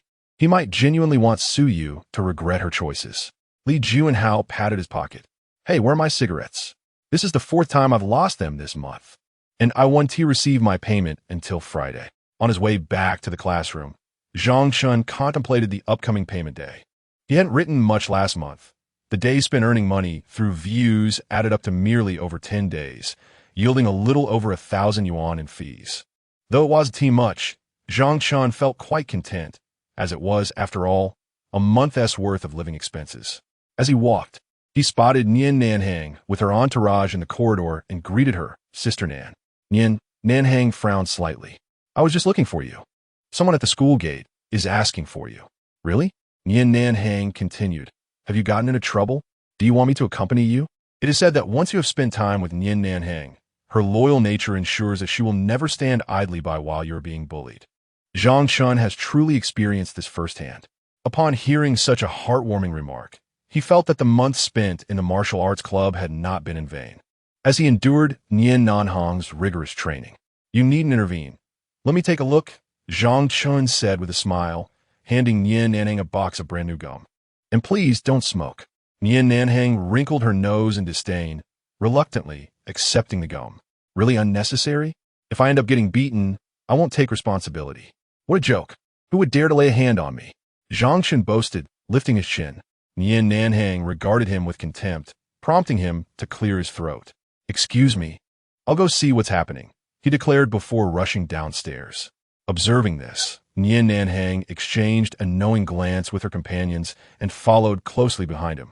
Upon reaching the school gate, Zhang Chen spotted a familiar green-haired figure from afar, clarity dawning upon him. Brother who? What brings you here? As I mentioned last time, if Suyu comes looking for you again, I would inform you, Cheng Hu replied straightforwardly. Indeed, Zhang Chen nodded. Has she sought you out again? Yes. Next week you have some sort of competition, right? That's correct. She's instructed us to find a way to prevent your friend from participating. I see. Understood. Thank you, Brother Hu. Zhang Chen slipped 2 packs of cigarettes into Cheng Hu's hand. No need for pleasantries. I've already warned you. I'm off now. Cheng Hu waved dismissively. Feel free to contact us online. Zhang Chen called after him, narrowing his eyes slightly. Wasn't he the one who bullied Bai Shiru last time? Nian Nanhang's calm voice interrupted Zhang Chen's thoughts. He stumbled slightly. Sister Nian, you followed me? What does he want with you? Nian Nanhang inquired, not bothering to refute his previous statement. Weren't you the one who claimed you had no ties to him? Well, this is precisely what I want to discuss with you.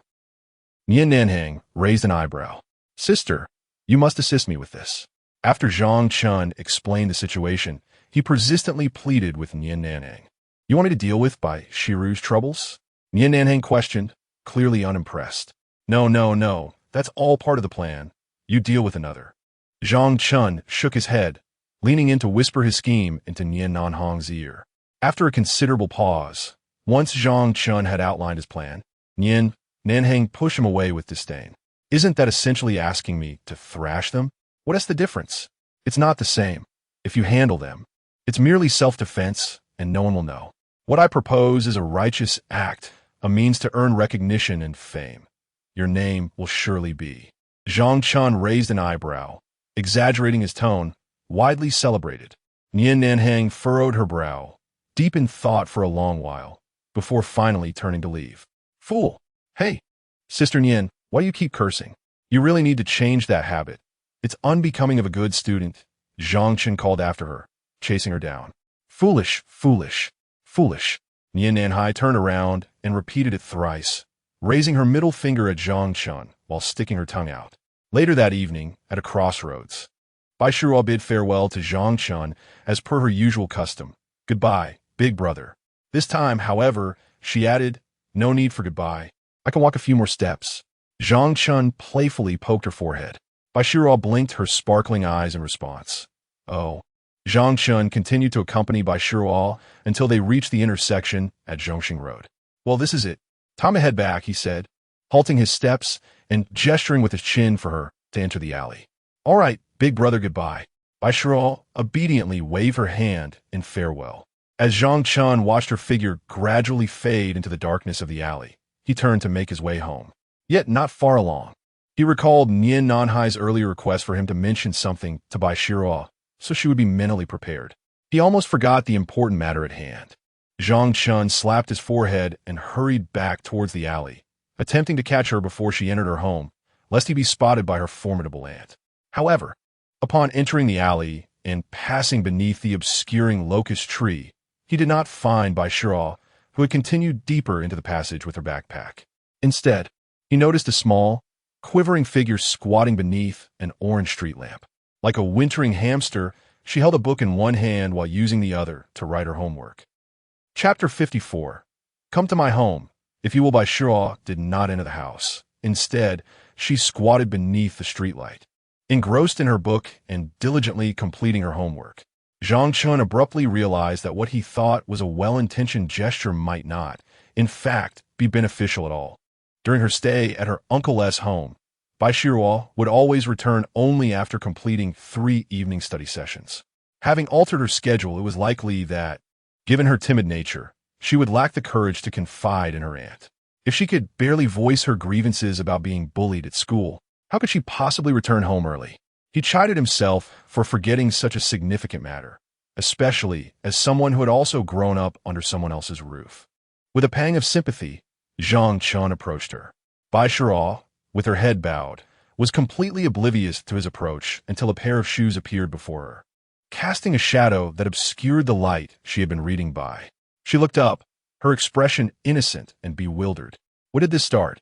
Zhang Chen furrowed his brow and gently pushed aside her bangs, gazing intently into her eyes. Aren't you going back inside? Bai Shiruo bit her lip and shook her head. No, I'm not. Then why aren't you returning home? Are there more mosquitoes here? Or is it simply more comfortable? Bai Shiruo shielded her arms from the visible bumps with her clothing. Zhang Chen, noticing her discomfort, grasped her hand, his tone inadvertently rising. Why are you being so foolish? Why didn't you tell me? He had thought that despite her lingering timidity and insecurity, she had at least begun to express some of her thoughts in his presence. Yet now, it seemed nothing had changed at all. After a month, she was still the same. Bai Shiruo's face crumpled in distress. Sensing Zhang Chen's apparent anger, she trembled slightly, her eyes quickly misting over with tears.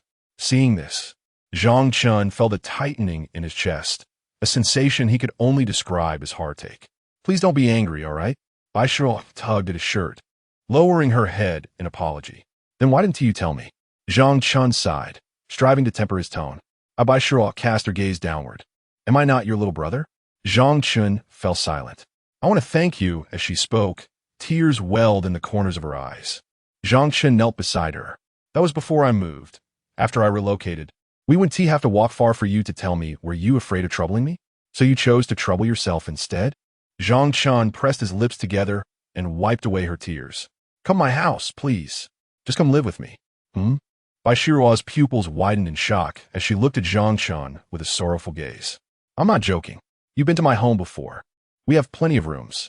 If you're short on money, I can waive the rent for now, and you can repay me later when you're able.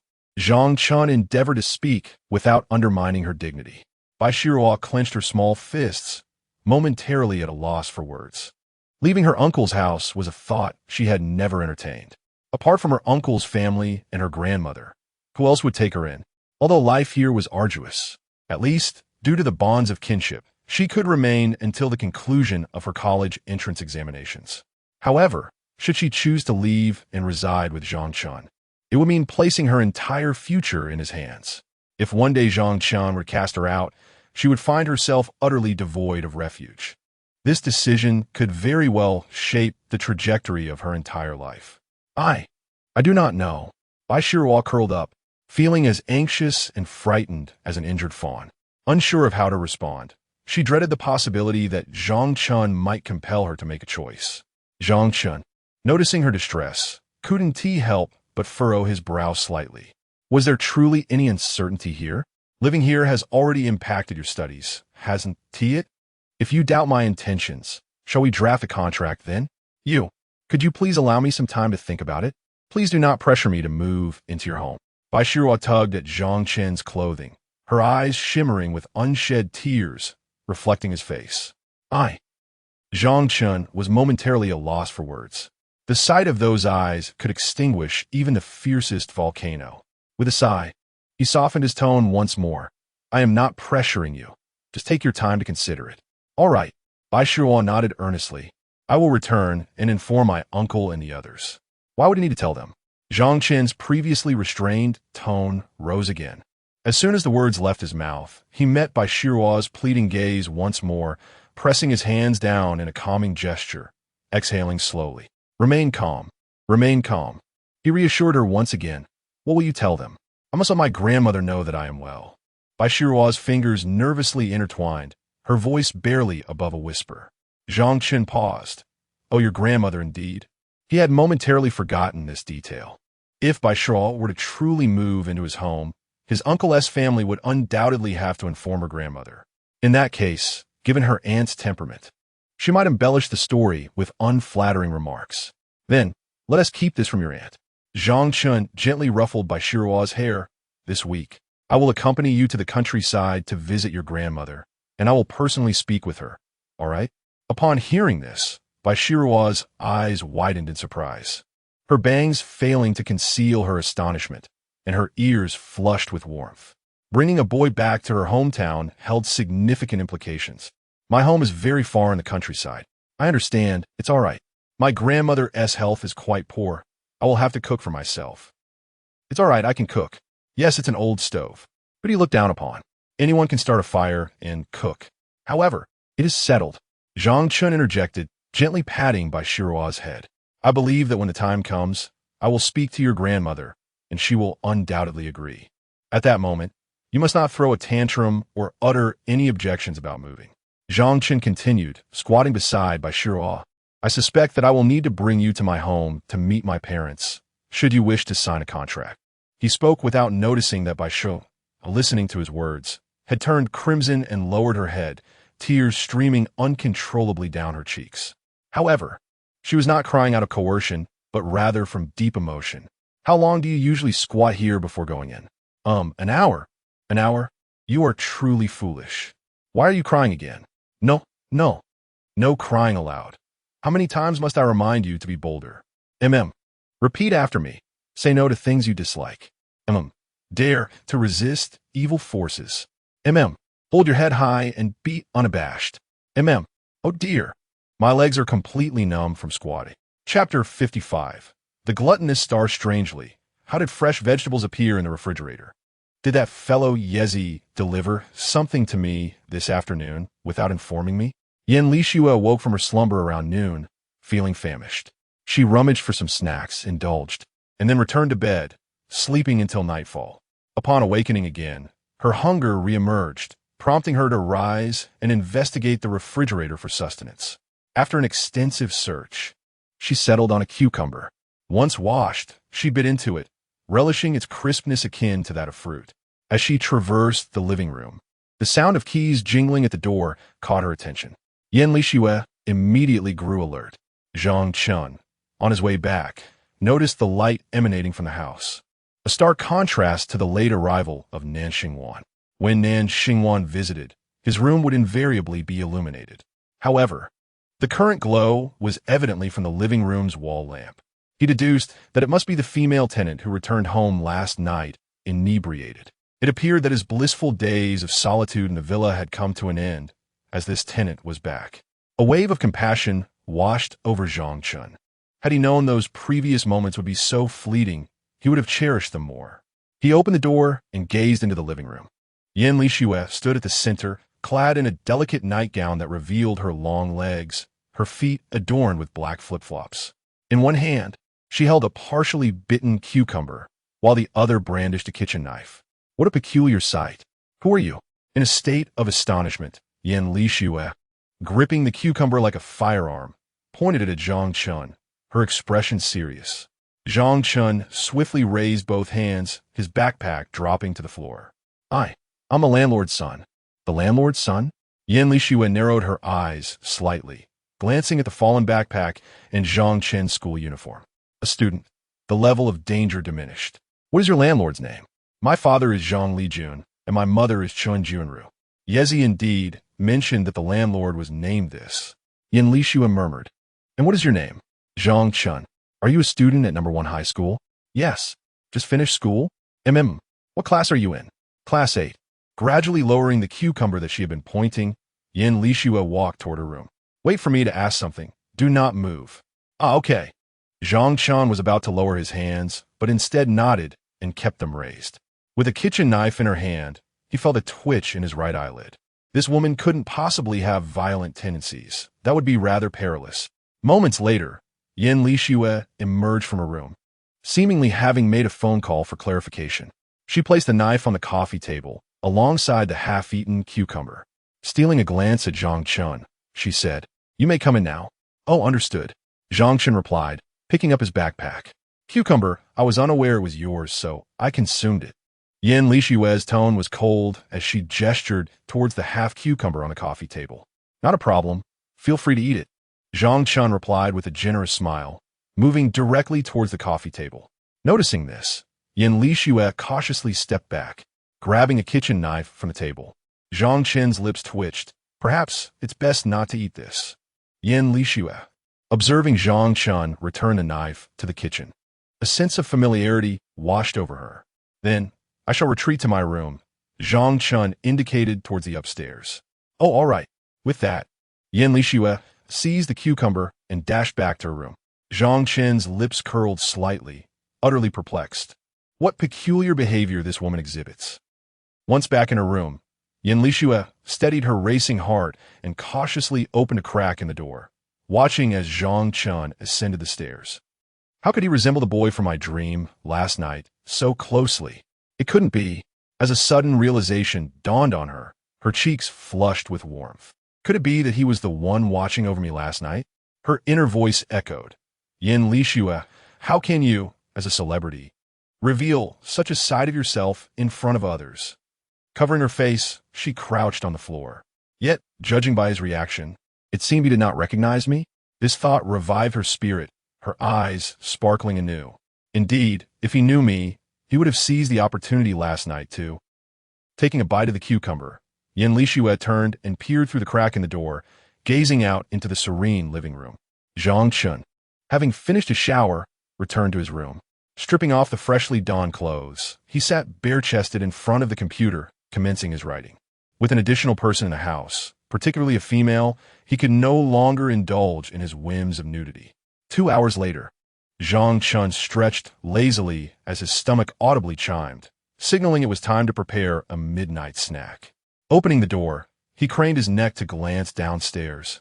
Seeing the woman still in her room, he tiptoed down the stairs. Entering the kitchen, he glanced inside the refrigerator before deciding to whip up some fried noodles for himself.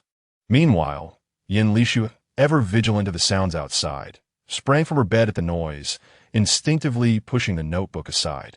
She approached the door and opened it slightly to spy. What is he doing at this late hour? Sniff, sniff, it smells delightful. Is he truly preparing food in the middle of the night? Gurgle. I'm so hungry. Yan Lixue felt her empty stomach. She had barely consumed anything all day, only that cucumber earlier. No, Yan Lixue, you are a star. You must maintain your image. It's merely a missed meal. Consider it a means of dieting. It is so fragrant. The noodles he prepared last night were simply delectable. Yan Lixue smacked her lips, her eyes filled with an insatiable longing for culinary delights. Calm down. Compose yourself. How can a celebrity like you be so brazen as to mooch a meal from your neighbor? However, wasn't she just doing that yesterday? After all, he does not know you. In her mind, an angel and a devil seemed to emerge, incessantly whispering their respective thoughts into her consciousness. Zhang Chen, holding a fragrant plate of stir-fried noodles, had added a couple of sausages this time, occupying a seat at the dining table in the living room while returning to the kitchen for chopsticks and beverages. The dining table was positioned closer to Yin Lishue's room than the coffee table, and to her, the enticing bowl of stir-fried noodles appeared almost within arm's reach, emanating a seductive aroma. Come eat me, I'm so fragrant in a daze. She could almost hear the noodles calling out to her. Angel Yin Lishue, no, you can't. He only made one serving. Away with you. The devilish Yin Lishue kicked the angel aside and declared, eat. Ultimately, the devil triumphed over the angel, claiming dominance in her thoughts. Zhang Chen returned with chopsticks and a drink, ready to pour himself a glass and indulge in a delightful feast. Yin Lishue was already seated at the dining table, leaning over to gaze eagerly at the noodles in her bowl. Upon settling back into his seat, Zhang Chen observed the beautiful Yin Lishue across from him, a smirk tugging at the corners of his mouth. For reasons unknown, he felt that if he were to politely inquire, would you like some? This enchanting girl would instantly dash into the kitchen, extending an empty bowl towards him without a second thought. Yet, under her unwavering gaze, Zhang Chen could only feel a mix of helplessness and amusement. How about a little? All right. Yin Lishue's eyes sparkled, and the next moment, just as Zhang Chen had anticipated, she rushed into the kitchen to retrieve a bowl and chopsticks. Would you like a drink? Thank you.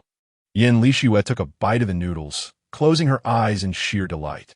This boy truly had a knack for cooking. If he weren't a male, she would have hired him on the spot to be her personal chef. Zhang Chen, miss, I still don't know your name. Huh, just call me Yin, Yezi will suffice.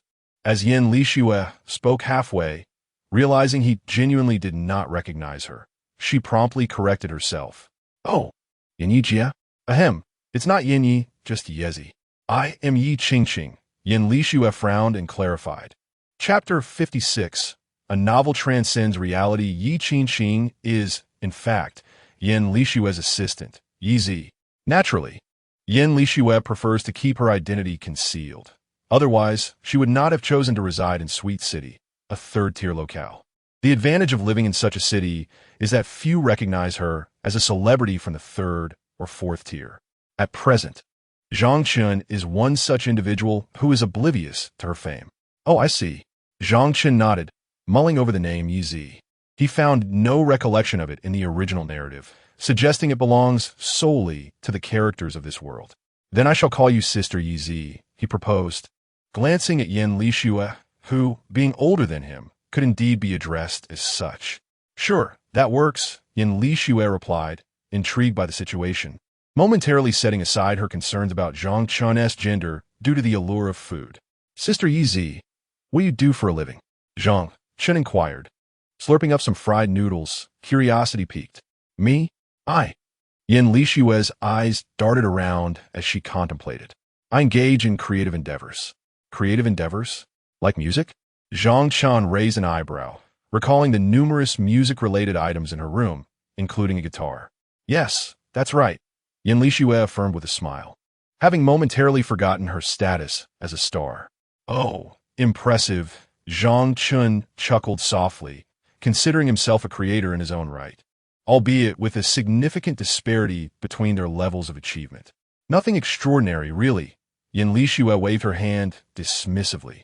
The two enjoyed a quiet meal. Zhang Chen pondered whether to continue their conversation, but was reminded of Yin Lishue's tearful return the previous night. He cast a concerned glance her way, but refrained from asking, realizing that bringing it up might reopen old wounds. Soon, Yin Lishue finished her meal first, having consumed a smaller portion. Thank you for the treat. Tomorrow, I shall invite you to dine, she declared, emptying her glass of orange juice. No need, it was merely a bowl of noodles, Zhang Chen responded. Yin Lishue wiped her mouth with a napkin, squinting playfully. Nonsense, what about last night? I still owe you my gratitude for that. Although she held no affection for men, she maintained a sense of fairness when it came to debts of gratitude. Moreover, Zhang Chen had, once again generously shared one of his 2 sausages with her, just as he had the night before. "Oh, I see," Zhang Chen acknowledged, contemplating the impact of last night's events on her. She appeared to have recovered well. "You attend a first high school, correct? I'll come and pick you up tomorrow," Yin Lishu stated, rising from her seat. She was sincere in her intentions, not merely offering empty pleasantries. "Really? Are we dining out?" Zhang Chen was taken aback by the quickness of her proposal. "Well, do you wish to sample my cooking?" Yin Lishu raised an eyebrow playfully. "I must admit, I'm no chef."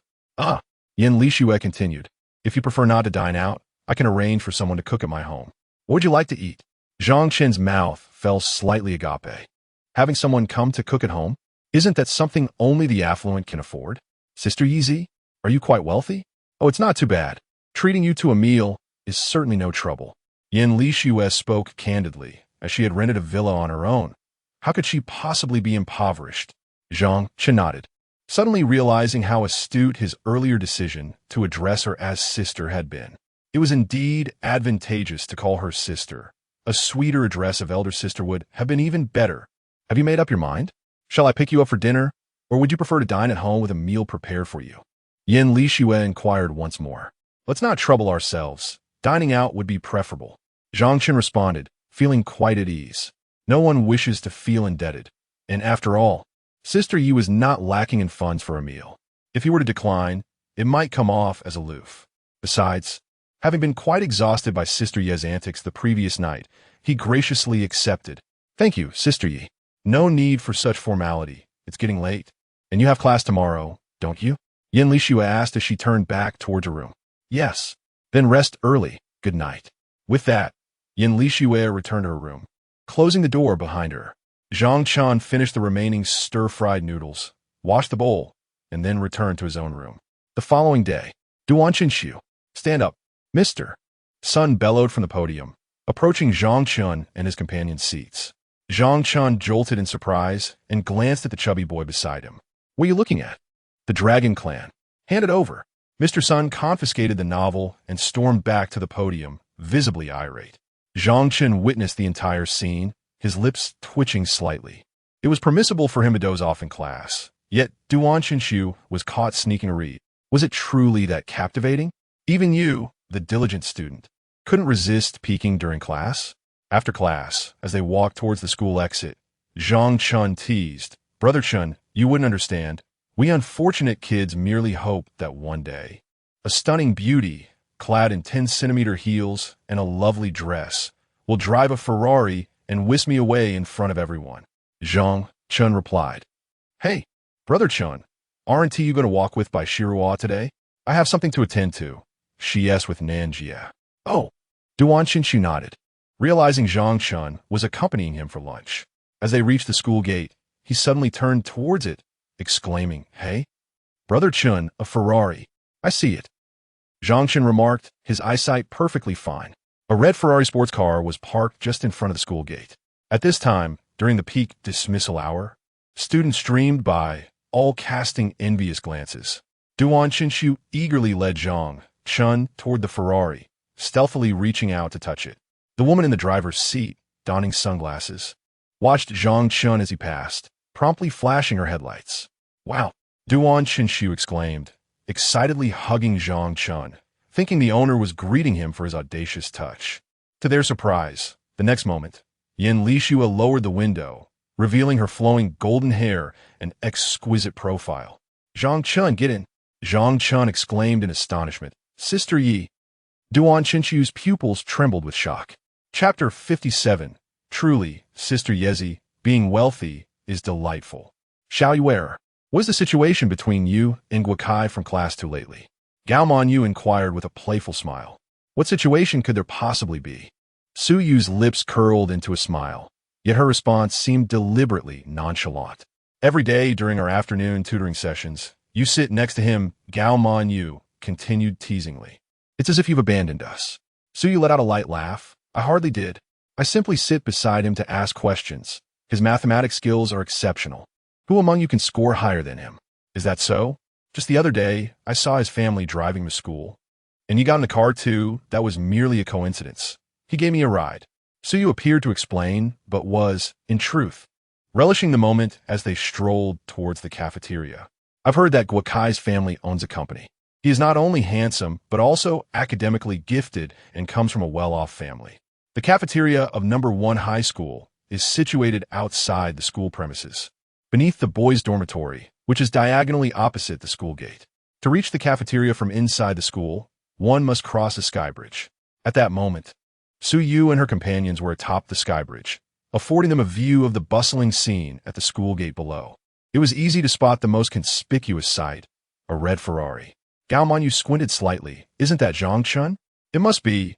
Isn't that the chubby one beside him? Duan Qinshu? Upon hearing this, Suyu followed their line of sight and immediately noticed Zhang Chen bidding farewell to Duan Qinshu. He's getting in the car. A red Ferrari. So Zhang Chen's family is doing quite well too? Gao Manyu remarked, glancing at Suyu as if seeking confirmation. Suyu pressed her lips together. His family is indeed quite affluent. I recall they owned a villa, though they might have sold it. Wow, what a pity. With such circumstances, Xiaoyuer, you still don't fancy him. If it were me, I certainly would. Gao Manyu's mouth formed an A shape, grinning mischievously. Suyu frowned slightly at her comment. I've already said that I have nothing to do with him anymore.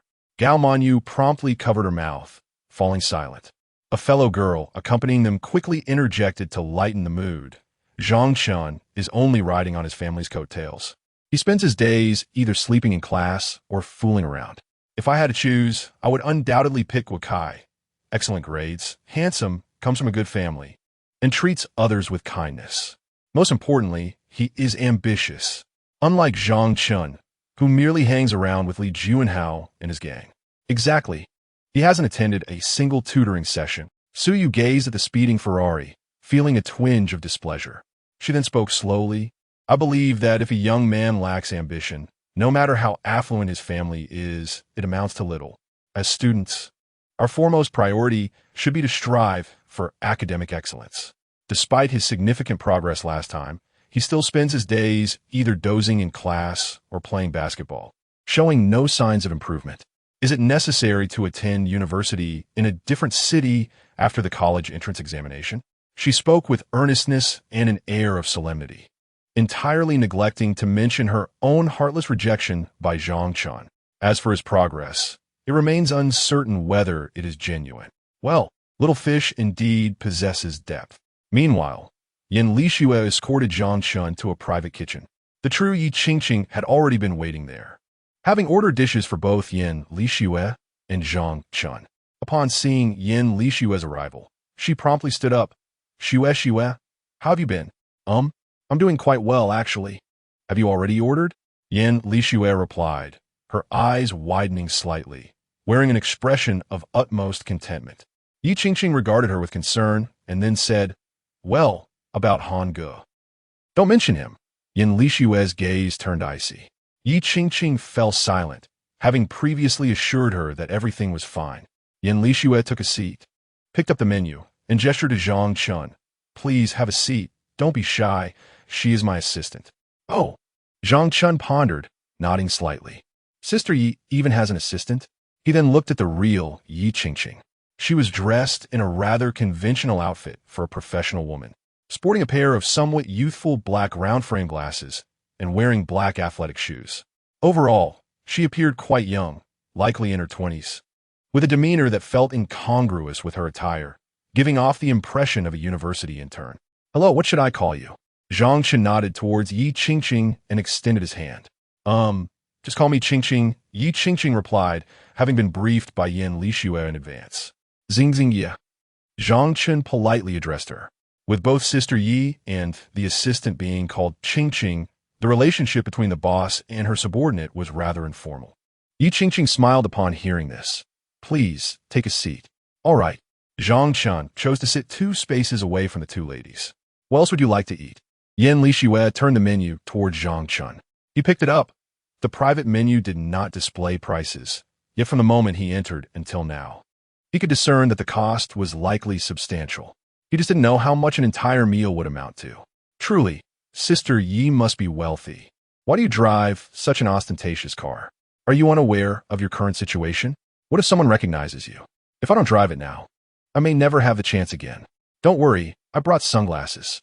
Not many people here know me, Yi Qingqing replied, somewhat resigned. I need to return to school later. There are matters to attend to at the company. What about you? I'll just stay at home, Yin Lixue said, twirling her hair, her gaze remarkably calm. Upon witnessing her demeanor, Yi Qingqing sighed, feeling empathetic towards her. Betrayed by her agency and left in obscurity, she found herself stripped of all resources, ultimately returning to a small third-tier city. Once her contract expired, the company reclaimed the majority of her assets. Now, apart from herself, she had hardly anyone to accompany her. The waiter presented the dishes at their table. That's Zhang Chen's younger brother? Huh? During the formal dining, Yi Qingqing suddenly spoke. Zhang Chen, who had no habit of eavesdropping, was oblivious to their conversation, engrossed instead in showcasing the extravagant dishes before him, treating Yin Lixue as if she were not a stranger. With an array of expensive, high-end dishes laid out, he reveled in the display. I heard from Yezi that you can cook. Yi Qingqing awkwardly mentioned her name. Yin Lixue raised an eyebrow and glanced at Yi Qingqing. Well, I can manage a bit, Zhang Chen modestly replied. Then, I hope you can take care of Yezi when she asks at your home, Yi Qingqing said with a hint of apology in her smile. Midway through her meal, Yin Lixue bit off a strand of noodle, chewing while glaring at Yi Qingqing. Huh? No, it's not a bother. Zhang Chen quickly waved his hands. That is not what I meant. I was referring to you taking care of her, since she usually doesn't tea cook, and I might be busy later. If you're having something at home, could you please make a portion for her?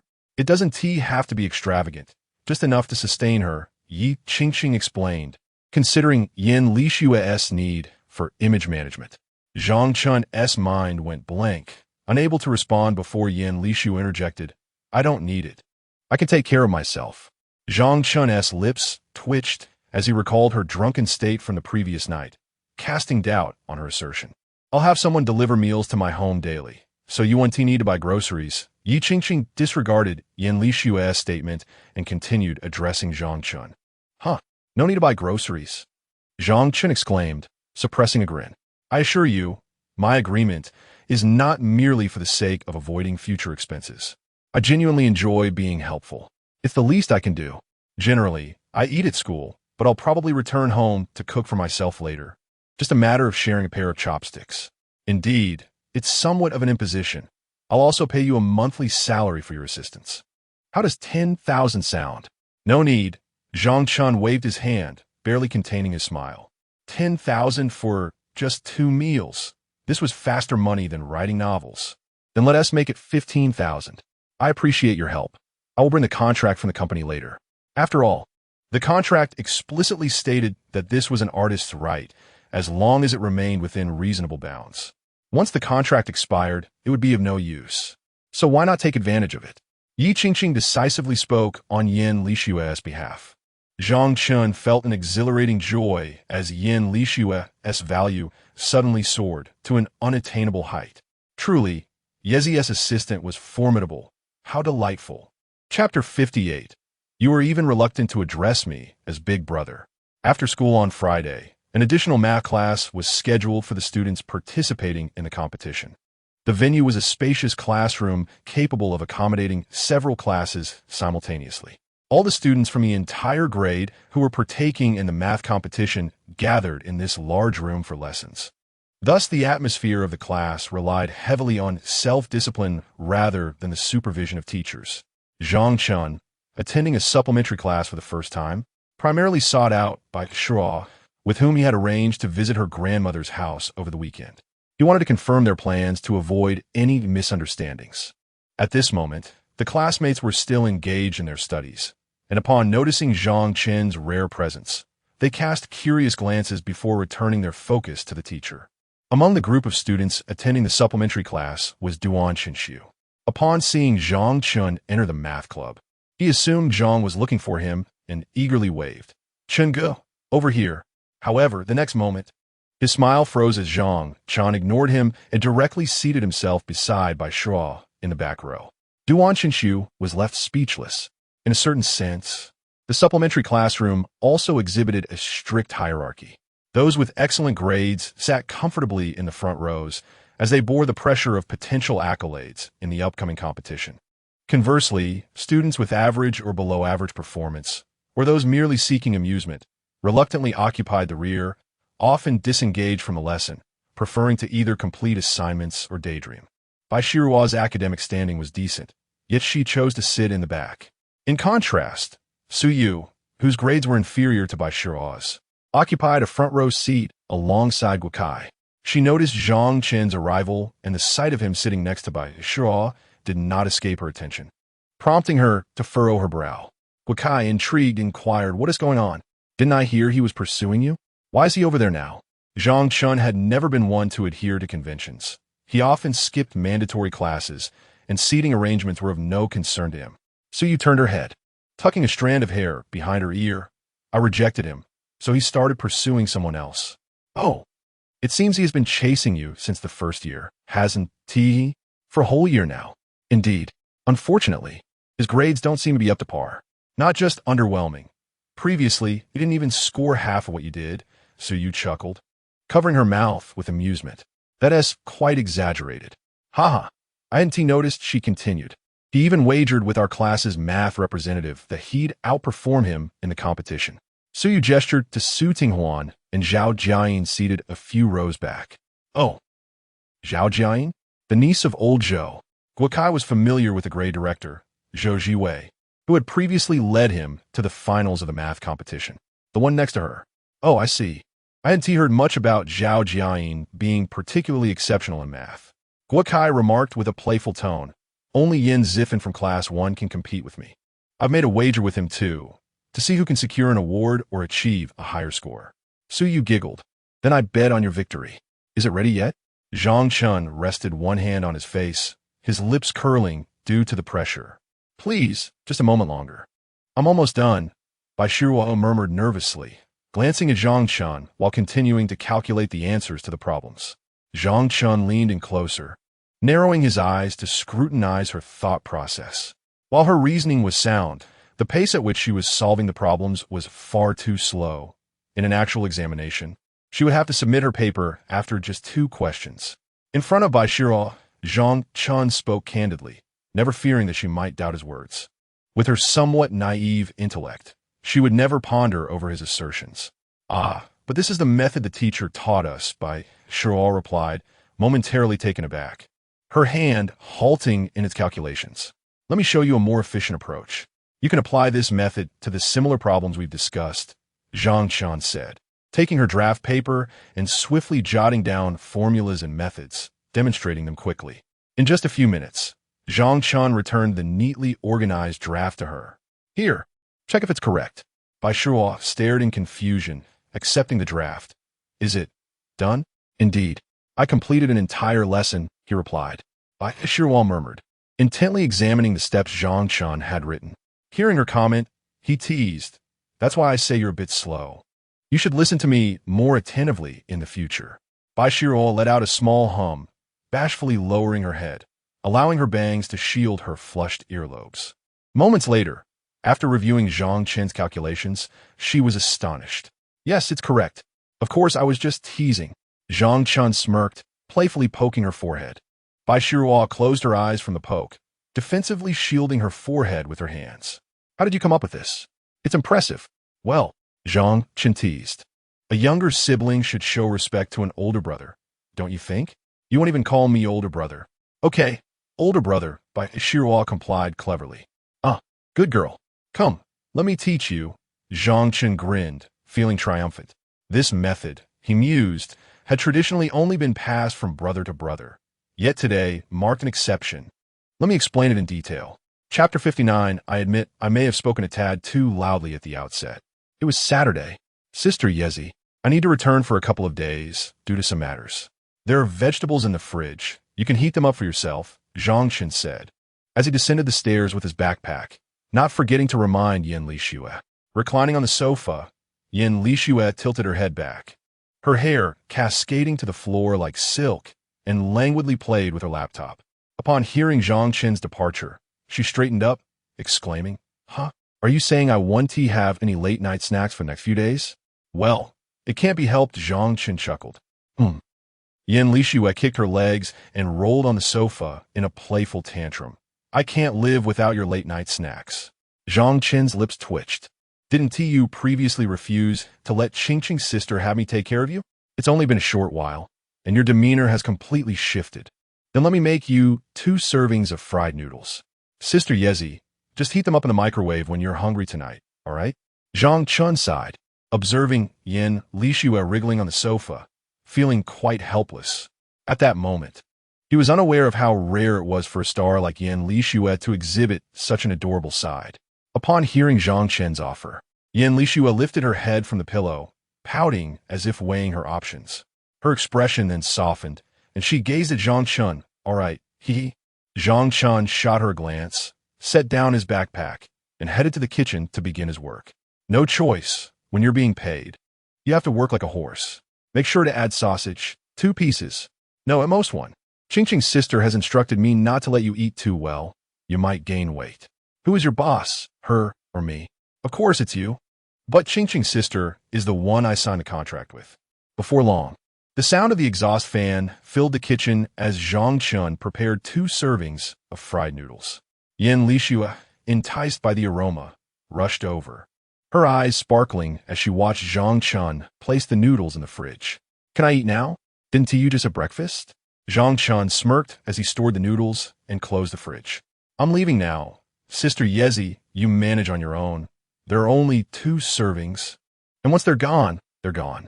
Yin Lishue gazed at Zhang Chen with a hint of sorrow. You said 2 servings, yet you couldn't make a bit more. Zhang Chen replied, I have always been a man of my word. With that, Zhang Chen slung his backpack over his shoulder and exited the door. Yin Lishue pouted, and as soon as he left, she turned to the fridge. Just then, Zhang Chen looked back and reiterated, only 2 servings. Manage it yourself. Yin Lishue replied, got it. Arriving at the station where he had agreed to meet by Shirua, Zhang Chen casually purchased some oil, salt, rice, and noodles. Initially, he had intended to buy fruit, but upon reflection, it seemed more practical to procure useful items for Bai Shirua's household. Bai Shirua had been waiting at the station for quite some time, her bag burdened by a somewhat worn pink backpack. Upon noticing Zhang Chen's arrival, she lowered her head, feeling both awkward and shy, her hands full. This was her first time inviting a classmate to visit her grandmother, and it was also the first instance of a classmate expressing a desire to visit her home. Has the bus not arrived yet? It hasn't been too long, has it? Zhang Chen inquired as she approached Bai Shirua. Bai Shirua nodded, then shook her head, indicating that the wait had not been extensive. Zhang Chen was always punctual. Tardiness was not in her nature. She reached out to take some of the items from Zhang Chen's hands, and Zhang Chen, without protest, allowed her to carry them. Let us check if there is anything else we need to buy on the way. It would be inconvenient to realize we forgot something once we arrive. Zhang Chen suggested thoughtfully. Bai Shirua glanced into her pockets, contemplating, no, there's nothing I need. Zhang Chen surveyed their surroundings and spotted a pharmacy. Should we buy some medicine? Perhaps cold medicine? Does your grandmother need any? No, it's not necessary. There is a doctor in town, Bai Shirua quickly responded, waving her hand and blinking her eyes. Oh, you should sit for a bit. We'll have to stand for quite a while. Bai Shirua motioned for Zhang Chen to take a seat at the station. That's all right. We should arrive before noon, right? Zhang Chen dismissed the concern. Yes, roughly. But we will need to change buses in between. All right. But still, why not rest for a bit? I want to sit. You should. It's merely a 3-hour ride. I've stood for an entire day before. This is nothing, Zhang Chen scoffed. Bai Shirua replied. Fine then. 3 hours later, Zhang Chen felt utterly drained, her gaze vacant as she stared out the window. How much longer? Bai Shirua also looked outside, noting the lengthy journey ahead. She gently patted Zhang Chen's back and murmured, about another hour. Upon hearing this, Zhang Chen nearly gasped, feeling breathless. Bai Shirua's grandmother lived deep in the mountains, where no vehicles could penetrate. Thus, after changing buses, they boarded an antiquated public transport vehicle that had long been retired from service. The destination was not displayed on an electronic screen, but rather affixed to the driver's window, detailing the route from one location to another. Fares were not collected via self-service coin deposits. Instead, a season ticket collector wobbled through the bus, navigating the rough mountain roads as he collected money from each passenger. This type of bus typically aimed to accommodate as many passengers as possible before departing, maximizing the trip's value. The vehicle was packed to the brim with people, and seating was a luxury few could enjoy. Zhang Chen and Bai Shiro stood at the rear of the bus, enduring even greater turbulence than those situated towards the front or middle. Initially, standing for a few hours seemed manageable to Zhang Chen. However, he now admits that his initial remarks were somewhat exaggerated. From a moment he boarded the vehicle to protect Bai Shiro from being jostled, to the present where he finds it difficult to breathe, it has only taken her a mere 3 hours to clutch tightly onto herself. Bai Shiro keeps glancing up at Zhang Chen, her tiny hand gripping his arm. How are you feeling? Do you feel like vomiting? In her other hand, she clutches a plastic bag borrowed from the elderly woman in the adjacent seat, ready to assist should Zhang Chen feel the urge to retch.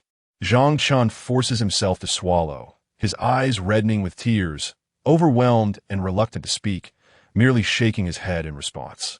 Would you like to drink some water? Bai Shiro inquires once more. He continues to shake his head. Bai Shiro can only gaze at him with concern. She frequently rides this bus and has never experienced such discomfort. The ticket seller announces, "We have arrived at Xianyang town. Those who wish to disembark, please do so." A few passengers seated on the bus begin to rise and prepare to exit. Observing this, Bai Shiro quickly positions herself to block a seat, then urges Zhang Chen, "Sit down. We should still have half an hour left." Zhang Chen hurriedly takes a seat, leaning towards the window to catch some fresh air, finally feeling somewhat better. Yet, in the next instant, ugh. Chapter 60, Grandmother, I Have a Friend. Upon arriving at the final destination, Tongxi Village, Zhang Chen and Bai Shiro disembarked. Zhang Chen squatted on the ground, struggling to regain his composure, while Bai Shiro promptly disposed of the plastic bag he had vomited into. Thankfully, her quick reflexes allowed her to catch the bag just in time as he lost his stomach on the bus. Without a hint of disgust, she gently patted his back once he had finished. Now that they were off the bus, she returned to offer him comfort, her voice tender. "Are you feeling any better?" "Not really, but somewhat," Zhang Chen replied, still coughing. He had experienced motion sickness before, but never to such an extreme degree. The cramped bus, the unpleasant odors, the sweltering heat, the stifling atmosphere, and the jarring bumps felt more like a voyage on a pirate ship than a simple ride. "Let's go," he said, finally managing to stand after a lengthy pause, gesturing for Bai Shiro to lead the way. She carried their belongings and walked beside him, guiding him through the pine woods and along the rugged country paths until they finally reached her grandmother's home. By this time, it was already 2 p.m. From a distance, Zhang Chen spotted a hunched figure seated in a sunlit yard, basking in the warmth. Upon seeing her, Bai Shiro rushed forward, calling grandmother. The elderly woman, whose eyesight was not particularly sharp, squinted in their direction and, upon hearing Bai Shiro's voice, stood up, beaming as she walked to the fence and opened a simple gate designed to keep the chickens from wandering off. Bai Shiro, with her hands full, announced, "Grandmother, this is a gift from my classmate." Zhang Chen approached respectfully and greeted, "Hello, grandmother." Bai Shiro's grandmother paused, examining Zhang Chen with her squinting eyes, then smiled warmly. Come in. You've traveled such a long way. Have you eaten? I'll prepare something for you." "Oh, no trouble at all," Zhang Chen replied, shaking his head with a chuckle. "I nearly met my end on the way here. I'll take care of it. You just rest," Bai Shiro said, supporting her grandmother as they walked into the yard. She turned to Zhang Chen, a hint of shyness in her demeanor. "I'll prepare the meal." Zhang Chen's stomach growled, betraying his hunger. "Okay." He followed them into the yard, still buying things. Her grandmother continued to chat absent-mindedly as they ascended the slope, revealing several homes along the way, with Bai Shiro's grandmother's house being the closest. It was now midday, and it seemed the other villagers had either gone to work or were taking a midday rest. In the distance, a tethered dog barked at Zhang Chen, an outsider. He felt relieved that they did not encounter a pack of wild dogs blocking their path at the village entrance. Upon entering the yard, Zhang Chen noticed how meticulously her grandmother had tidied the area. In front of the house, there were some pepper plants, and a few chickens wandered about. While there were no dogs, a cat resided there, an exquisite tabby with distinct markings, its paws dusted with white. Meow. Bai Shiruo, who seldom encounters the cat raised by her grandmother, felt a flicker of joy upon seeing Mimi return. The tattooed tabby promptly scampered to her feet, mewing affectionately. In the countryside, tabby cats are wild and typically do not adhere to the concept of being domesticated. They fend for themselves outdoors, occasionally returning home just to check if their owner is still alive. It seemed as though Mimi had an inkling of good fortune, as she returned early this morning and had not ventured outside since. Grandmother chuckled softly, basking in the sunlight from her chair. Zhang Chen watched as the tabby cat, with its tail held high, circled around by Shiruo's feet, and he crouched down to approach it slowly. To his surprise, the tabby did not shy away as if it were encountering a stranger. Instead, it came over, tail raised and meowing. Wow, it's not afraid of people at all? Zhang Chen stroked its head, running his hand down to the base of its tail. That's unusual. It usually runs away from people, grandmother remarked, shaking her head. Bai Shiruo looked at Zhang Chen in astonishment. Indeed, Mimi is quite timid. Meow, could it be that it knows I have food? Zhang Chen retrieved the remaining piece of sausage from his pocket. No, that won't do. This is my food, and the kitten can't have any. Meowing. Mimi continued to beg at Zhang Chen's feet. Bai Shiruo said, I'll go prepare some food. Please wait a moment. All right, Zhang Chen nodded. Once Bai Shiruo entered the kitchen, Zhang Chen tore open the sausage packaging, enticing Mimi to circle around him. Please, have a seat, grandmother kindly beckoned, indicating a nearby stool. Zhang Chen obliged, lifting Mimi into his lap, feeding it sausage while gently petting it. This child, it's the first time she has brought a classmate home. Grandmother glanced at Zhang Chen, squinting slightly. Is there something going on at school? Zhang Chen paused his petting, shaking his head. No, grandmother. Bai Shiruo is doing very well at school. She is quite exceptional, nothing to worry about. That's a relief. Grandmother chuckled warmly, then began to speak at length. You see, Shiruo has grown up without parents. Her character is rather fragile, and I've always worried she might be bullied at school. She often tells me that everything is fine, that no one bothers her, and that the Uncle S family treats her well. I have been quite concerned, but it seems she has made friends. It must be true. Such is the nature of the elderly. When there is no one to converse with, they become loquacious upon the arrival of company. Zhang Chen listened attentively, though the smile on his face faltered as he lowered his head, tossing the sausage onto the ground. Immediately, Mimi leapt down to retrieve it. Looking towards the kitchen, he noticed the chimney of the dilapidated stone house emitting wisps of smoke. Zhang Chen responded to grandmother. Yes. She has always been well. Mimi seized the remaining sausage from the ground and dashed into the pepper-filled plot, disappearing from sight. A wild chrysanthemum, caught in the crevice, swayed unsteadily after being bumped by Mimi, but continued to reach for the sunlight. Such resilience, Zhang Chen murmured. So, what brings you here today? In the depths of the mountains, Zhang Chen's attire did not resemble that of a destitute child like his granddaughter. Furthermore, he had brought an array of gifts for her on this visit.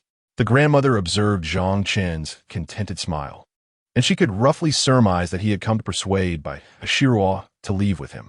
Zhang Chen, however, was preoccupied with how to convince his grandmother to acquiesce.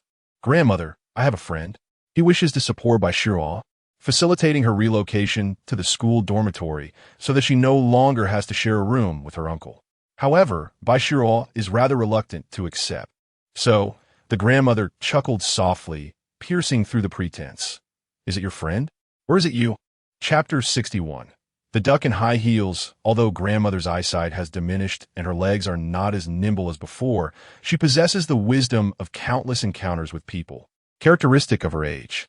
If it were not for Zhang Chen's desire to assist his granddaughter, why would he venture so far to a stranger's home, purchasing this and that?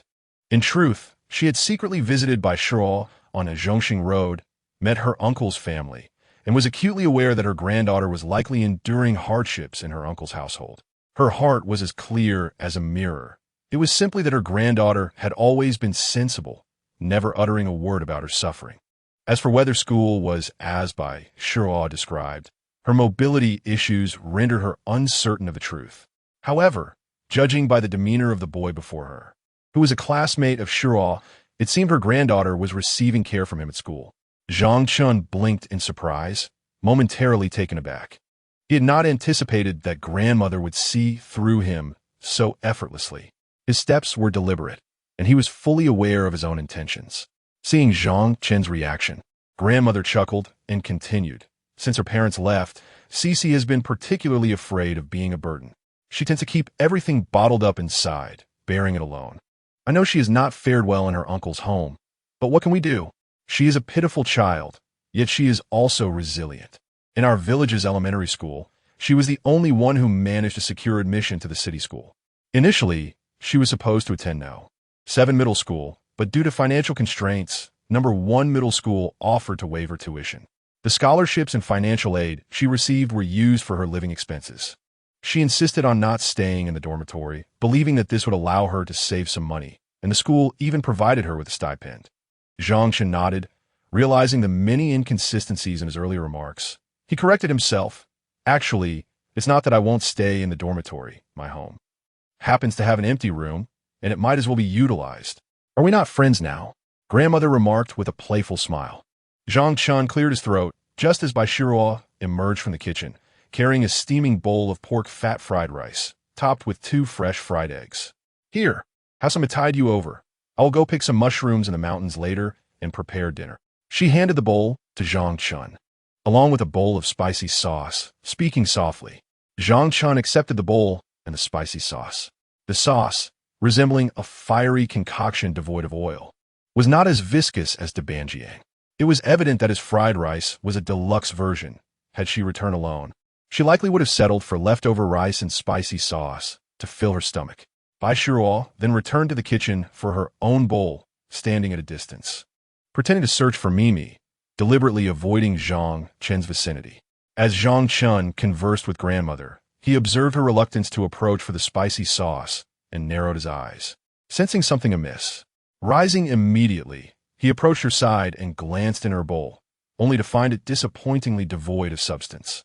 You really are quite foolish, Zhang Chen remarked candidly, frowning as he transferred the poached egg from his bowl to hers.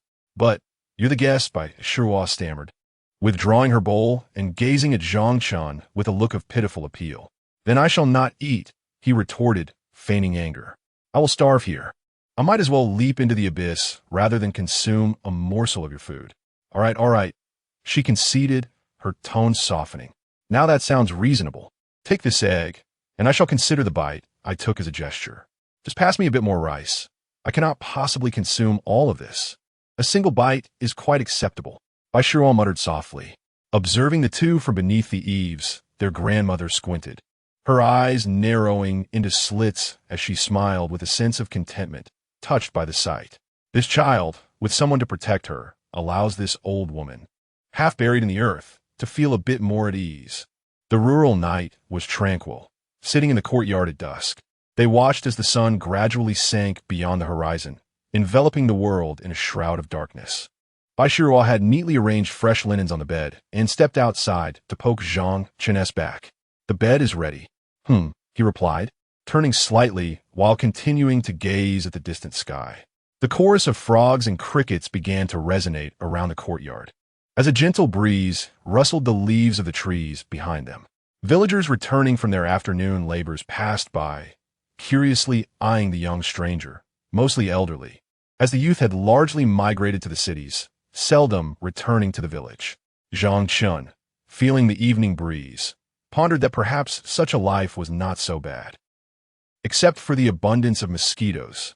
Damn it, he exclaimed, swatting another mosquito buzzing near his face. There are too many mosquitoes here. Let us head inside. I've lit some incense, Baishiro mentioned, moving to the kitchen to fetch hot water for her grandmother's face and feet. Earlier in the afternoon, she had taken Zhang Chen to the mountains to search for a type of wild mushroom, the name of which eluded him. Something like mountain horse mushroom? Regardless, the mushroom soup she prepared that evening was exceptionally delicious, and he savored several bowls. Having worked diligently, Baishiro now wore her hair tied back, appearing far more competent and spirited than before. Her industrious demeanor bestowed upon Zhang Chen the impression of a devoted wife, one who would surely care for him well if they were to marry. Yet, Her manner of speaking remained unchanged, still soft and gentle. Following her, he arrived at the old-fashioned hand pump, a relic of rural life still in use. To draw water, one had to repeatedly press down on the handle, causing water to spout from the opposite end. I suppose I ought to wash my face and feet as well. Where are your slippers? He asked, opting for the fresh water produced by the pump rather than the hot water, cupping his hands to wash himself directly.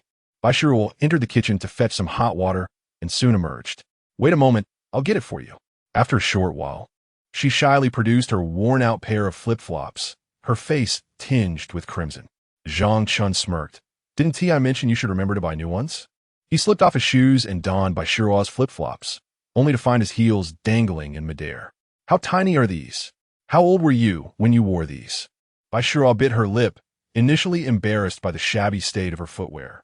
However, upon seeing Zhang Chen roll up his pant legs and awkwardly teeter in her flip-flops, like a monkey attempting to walk in high heels, she couldn't suppress a laugh. You're laughing? Zhang Chen's eyes widened in surprise, and seeing her amusement ignited his own laughter. It's all your fault. Baishiro quickly pressed her lips together, watching as Zhang Chen tiptoed to wash his hands, resembling a duck clumsily strutting in heels. She couldn't help but turn away, trying to avoid the absurdity that stung her eyes. Could you bring my shoes in? Zhang Chen's voice dripped with disdain from within the room. Oh, right. Baishiro hurriedly retrieved his shoes and stepped inside. Chapter 62. A calm sea sponge fosters no exceptional sailors. On this particular evening, Baishiro found herself sharing a bed with her grandmother, while Zhang Chen occupied the room that was originally hers.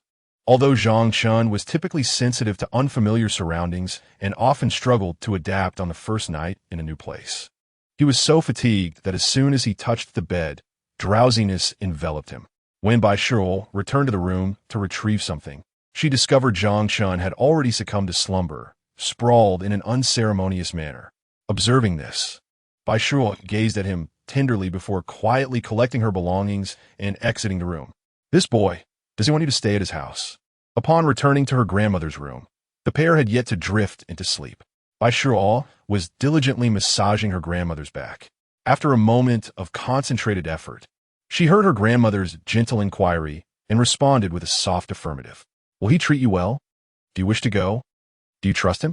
I do trust him. At this remark, Baishiro paused her ministrations, nodding solemnly in agreement. Once you leave your uncle's home, you will have to rely solely on yourself. Your grandmother cannot assist you much, but judging by this boy's attitude towards you today, he seems genuinely concerned.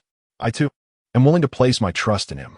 Grandma, her grandmother sighed, expressing her desire for Baishiro to live without undue hardship, lamenting how she often withheld her troubles. Having a boy who sincerely cares for you can at least alleviate some burdens. However, I do harbor some concerns. What if, upon arriving at his home, he does not treat you well? Baishiro bit her lip and resumed her task, stating, he will take me to meet his parents and will sign a contract. I'm not worried about that, silly child. Her grandmother sighed again, turning her gentle gaze upon Baishiro. I worry about you, my dear Navi girl. But does he truly live alone? Yes, I have been there. Does he not reside with his parents? This indeed alleviates many of my concerns. Upon hearing this, Baishiro's cheeks flushed with embarrassment as she stammered, Gee, Grandma, what are you saying? Are you not? And no, it's not like that, Grandma. Then how can he endure such hardship to come to our village, a place so unfamiliar to him? Baishiro remained silent.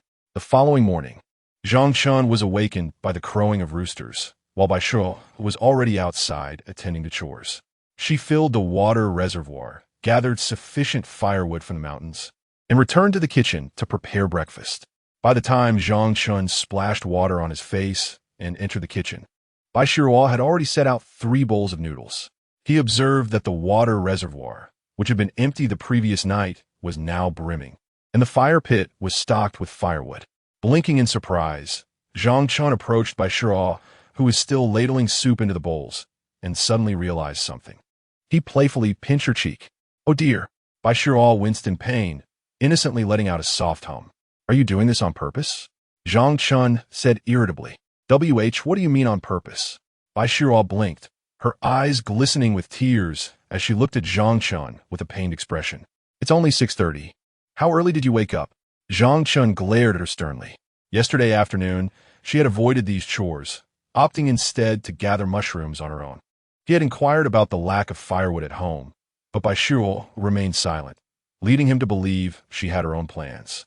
Yet upon awakening today, she had quietly completed all the tasks. Zhang Chen found it hard to believe this was not intentional. 5 o'clock, Baishuo replied, feeling wronged. Are you powered by nuclear energy? How do you have so much energy? Zhang Chen released her, leaving a faint red mark on her cheek that quickly faded. Baishuo, feeling guilty, pouted and changed the subject. Breakfast is ready. This bowl is yours. She picked up the largest bowl. I haven't done any work, yet I have to eat the most. Am I a pig? Zhang Chen, stubborn as ever, chose the smallest bowl. That bowl is mine, Baishuo insisted anxiously. I don't care. You can have my bowl. After doing so much work, you deserve to eat more. Zhang Chen waved his hand dismissively and walked out with his bowl. Baishuo bit her lip. So she agreed? Zhang Chen chatted with his grandmother while holding his bowl, as Baishuo sat on the ridge of the field, eating noodles and playing with a cat. His grandmother leisurely ate her noodles and nodded. That's good. Zhang Chen sighed, feeling that this visit was not in vain. If Baishuo had not agreed, he would have truly resorted to unreasonable tactics. I don't care. If you don't agree, I will stay here and not leave. Indeed, Zhang Chen had considered this a fallback strategy.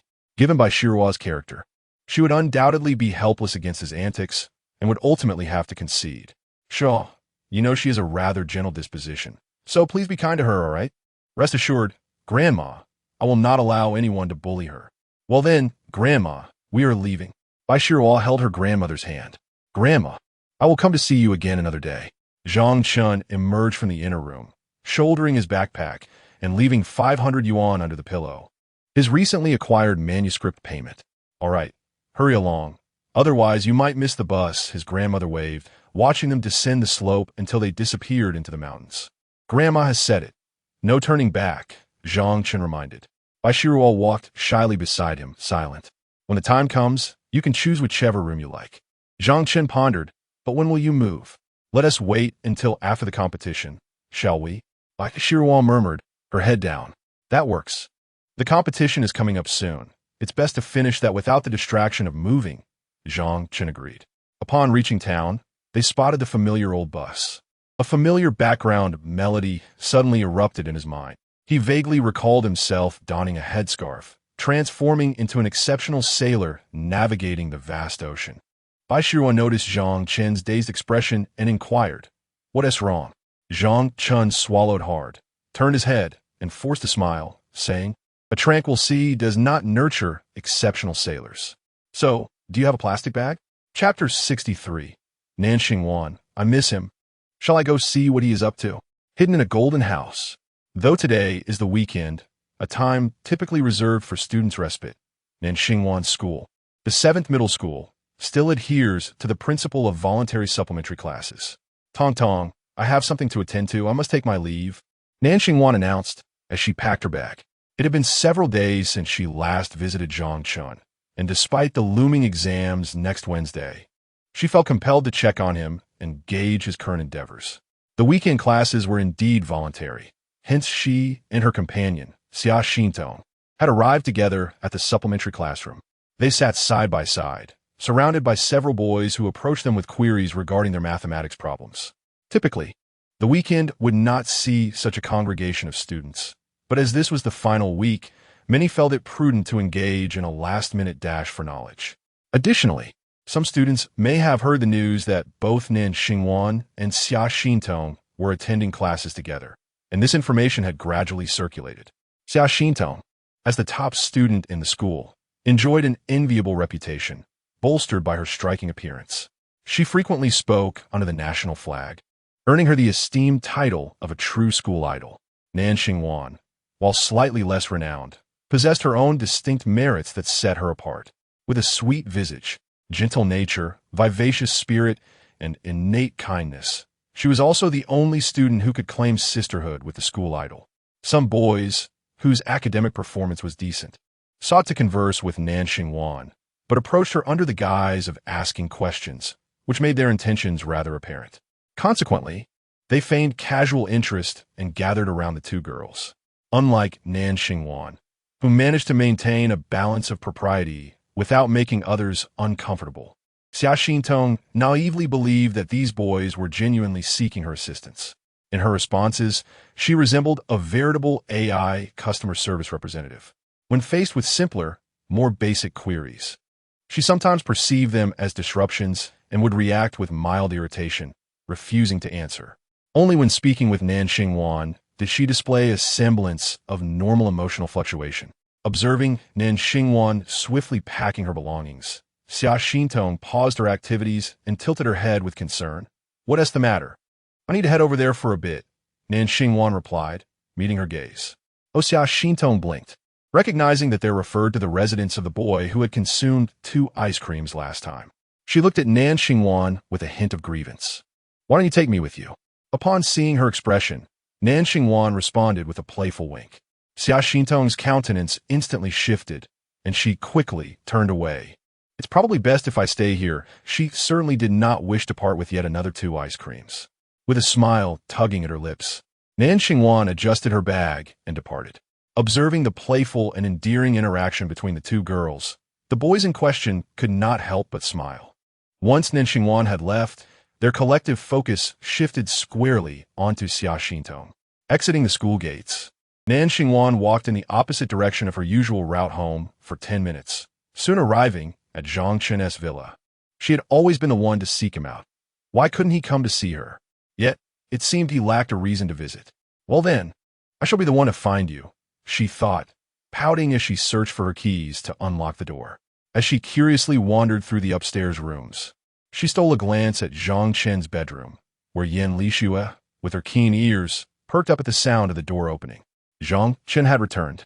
She dashed out of an empty room, standing by the second-floor railing, gazing down at the entrance. Then, she beheld a delightful girl with a ponytail, sweet features, and dressed in the uniform and skirt of the 7th school. Momentarily taken aback, Nan Xingwan first noticed the subtle changes in the living room rather than looking upstairs, as if the air itself carried a fragrance, a womanly scent. In contrast to Yan Lixue's acute hearing, Nan Xingwan sniffed the air, convinced that it was filled with a rich, feminine aroma. Furthermore, it must belong to an exceedingly attractive woman. In the next instant, her gaze locked with Yan Lixue's. "Who are you?" they both queried in unison. "Are you here to see Zhang Chen?" Yan Lixue, clad simply in a camisole, her sleepwear just covering her backside, revealed her long, fair legs. She dressed casually at home, but if Zhang Chen were present, she would have paid more attention to her attire. Perhaps donning a pair of white socks. Nan Xingwan appraised the woman upstairs. She was stunning, particularly in terms of physique, the attributes she herself lacked. She felt a pang of envy.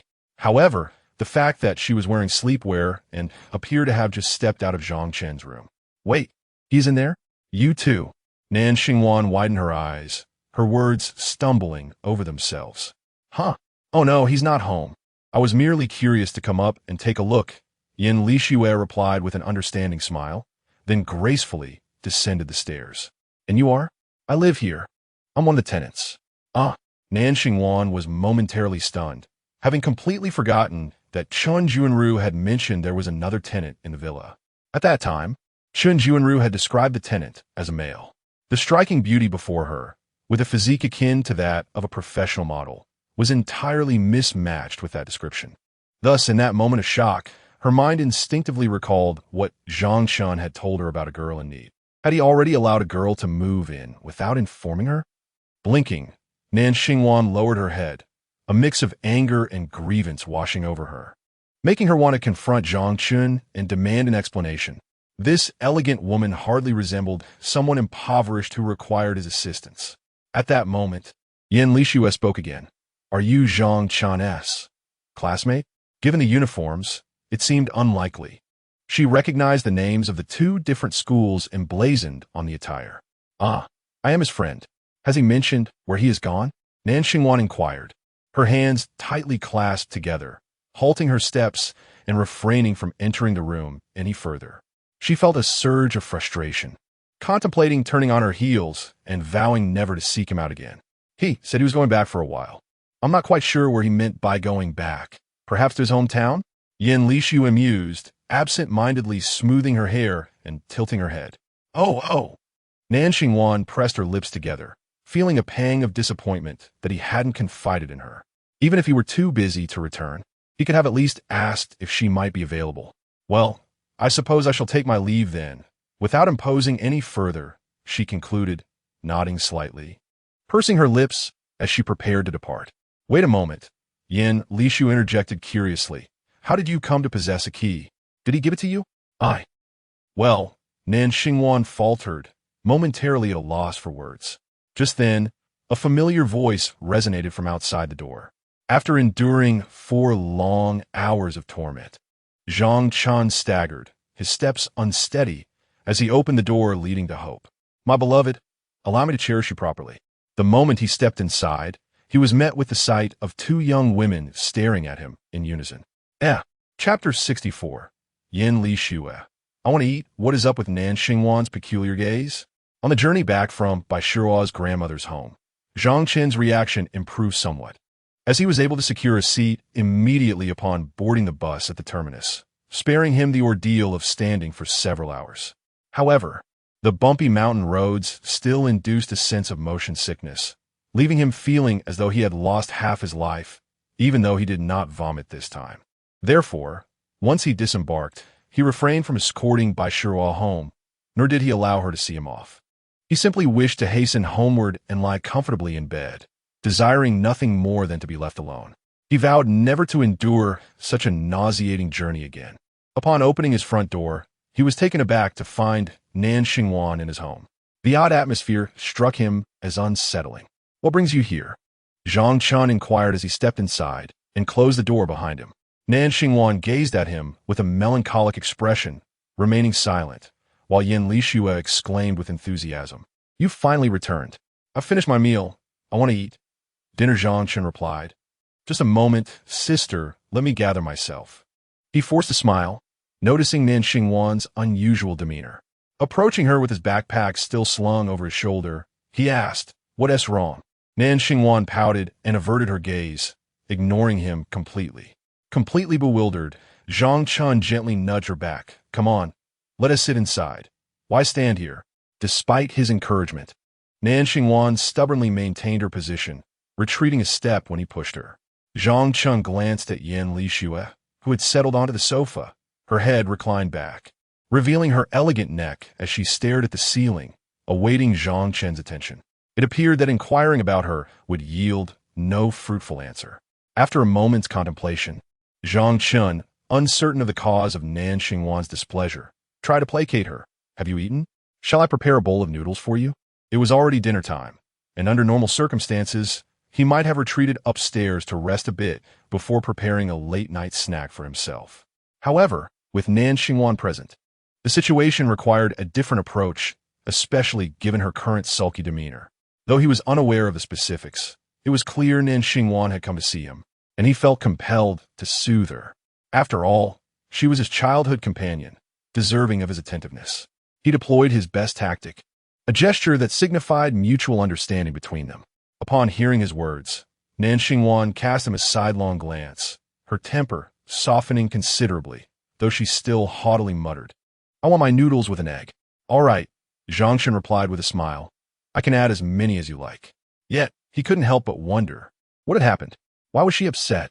"Why didn't you tell me when you got home?" Nan Xingwan turned her head away defiantly.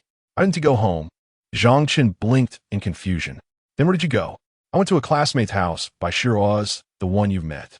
Zhang Chen answered truthfully. "What were you doing at her house?" Nan Xingwan frowned upon hearing this. "Didn't I mention? She's facing difficulties at home. I went to her grandmother's house to discuss the matter of her coming to stay here. Just a moment." Nan Xingwan blinked, extracting information from Zhang Chen's words, then pointed at Yin Lishua on the sofa. "What about her? The impoverished classmate you mentioned, is she the one I met before by Shihua? What else could it be? Haven't I told you several times already?" Zhang Chen shrugged. "Then who is she?"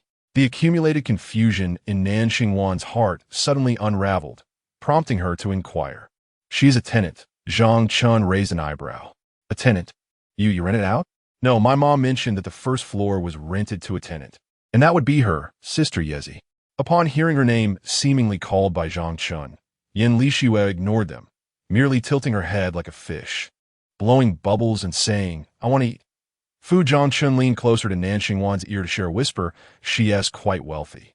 Nan Xingwan was taken aback, then felt a sense of clarity wash over her. Especially after Zhang Chen's whisper, her mood instantly brightened. She leaned into Zhang Chen's ear, playfully whispering, Didn't T. Annie say she was a man? I don't know. She just returned a couple of days ago. You weren't here, so I didn't mention it. Zhang Chen replied, the breath tickling Nan Xingwan's ear. There's a Ferrari parked in the garage. It belongs to her.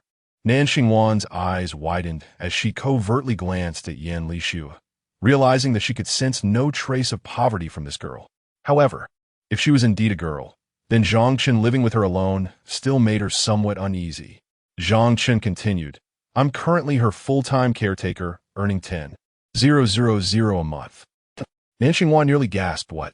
She pays you? Of course, we signed a contract. I'm officially her employee now. Instantly, her previous reservations dissipated, giving way to a sense of openness. She pays, then it's all fine. Being a caretaker is good. One should perform their duties well. Nan Xingwan covered her mouth, then patted Zhang Chen's shoulder, solemnly stating, Make sure to earn well.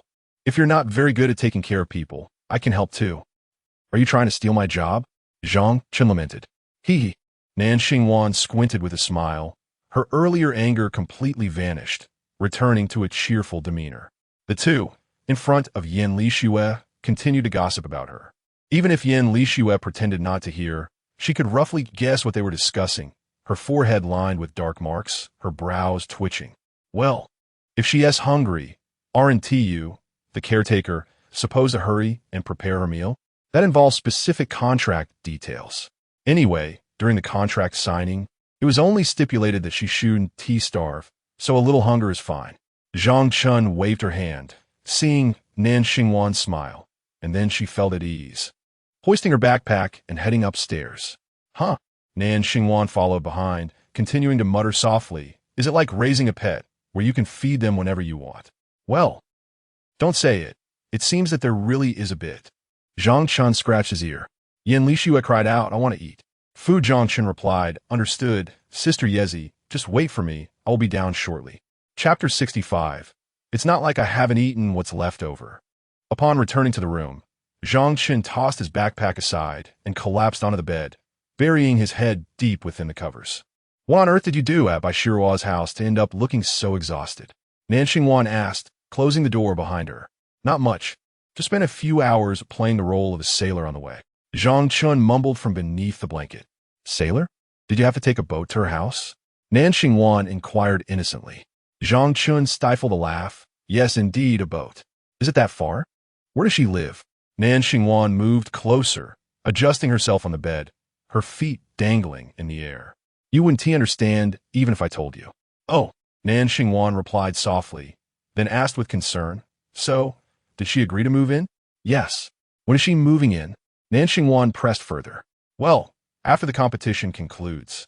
Zhang Chen replied. Oh, Nan Xingwan nodded thoughtfully. So, soon after the competition. It's mainly because she's worried about affecting next week's exam. Otherwise, I would have asked her to move in right away. Zhang Chen lifted his head and sighed, feeling as if he had gained a bit of vitality. Noticing his sigh, Nan Xingwan pouted discontentedly, swinging her feet back and forth in the air. Oh. Casting a sidelong glance at Zhang Chen, she teased. Are you eager for her to move in quickly? Yes, she is currently staying with her relatives who are not very kind to her, Zhang Chen admitted candidly, standing up to tidy his backpack and placing it back on the desk. I see. Nan Xingwan puffed her cheeks, murmuring softly, in that case. Wouldn't that mean you'll be living with two beautiful girls? What? Zhang Chen, standing by the desk, did not catch her words as he passed by her towards the door. Nothing, Nan Xingwan replied, pouting. All right, it's time to head downstairs. If we delay any longer, Sister Yezi might be in trouble. Oh, what does Sister Yezi want to eat? Zhang Chen inquired in the kitchen. Noticing that the refrigerator still contained some leftover meals he had prepared, which Yin Lixue had barely touched. Anything is fine as long as it's food, just hurry. Yin Lixue lay sprawled on the sofa, the weight of her body pressing down on it, leaving a noticeable imprint. Very well, let us make it together. Zhang Chen, feeling hungry himself after his exhausting role as a sailor, decided against cooking fresh dishes and opted for the quickest option, boiling noodles, which he had originally planned to make for Nan Xingwan. Nan Xingwan did not linger in the living room, but stood quietly beside Zhang Chen, observing him. When she saw him cooking her noodles alongside the others, she bit her lip in frustration. How could it be considered a special treatment if the noodles were the same? She pondered. Soon, after the noodles were ready, Zhang Chen turned to Nan Xingwan, motioning for her to come and serve.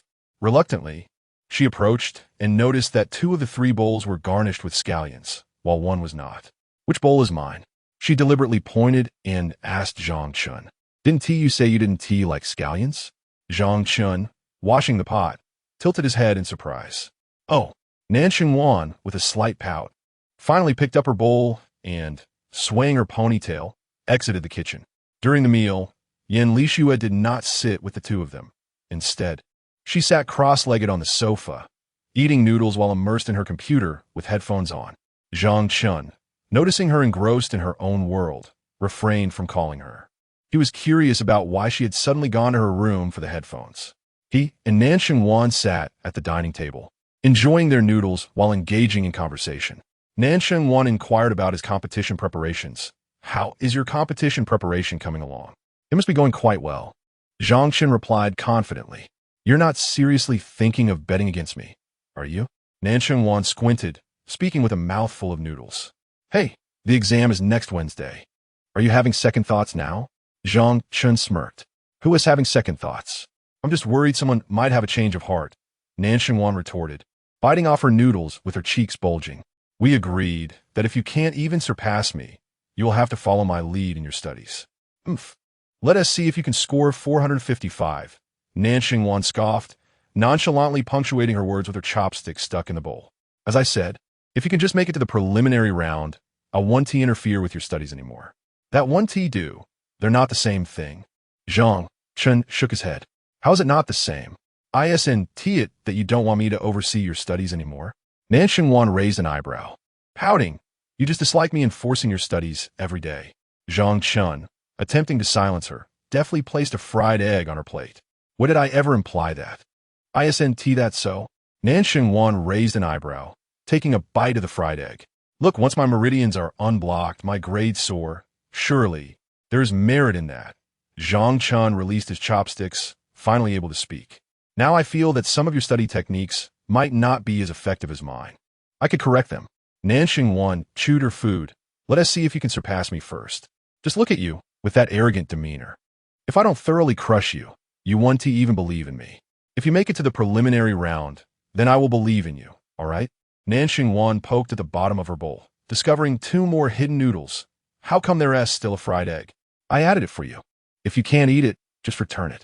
Nan Xingwan smirked, resembling a mischievous child, as she returned the last bite of the fried egg to Zhang Chen.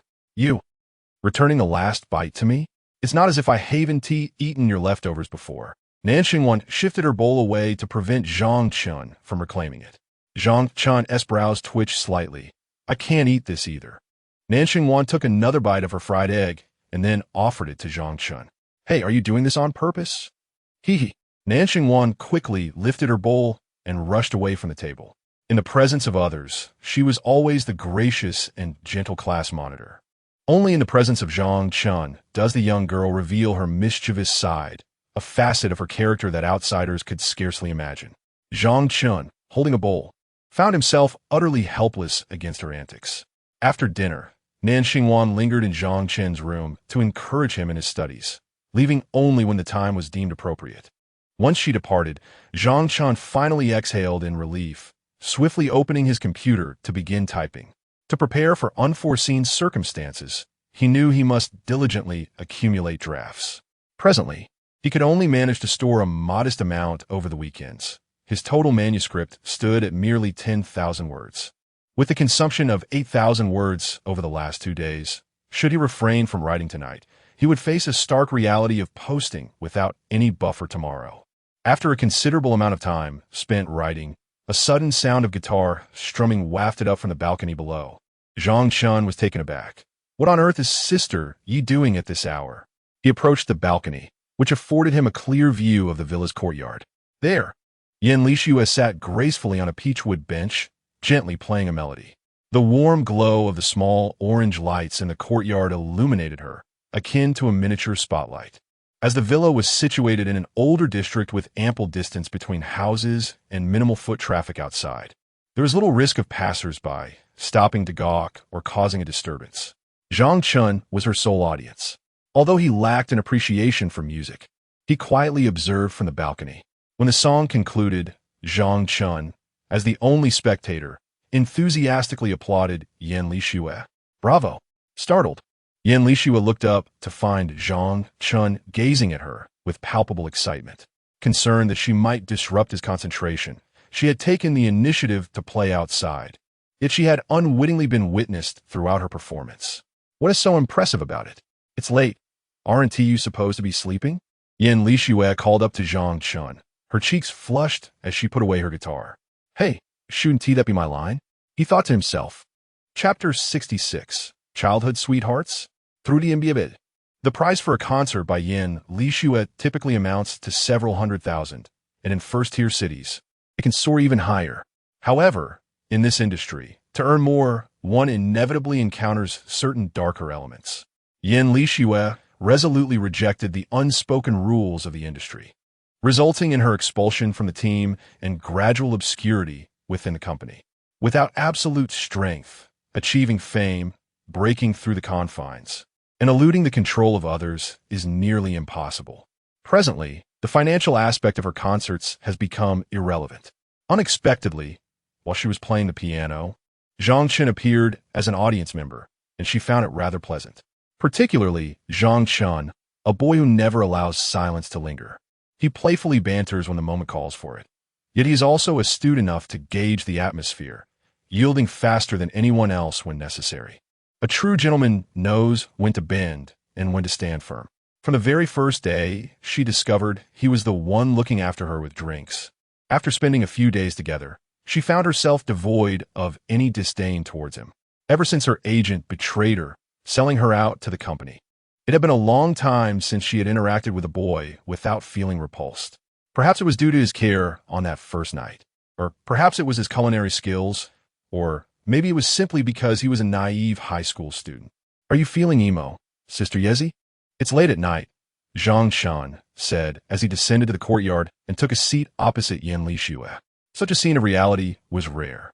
He wished to observe, as he was somewhat at a loss for words and needed inspiration for his novel. Emo, Yan Lixue responded, slightly taken aback. It means feeling melancholic and moody, Zhang Chen clarified.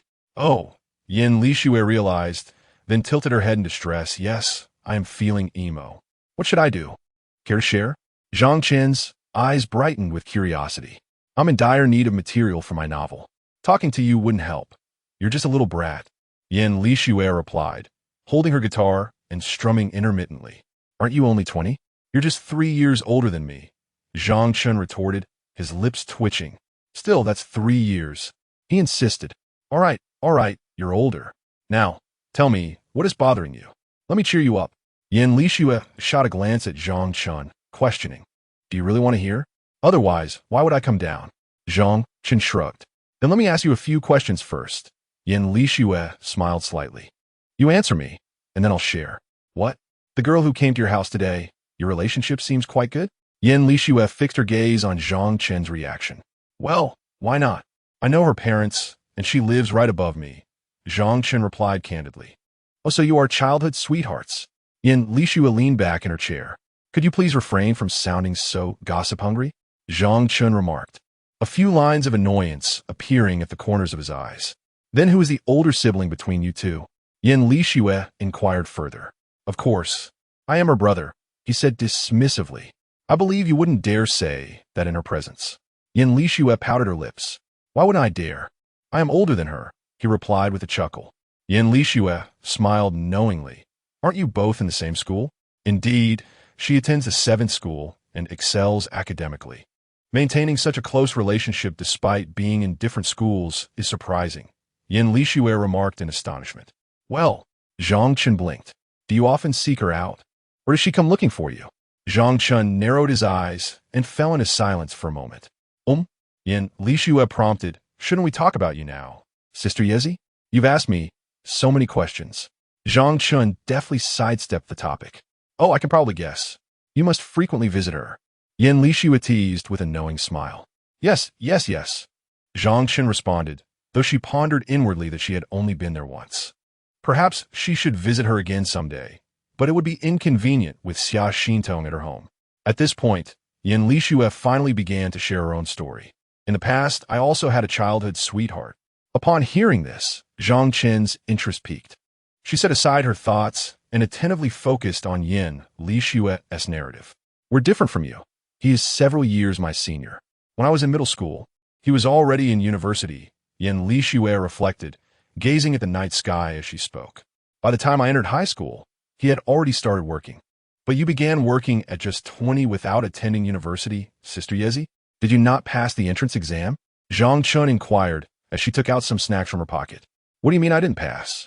Who are you looking down on? What was your score? Yin Lixue retorted sharply. Over 400.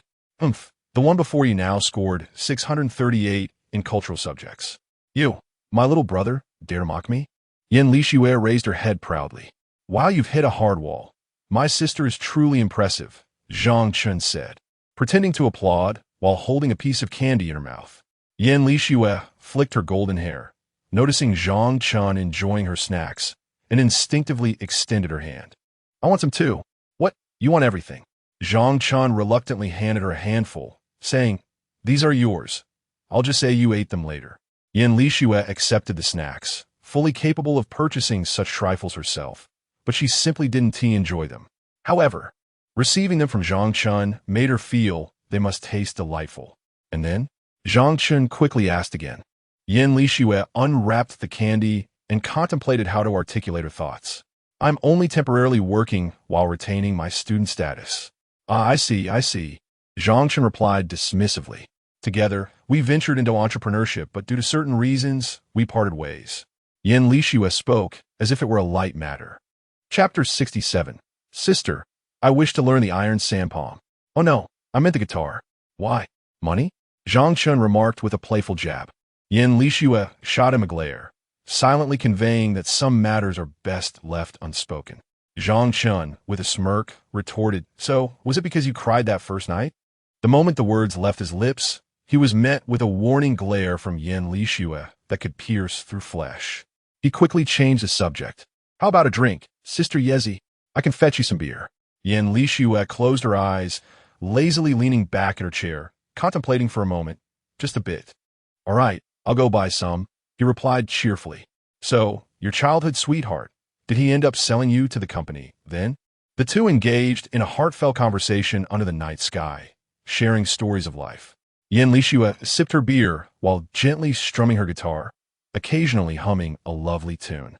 Zhang Chen sat beside her, absorbing every detail of her experiences. It turned out that witnessing his own past with Nan Xingwan had stirred up emotions within him. However, he genuinely felt sympathy for her plight. Perhaps you should refrain from drinking? Don't you have class tomorrow? He suggested as Yin Lixue's cheeks flushed slightly, exhaling wisps of vapor, slightly tipsy yet mentally alert.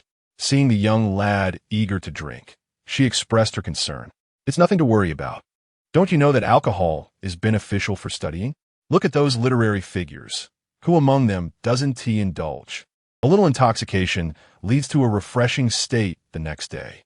Zhang Chen cracked open a can of beer, clinking it against the one resting on Yin Lixue's chair before taking a hearty swig. Yin Lixue tilted her head, observing him as he consumed the drink and listened to his whimsical reasoning, a faint smile gracing her lips. All right then, I shall drink with you, dear sister. Of course. Cheers. The two clinked their cans together. Let that scoundrel perish. Curse his ancestors for generations. Zhang Chen declared, raising his beer can to the night sky in a moment of solidarity with Yin Lixue. Indeed, let him die, she echoed, venting her frustrations. Men are all scoundrels. Hey, that's not fair. I'm helping you vent, and you include me in your curses? Zhang Chen turned to Yan Lixue, who realized she had inadvertently included him in her tirade. She chuckled lightly and waved her hand dismissively. You don't count. Now that's more like it. Zhang Chen shifted his gaze, then sensed something amiss. What do you mean I don't count? Come, enough of this. Allow me to serenade you with a song. Others would envy the chance to hear it. Yan Lixue's interest peaked. She downed the last sip of her beer, tossed the can aside, and prepared to perform. Zhang Chen was momentarily taken aback, and then Yan Lixue began her performance. A melancholic tune resonated softly as she gently plucked the strings of her guitar. Gradually, she began to sing in a hushed voice, the entire melody imbued with profound sorrow, mirroring her experiences. In the tranquil ambience of the night, she resembled a wounded, golden-haired sprite, forsaken by the world, exuding both loneliness and beauty. It was at this moment that Zhang Chen encountered this ethereal being. This was the first occasion a girl had sung so intimately before him.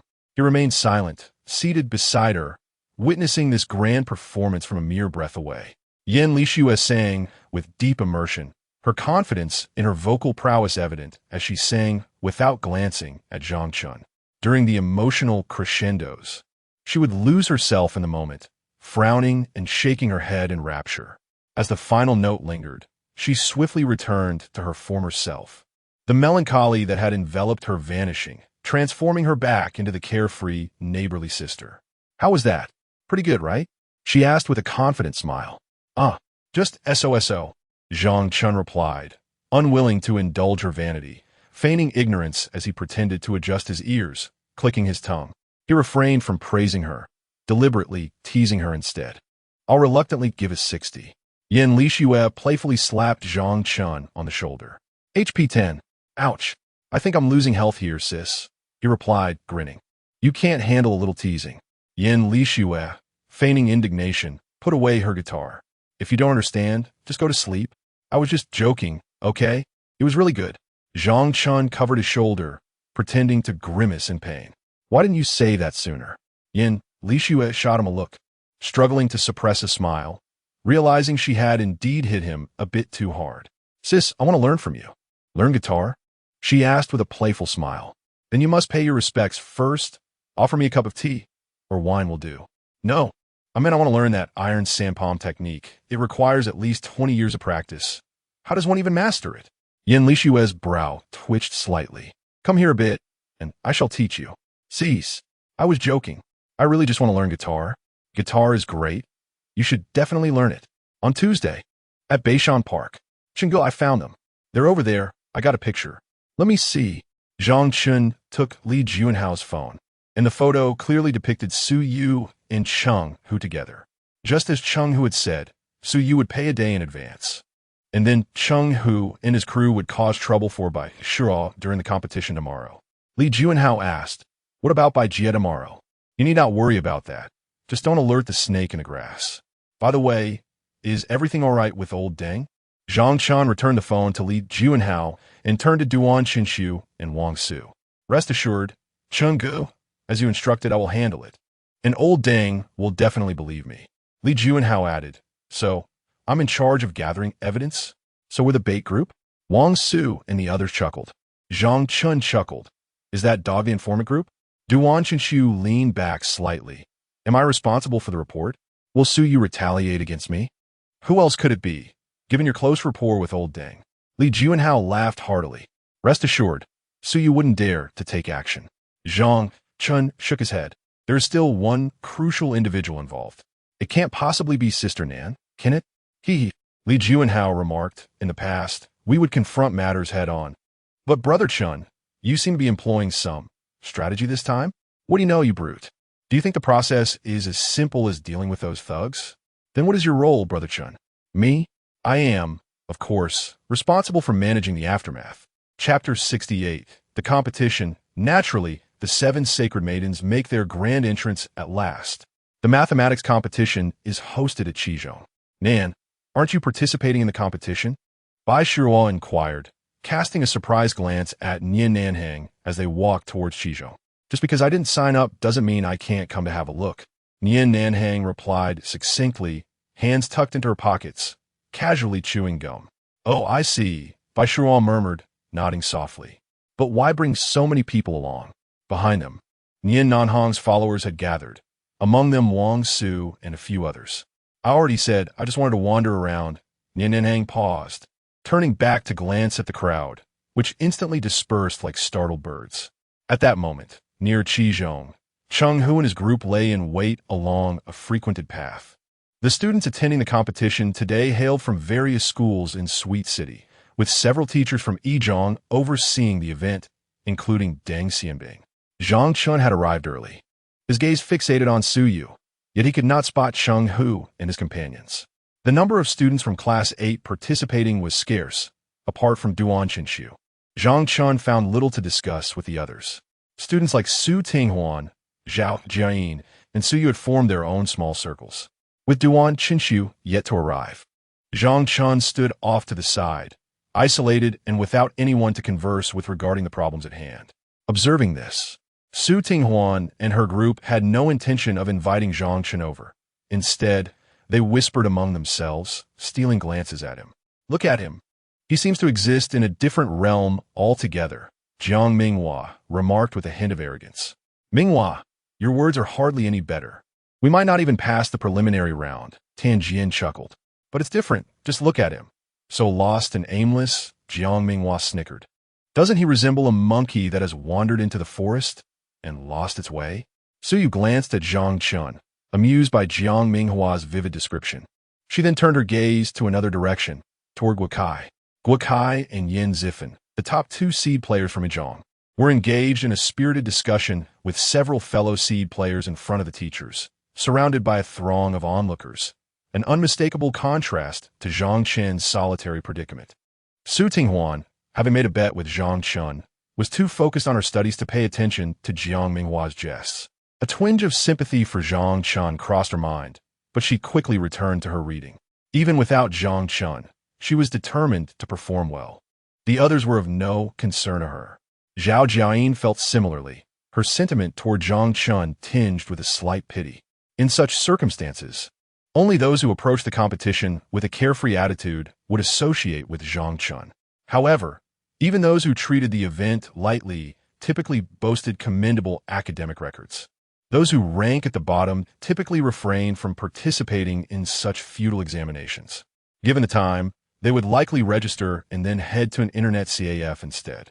Thus, Zhang Chen felt somewhat out of place among the students of the first high school, evoking a sense of sympathy, unbeknownst to Zhang Chen, who remained oblivious to the whispers and pity directed at him. He merely gazed around incessantly.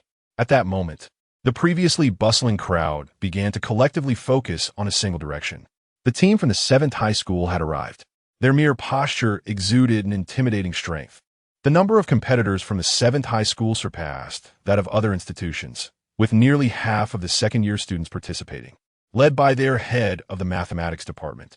The team, clad in their pristine uniforms, emanated a distinct aura that set them apart from the others as they reached the school gate. Most of the students wore black-rimmed glasses, their eyes narrowed, exuding an undeniable aura of superiority that only top scholars possess, surveying the scene with an air of disdain. Each one bore the unmistakable visage of scientific prodigy.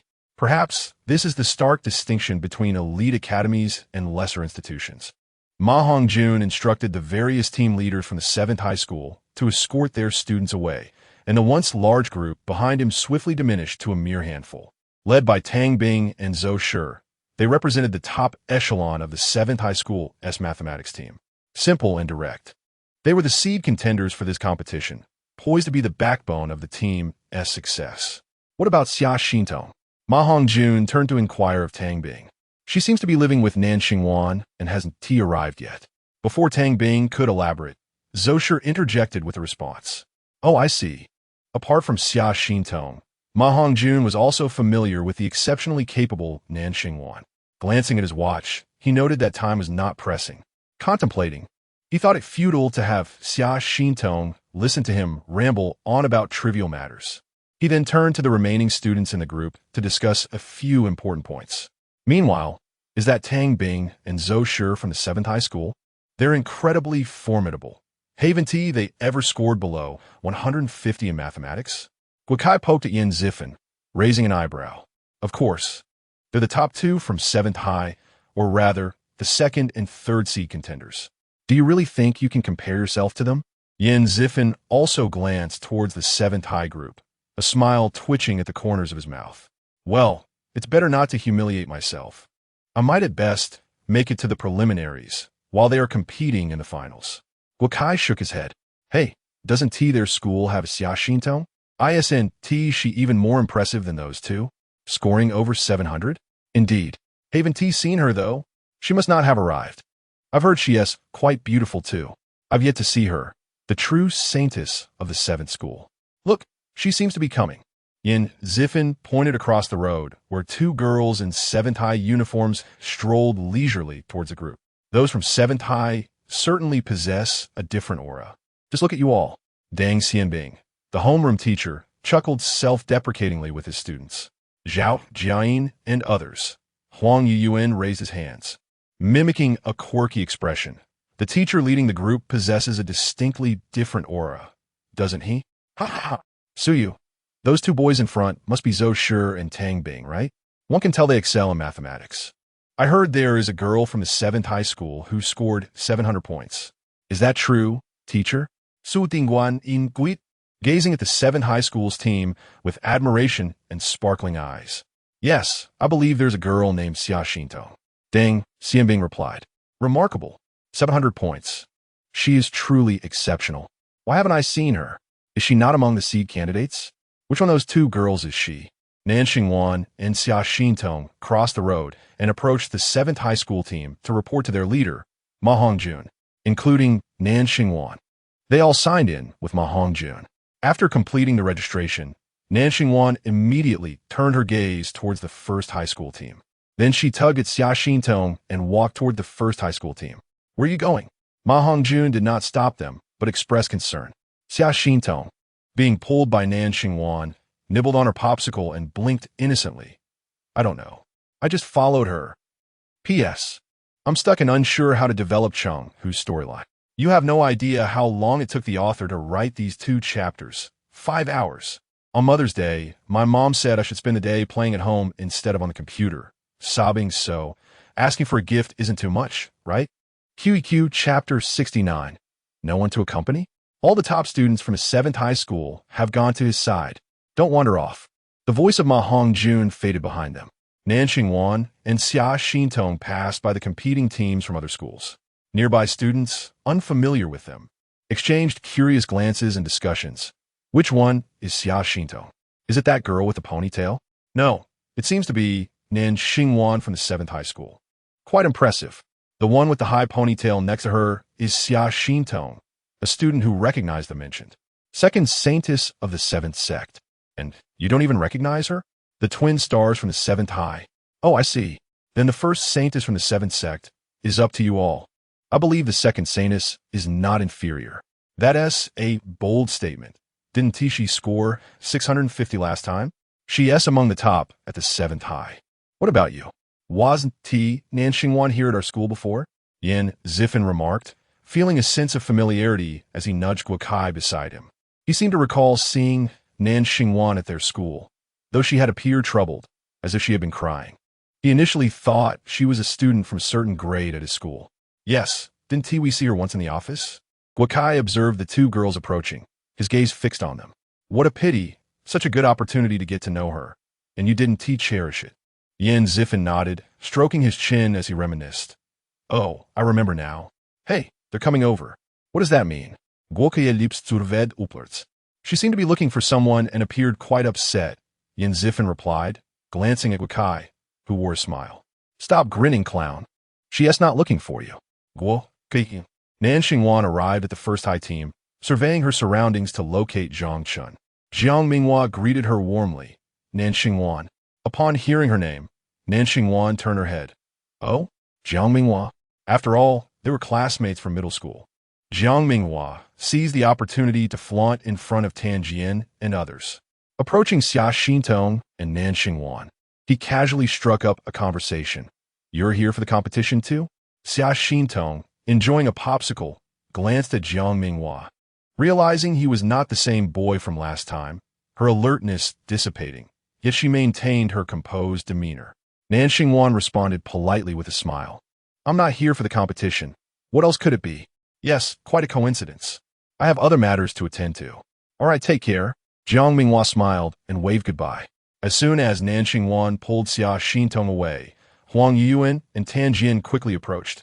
Wow, Minghua, you know her? Jiang Minghua cleared his throat modestly. Classmates from middle school. Impressive. A saintess from the 7th high. Su Ting laughed and teased. We're also classmates from middle school. Why is there such a disparity between you all? Zhang Chen sat with his back to them, yawning on a step. When the 7th high team first arrived, they were quite loud. He turned to glance, but did not feel inclined to seek out Nan Xingwan. He had to stay here and keep an eye on when Wang Su and Duan Chenxi would arrive. Although he was quite distant from the others and could only vaguely hear some murmurs regarding the saintess Xia Xintong, he did not pay much attention to the specifics of their chatter. It appeared he was merely absent-mindedly holding a leaf while gazing into the distance, oblivious to the many glances directed at him from behind. 2 graceful figures had approached him. Nan Xingwan playfully tapped his shoulder and leaned slightly forward, asking, What are you doing? Zhang Chen turned around to find Nan Xingwan suddenly appearing behind him, along with Xia Xintong, his face lighting up with surprise. What brings you here? I came to see what you were up to, Nan Xingwan replied, lifting her chin with her characteristic pride. Zhang Chen chuckled lightly and then glanced at Xia Xintong, who narrowed her eyes slightly, a hint of hostility evident as she discreetly tucked her ice pop behind Nan Xingwan. What is this? The Imperial Engine? Zhang Chen wondered why Xia Xintong seemed to harbor clear animosity towards him, though he found her demeanor somewhat amusing. He was aware of the kind of person she was. He then rose and jokingly bowed to the 2 of them, saying, Greetings, saintesses. Our humble abode extends its respects to both of you. Nan Xingwan, accustomed to Zhang Chen's style of speech, could not hide her delight despite the oddity of his words. Are you a eunuch? She laughed while playfully tapping his shoulder. Zhang Chen deftly dodged, having developed a reflex against shoulder taps after being severely injured by Yan Lixue. You cannot visually gauge how heavy a slap from a slender girl could be. Nan Xingwan exclaimed, eyes wide, Why are you dodging? I fear you may not be gentle, Zhang Chen replied, protectively shielding his shoulder. You're dead. Nan Xingwan initially did not intend to hit hard, but upon hearing Zhang Chen's words, she rolled up her sleeves to reveal her fair arms, determined to strike him. After attempting to hit him twice and missing both times due to Zhang Chen's agility, she narrowed her eyes and quickly seized his clothing. In front of so many people, you're pulling at my clothes. How inappropriate. Zhang Chen protested, feeling flustered. Afraid you can't handle it? He retorted, pulling back his shoulder, revealing a hint of his smooth skin. Smack! Xia Xintong, sitting obediently on the steps while enjoying her ice pop, couldn't resist adding a comment. Now he's quiet. Look, he all flushed. Zhang Chen glanced at his shoulder, feeling wronged. Your strength is tremendous. I can't even open a bottle cap. And the hits just keep getting harder. That's what you get for dodging, Nan Xingwan said, sitting between them with an unmistakable air of triumph. Seeing Zhang Chen's pitiful expression made her suppress a laugh as she leaned in to peek inside his shirt. Let me see. Is it really red? Zhang Chen covered his fair shoulder, exclaiming, Pervert. This scene evoked a sense of envy among the onlooking classmates, who marveled at the playful interactions with such an attractive and accomplished young lady. Particularly those closest to Zhang Chen, including Su Ting and others in the first team, were captivated. The previously jovial Jiang Minghua fell silent in an instant. Zhang Chen was your middle school classmate? Huang Yuan was hearing this for the first time and turned to Jiang Minghua. Yes, Jiang Minghua replied, his lips twitching. Wow, it seems that Brother Chen is quite familiar with the saintess of Qizhong. Indeed, one could say so. Jiang Minghua glanced at Su Yu, who, at that moment, was merely coldly observing Zhang Chen from afar. She had surmised that she must have come to find him since arriving from Nangxingwan. What does it matter if they know each other? That doesn't change his poor academic performance, does it? He is still at the bottom. just like those two saints from Qizhong who consistently rank second and third. No sooner had she finished speaking than the two aforementioned saints, Tang Bing and Zhou Shi, approached. They navigated through the crowd and arrived beside Zhang Chen and his companions, inexplicably engaging in discussion. The gathering of these 5 individuals, comprising the top 3 from Qizhong, could be deemed a pinnacle of academic discourse. Shortly thereafter, Zhu Yu, a close friend of Xia Xintong, rushed over to join her, while Liang Jingna, Nangxingwan's companion, also made her way over, eager to eavesdrop on the discussions of these scholarly elites. Then came the loyal friends of Tang Bing and Zhou Shi, who also joined the burgeoning assembly. As more and more individuals congregated, the atmosphere surrounding Zhang Chen transformed dramatically from solitude to a vibrant hub of intellectual exchange. Amidst the throng of Qizhong's academic luminaries, it was notable that Zhang Chen stood out in his Yizhong uniform. So Brother Chen prefers not to be among us novices? Tianjian was taken aback. The caliber of this elite gathering was such that he felt hesitant to listen in, fearing he might not comprehend the conversations. Yet, Zhang Chen appeared to converse effortlessly with these distinguished peers. Chapter 70, Tang Bing. For some inexplicable reason, I sense his strength. He seems destined to be overwhelmed. Zhang Chen looked at the inexplicably gathered crowd around him, all strangers, feeling utterly bewildered. How did they all suddenly converge here? The catalyst for this gathering was merely Nangxingwan retrieving her unique secret manual from her backpack, which contained her notes for the recent competition preparations from the 7th high school. Seizing the opportunity, she aimed to review thoroughly and tackle a few problems as a warm-up. Zhang Chen, standing nearby, was also tested by her, a means of assessment. Meanwhile, Xia Xintong, witnessing this, took out her own exclusive notes from the top of 7th high school and generously offered to share. As they delved into discussion, the trio became engrossed in their academic discourse. Zhou Shi and Tang Bing, observing this scene, realized they could not miss this premier sharing session. Previously, whenever Xia Xintong shared problems and insights in class, the teacher would promptly invite her to the podium. Now, they were eager to partake in the excitement. However, with their arrival, the small group of friends discussing the problems lost 2 of its key members, coupled with Nangxingwan and Xia Xintong's magnetic presence. Along with their close friends, the crowd rapidly swelled, coalescing into an elite gathering of the brightest minds. Zhang Chen had to keep an eye on Duan Qingxiu. The encroaching crowd obstructed his view. Thus, he could only feign interest in Nangxingwan while glancing outside. Zhou Shi was solely focused on Xia Xintong's problems, intending to nudge Tang Bing for insights on the questions, only to discover Tang Bing fixated on Zhang Chen. "What are you doing?" Zhou Shi furrowed his brow. "I have a feeling that Zhang Chen from First High is exceptionally strong," Tang Bing whispered earnestly into Zhou Shi's ear. When they approached, they had introduced themselves to Zhang Chen without harboring any sense of superiority due to their standing in 7th High. The essence of his observation stemmed from Tang Bing sensing Zhang Chen's apparent distraction, yet he remained composed and adeptly answered Nangxingwan's inquiries. Although not particularly challenging, Tang Bing could discern Zhang Chen's notable prowess. This was a mutual admiration among academic elites. Zhou Shi's frown deepened. "Strong? How did you discern that? The highest score from First High last time was only around 130, right? Not even a perfect score." "I don't know. I just feel he is formidable," Tang Bing replied, unable to articulate further. It was as if Zhang Chen, clad in the First High uniform, exuded an aura of apparent vulnerability. Yet Tang Bing felt that if one were to confront Zhang Chen, they would undoubtedly be overwhelmed. There was an air of effortless nonchalance about him.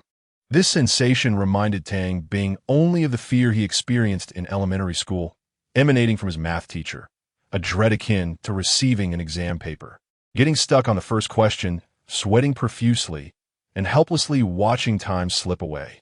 The person beside them had already turned the page, and his pen hadn't stopped moving since he received the test paper. Zhou Shi glanced at Zhang Chen, feeling nothing. "Sigh, I wonder, I'm asking you. How you solve this problem, Xia Xintong?" "Let me take a look. Not bad. Xiao Chen, your mind is quite agile." Nangxingwan was pleasantly surprised to see Zhang Chen answering every question with ease. She was happier than anyone else about his improved grades. Did you think I was just playing around? Zhang Chen gazed outside, seemingly indifferent. So easy wow English. Nan Xingwan clapped her hands, like coaxing a child, took out a cheese stick, tore open the wrapper, and stuffed it into Zhang Chen's mouth as a reward. Here, a piece of candy. Wait, what? Zhang Chen held the candy in his mouth. Turning to her, are you treating me like a fool?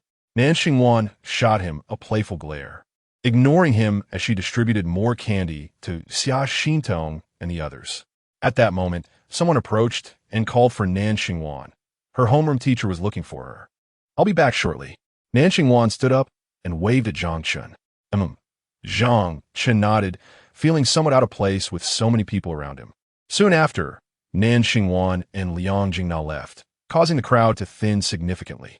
Xia Xintong remained seated, diligently discussing the problems without leaving. Zhang Chen turned his head to glance at her. She blinked, then noticeably squinted her eyes. What is this? Battle mode? Zhang Chen thought with a smile, before turning back. Then I'll sit in the middle. Seeing an available spot, Zosher got up from the other side, unceremoniously claiming the middle seat. However, the moment he stood, Xia Xintong squinted her eyes and shifted her position towards Zhang Chen, taking over Nan Xingwan's seat. Zosher, noticing this, touched his mouth and wisely sat back down. Zhu Yuqing looked bewildered and also shifted to the left. Zhang Chen raised an eyebrow. Watching her approach, what are you doing? Trying to take me down? How do you solve this problem? Xia Xintong asked directly, handing Zhang Chen her exclusive notes for him to review. Zhu Yuqing stood beside them, stunned for a moment, glancing at herself, then at Zhou Shi, Tang Bing, and the others before finally looking back at Zhang Chen. For a moment, she was unsure who among them was truly the top student of the class. Zhang Chen hesitated, raising an eyebrow as he accepted Xia Xintong's neatly written notes. The handwriting was elegant, and the layout was tidy, almost identical to Nan Xingwan's notes. Although Zhang Chen wasn't entirely sure if all girls' notebooks looked alike, it certainly appeared more organized than his own. I can't do it either. After receiving the notebook, Zhang Chen smiled at Xia Xintong. She furrowed her brow slightly, eyes half squinted, exuding a sense of unmasked yet non-threatening hostility. Why would you think to ask me? You can do it.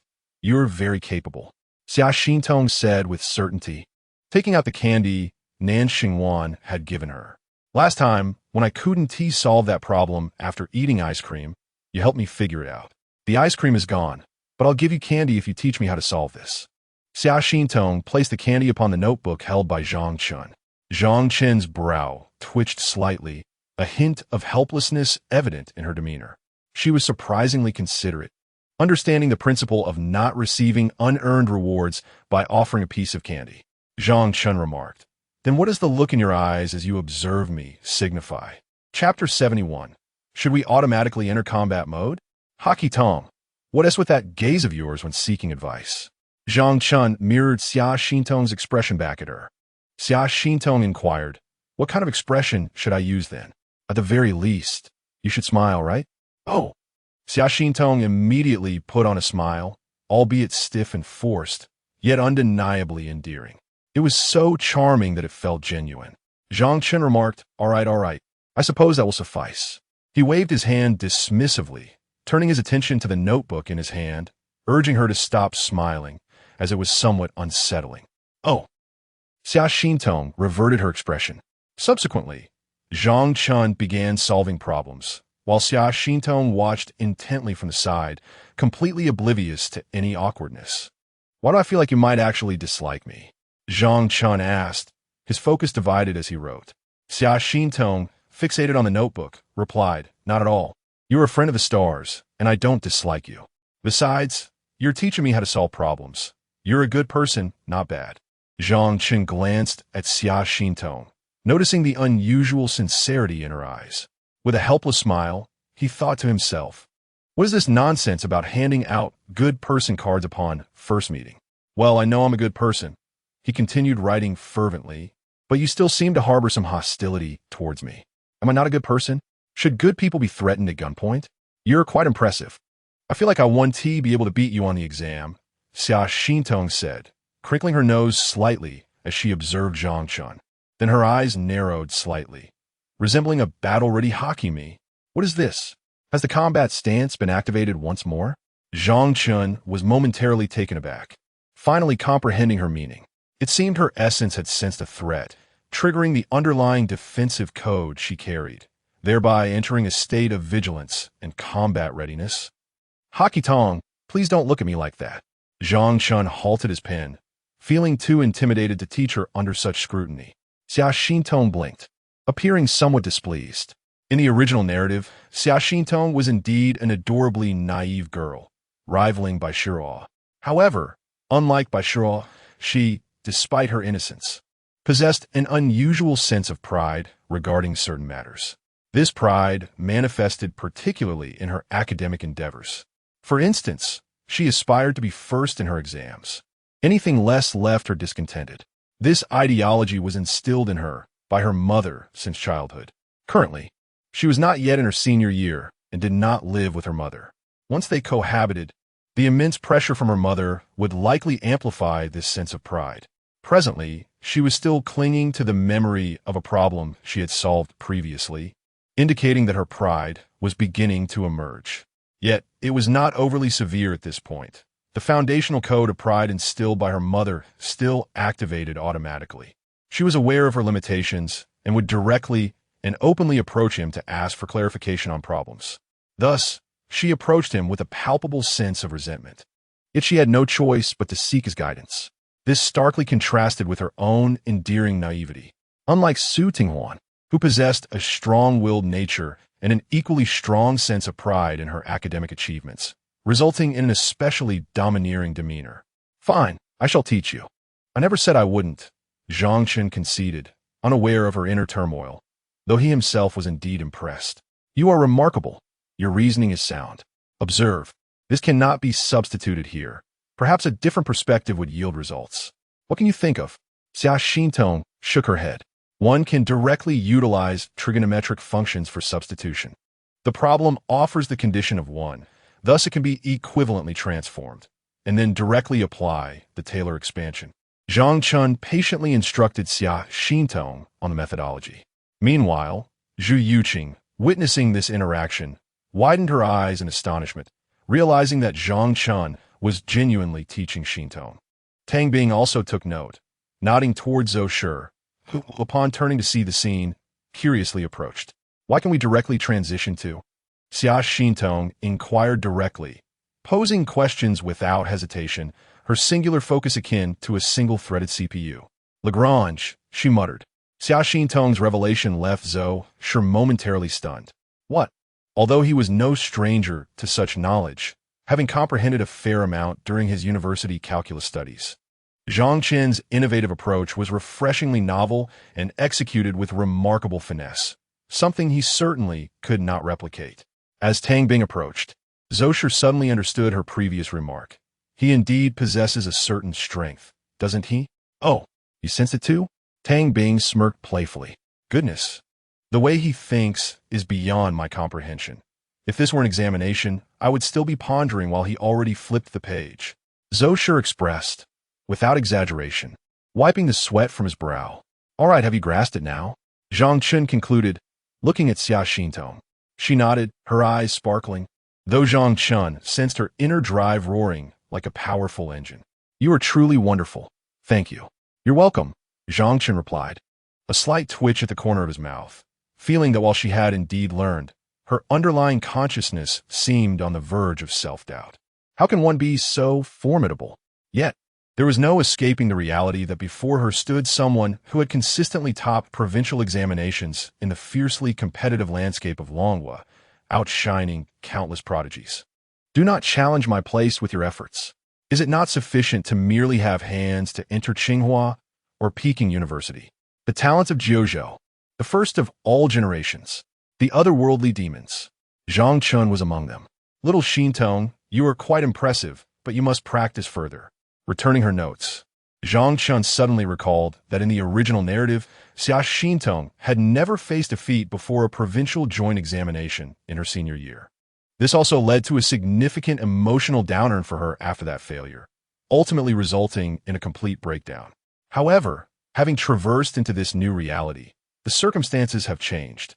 By allowing her to experience failure once beforehand, might she not possess a more resilient mindset during the impending provincial examination in her final year? At the very least, she would be less likely to crumble under the pressure of a single defeat, one would hope. Zhang Chen pondered upon seeing Xia Xintong's defiant expression. Suddenly, a thought struck him. Xia Xintong, have you ever tasted defeat?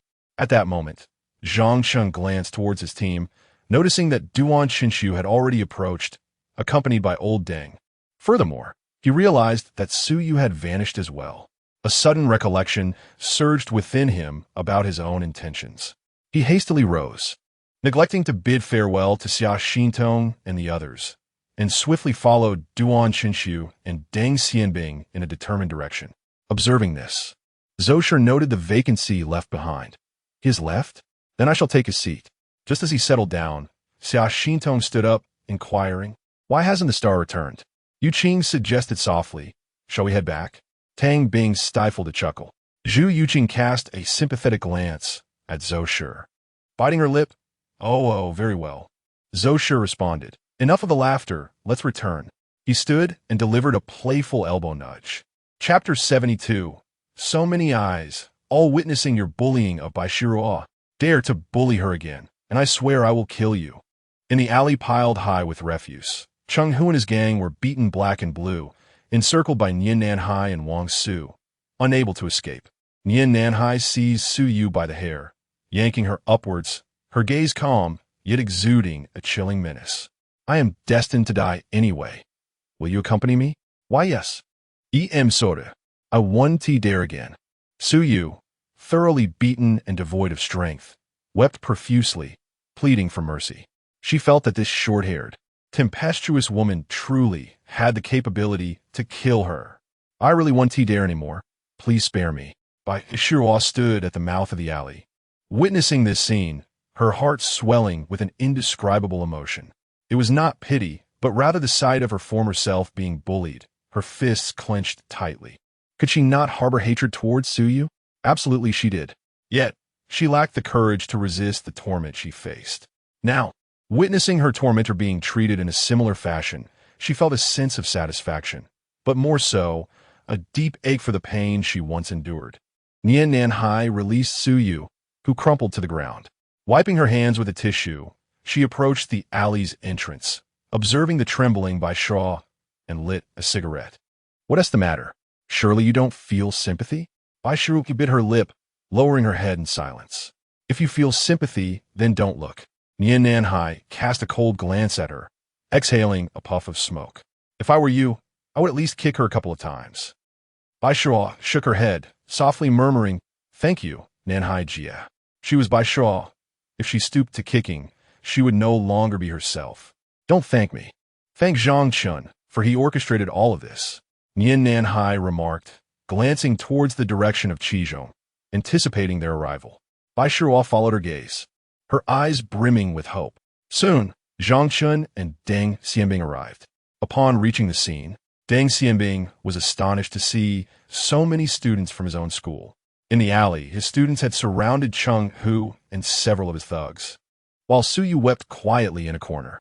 Upon seeing her homeroom teacher approach, Su Yu felt as though she had found her savior, rushing to Deng Xianbing, tears streaming down her face as she recounted her tale of woe. However, Deng Xianbing merely frowned. Prior to this, Duan Qinshu had already informed him of the events leading up to this moment. It was Su Yu who had orchestrated the bullying of Bai Shiruo, with photographic evidence to substantiate her claims. Yet, the situation before him was one he had not anticipated. Zhang Chen approached Bai Shiruo and Nian Nanhai. Assessing the situation, "Looks like things are progressing quite smoothly." "Indeed," Nian Nanhai replied, continuing to smoke. In the next moment, Zhang Chen snatched the cigarette away, replacing it with the candy he had brought for Xia Xintong. They said to stop smoking and eat candy instead. Nian Nanhai was taken aback, her teeth clenched in annoyance.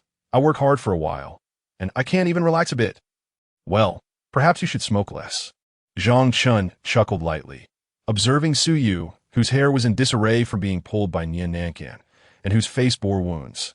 "Sister Nan is indeed quite ruthless." "What? Have you also found it hard to act against Bai Shiruo? Well, that is not the case. Zhang Chen turned to Bai Shiruo, who was clutching his clothing tightly. Is it that you have forgiven her? Bai Shiruo shook her head nervously, murmuring softly, No, I haven't forgiven her. That is more like it. Zhang Chen felt a sense of relief upon hearing her response. How could one easily forgive someone like that? A good beating would be too lenient. Thus, Zhang Chen summoned old Deng. Deng Xianbing gathered the surrounding classmates to interrogate them about the incident. They all spoke in unison, claiming they had acted bravely, coming to Bai Shiruo's aid when they saw her being bullied by a few individuals. As for Su Yu, she was in cahoots with Cheng Hu and the others. Their accounts matched those of Duan Chenxiu's report. Deng Xianbing then brought Su Yu to Zhang Chen, seeking clarification from Bai Shiruo, as well as Nian Nankan. He was unfamiliar with Nian Nankan, yet as Su Yu's teacher, he felt responsible for such an incident involving his students. However, there were underlying reasons prompting him to turn towards his other student, Bai Shiruo. Deng Xianbing, Bai Shiruo. What exactly transpired? Bai Shiruo glanced nervously at Zhang Chen, who offered her encouraging eyes. She then stole a look at Su Yu. At that moment, Su Yu trembled, unable to raise her head. In front of Nian Nankan, she no longer dared to intimidate Bai Shiruo with even the slightest glare. Thus, Bai Shiruo clenched her fists, summoning her courage for the first time. In the past, she had no one behind her, no one to stand by her side, but now, she had support. Her finger pointed at Su Yu, her eyes glistening with unshed tears, each word etched in her heart. She had people corner us with Nian Nankan in the alley. It was Nian Nankan who defeated them all. The other classmates can testify. Listening to Bai Shiruo finally muster the courage to resist, Zhang Chen couldn't help but breathe a sigh of relief from the depths of his heart. The psychological preparation during this time was not in vain. She had indeed made some progress. Deng Xianbing furrowed his brow, unable to fathom the existence of such bullying among his students. Previously, Zhang Chen had been the sole perpetrator of bullying, but it seemed he had learned his lesson now. As he continued to question the two, Zhang Chen moved towards the group surrounding Cheng Hu. Upon seeing Zhang Chen, Cheng Hu appeared as if he had spotted a savior. Zhang Chen? Quick! Is there any way to let me go? He noticed Deng Xianbing had arrived, and someone was on the phone, possibly calling the police. He certainly did not wish to end up in a police station. Feigning surprise. Zhang Chen acted as if he was merely passing by to observe the commotion. What? Brother Hu, what are you doing here? Don't mention it. That woman is incredibly strong. Oh dear. Cheng, who was utterly bewildered. That woman? Oh, I know, it's Nian Nankan from our school. She just transferred this semester. Previously, it seemed that the school was where talents were tragically diminished before being transferred to us. I have now become quite acquainted with her. Zhang Chen spoke deliberately. Hiss. I'm at a loss, my goodness. Please help me devise a solution. Since you're on good terms with her, could you perhaps have a word with her on my behalf? He sighed. Well, it seems they are currently discussing some circumstances, and I fear this may not end well. Zhang Chen clicked his tongue, gesturing towards the outside, attempting to reason with Cheng Hu. Brother, I will give you money. Please assist me. When the police arrive, I beg of you, do me this favor, will you? Chapter 73. Retribution. The competition begins. Cheng Hu glanced outside, where a throng of Nian Nanhai's followers filled the alley, completely obstructing the entrance. He turned to Zhang Chen, appealing to their camaraderie. The police will arrive shortly. Haven T, I always been there for you? Fueled by an urgent desire to escape this treacherous place, he hastily withdrew all the money from his pockets, including that of a few subordinates. Zhang Chen observed the substantial sum, likely their entire fortune. Well, this. Brother Hu Yu. He feigned a troubled demeanor, gesturing with his chin, and under the watchful eyes of Nian Nanhai's subordinates, reluctantly accepted the offering. The subordinates of Nian Nanhai stared in bewilderment. What is happening here? Fine, I will do my best to speak with Sister Nan, Zhang Chen said, trying to negotiate. Thank you. I'll remember this. Zhang Chen, you're a true friend. Cheng Hu clasped his hands together, overwhelmed with gratitude. If you ever need anything in the future, do not hesitate to call on me. I shall certainly come to your aid. Let us not dwell on that, Zhang Chen replied, his expression grave as he waved his hand dismissively. Soon after, they exited the alley, performing their charade thoroughly as they exchanged a few words near Nian Nanhai's vicinity. Zhang Chen returned swiftly. How'd it go? Cheng Hu inquired anxiously upon Zhang Chen's arrival. Brother Hu, they will undoubtedly come to inquire about the situation. Zhang Chen informed him. Just tell them I'll cooperate. Cheng Hu responded, immediately understanding what was expected of him. You need only recount the events as they unfolded. Sister Nin will not make things difficult for you. Understood. I will certainly comply. Just then, Deng Xianbing approached with Su Yu and Yin Nanhai. Before Deng could pose a question, Cheng Hu raised his hand in confession. We were merely following orders for payment. It was all Su Yu's doing. With both witnesses and evidence present, Su Yu had no ground to argue, rendered speechless. You all may leave now. Do not let this interfere with the upcoming exam. I will handle the situation here. Deng Xianbing instructed Zhang Chen to escort by Shiruo away. Very well, Zhang Chen signaled to Nian Nanhai, indicating she could release them. Just like that, Nian Nanhai questioned, a hint of concern in her voice. Well, the goal has been achieved. They are aware of your reputation, Sister Nan. There is no need to press too hard. If you show leniency, they may express gratitude in the future, Zhang Chen suggested, noticing Cheng Hu and his companions watching him eagerly. Having fulfilled his part, they should be allowed to depart, shouldn't they? Zhang Chen then handed Cheng Hu's money to Nian Nanhai in front of him. Why are you giving me this money? Nian Nanhai asked, slightly furrowing her brow. I'm treating my classmates to a meal. You've worked hard, Zhang Chen responded, glancing at one of Nian Nanhai's subordinates. That has nothing to do with us. Sister Nin acted alone. When we arrived to block them, Sister Nin had already pinned them to the ground. Zhang Chen, one cannot say so. Your actions are indeed commendable and deserving of reward. Upon hearing this, Nian Nin accepted the money and inquired, if we release them, there won't be any further issues, right? No, he owes me a favor and, for my sake, he won't come back. As for you, Sister Nan, he certainly lacks the audacity. Very well then. Nian Nin signaled to her younger brother and promptly distributed the money among her classmates. How admirable it is to act bravely. And we even get paid.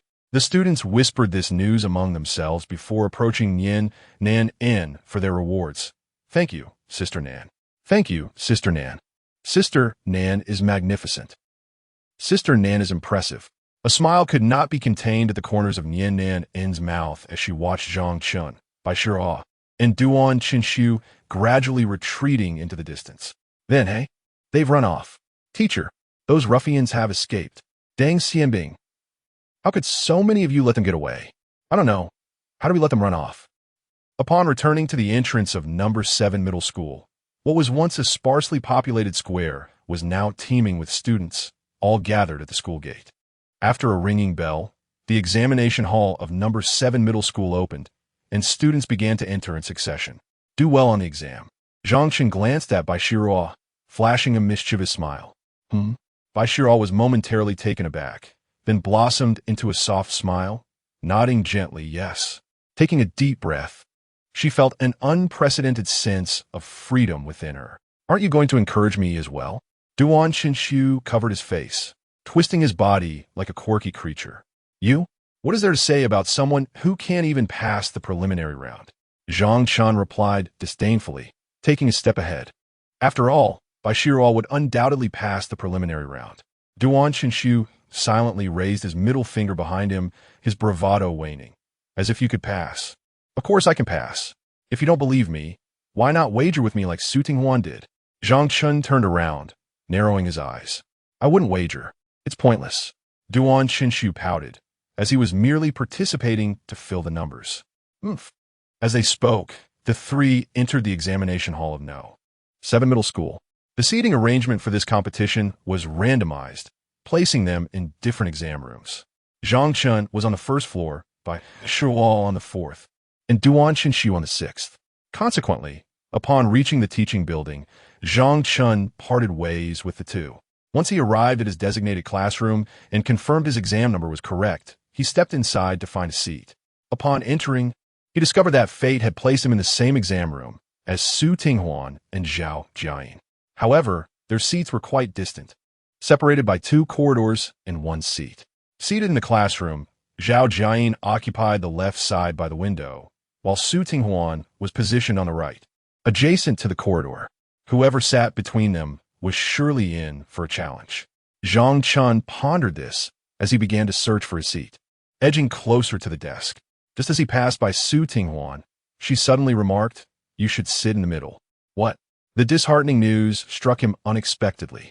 "This time, you'll be right next to Jiayin. I'm curious to see how you intend to cheat.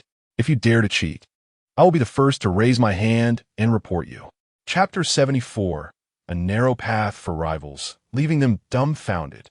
Zhang Chen's lips twitched as he placed all irrelevant items outside the corridor and returned to his seat. Su Tinghuan and Zhao Jiayin's eyes were fixed on him like the high beams of an apocalyptic night, scrutinizing him for any hint of cheating. Their intense gazes made Zhang Chen feel as though his very undergarments were being examined. With a resigned sigh and feeling as if he were sitting on pins and needles, he lamented his choice of seating, wedged between these two fiercely competitive adversaries. After the supervising teacher conducted security checks on the last student to arrive, she returned to the classroom to prepare for the exam. One teacher explained the rules of the examination hall, while another demonstrated the sealed exam papers from the podium, subsequently slicing them open with a small knife. As the bell rang once more, the invigilating teacher began distributing the papers to each student at their desks. During this time, Su Tinghuan and Zhao Jiayin finally diverted their attention from Zhang Chen and focused intently on the questions before them. When the final bell rang, all students swiftly began answering the questions. What a perplexing set of competition questions. As time ticked away, Su Tinghuan found herself in a state of panic. Despite there being only 6 multiple-choice questions, she could not solve a single one. The angles from which these questions were posed were utterly foreign to her. Adhering to the strategy of skipping those she couldn't tackle, she hastily moved on to the fill-in-the-blank questions, finally discovering one that she could approach with some understanding. On the other side, Zhao Jiayin fared only slightly better than Su Tinghuan. Although she consistently ranked first in the class overall and considerably outperformed Su Tinghuan, her mathematical prowess paled in comparison. After all, Su Tinghuan was indeed a standout in mathematics, and her previous exam performance had merely been a fluke. At this moment, after skimming through both the multiple-choice and fill-in-the-blank sections, she found herself devoid of any questions that she could grasp. Attempting to scribble a few formulas in the margins to project an image of diligence, she realized the harsh reality of mathematics. Not knowing was simply not knowing. All she could do was anxiously stare at the paper. What kind of questions are these? Question 12. Given 10 table tennis players competing in a round-robin format, with no draws, and among any group of 5, one player defeats the other 4, while another player loses to the other 4. How many players won exactly 2 matches? Clueless about how to tackle the problem, Zhao Jiayin even began to sketch 5 little figures on her scratch paper to aid her understanding of the question.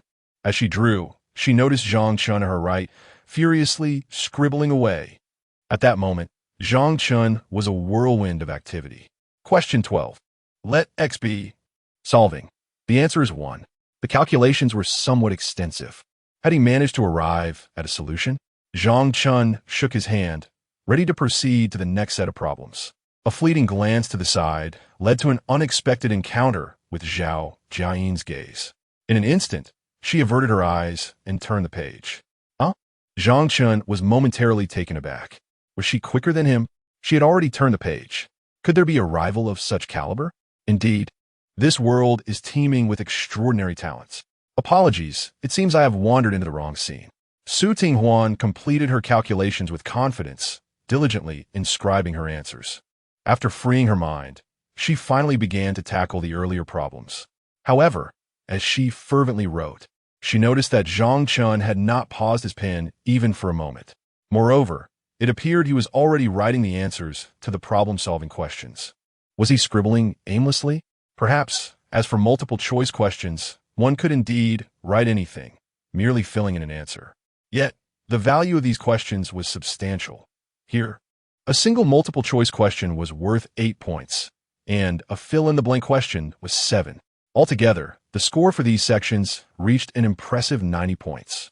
Based on previous year's qualifications for advancing past the preliminary round, a score of 70 would suffice.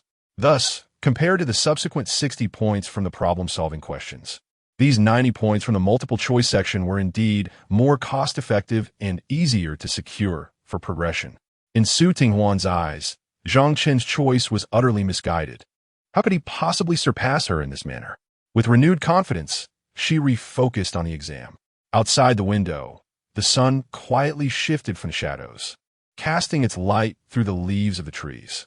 Bai Shiqi wrote in serene silence, sitting upright. Nan Xingwan rested her chin on her pen, lips pursed in contemplation. Xia Xintong continued to exude an aura of academic prowess, her swift writing causing unease among the classmates who struggled to put pen to paper.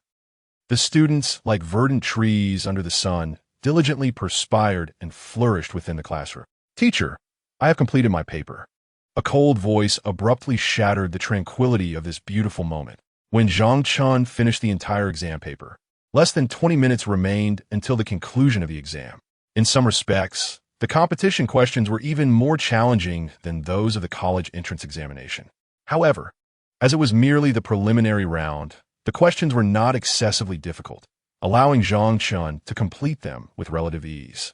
As for the problem-solving questions at the end, though he couldn't guarantee a perfect score, he was confident of achieving a satisfactory 70 or 80 points. In total, surpassing 140 points should not be an issue. Given the difficulty paired with this scoring, it should be ample. After reviewing his answers, he felt no need to further refine them. The teacher approached Zhang Chen's desk to check a series of items, and according to protocol, allowed him to leave. Meanwhile, Zhao Jiayin, still seated in the classroom as if on pins and needles, and Su Tinghuan, equally at a loss with the questions, were left dumbfounded at this scene. Looking again at the paper on Zhang Chen's desk, filled with meticulous problem-solving steps, it hardly resembled the notes of someone who had answered haphazardly. Had he truly finished? Yet she had not witnessed any act of cheating. Stunned for a brief moment, Zhang Chen had already slung his backpack over his shoulder and exited through the front door. With 15 minutes left until the exam concluded, he was mindful of his time management. The teacher's voice pulled Su Ting back to reality, prompting her to hastily resume answering the questions. Suddenly, the bell rang. Exams were over. Zhang Chen waited at the school gate. Although he had submitted his paper early, he chose not to leave immediately. He felt uncomfortable sitting in the classroom under the watchful eyes of those two adversaries. Most of the teachers responsible for supervising had already departed, and the 7th school had to reorganize afternoon classes, granting only a half-day break. In contrast, the 1st school enjoyed a full day off, so Zhang Chen was in no hurry. He could wait for Nanxing to emerge later, and they could enjoy lunch together before heading back. In the afternoon, he would assist Bai Shiruo with her move. As the noise within the teaching building gradually intensified, more students rushed out, with the chubby Duan Qinshu leading the charge. Although he was on the 6th floor, he emerged even faster than Bai Shiruo and her friends. "Brother Chen, you haven't left yet? Were you waiting for me?" Upon seeing Zhang Chen, Duan Qinshu covered his mouth, touched by the moment, and then excitedly dashed towards him. "Don't come any closer, you fatso. You're like a truck." Zhang Chen widened his eyes and nimbly dodged to the side, causing Duan Qinshu to miss his target completely. "Woo woo woo, Brother Chen, you have a heart of stone. Scram, I'm waiting for Bai Shiruo and the others." Zhang Chen playfully slapped his plump face. "Oh, should I leave first then?" "Yes, go on. Whine, whine, whine. Are you trying to make me draw my sword today? I can't stand you." The sight of a 200-pound, bearded boy whining in front of him was truly infuriating. Noticing this, Duan Qinshu quickly ceased his antics and covered his backside. Look, Sister Bai's coming out." Upon hearing this, Zhang Chen turned to look, but he saw no sign of Bai Shiruo. Instead, he caught sight of a familiar figure, Xia Xintong. Chapter 75. The engine switch of Xia Xintong deceived? Zhang Chen realized he had been tricked, only to turn around and see Duan Qinshu already vanished like a puff of smoke. What nimble fellow he was. Surrounding Xia Xintong were several boys engaged in conversation with her, primarily discussing competition questions or inquiring about various answers. Upon receiving a correct answer, they could not help but exclaim in triumph, while a wrong one elicited sighs of regret. Upon exiting the school gates, she stood beside a stone lion, seemingly awaiting someone, likely Nan Xingwan or a friend. Without hesitation, Zhang Chen approached her. Sister Tong, how well do you think you did? Shun Tianyi, who shared the same examination hall with Xia Xintong, had been incessantly asking since leaving the classroom. I should score around 140, Xia Xintong replied candidly. Wow, impressive. Shun Tianyi's expression faltered as he contemplated his own anticipated score of merely 120. You need to keep working hard, Xia Xintong encouraged with her innocent, sparkling eyes. All right, Sister Tong. At that moment, Zhang Chen stepped forward, smiling as he inquired, how did it go? His tone was casual and resonant, devoid of any hint of subservience one might expect when addressing a formidable peer. Unlike his usual instinctive self-doubt when speaking to Xia Xintong, he spoke with a newfound confidence. Hearing this, Shun Tianyi turned curiously, recognizing Zhang Chen as a familiar face, the same student from Nanxingwan School he had seen at the entrance of Qizhong last time. The other students from Qizhong glanced at Zhang Chen, particularly raising their eyebrows upon noticing his uniform from Yizhong. Are you really asking about scores? Who here isn't scoring higher than you? They mused silently, though their expressions betrayed their amusement. To their surprise, despite having not inquired about the other scores, Xia Xintong directed her question at Zhang Chen. What score do you expect? Ah, you must be Sister Tong's friend? Yes, I suppose so, Zhang Chen replied cautiously. I should manage around 140. How much? Shun Tianyi could not restrain himself from exclaiming. He had only anticipated a score of 120, factoring in a lenient grading approach. 140, Zhang Chen reiterated. In truth, he believed that while he hadn't optimized his answers, they were undoubtedly correct. He felt confident enough to assert that a score of 145 was quite stable. As he reviewed his answers, he was essentially grading himself. This score was a conservative estimate, as there were areas still in need of refinement. Otherwise, he knew he would incur deductions, landing him at a modest 145. He aimed to appear humble, hence the lower projection. Skepticism flickered in Shun Tianyi's eyes, mirrored by the other Qizhong students, who regarded Zhang Chen with furrowed brows and serious expressions. After all, just moments ago, Xia Xintong had claimed she would score 140, and here came Zhang Chen asserting the same. What a jest! Had he lost his senses? Who would believe such a thing? Xia Xintong sighed, expressing that she had only scored 140. A classmate beside her exclaimed, Wait, Xia Xintong, do you really believe him? What was your answer to the last major question? Xia Xintong raised her gaze toward Zhang Chen, her brow slightly furrowed. In a moment of distraction, Zhang Chen seemed to hear the distant roar of an imperial engine. 3 out of 14, he replied with a smirk, teasingly questioning if she was trying to compete with him. The classmate remarked, What kind of answer is that? It sounds off. Xia Xintong felt a tinge of disappointment upon hearing the same answer. I had some issues with the last major question, although my answer was correct. The classmate queried, Something seems amiss. How does it sound like you actually got it right? Did you miss a condition in the question? Zhang Chen could roughly guess where she stumbled, wondering if she couldn't derive it either. Xia Xintong paused, then nodded. Yes, I applied it directly, but I couldn't prove the condition. The classmate was taken aback. Are you really communicating now? Your reasoning. Zhang Chen twirled his finger near his temple, explaining that the first question's approach was not solely applicable to the second question. The last condition was embedded in the first question, making it difficult to derive.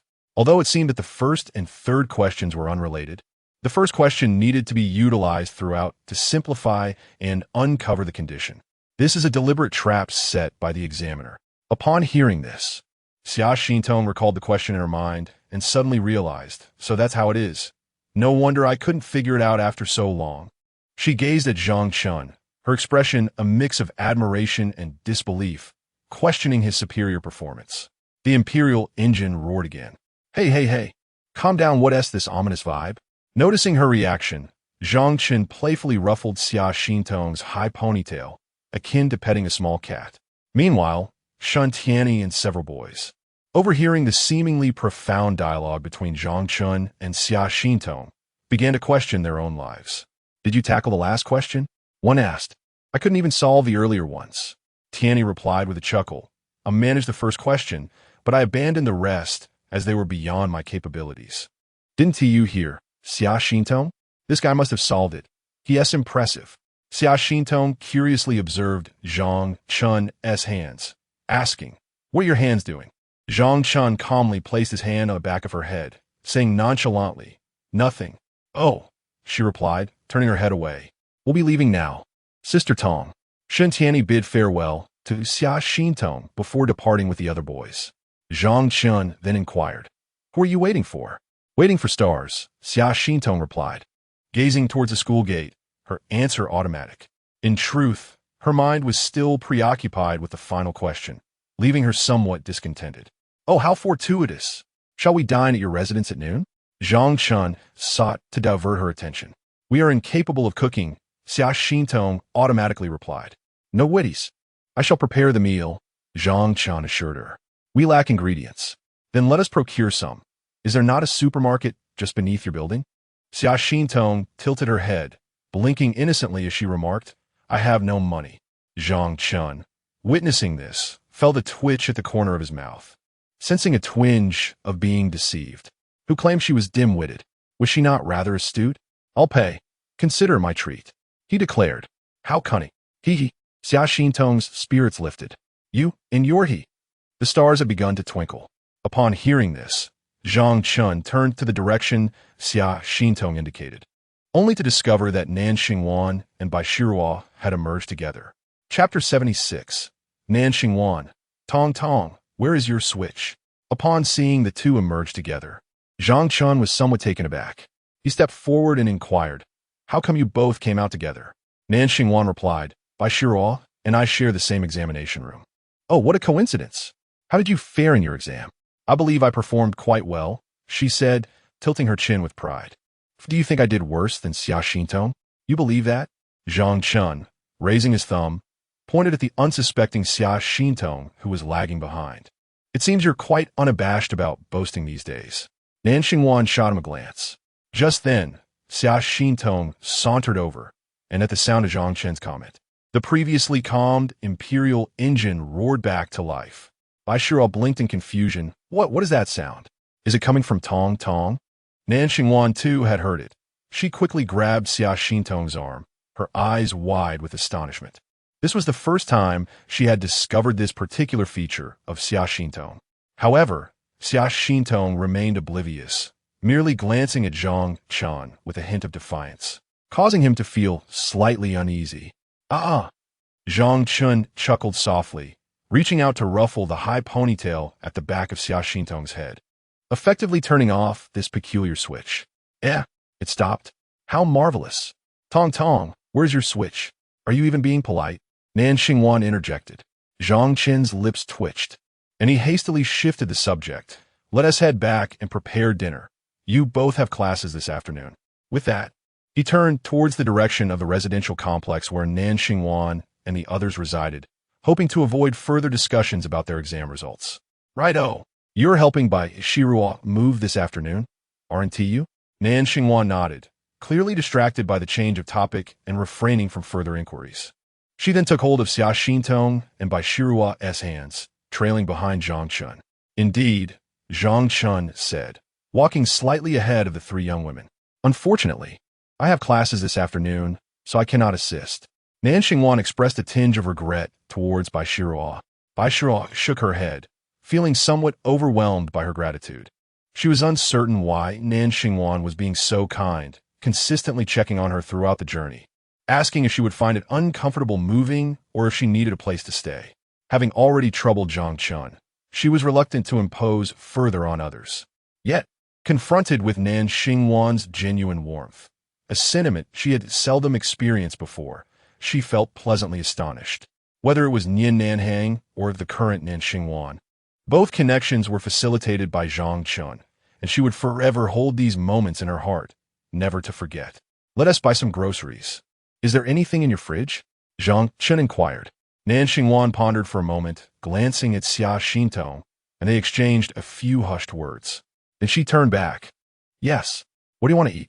"I want to have braised pork with potatoes," Nan Xingwan declared first. "All right, but that is not all. I also want sour fish soup, hairy crabs, scallion beef stir-fry," Zhang Chen exclaimed. "All meat dishes. How about some vegetarian food?" Summer Xintong blinked, unabashedly adding, I want pig trotters and also some Argentinian ice cream. It's one thing for such a refined girl to desire pig's trotters. But why specifically request Argentinian ice cream as well? Zhang Chen squinted slightly, casting a peculiar glance at Summer Shinto. After the two girls spoke without a hint of embarrassment, they turned their attention to Bai Shiruo in unison. Cici, what do you wish to eat? Nan Xingwan inquired. Bai Shiruo hesitated, stammering, I'm fine with anything. Look at them, and then look at you. Zhang Chen seized the opportunity to launch a moral reprimand at the two girls. Upon noticing this, Nan Xingwan puffed her cheeks in indignation, asserting, Cici, he's treating us. We must make sure to enjoy it thoroughly. Huh? Bai Shiruo was taken aback. She and T realized that the two girls were whispering about this.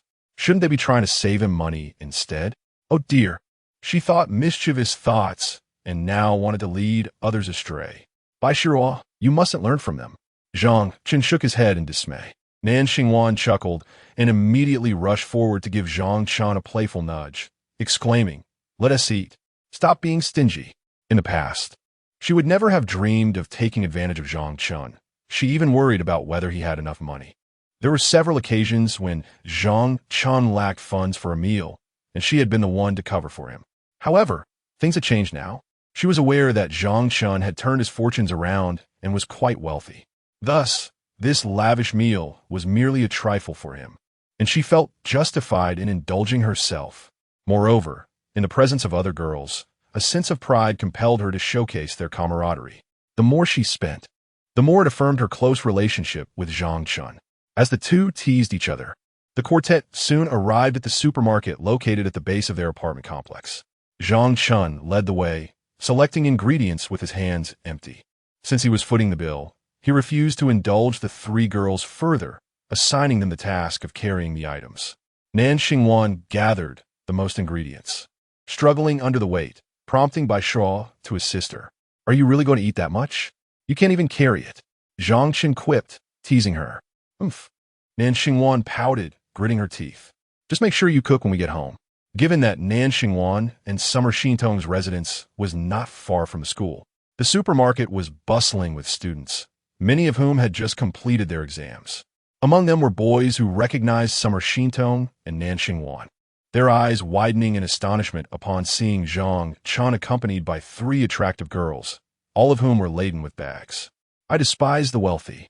After checking out, Zhang Chen trailed behind them, each girl carrying two hefty bags. Nan Xingwan, with her slender arms and legs, struggled under the weight. They didn't just buy groceries. They had also filled a sizable bag with snacks, along with everyday essentials like tissues and sanitary products.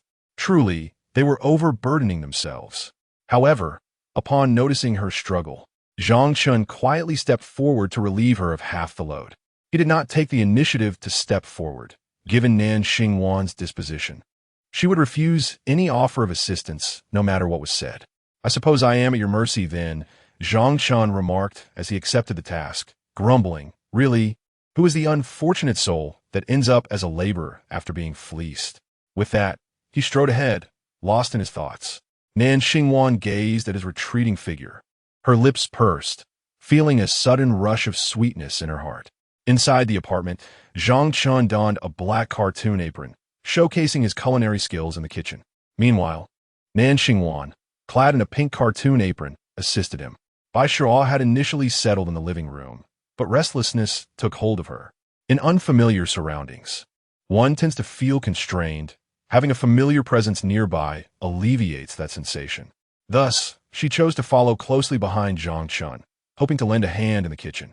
Although she was certainly capable of cooking, there was no need for her to showcase her skills at this moment. Xia Xintong changed into a different outfit, as the afternoon class schedule was rather lenient. She intended to enjoy a meal before taking a nap. However, upon emerging from her room, she found the living room entirely empty.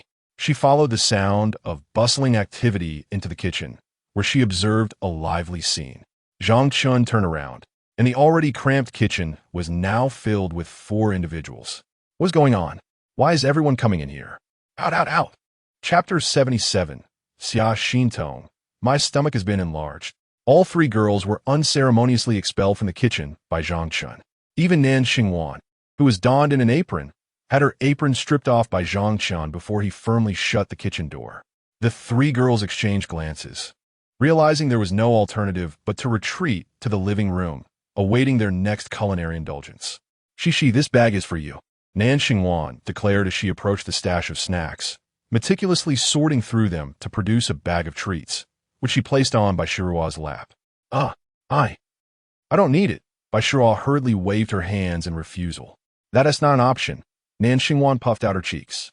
You must partake. After all, it's all from the generous Zhang Chen. With a mischievous smile, she glanced at the dazed Xia Xintong. Both Tantong and I have taken our share from Zhang Chen. You, on the other hand, have not. Are we not friends in your eyes? No. That's not it. Bai Shirua's eyes widened as she anxiously attempted to clarify. I am. All right, just accept it.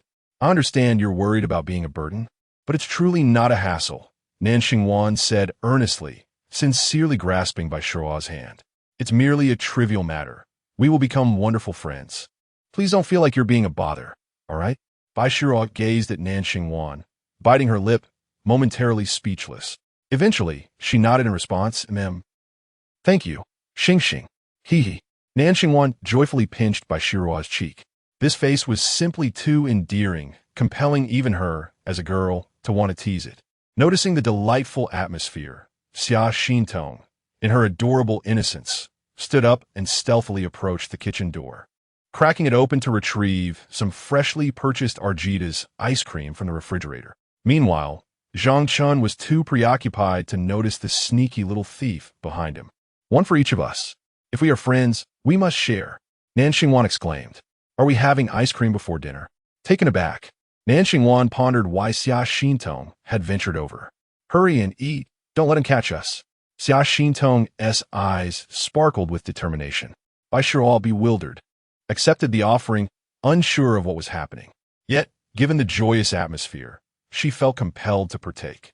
After receiving it, she mimicked tearing open the packaging. In an instant, the trio transformed into three little hamsters, stealthily munching on snacks before dinner, all while keeping an ear attuned to the sounds of cooking emanating from the kitchen, ever vigilant. For reasons unknown, Bai Shirua found herself following the lead of the other two, embracing the mischief with delight. By the way, Tantong, the lease for this place expires at the end of the semester. Are you planning to renew it? Nan Xingwan inquired, licking her ice cream. I'm not sure. I should probably continue renting, Xia Xintong replied, her gaze fixed on the kitchen door, not bothering to turn. I likely won't be renewing, Nan Xingwan stated. Why not? Xia Xintong exclaimed. I think I will also move in with Shishi. Nan Xingwan explained that the previous house had been rented out, but now there was a vacant room available. Of course, nothing was yet confirmed. She was merely informing you. She had not yet discussed this with Nan Jianfeng and the others to seek their consent. Hence Nan Xingwan was also uncertain. However, ever since Zhang Chen moved in, she had been contemplating moving in together once the lease expired. She believed her parents would likely not object, as the two families had originally agreed upon this arrangement before her first year of high school.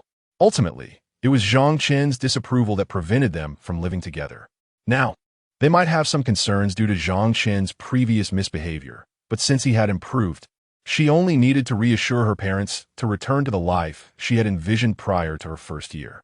Upon hearing this distressing news, Xia Xintong stopped licking her ice cream, momentarily stunned, then began to whimper, feeling quite aggrieved. Seeing this, Nan Xingwan quickly embraced her, soothing her like a child. Don't cry. What will I do if you leave? Xia Xintong was so distraught that she could no longer enjoy her ice cream. How about you come with me? Nan Xingwan pondered for a moment and then suggested. There would certainly be enough space in the other room, and she did not want to part ways with Xia Xintong after having lived together for so long. They had formed a bond. This solution would serve both their interests, and if possible, it could save Xia Xintong a considerable sum on rent. Can I really? Xia Xintong blinked in surprise. Why not? Nan Xingwan replied, if you move in, we won't have to separate. We can still go to school together. Is the rent expensive?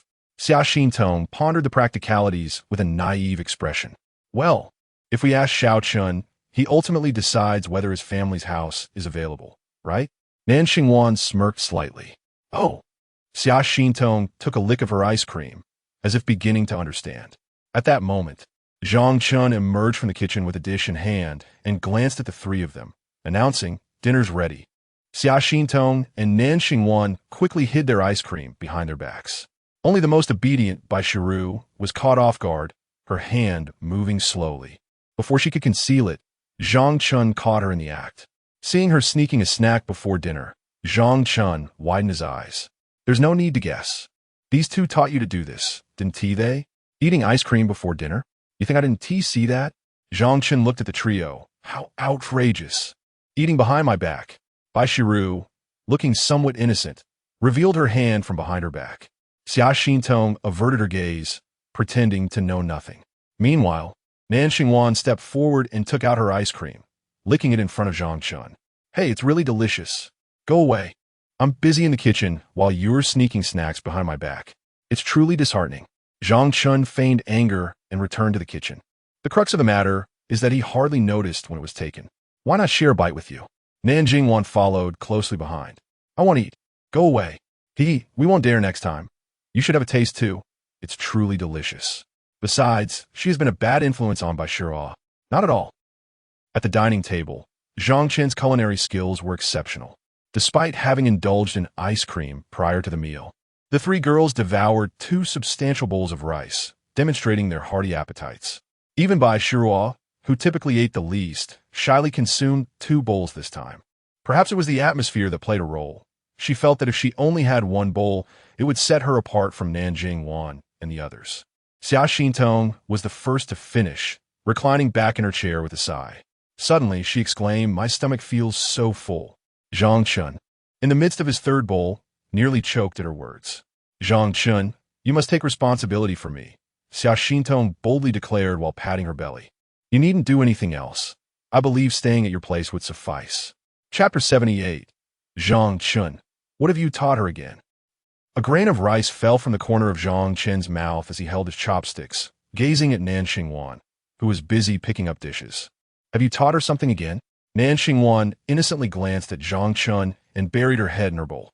I don't know. All she knew was that she mentioned the house belonged to Zhang Chen and how much the rent was dependent on him. Everything else was none of her concern. Who could have predicted that Xia Xintong would create such a scene? Observing Nan Xingwan's guilty demeanor, Zhang Chen was now certain that she had indeed taught her something. "You, always leading her astray. Did you also teach her to eat ice cream?" "Not me." Nan Xingwan immediately raised her head, unwilling to take the blame for something that was not her fault. "Oh, I see." Zhang Chen then turned his attention to Xia Xintong. Upon hearing about ice cream, Xia Xintong, who had been flopping around like a seal, immediately sat up straight and scampered away in small steps, distancing herself from this troublesome situation. "Bai Shiru, you better not learn from these two in the future, understand?" Bai Shi, stifling a giggle, set down her chopsticks and obediently replied, "Oh." "As if you're some virtuous person," Nan Xingwan retorted defiantly, still arguing. "Sigh." Nan Xingwan stuck out her tongue. After the meal, Zhang Chen announced, "You all can wash the dishes yourselves." He felt quite satisfied after eating, saying, "I'm only responsible for cooking." Got it. Thank you, Chef Zhang." Nan Xingwan waved her hand, heading to her room to change clothes, telling Zhang Chen not to worry. Xia Xintong let her high ponytail down, now preparing for a nap. "Just leave it. Xing and I will wash them." "All right." Seeing this, Zhang Chen prepared to leave with Bai Shiru. However, Bai Shiru confidently began to clear the table. Like a whirlwind, she efficiently tidied up the dining area in no time. Zhang Chen did not stop her until he saw her rolling up her sleeves, ready to wash the dishes after putting the utensils in the kitchen. He quickly pulled her away, saying, "Leave some work for them. I'll finish washing them soon. Just wait a moment," Bai Shiru insisted, holding a dishcloth, revealing her fair arms. "No wonder they all like to pick on you. You're so naive." Zhang Chen sighed, tapping her on the head and snatching the dishcloth from her hands, tossing it into the sink. "Ugh." Bai Shiru pouted, covering her forehead. "You can't play favorites, understand?" I'm not playing favorites," Bai Shiru replied. "Then just clearing the dishes is enough. Why do you have to wash them too? You've already done all the work. Xing and the others have classes in the afternoon, and we have free time, so I just wanted to help them clean up," Bai Shiru said softly. Zhang Chen, When will you change this habit of always thinking of others and not want to trouble them? Can you think a little more about yourself? Bai Shiru. At this moment, Nan Xingwan emerged from her room, having changed her clothes, and looked at the two. So, are you leaving? Well, since you're taking a nap, we shall depart first. Zhang Chen picked up his backpack, while Bai Shiru had already tidied the dishes into the kitchen. Oh, all right. Nan Xingwan smiled at Bai Shiru. Well then, Xing goodbye. Bai Shiru shyly waved her hand. Wait, I've forgotten something. Nan Xingwan hurried to the sofa to retrieve the bag of snacks and essentials. Hey, didn't you buy this? Zhang Chen turned back in surprise. I bought it for Cici. Is that a problem? Nan Xingwan smirked, handing the items to Bai Shiru. Goodbye, Cici. All right. Zhang Chen had no retort and helplessly shook his head. Using my money for your affairs, you rascal, Nan Xingwan. Upon exiting the Sweet Orange community where Nan Xingwan and the others resided, Zhang Chen first took Bai Shiru back to Fengxing Street, the location of the villa. After placing the backpack and some belongings, they hailed a taxi to Zhongxing Road to visit her uncle's house. At that moment, Yan Lixue had just finished her lunch and was lounging on the sofa, listening to music in boredom. Knowing that Zhang Chen was scheduled to take an exam at Xizhong today, she wouldn't be waiting around for him to return and cook for her. She casually managed a couple of bites. When she saw Zhang Chen return with an unfamiliar girl, she immediately sat up from the sofa, scrutinizing the newcomer with a teasing remark. Hey, little brother, it seems this time you brought back someone different from the last girl. Zhang Chen, don't mess around, sis. I told you that night. This is Bai Shiru. Saying this, Zhang Chen waved his hand, indicating Bai Shiru to greet her. Bai Shiru, hello, sister. Oh, now that you mention it, I do remember something of that sort. At that time, her response had been that it was his house, and he could do as he pleased. As long as he didn't violate the contract, even if he filled the entire house, it was none of her concern. She hadn't expected Zhang Chen was not joking and had indeed brought back a demure girl. Such sweet words come in. With Yan Lixue alone at home and feeling bored, she welcomed the addition of another girl warmly. Would you like a drink? Help yourself to the fridge. Bai Shiru timidly shook her head. No, it's fine. Yan Lixue, what about your luggage? We'll just drop off our things. Zhang Chen led Bai Shiru upstairs, promising she could return later to fetch her belongings.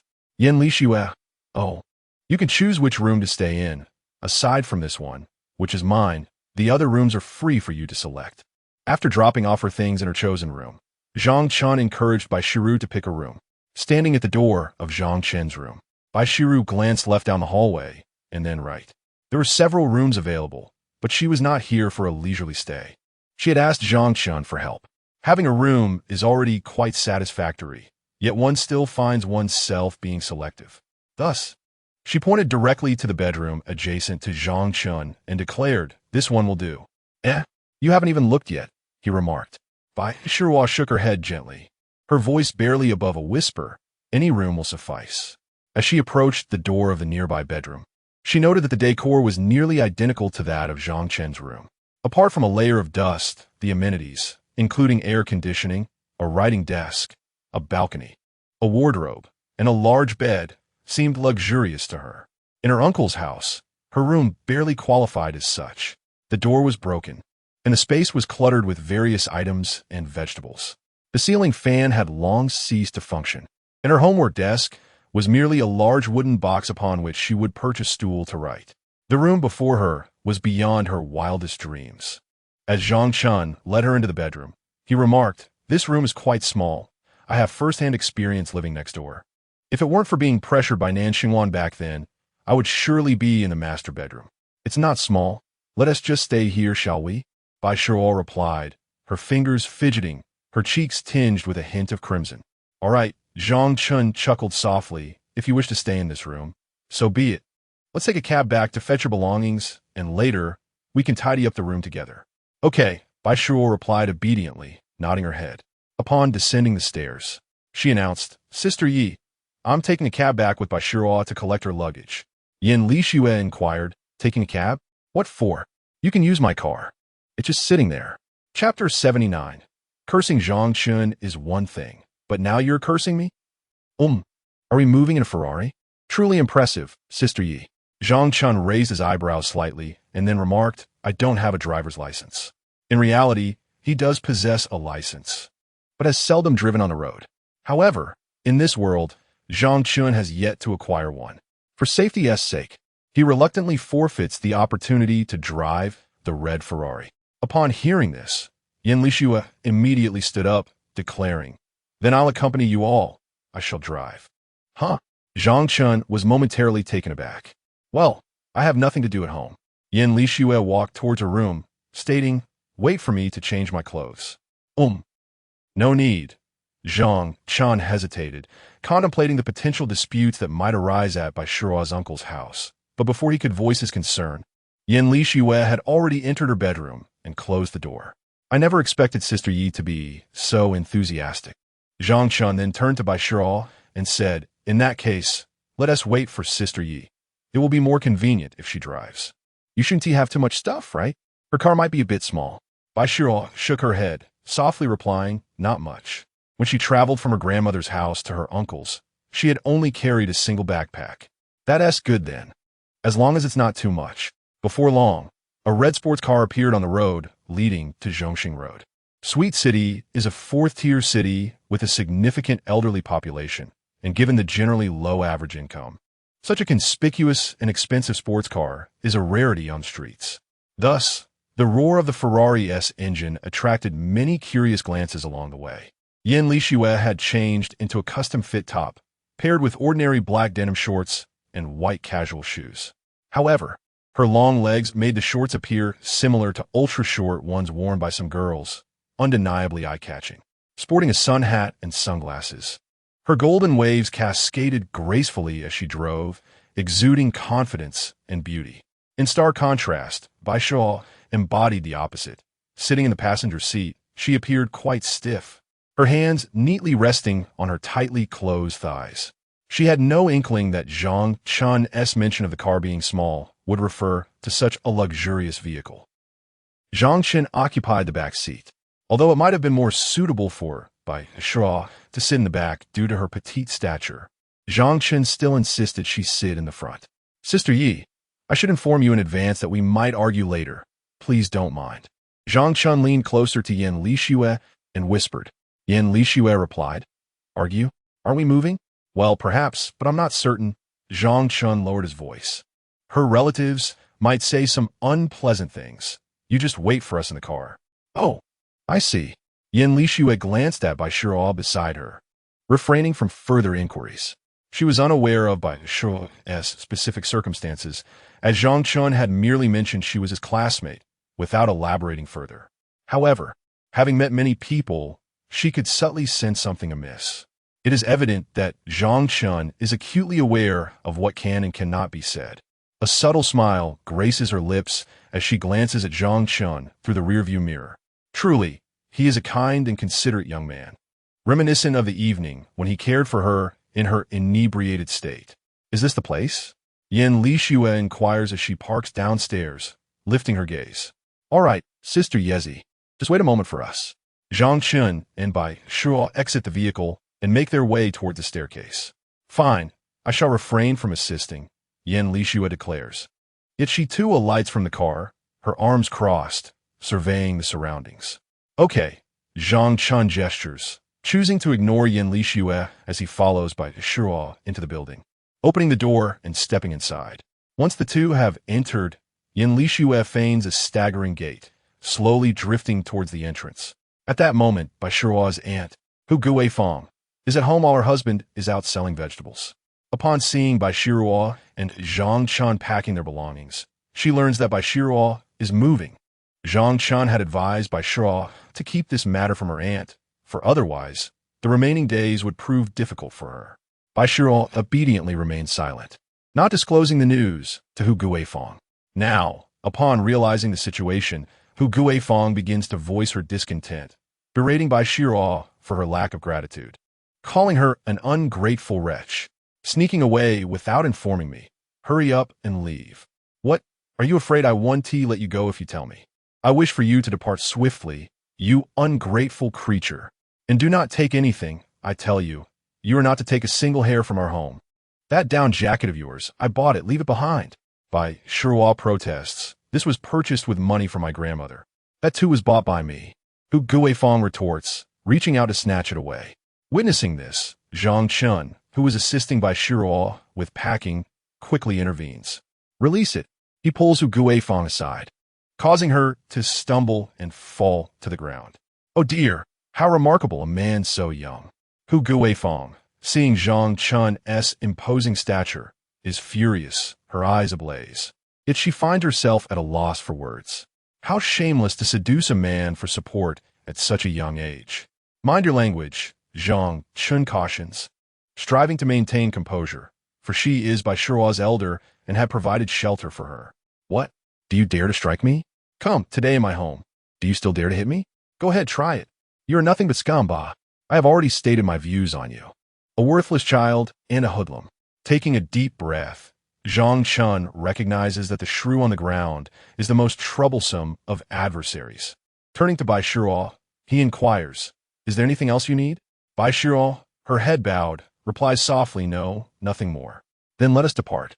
With that, Zhang Chen motions for Bai Shiruo to lead the way, while he picks up the packed bags from behind, eager to leave this place. At that moment, Yan Lixue approaches the door, witnessing the scene unfold. As Bai Shiruo passes by her, she sobs, "Sister, dear sister."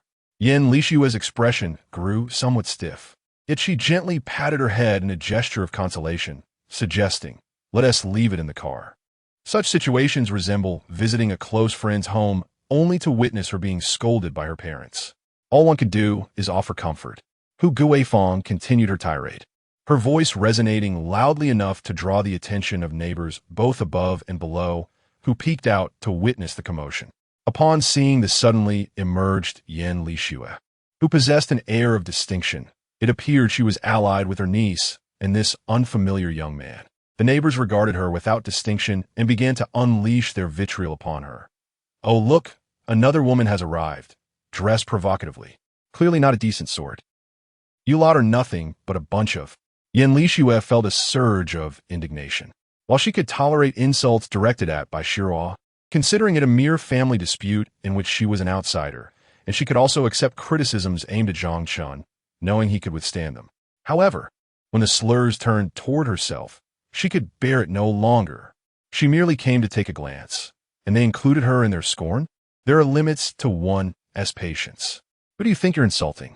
The upstairs neighbors and local onlookers chimed in. I do love to see two women squabbling. Chapter 80. The irritable Yan Lixue. Alas, let us depart, Sister Yezi. We shall not stoop to her level. Zhang Chen promptly pulled the overly agitated Yan Lixue away. He had foreseen that allowing Sister Yezi to come was a mistake, and now it had escalated to a quarrel with Aunt Bai Shiruo. As Zhang Chen dragged her along, retreating step by step, Yan Lixue remained undeterred. When Hu Guifang insulted her attire as being ostentatious, she retorted that Hu was merely envious and jealous, wishing she could dress as beautifully. Yan Lixue believed her outfit to be perfectly normal. Only certain individuals, upon seeing someone with an attractive figure wearing appealing clothes, would harbor such thoughts. Aware of her own beauty, Yan Lixue targeted Hu Guifang's vulnerabilities, such as her age and aging skin, to hurl insults. Enraged, Hu Guifang chased after Zhang Chen, resorting to nonsensical and vulgar insults aimed at Yan Lixue. Nevertheless, Yan Lixue simply repeated one phrase, "Old woman, old woman, old woman, old woman," until she was finally pulled into the car by Zhang Chen. Suddenly, apart from Yan Lixue's incessant taunts, the spectators from upstairs and downstairs, as well as the neighboring onlookers, fell silent. Hu Guifang was no exception. She abruptly ceased her tirade. Upon witnessing Yan Lixue seated in a Ferrari, the engine roaring to life, she fell silent. In truth, the argument she could not win had been silenced by the very car itself. With a disdainful laugh, Yan Lixue relished the moment, and, as she drove away, she did not forget to utter once more, "Old woman." Then she sped off, leaving behind a flustered Hu Guifang. "Is that Guifang your relative? What caused such a ruckus?" She seemed quite capable. Hu Guifang had not anticipated that the person she insulted drove such an exquisite vehicle, leaving her feeling somewhat intimidated. After a moment's contemplation, she hurriedly shut the door and went to inquire with her husband if they had any wealthy relatives. During this competition, Star, how well do you think you will perform? In the afternoon class at number 7 middle school, Liang Jingna curiously inquired. I believe I should score around 110 or 120. Nanxing pondered before estimating. She felt she had performed quite satisfactorily this time. Wow. Kongming, what about you? Liang Jingna asked again. Me? Wei Kongming's lips twitched. I might get around 70. As long as I pass the preliminary round, that would suffice. Haha. Louis Cheng. I should only score about 100 as well. The class monitor performed exceptionally well this time. Indeed, Star, you did remarkably well. I might not even pass the preliminary round. It's so difficult. Liang Jingna lamented, collapsing onto her desk in despair. Why do I find this competition truly challenging? Why can you all pass the preliminary round? I'm in the same boat as you. I'm uncertain if I will pass. Wei Kongming sighed deeply. Hey, Tianyi, why are you silent? Did you perform poorly? Louis Cheng noticed that Shun Tianyi was silent nearby and nudged him. Not at all. It's acceptable, around 120. I suppose it's similar to the class monitor. Shun Tianyi chuckled. Nanjing Wan smiled and remarked, then I likely didn't achieve 120. Oh. The group continued their casual banter. Hey, Xing, how well do you think Xia Xintong will perform? Share with me the true prowess of a top-tier student. Liang Jingna suddenly inquired. Xintong. She scored 140, Nanjing Wan recalled, having asked Xia Xintong earlier that afternoon. Gasp. The others collectively inhaled sharply. That's already double mine. Wei Kongming chuckled. Liang Jingna said, if only I could have half of that, I would surely pass the preliminary round. Half of yours? Do you expect a score of 0? They laughed. By the way, Xing, how much can that boy you met this morning score? Liang Jingna remembered vividly. As they had gathered a formidable group including Xia Xintong, Tang Bing, Zhou Shi, along with Nanjing Wan and Zhu Yuqing, all top scholars from their school. Such a gathering was rare for someone like her, making her impression of Nanjing Wan's classmates particularly strong. Nanjing Wan blinked, suddenly realizing she forgot to ask Zhang Chen about his potential score. No, she had inquired, but his response had been rather vague, claiming he would do better than Xintong. I don't know, I forgot to ask him. Louis Ching asked, which boy? He had arrived late to school that morning and seemed to have missed something. The one from number 1 high school, who came looking for Xing last time, Liang Jingna clarified. Oh, Louis Ching recalled, chuckling lightly. How much can he score? I share an examination room with Guokai from his school, and he only achieved 134 last time, right? His performance in the exam wasn't remarkable, perhaps even lower than the class monitors.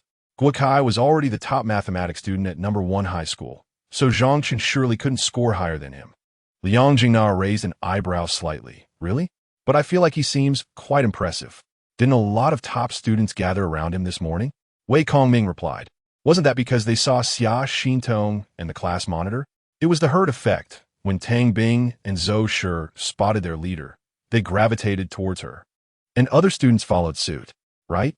Nanjing Wan pressed her lips together, indifferent to Zhang Chen's competition results, stating, regardless, it's impressive if he can pass the preliminary round. He hasn't studied seriously before. If he doesn't make it, it's not a big deal. At least he's making progress now as long as he studies diligently. There's still time. Oh, is that so? I thought he was quite formidable. Liang Jingna expressed a hint of regret. Louis Ching added, indeed, after all, it's just number 1 high school. There's still a gap between us. Are you referring to the boy I encountered at the school gate last time? From the first high school? At this moment, Shun Tianyi, who had been listening intently, spoke up. Yes, that's him. Oh, I ran into him at noon. He came over to greet Tong Jie. Nanxing Wan remarked, turning around. What did they say? Well, not much, just... As he recalled, Shun Tianyi furrowed his brow. He was discussing the answer to the last question with Tong Jie. What? Seriously? He even asked Xia Xintong about the answer to the last question? Louis Cheng chuckled at once. It's true. I'm not joking, Shun Tianyi stated earnestly. Moreover, it wasn't him asking Tong Jie for the answer. It was Tong Jie who asked him. Chapter 81. Xia Xintong. I actually failed to surpass a boy with a total score of 200. We were all taken aback. Sister Tong actually inquired of him? Shun Tianyi shrugged, recreating the dazed expression from that moment. Huh? I was with a few others from the adjacent class, listening intently. He engaged in a lengthy discussion with Sister Tong about the answers. Yet we could neither comprehend nor learn anything. So we slipped away. Oh yes, I distinctly remember Sister Tong asking him how much he scored, and he replied, 140. Liang Jingna's eyes sparkled. You couldn't understand what they were discussing? Shun Tianyi, already the top mathematician in their class, was indeed credible. Yes. The last question was beyond my capability. I merely glanced at it and understood nothing. Shun Tianyi chuckled, exasperated. I told you he is impressive. Liang Jingna appeared as proud as if she had discovered a hidden gem. The last competition question, he immediately pointed out 2 of my mistakes. He is merely modest, do you understand? Tianyi, are you serious? Wei Kongming's expression stiffened, his disbelief palpable. While it is true that Zhang Chen performed commendably at the beginning of middle school, ranking among the top in his class, it was merely the start. Subsequent semesters saw his grades decline, ultimately allowing him only admission to Yizhong after the high school entrance examination. Moreover, now that the first year of high school has passed and the second year is nearing its end, I have heard from classmates in Yizhong that he hardly studies, and his grades are mediocre. This fellow sounds as if Zhang Chen is a concealed master of unparalleled skill. Could it be that he has emerged? Tianyi, you are not joking, right? He scored 140? Ha! Lu Yiqing shook his head. I don't believe it. Xia Xintong only scored 140 herself. His words. I certainly do not believe them. I cannot accept that. Regardless of your disbelief, I felt the same way at the time, Shun Tianyi remarked with a smile. I thought he was boasting without any basis.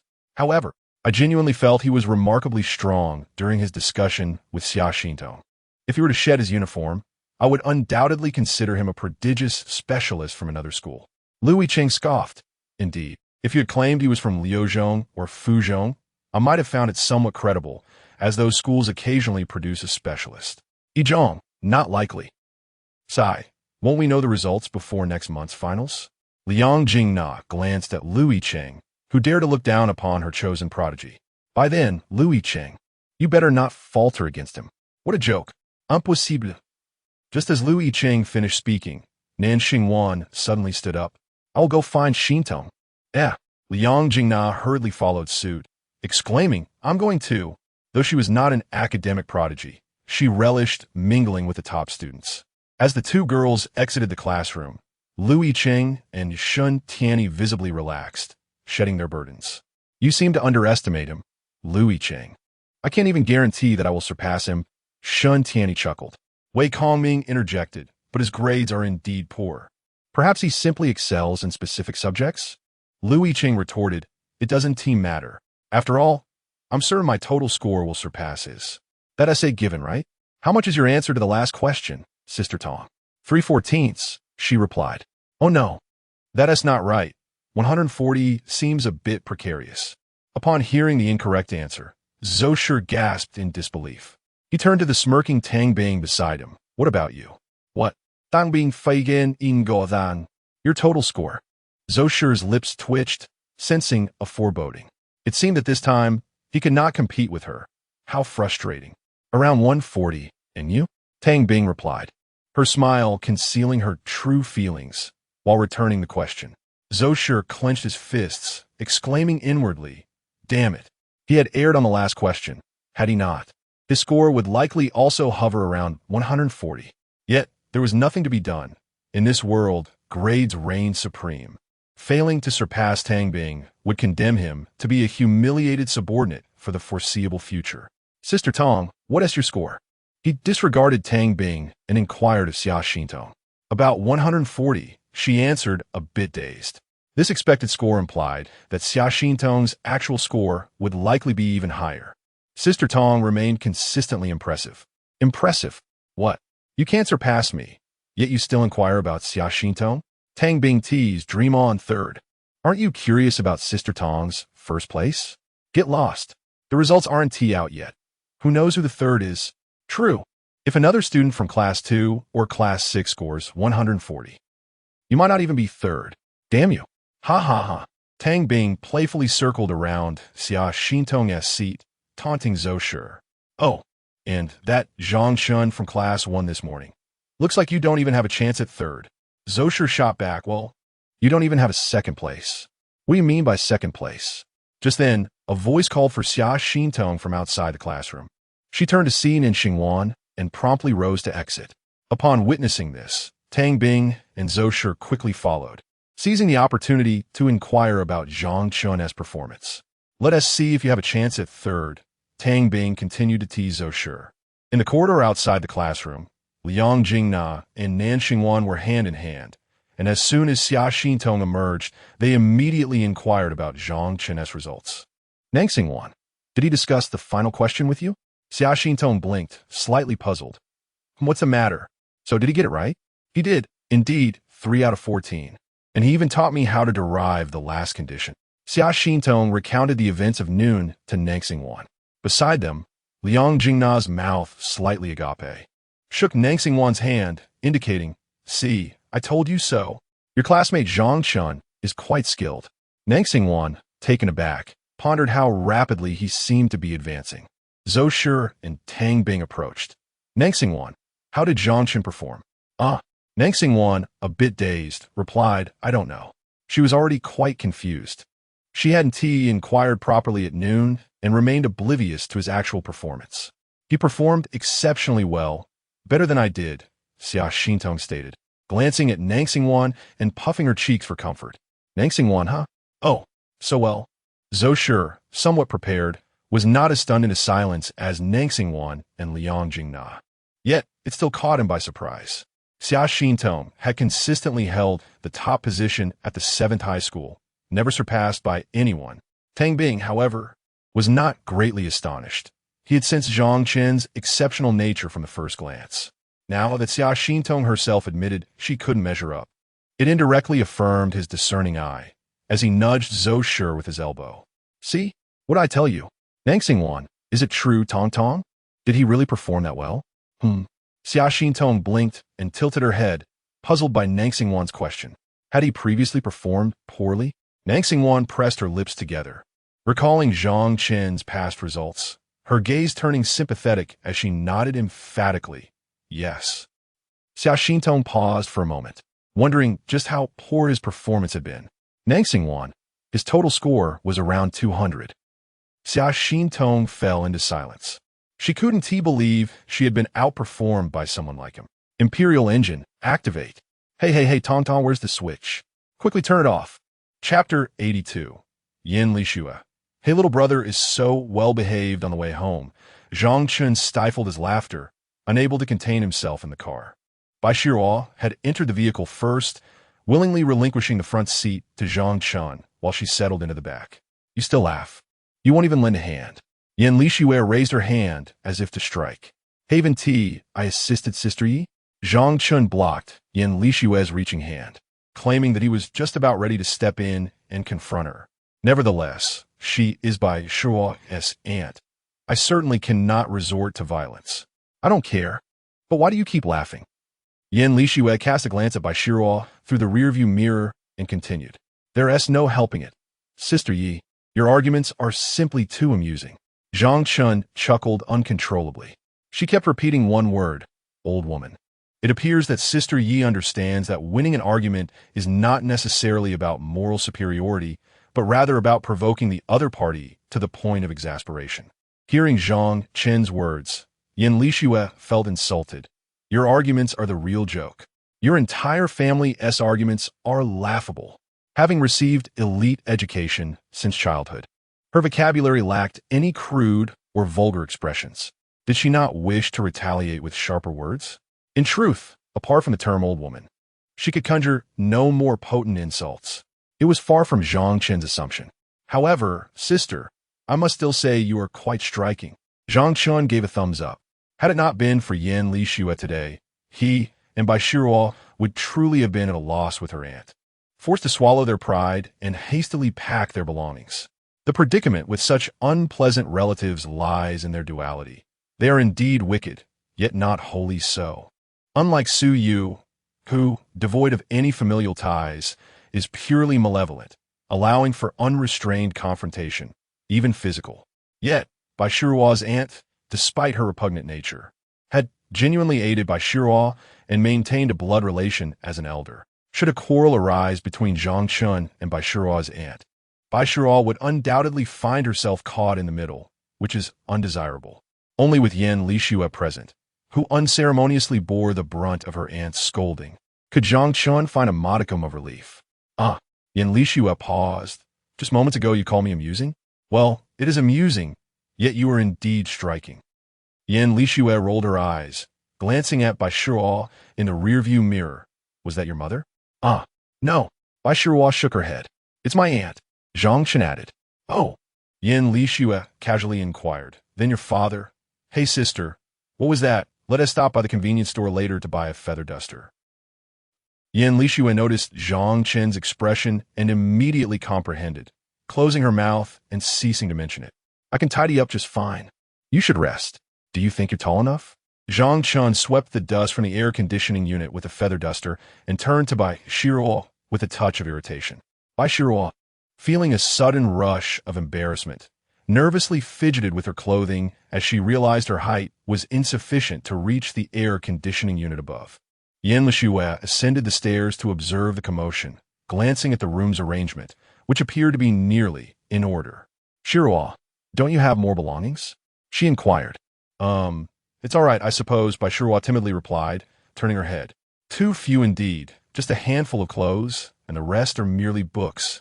Yan Lixue remarked, wrinkling her nose. How can a girl's room lack some delightful trinkets? I don't have any. Bai Shiruo lowered her head, feeling a twinge of shame. Yan Lixue then inspected the bed, which remained stark and bare, and thought to ask, do you have sheets and blankets? I'll buy new ones shortly, Bai Shiruo responded. Coincidentally, I have a brand new set in my wardrobe that I haven't used yet. It has a cartoon bear design, quite charming. Would you like to borrow it? Bai Shiruo paused, glancing at Zhang Chen before saying, Sure, thank you, sister. You're welcome. Now, could you please wash an apple for me? Yan Lixue requested. Oh, okay, Bai Shiruo nodded earnestly and hurried downstairs to fetch the apple. Once Bai Shiruo left, Zhang Chen descended from the table, brushing off the dust from his clothes. Sister Yezi, could you share some details about Bai Shiruo? Weren't you the one who interrupted me in the car? She replied. What about her parents? Zhang Chen began sweeping away the dust. They have passed away, he stated matter-of-factly. No wonder. Yan Lixue's suspicions were confirmed, and she felt a pang of sympathy. But sister, please don't. She is quite proud. Zhang Chen added, I initially refrained from mentioning it to avoid having you treat her differently. I understand, which is precisely why I asked her to wash the apple for me, Yan Lixue said, casting a glance towards the door to ensure Bai Shiruo hadn't returned upstairs yet. Turning back to Zhang Chen, she remarked, You truly are kind-hearted towards everyone, aren't you? Zhang Chen, feeling uncomfortable with the praise, began to jest. What? How could that be? I'm merely influenced by her good looks. Otherwise, I would have told her to leave. Yan Lixue, amused by his playful banter, smirked and turned away, saying, I'll mention this to Shiruo later. Hey. Sister, I was just joking. Look at you, always in a hurry. His teasing tone was met with a calm, yet assertive response from Yan Lixue. How embarrassing. Zhang Chen regretted his playful antics, questioning himself. Why did I have to act so foolish? Will you call me sister or not? Sister O, my dear brother is so obedient. Such mischief continued until the conclusion of their evening study session. Xia Xintong arrived at Nan Xingwan's classroom with her backpack, intending to return home together with her. Tong Tong, are you also going? Nan Xingwan asked in surprise. Xia Xintong replied, Yes, I am just going to take a look. Chapter 83. What song is chasing the light? Nan Xingwan had previously informed Xia Xintong that she intended to visit Zhang Chen that evening. Having just moved in that afternoon, she felt a sense of unease and was determined to check on him.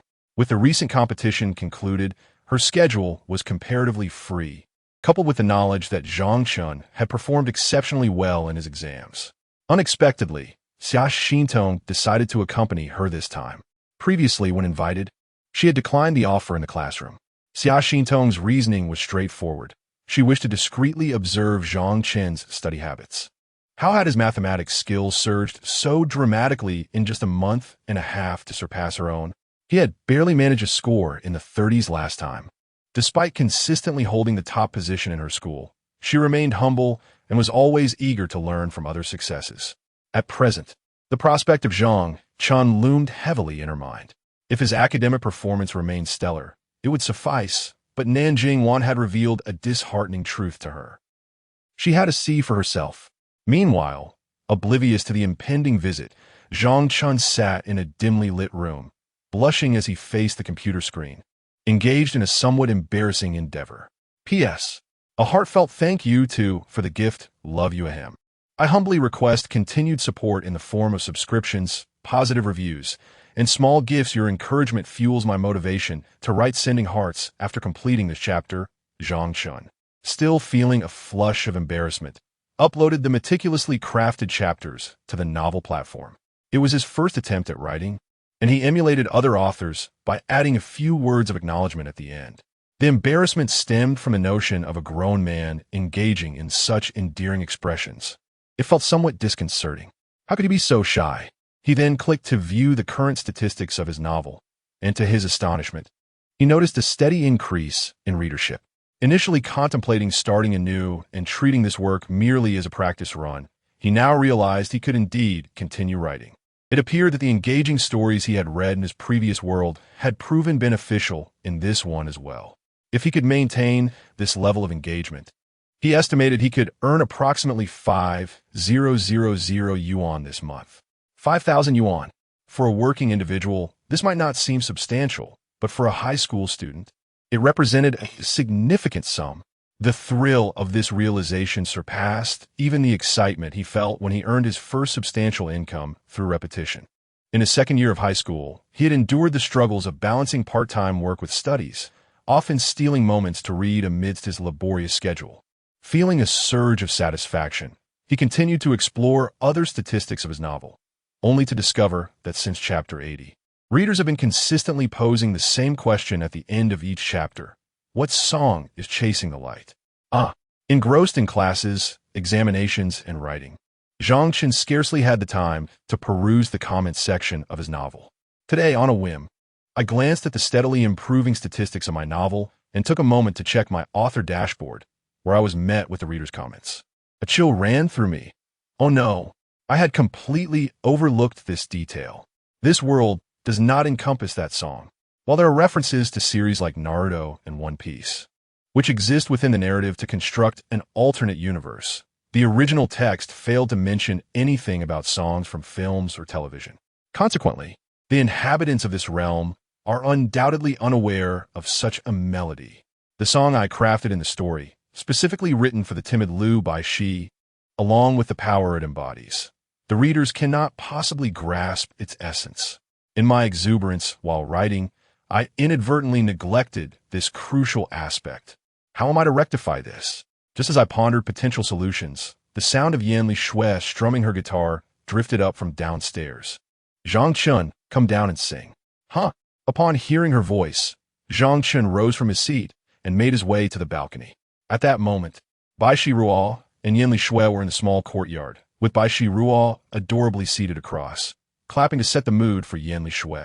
Yanli Shui looked up at him, urging, hurry down, today is a day worth celebrating. What occasion warrants such celebration? Zhang Chen inquired, bewildered. Welcome Bai Shi Ruo to her new home, Yanli Shui declared with conviction. Zhang Chen glanced at Bai Shi Ruo, who also lifted her gaze, demurely regarding him. All right, I'll be down shortly. He retreated to his room to shut down his computer, planning to think of an explanation for the readers at a later time. And then he descended the stairs. Meanwhile, Nanjing Wan and Xia Xiantong had arrived at Fengxing Road, catching sight of the warm yellow lights of the villa's courtyard from a distance. At this hour, if I do not prompt him, he would likely still be working on his assignments. Nanjing Wan earnestly responded to Xia Xiantong's inquiries. Given her understanding of Zhang Chen, whether it was helping Bai Shi Ruo move this afternoon or his inherently laid-back nature, she was certain he would procrastinate until evening to tackle the homework assigned the previous day. His progress is astonishing, Xia Xiantong remarked, her lips pursed, the engine idling softly. Indeed, Nanjing Wan was equally astonished. No wonder he suddenly felt confident enough to wager with her. Could it be that he truly had unlocked some hidden potential? This is not a martial arts novel, One cannot simply open the meridians and transform into an unparalleled master overnight. This pertains to learning and examinations. Can one truly have an epiphany? As they slowly approached the villa, they both heard the sound of the guitar emanating from the courtyard. At such a late hour, someone is still playing the guitar? Nanxing once speculated it might be the tenant, that is, the sister Yezi whom Zhang Chen assisted. As the two individuals rounded the corner, they arrived at the front of the villa. In the courtyard, they discovered Zhang Chen and his companions hosting a small gathering. Yan Lixue and Bai Shiru sat opposite one another, clapping their hands, while Zhang Chen skillfully strummed his guitar. In the previous world, Zhang Chen had taken up the guitar, thus he was not a complete novice. He possessed the ability to play well enough to impress during his high school days. However, Yan Lixue was more proficient and would often correct his mistakes while he sang and played. Nevertheless, it must be said that Yan Lixue recognized Zhang Chen's musical talent and found his singing quite pleasant, appreciating his skills. The trio also noticed Nan Xingwan and Xia Xintong entering the courtyard, glancing in their direction. Zhang Chen immediately ceased playing, carefully setting down his guitar. "Hey, you could have at least announced your arrival." Nan Xingwan's eyes widened in disbelief. Having known Zhang Chen for quite some time, she was astonished to discover that he could play the guitar. Moreover, he played it quite impressively. You can play the guitar? Chapter 84, an intimate concert in the courtyard at night. Zhang Chen raised his chin. "What do you think? Surprised? What did you learn to play?" Nan Xingwan inquired. "I picked it up with my buddies," Zhang Chen replied nonchalantly. He had plenty of friends, and it wasn't unusual for one of them to know how to play the guitar. "Oh," Nan Xingwan blinked, understanding dawning upon her. "But you never mentioned it." "I don't have a guitar, so how could I tell you?" Zhang Chen shrugged. He exchanged a few words with Nan Xingwan and Xia Xintong. Meanwhile, Yan Lixue narrowed her eyes, glancing back and forth between the two newly arrived girls and Zhang Chen. How could Zhang Chen be so captivating to the ladies? And all of them beautiful? "Yay, I won't play anymore." Zhang Chen turned to Yan Lixue. "Don't. Tong Tong, and I haven't even heard you yet." Nan Xingwan quickly interjected, unwilling to let the opportunity slip by. Xia Xintong blinked and nodded in agreement. Regardless of the circumstances, it was essential to stick together. "Exactly. You haven't even finished that last song," Yan Lixue chimed in, not wanting Zhang Chen to escape so easily. Observing this, Bai Shiru, who had remained silent, also nodded absent-mindedly. "Fine then. I suppose I'll sit down," Zhang Chen conceded. "Let me embarrass myself a little." Nan Xingwan and Xia Xintong took their seats opposite him, forming a neat row with the four girls, resembling a well-organized audience. They applauded warmly for Zhang Chen. Hey, don't go overboard." Zhang Chen raised his hand, gesturing for them to calm down. "It's my first time playing in front of a few girls. I'm a bit nervous." The applause made his palms sweat slightly. "Is there something you'd like to hear?" After adjusting his posture with the guitar, Zhang Chen asked. "Can we request songs?" "Forget it. I'll just sing something randomly." Zhang Chen cleared his throat. Even if they requested a song, he might not know it. After pondering, he realized he shouldn't lose face before the girls. So he decided to sing something he was more adept at and familiar with. As he began to sing, the lyrics flowed. "I once struggled to extricate myself from the vastness of the world. Lost in its dreams, truth or falsehood, I made no effort to wrestle. Unafraid of mockery, I once transformed my youth into her, and let my fingertips dance through the summer where my heart stirs. I shall follow fate walking against the light, letting the wind and rain strike me," as he completed the song. The four girls across from Zhang Chen stared at him, clapping in unison.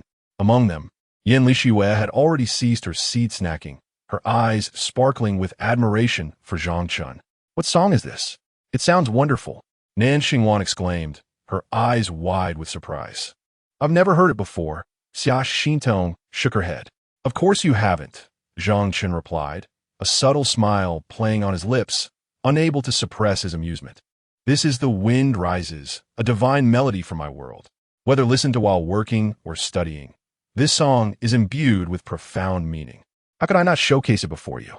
"What is the name of this song?" Yan Lixue inquired. "The Wind Rises," Zhang Chen responded. Instantly, Yan Lixue sprang up to fetch her laptop. "The Wind Rises." Nan Xingwan hesitated slightly, convinced that she had never encountered this song before. Not bad, Zhang Chen, she said, approaching Zhang Chen and unexpectedly producing a lollipop. This is a reward for your performance. You sang splendidly. Zhang Chen stared, bewildered. Is there a reward for singing? Well, not exactly.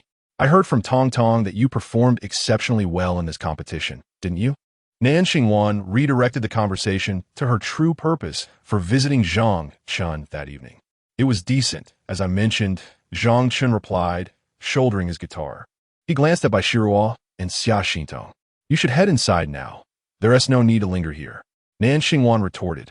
How can anyone believe you when you claim to have performed better than Tong Tong? The four of them chatted as they walked into the villa. Zhang Chen placed his guitar down and retrieved some chilled beverages from the fridge, distributing them to the three girls. When he handed one to Xia Xintong, he was taken aback. Why are you here too? It's quite late to be following Nan Xingwan around. I came to look at the house, Xia Xintong replied, blinking innocently, and to observe how you study. Huh? Zhang Chen was taken aback. Observe me studying? Noticing his confusion, Nan Xingwan explained. Tong Tong was worried she might not perform as well as you, so she wanted to learn from you. Oh, I understand that part. But what about the house? Zhang Chen found that reasoning fitting for Xia Xintong, but the house? Well, Nan Xingwan waved her hand dismissively. I was just curious to see what Shiruo's living situation is like. Suddenly being mentioned, Bai Shiruo responded, At this point, Nan Xingwan casually asked, Which room do you stay in, Shiruo? Show me? Sure, Bai Shiruo replied obediently. Consequently, the three girls ascended the stairs together. Zhang Chen tidied up a bit and called out, Sister Yezi, I've placed the guitar on the sofa. I'm heading upstairs now. Okay, came Yin Lishue's voice from her bedroom. Once upstairs, Bai Shiruo led Nan Xingwan and Xia Xintong into her room, which she had just tidied up that afternoon. I live in this room. Nan Xingwan hesitated for a moment, slowly entering the room and making her way to the balcony. This is her room. She had Zhang Chen stay next door, clearly contemplating moving in here. Yet she had little to say. This room is so small. Zhang Chen suggested you occupy this one. Nan Xingwan furrowed her brow and inquired. No, it was my choice to stay here. Bai Shiruo hastily waved her hands in explanation. Zhang Chen wanted me to have the larger room, but I prefer something cozier. Upon hearing Bai Shiruo's words, Nan Xingwan found herself at a loss for further remarks. She felt a twinge of discontent, realizing she couldn't reside beside him anymore. I see. After a brief tour, Nan Xingwan and Xia Xintong exited Bai Shiruo's room. At that moment, Zhang Chen ascended to the second floor, approaching their direction. Xia Xintong gazed at Zhang Chen, her eyes wide with curiosity, and asked, Where is your room? It's right here. Zhang Chen replied as he stood before his door and pushed it open. In an instant, Xia Xintong darted inside. What on earth, like a little black rat? She scurried in. Chapter 85. Nan Xingwan is angry again. Zhang Chen was startled by Xia Xintong's speed. Did I invite you in? He exclaimed. Mei likat. Upon glancing into the room, he found Xia Xintong already standing by the desk, surveying her surroundings. What are you looking for? Zhang Chen inquired as he followed her inside, with Nan Xingwan trailing behind. Your notes, Xia Xintong replied, observing the barren surface of Zhang Chen's desk, her brow furrowing in confusion. How can a student have an empty desk at home? Not even a single textbook from the first year of high school. Where have all the books gone? The only item on the desk was what appeared to be a draft notebook beside the keyboard. After saying this, Xia Xintong reached for the draft notebook to take a look. Zhang Chen quickly snatched it away. What notes? This contains outlines and character sketches for my novel. I cannot let you see them. As Xia Xintong's draft notebook was taken from her, she momentarily caught a glimpse of something written on it. Female lead 1. Female lead 2, and blinked in confusion. However, she did not dwell on it and simply stated, It's just your usual study notes and textbooks. Study notes, textbooks? Zhang Chen stuffed the draft notebook into his backpack and then pulled out 2 textbooks. Here, I only brought these 2. As for notes, I truly do not have any. Xia Xintong accepted the textbooks and immediately began flipping through them. Meanwhile, Nan Xingwan, feeling somewhat discontent, leaned over and noticed Zhang Chen's computer. What did you bring the computer over? I didn't notice last time. Nan Xingwan was unaware that Zhang Chen had moved the computer, And only now was she coming to this realization. Oh, that. When you were busy preparing for the competition last time I was home. I just brought it over, Zhang Chen explained. You mean you won TB playing all night, right? Nan Xingwan frowned, placing her hands on her hips. No, I am quite disciplined, you know, Zhang Chen retorted. I moved it without your permission, and yet you call me disciplined? Nan Xingwan, already feeling a bit upset about the neighboring room being occupied, was now further aggrieved. She approached the computer and reached out to touch the main unit. Zhang Chen thought to himself, why does this feel like being inspected by a parent to see if I've completed my homework properly? Nan Xingwan remarked. It doesn't feel warm at all. Of course not, Zhang Chen replied. Let me see your browsing history. What's wrong? I want to know how long you've been playing games. Nan Xingwan squinted, eyeing Zhang Chen suspiciously. She had a computer at home too, but she rarely played games. Most of her time was spent browsing the internet for information. In her perception, playing games was still associated with the web-based mini-games Zhang Chen had introduced her to, which required extensive online searching. Even many larger games necessitated downloading after some online research. The browser, a most versatile tool, allows one to directly inspect the browsing history, revealing the frequency with which Zhang Chen engages with his computer, whether he indulges daily or has succumbed to obsession. Wiping his mouth, Zhang Chen felt a rush of indignation at the notion of someone probing into his browser history. It was akin to threatening his very existence. Does one not comprehend that a man's browsing history embodies his dignity, the remnants of which should be safeguarded until death, to preserve a semblance of innocence? He would prefer to be shattered into 1,000 pieces than to be stripped of his integrity. Coughing slightly, he reassured himself that he had not visited any disreputable websites. His conscience was clear. Yet, the crux of the matter lay in the fact that his author's backend was included in that history. He had only just logged out moments prior. Should it be opened, it would undoubtedly be discovered by Nan Xingwan. Writing novels was one thing, but being recognized by acquaintances for his writings could lead to utter social disgrace. Moreover, the novels he penned featured multiple female protagonists, all modeled after her. If she were to uncover this, he feared he would no longer be able to face the elders of Jiangdong. No, he absolutely could not let that happen. At that moment, Xia Xintong interjected with a query. Do you have any textbook for the first year of high school? Huh? Yes, I do, Zhang Chen hurriedly responded, eager to divert the conversation. Wait a moment while I find them for you. Seemingly lost in his own thoughts just moments before, he abruptly shifted the topic. Nan Xingwan, puzzled, exclaimed, Zhang Chen. Wait a moment. I'll help Xia Xintong find what she needs. Zhang Chen, feigning reluctance, knelt down on the floor, deliberately dawdling as he sluggishly retrieved a box of books from beneath the bed, moving at a snail's pace. Here, take a look at which one you need. He busied himself, wholly ignoring Nan Xingwan while displaying an eager demeanor towards Xia Xintong. It's dusty. Let me clean it for you, he offered. After waiting for what felt like an eternity, Nan Xingwan furrowed her brow, recognizing Zhang Chen's unwillingness. Already displeased with the state of the room, she felt her frustration culminate in an outburst. I won't look anymore. With that, she stormed out of the room without a backward glance. Xia Xintong, crouched on the floor perusing the books, blinked her clear eyes at Zhang Chen. Why is Xingwan suddenly angry? Feeling somewhat guilty, Zhang Chen scratched his head and glanced at Xia Xintong, thinking, don't look at me. I simply wish to avoid social embarrassment. Why is she upset? Xia Xintong hastily grabbed 2 of Zhang Chen's books and promptly followed Nan Xingwan out of the room. Are you leaving already? Zhang Chen trailed behind. Hearing the commotion, Bai Shiru also emerged to see what had transpired, oblivious to the unfolding drama. Nan Xingwan shot Zhang Chen an annoyed glance, mirroring his earlier indifference, deliberately ignoring him and leaving without a farewell, pulling Xia Xintong along as they descended the stairs. As they exited through the door, Xia Xintong turned back to wave at Zhang Chen, saying goodbye. As Zhang Chen gazed at the endearingly naive expression of Xia Xintong, he couldn't help but chuckle, escorting the 2 girls to the courtyard. Do take care, he advised. Soon after, watching the silhouettes of the girls gradually fade into the distance, he sighed, pondering the complexities of young women. How could such a minor issue, like a refusal to share browsing history, provoke such an emotional uproar? It was enough to drive one away in frustration. Meanwhile, as Nan Xingwan and Xia Xintong stepped just beyond Zhang Chen's line of sight, a wave of regret washed over her, prompting her to halt and glance back. Xing, what's the matter? Xia Xintong inquired, gently shaking Nan Xingwan's hand. Nothing really, she replied, uncertain of why her emotions had spiraled so dramatically. After all, he had done nothing wrong. It was merely a reasonable boundary regarding personal privacy. Yet, his deliberate indifference had left her feeling inexplicably discontent.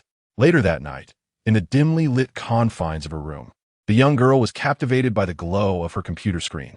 This song cannot be found, she exclaimed, exhilarated. I knew it. How could I have never heard of a song with such lyrics and melody? Yen Lixua felt as if she had unearthed a hidden treasure. Her eyes sparkling with delight as she gazed at the screen, a silly grin adorning her face. It was eerie yet exhilarating. Having begun her journey in songwriting and singing at the tender age of 15, Yen Lixua had accumulated 5 years of experience, honing her ability to assess music.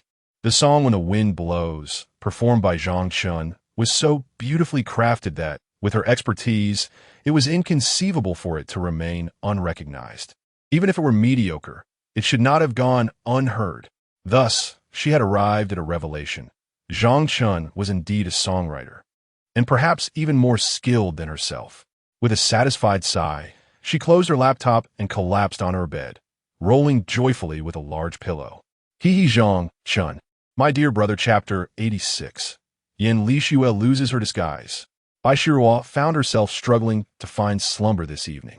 Lying on her bed, she turned to gaze out at the balcony, where the trees swayed gently in the night breeze. Her heart mirrored the swaying branches, oscillating delicately. A sense of unease lingered, yet happiness flickered within her as well. Nestled in such a soft bed, enveloped by the comforts of her splendid room, she experienced a disorienting feeling.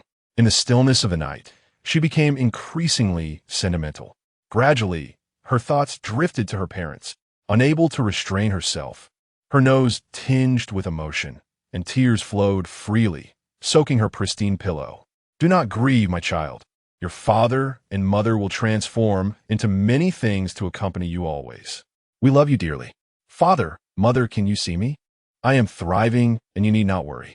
I am not being bullied. I have made numerous new friends who stand by me and drive away any wrongdoers. They shower me with kindness, purchasing gifts and treating me exceptionally well. They are wonderful people, and you can witness this from above, can't you? I shall strive to live even better, and I will take good care of grandmother, so you need not fret. Meanwhile, an announcement echoed through the school. Yesterday, a grave incident of bullying occurred among our students. Suyu from Class 8 of the second year inflicted torment upon a fellow classmate and, during the mathematics competition yesterday, enlisted outside individuals to corner a student in an alley for further bullying. The situation was dire. Thankfully, Nian Nanhai from Class 13, along with many classmates from both Class 13 and Wang Su from Class 9, bravely intervened and subdued those outsiders. This prevented an even more severe situation from unfolding. We commend Nian Nanhai and other courageous students for their valor. Cough, bro. I too have received commendation from the entire school. Who hasn't, right? Wang Su retorted. TCH. What is this? I was specifically recognized. Li Juanhao exclaimed. What the hell? Why am I left out? I provided crucial evidence. Nian Nanhai gazed at the group in silence, shaking his head. Our school has decided to place Su Yu under probation and will conduct a reflection ceremony during the flag-raising event next Monday. We hope all students learn from this incident. Our student body is a unified entity. Listening to the broadcast, Zhang Chen found this outcome rather predictable, with old Deng handling the matter. The probation indicated that he had reported the situation truthfully to the higher-ups. Had it been a typical teacher, the affair would likely have been resolved privately, with the homeroom teacher mediating to avoid escalating the issue. After all, both individuals are students from the same class. Regardless of the circumstances, as the homeroom teacher, he bears a degree of responsibility. Although the situation is severe, it ultimately did not result in any particularly grave incident. Moreover, given Su Yu's familial connections and her sincere demeanor, the school is likely to downplay the matter. However, being placed under observation and required to reflect in front of the entire school essentially marks the end of her academic journey at the institution. She has brought this upon herself. Unlike Zhang Chen, who also faced a school-wide reflection, his reputation among peers was already that of a troublemaker, accompanied by a group of followers. His situation was akin to a ruin. Thus, there was no foundation to collapse. In contrast, Suyu had always presented herself as a demure and amiable student, maintaining good relationships with her classmates and teachers. Once her facade crumbles, she will find herself isolated, and she shall rightfully endure the bullying from her peers. "You're not even mentioned in the announcements," Nian Nanhai remarked, glancing at Zhang Chen. "Well, if I'm not, then I'm not," Zhang Chen shrugged, indifferent to the matter. "But you exerted the most effort. Without your arrangements, I would have merely dealt with Cheng Hu and his group." Nian Nanhai expressed increasing admiration for Zhang Chen. "What? Detached from fame and fortune?" Zhang Chen chuckled lightly, a smirk playing on his lips. "What fame and fortune is this? It neither earns points nor provides financial gain. It's of no use to me." Nian Nanhai turned, leaning her elbows against the railing of the corridor. Now her name, Nian Nanhai, had suddenly become known throughout the school, including among Cheng Hu and his associates, who were now aware of her capabilities. Zhang Chen had unexpectedly elevated her reputation, and he had done so openly, just as he had initially claimed. "Everyone has their own pursuits," Zhang Chen said, pulling out a pack of cigarettes.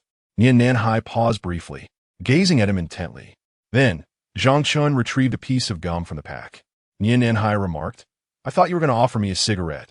"TSK. Smoke less. You know your own health," he replied.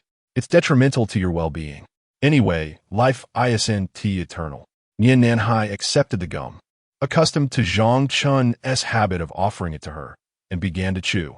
Zhang Chen remained silent for a moment, contemplating Nian Nanhai's profile, his emotions complex.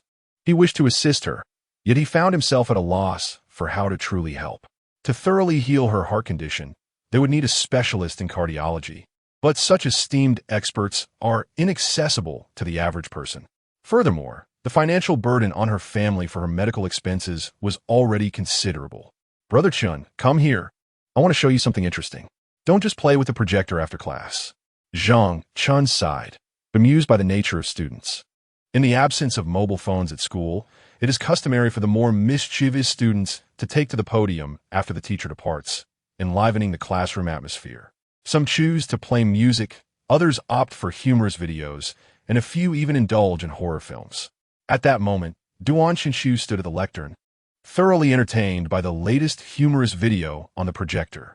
Zhang Chen could not help but ponder whether there existed a man in this world akin to a deity. Driven by curiosity, he stepped into the classroom for a closer look. On the computer screen, a humorous video from Naruto was playing. Zhang Chen approached to close it, and then returned to the homepage. Scrolling down, unfortunately, he found no trace of that man in this world. However, suddenly, another face captured Zhang Chen's attention. He clicked on it. It was a music video. "Hey, Chengge, you like Yan Lixue too?" exclaimed Tan Jian from the front row, pleasantly surprised. "I find her songs quite lovely, but for some reason, she has been scarcely seen online lately." It was a delightful revelation to discover someone else shared his admiration for this niche female artist. Chapter 87. Let us go to Qizhong and see if Nanxing is still upset Tan Jian. This fellow has two passions, mathematics and a rather niche interest in celebrity fandom. He fondly refers to it as witnessing the growth of his idols. Yet, in truth, it is merely an escape from the drudgery of study, a means of finding a spiritual refuge amidst the monotony. The allure of lesser-known idols lies in their affability and relatability towards their fans. The cost of meeting them is relatively low, unlike the almost unattainable big-name stars. Last year, buoyed by commendable exam results, he used his reward money from the new year to attend a concert by Yan Lixue, even capturing a photograph with her as a cherished memento. He has become a devoted fan of Yan Lixue. However, Zhang Chen, observing Tan Jian's eager eyes filled with anticipation of finding a kindred spirit, couldn't he help but smirk. "Huh? Who is this? Isn't that Sister Yezi?" Zhang Chen stared at the screen, where Yan Lixue, with her golden hair, shone brilliantly on stage, confirming his recognition. Yan Li Shue. ISNT that the name of the last female lead introduced later in the novel? If memory serves, at that point, the protagonist, Yi Fan, was already in university. Due to the fame garnered from the protagonist's story, he inadvertently crossed paths with Yan Li Shue, the fallen star. So, it turns out that Yan Li Shue's downfall in the novel was orchestrated by her manager. Hiss! Yan Li Shue? Zhang Chen glanced at Tan Jian. Tan Jian nodded. Yes. Zhang Chen inquired. Your idol? Yes. What is wrong, Brother Chen? Don't you like her? Tang Qian momentarily folded. Sensing Zhang Chen's indifferent reaction, which tempered his enthusiasm. No, Zhang Chen shook his head, chuckling softly. She has quite good the image of Yan Li Shue waiting at home every noon for someone to cook, hollering for food from the couch. Made it difficult for Zhang Chen to maintain his composure. She seemed like an entirely different person off stage. A little Tan, your idol sparkles on stage, yet at home, well, it's a bit hard to articulate. Tan Jian, upon hearing this, forced a couple of awkward laughs. Feeling somewhat disheartened, oh, Brother Chen, you don't like her. Huh? No, I actually quite like her, Zhang Chen swiftly countered, giving a thumbs up. She sings beautifully. This was no flattery, but rather a sincere truth. Right? And she is so stunningly beautiful. Hearing Zhang Chen's praise, Tan Jian became animated, as if he had found a kindred spirit, and began to recount. I attended her concert last time. It was absolutely wonderful. There's not a trace of arrogance.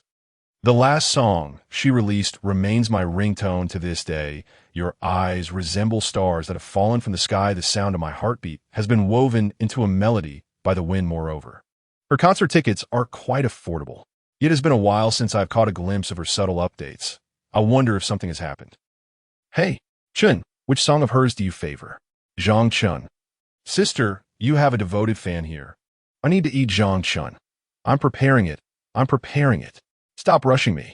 Although he has come to know Yan Li Shue's true identity, Zhang Chen has no intention of exposing it. After all, she is a celebrity, a public figure. Concealing her identity is understandable, and there is no need for him to reveal it. Ultimately, whether or not he is aware of this identity bears no influence on his life. Yan Li Shue, on the other hand, stumbled upon Zhang Chen's songwriting abilities due to this connection. She now wishes to come clean to Zhang Chen, unaware that he is already aware of her identity. In her perspective, the pressing issue is how to broach the subject with Zhang Chen. After all, she has deceived him. She must contemplate what reasonable excuse could justify her confession to Zhang Chen. Thus, the week has passed with a tranquil rhythm. Bai Shiruo has gradually acclimated to her new surroundings during this time. Yan Li Shue lies on the sofa, pouting. Are you trying to starve me, the boss? Zhang Chen replies helplessly. It's your fault for skipping breakfast. You always sleep until noon. Yan Li Shue retorts, I don't have classes. Why should I rise so early? Unlike some people who must wake up early with much effort.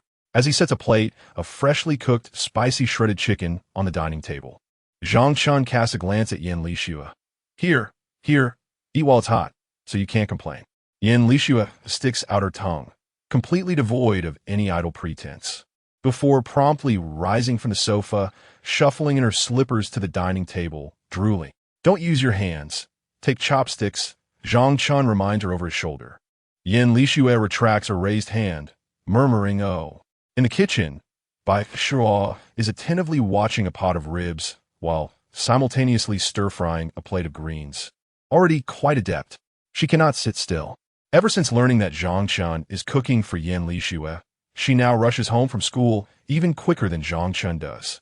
The moment the school bell rings, she hastily returns home to prepare meals for Yan Li Shue. Zhang Chen has even begun to think that this girl is attempting to usurp his position. The ungrateful child. I kindly took you in, and you dare to snatch my livelihood. Yet Bai Shi innocently blinks her large eyes, rubbing her hands together, saying, I just want to ease your burden. Consequently, Zhang Chen's heart softens, and he allows her to assist him. As the playful banter continued, it inevitably shifted back to the kitchen duties. Yet you claim you do not seek to usurp authority. Thus, Zhang Chen reluctantly assumed the role of the assistant. At the dining table, the trio engaged in lively conversation while savoring their meal. Baishua, typically reticent, preferred to listen quietly from the sidelines. In contrast, Yin Lixue was quite loquacious. "Why hasn't your childhood friend visited in several days?" she inquired. Zhang Chen pondered this, recalling that the last time he had seen her, she had been genuinely upset, overwhelmed by her school obligations, particularly at 7th High, where the workload was quite rigorous. "Is that so? When I visited the mall, wasn't her school hosting a sports event?" Yin Lixue remarked, gnawing on a bone. "Isn't it rather busy during a sports meet?" "Well, she might be participating in an event and need to train," Zhang Chen replied, momentarily taken aback by this revelation. "I see," Yin Lixue said, discarding the now clean bone. In the afternoon, Zhang Chen made his way to 7th High. He stood at the entrance, observing the bustling sports event on the playground. Do not inquire how he came to be at 7th High. This was not his first time skipping class, and he approached it without pretense. Besides, even if he remained in the classroom, boredom had driven him to fashion a makeshift assault rifle from a ballpoint pen. However, now that he had arrived, he was left contemplating how to gain entry. Zhang Chen mused that he would need to procure a 7th High uniform to blend in. Zhang Chen, At that moment, with few students lingering near the school gates, Zhou easily recognized Zhang Chen as he passed by. Zhang Chen scrutinized Zhao Shi, noting the unmistakable 7th High uniform adorning him. It seemed fortune had smiled upon him unexpectedly. Chapter 88. Is Nan Xingwan going to run 800 meters? Zhang Chen was troubled about how to acquire a school uniform. He approached Zhou Shi, assessing him from head to toe. Zhou Shi, tall and robust, had a physique quite similar to his own. Startled by Zhang Chen's scrutinizing gaze, Zhou Shi retreated 2 steps, exclaiming, "I'm not gay. What do you want?" He had merely ventured out to buy a case of water for his class. "Come, let me help you carry it inside," Zhang Chen said, rubbing his hands together and advancing toward Zhou Shi. "Don't come any closer. I'm calling for help," in a successful yet effortless manner. Zhang Chen managed to strip Zhou Shi of his school uniform, completing their identity swap. "Not bad, it fits." Zhang Chen patted the conspicuous uniform of the 7th High School, relishing in the experience of being a student there for once. He casually patted Zhou Shi's back, who had now donned Zhang Chen's t-shirt. Zhou Shi, somewhat speechless, remarked, "I just came out to deliver water." His build was slightly smaller than Zhang Chen's, but it appeared suitable nonetheless. At that moment, Tang Bing sauntered over from behind, carrying 2 large bags of bottled water. Upon noticing Zhang Chen and Zhou Shi, she glanced at their attire and burst into laughter. "You two, what is going on?" Zhang Chen intended to sneak inside to take a look, having deliberately skipped class, while Zhou Shi had kindly agreed to swap clothes. "Oh, can't you just register?" Tang Bing raised an eyebrow. "Can we register?" Zhang Chen asked, momentarily dazed by the notion. "Of course. Just say you're here to see someone. Worst case, we'll come back to fetch you. Our 7th High School ISNT that strict." Tang Bing replied with a smile. Zhou Shi interjected, "Huh? ISNT that pointless then? All right, let us head in first." Zhang Chen coughed to ease the awkwardness and took a bag of water from Tang Bing. "Weren't you supposed to help me carry these?" Zhou Shi complained, lifting a heavy box of water again. "Hey, don't be so stingy." "I can't help with that one," Tang Bing retorted. "Just help me carry it." They breezed past the security guard at the entrance with ease. Zhou Shi, still clad in school trousers, also entered the school effortlessly. The trio chatted as they walked. "Zhang Chen, who are you looking for?" "Nan Xingwan?" Tang Bing inquired. "Yes," Zhang Chen nodded. "Oh, her class is right next to ours. You'll be able to see her shortly," Tang Bing said nonchalantly. "All right, then I'll just carry these to your class." "I heard Nan Xingwan signed up for the 800-meter run," Zhou Shi remarked. "Yes," Tang Bing confirmed. 800 meters. Zhang Chen, unaware until now, expressed his surprise.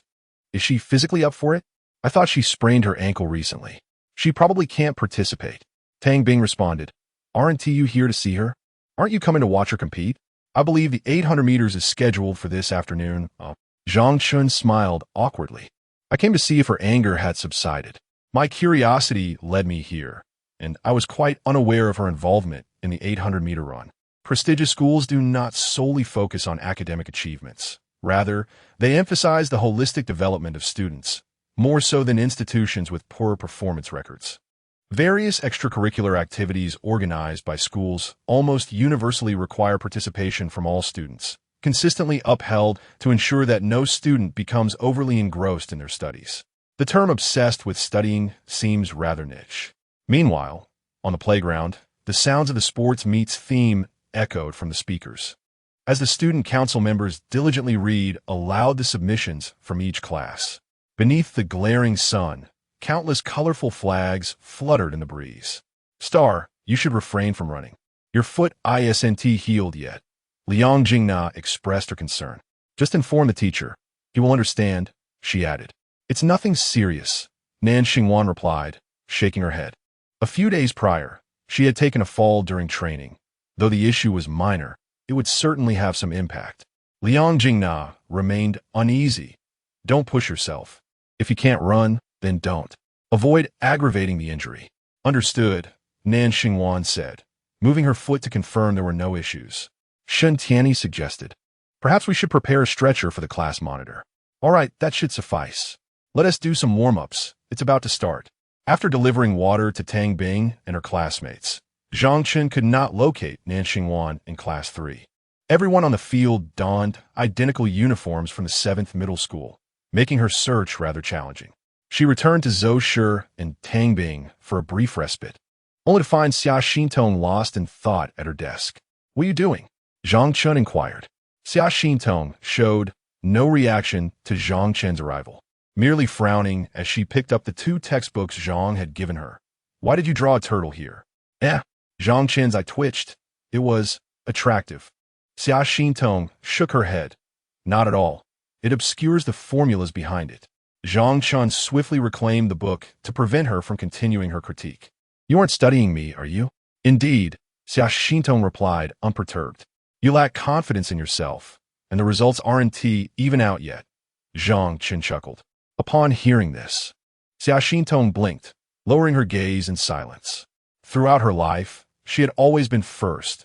This was her first experience of being outdone by someone, and, consequently, her first display of stubbornness. The sound of engines slowly began to resonate. Ahem. Muster some confidence. Zhang Chen coughed lightly, promptly patting her shoulder. This world is vast, teeming with talented individuals. Xia Xintong widened her eyes, gazing at Zhang Chen. You must simply be yourself, excel in each endeavor, and learn to embrace the outcomes. Constantly straining to prove oneself superior to others, what indeed can you change? Xia Xintong, I aspire to become more formidable than you. That is not my intention. I merely wish for you to relax your mindset and cultivate the confidence to excel in your own endeavors. There is no need to incessantly compare yourself with those who are more accomplished. Even if you are already remarkable, such comparisons may lead you to feel utterly inadequate. Oh. Xia Xintong nodded, half comprehending. Zhang Chen could tell she was not truly absorbing the lesson and let out a sigh. There was no other option but to impose a little harshness upon you, dear Xintong. So you may understand that clinging to the notion of being the best is not beneficial. It was only then that Xia Xintong recalled. How did you end up here? Attention, participants in the women's 800 meters. Please gather at lane 5. Attention, participants in the women's 800 meters. Please gather at lane 5. Chapter 89, Xiao Cheng. I'm truly sorry. Is Nan Xingwan participating in the competition?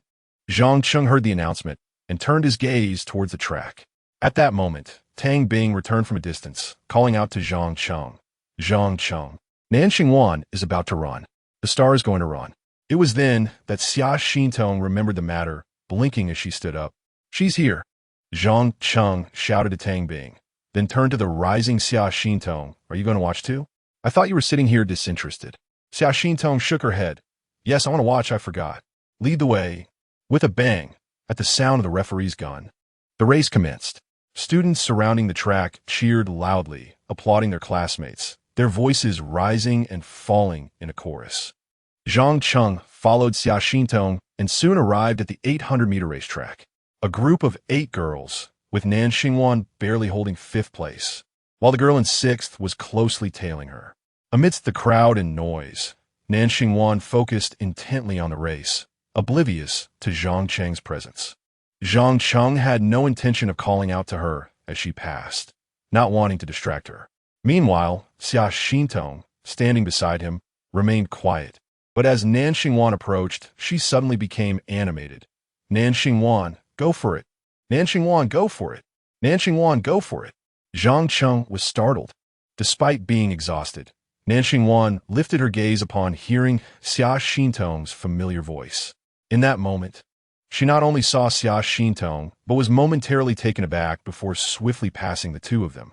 Shortly thereafter, she overtook the fourth place. However, during the second lap, Nan Xingwan's speed noticeably diminished. Her previously injured foot began to flare up, causing her pain and hindering her strength. Gradually, she lost her fourth place, being overtaken by others, slipping from 5th to 6th, then to 7th. Seeing this, Liang Jingna, who was on the sidelines, called out, "Xingwan, if you can't do it, just stop running." Recognizing Nan Xingwan's awkward running posture indicated her foot was in pain. She observed that even the last place had chosen to give up. Nan Xingwan focused on her breathing, glancing at the remaining distance of less than 200 meters and the spot where she had encountered Xia Xintong during the first lap. Zhang Chen was there, watching. She wanted to finish the race. Not fixated on first place or anything like that. She simply did not want him to witness her surrender. Just a little distance remained. Seeing Nan Xingwan's determination not to give up, Liang Jingna chose not to say more that might affect her. "I'll be waiting for you at the finish line, Xingwan." With that, Liang Jingna took off towards the finish line. As Nan Xingwan passed by Zhang Chen and Xia Xintong once more, Xia Xintong continued to shout loudly, "Nan Xingwan, go for it. Nan Xingwan, go for it." This time, Zhang Chen was prepared. He was not startled by Xia Xintong's exuberance, but cleared his throat and shouted even louder than her, "Nan Xingwan, go for it. Nan Xingwan, go for it." The voice directly overshadowed the classmates of Nan Xingwan in the adjacent class, causing them to startle. "Who are you, buddy?" Upon hearing Zhang Chen's voice, Nan Xingwan felt both encouraged and reassured.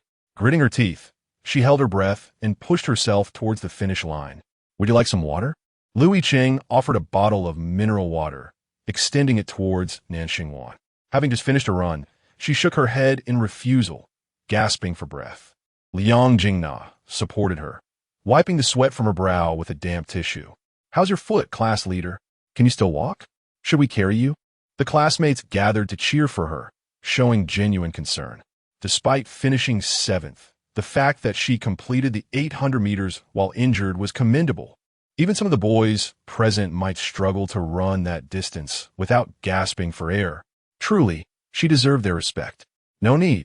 Nan Xingwan weakly waved her hand, turning to glance in another direction. "Let us head back to class for a rest. I'll apply some ointment. We don't want to exacerbate your injury," Liang Jingna suggested. Nan Xingwan nodded in agreement. Together, they slowly made their way back to class, with Louis Cheng closely following beside them. Not far along, Zhang Chen and Xia Xintong hurried over. Seeing Nan Xingwan limping, Xia Xintong rushed to support her other arm. "Xing, you're amazing."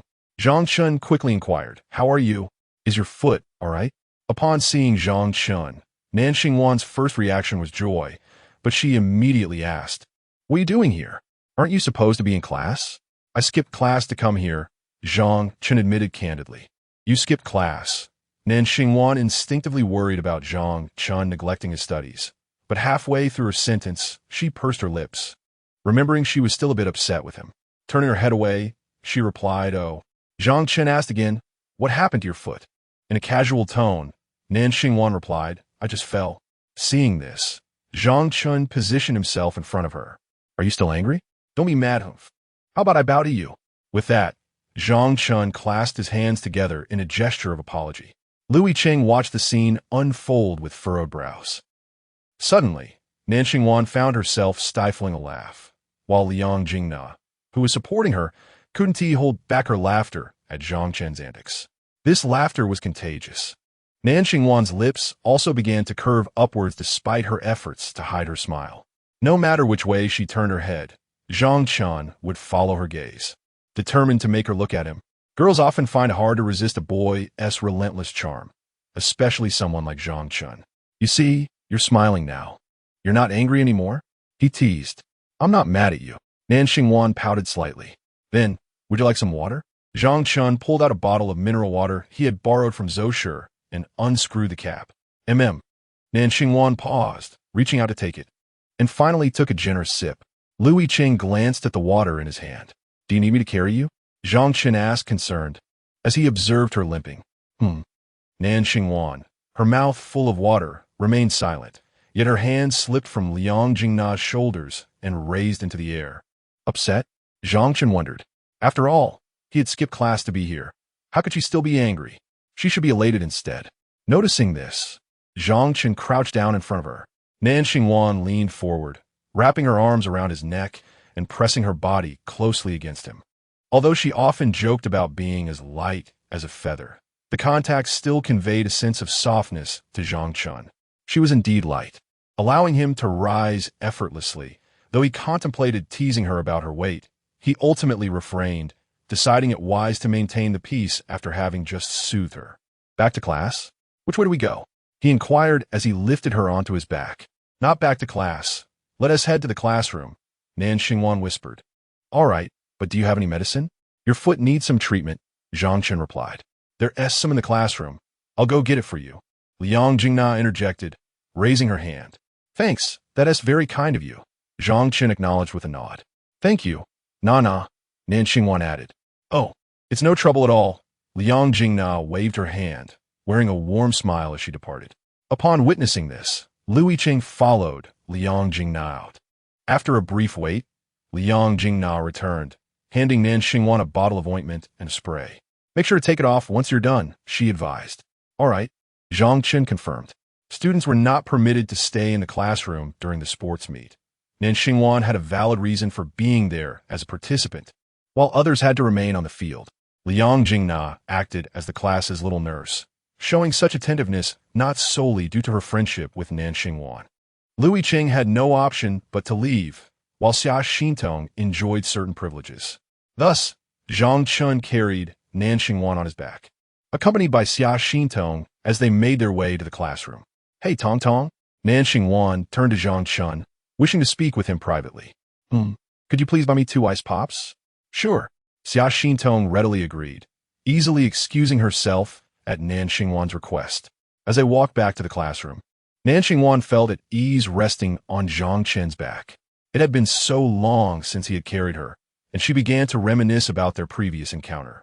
Xiao Chun, she called. Zhang Chen replied, feeling her weight as he climbed the stairs. Sore. Chapter 90. The shoes are off. Be gentle. Huh? What's wrong? Zhang Chen supported her leg and adjusted her position slightly. Nan Xingwan felt a ticklish sensation on her thigh from his hand, her cheeks flushing, yet she did not withdraw. In a whisper, she apologized to him on his back. Last time, I didn't mean to be angry. I was just concerned about your academic performance, which hasn't stabilized yet. I know. Zhang Chen smirked, taking deliberate steps as he ascended the stairs. If you wish to see, I can certainly show you. I am not addicted to games. Then why were you reluctant to show me last time? There's my privacy involved. Oh, if you're worried, I can set a password for the computer. Would that suffice? A password? Wouldn't that mean you couldn't play if you forgot it? Nan Xingwan tilted her head. Indeed. Zhang Chen nodded. Upon hearing this, Nan Xingwan pouted. Her spirits lifted. Then forget it. Without a computer to play on, you'd surely head to an internet CF. Look at you. I offered to set a password, and you still complain. Hee. Nan Xingwan smirked. But I want to set a password for you unless you promise me something. What is it? Not telling you now. It's a secret. Zhang Chen. Xiao Chen. I didn't come this week because I sprained my ankle. Nan Xingwan explained to Zhang Chen. I suspected as much. Zhang Chen glanced down at her right foot. Is it not too serious? Not really, just a slight misalignment. Then why return to the classroom? You should go to the hospital. Nan Xingwan chuckled softly.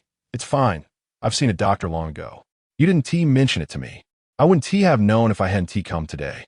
Zhang Chen shot her an annoyed look, only to have Nan Xingwan poke his face back with her finger.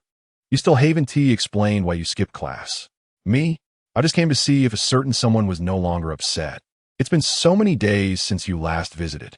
Nan Xingwan tilted her head. Really? What else could it be? True. Zhang Chen. You're really sweet. Nonsense, I've always been great. You weren't so nice in the past. The past is the past. The present is the present. Back in the classroom. Shoes off, right? Oh.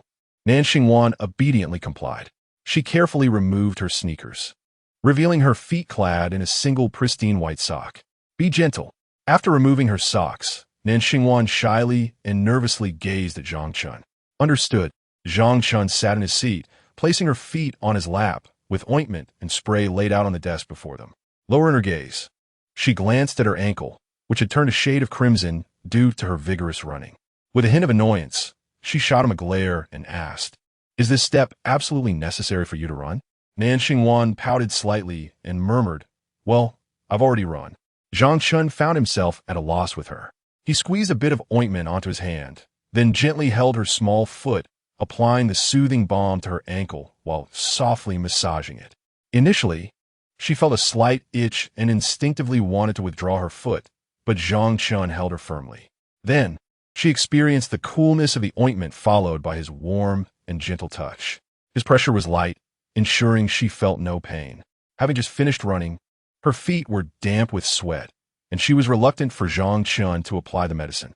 Yet, seeing him diligently and tenderly treating her foot without any sign of disdain made her heart flutter.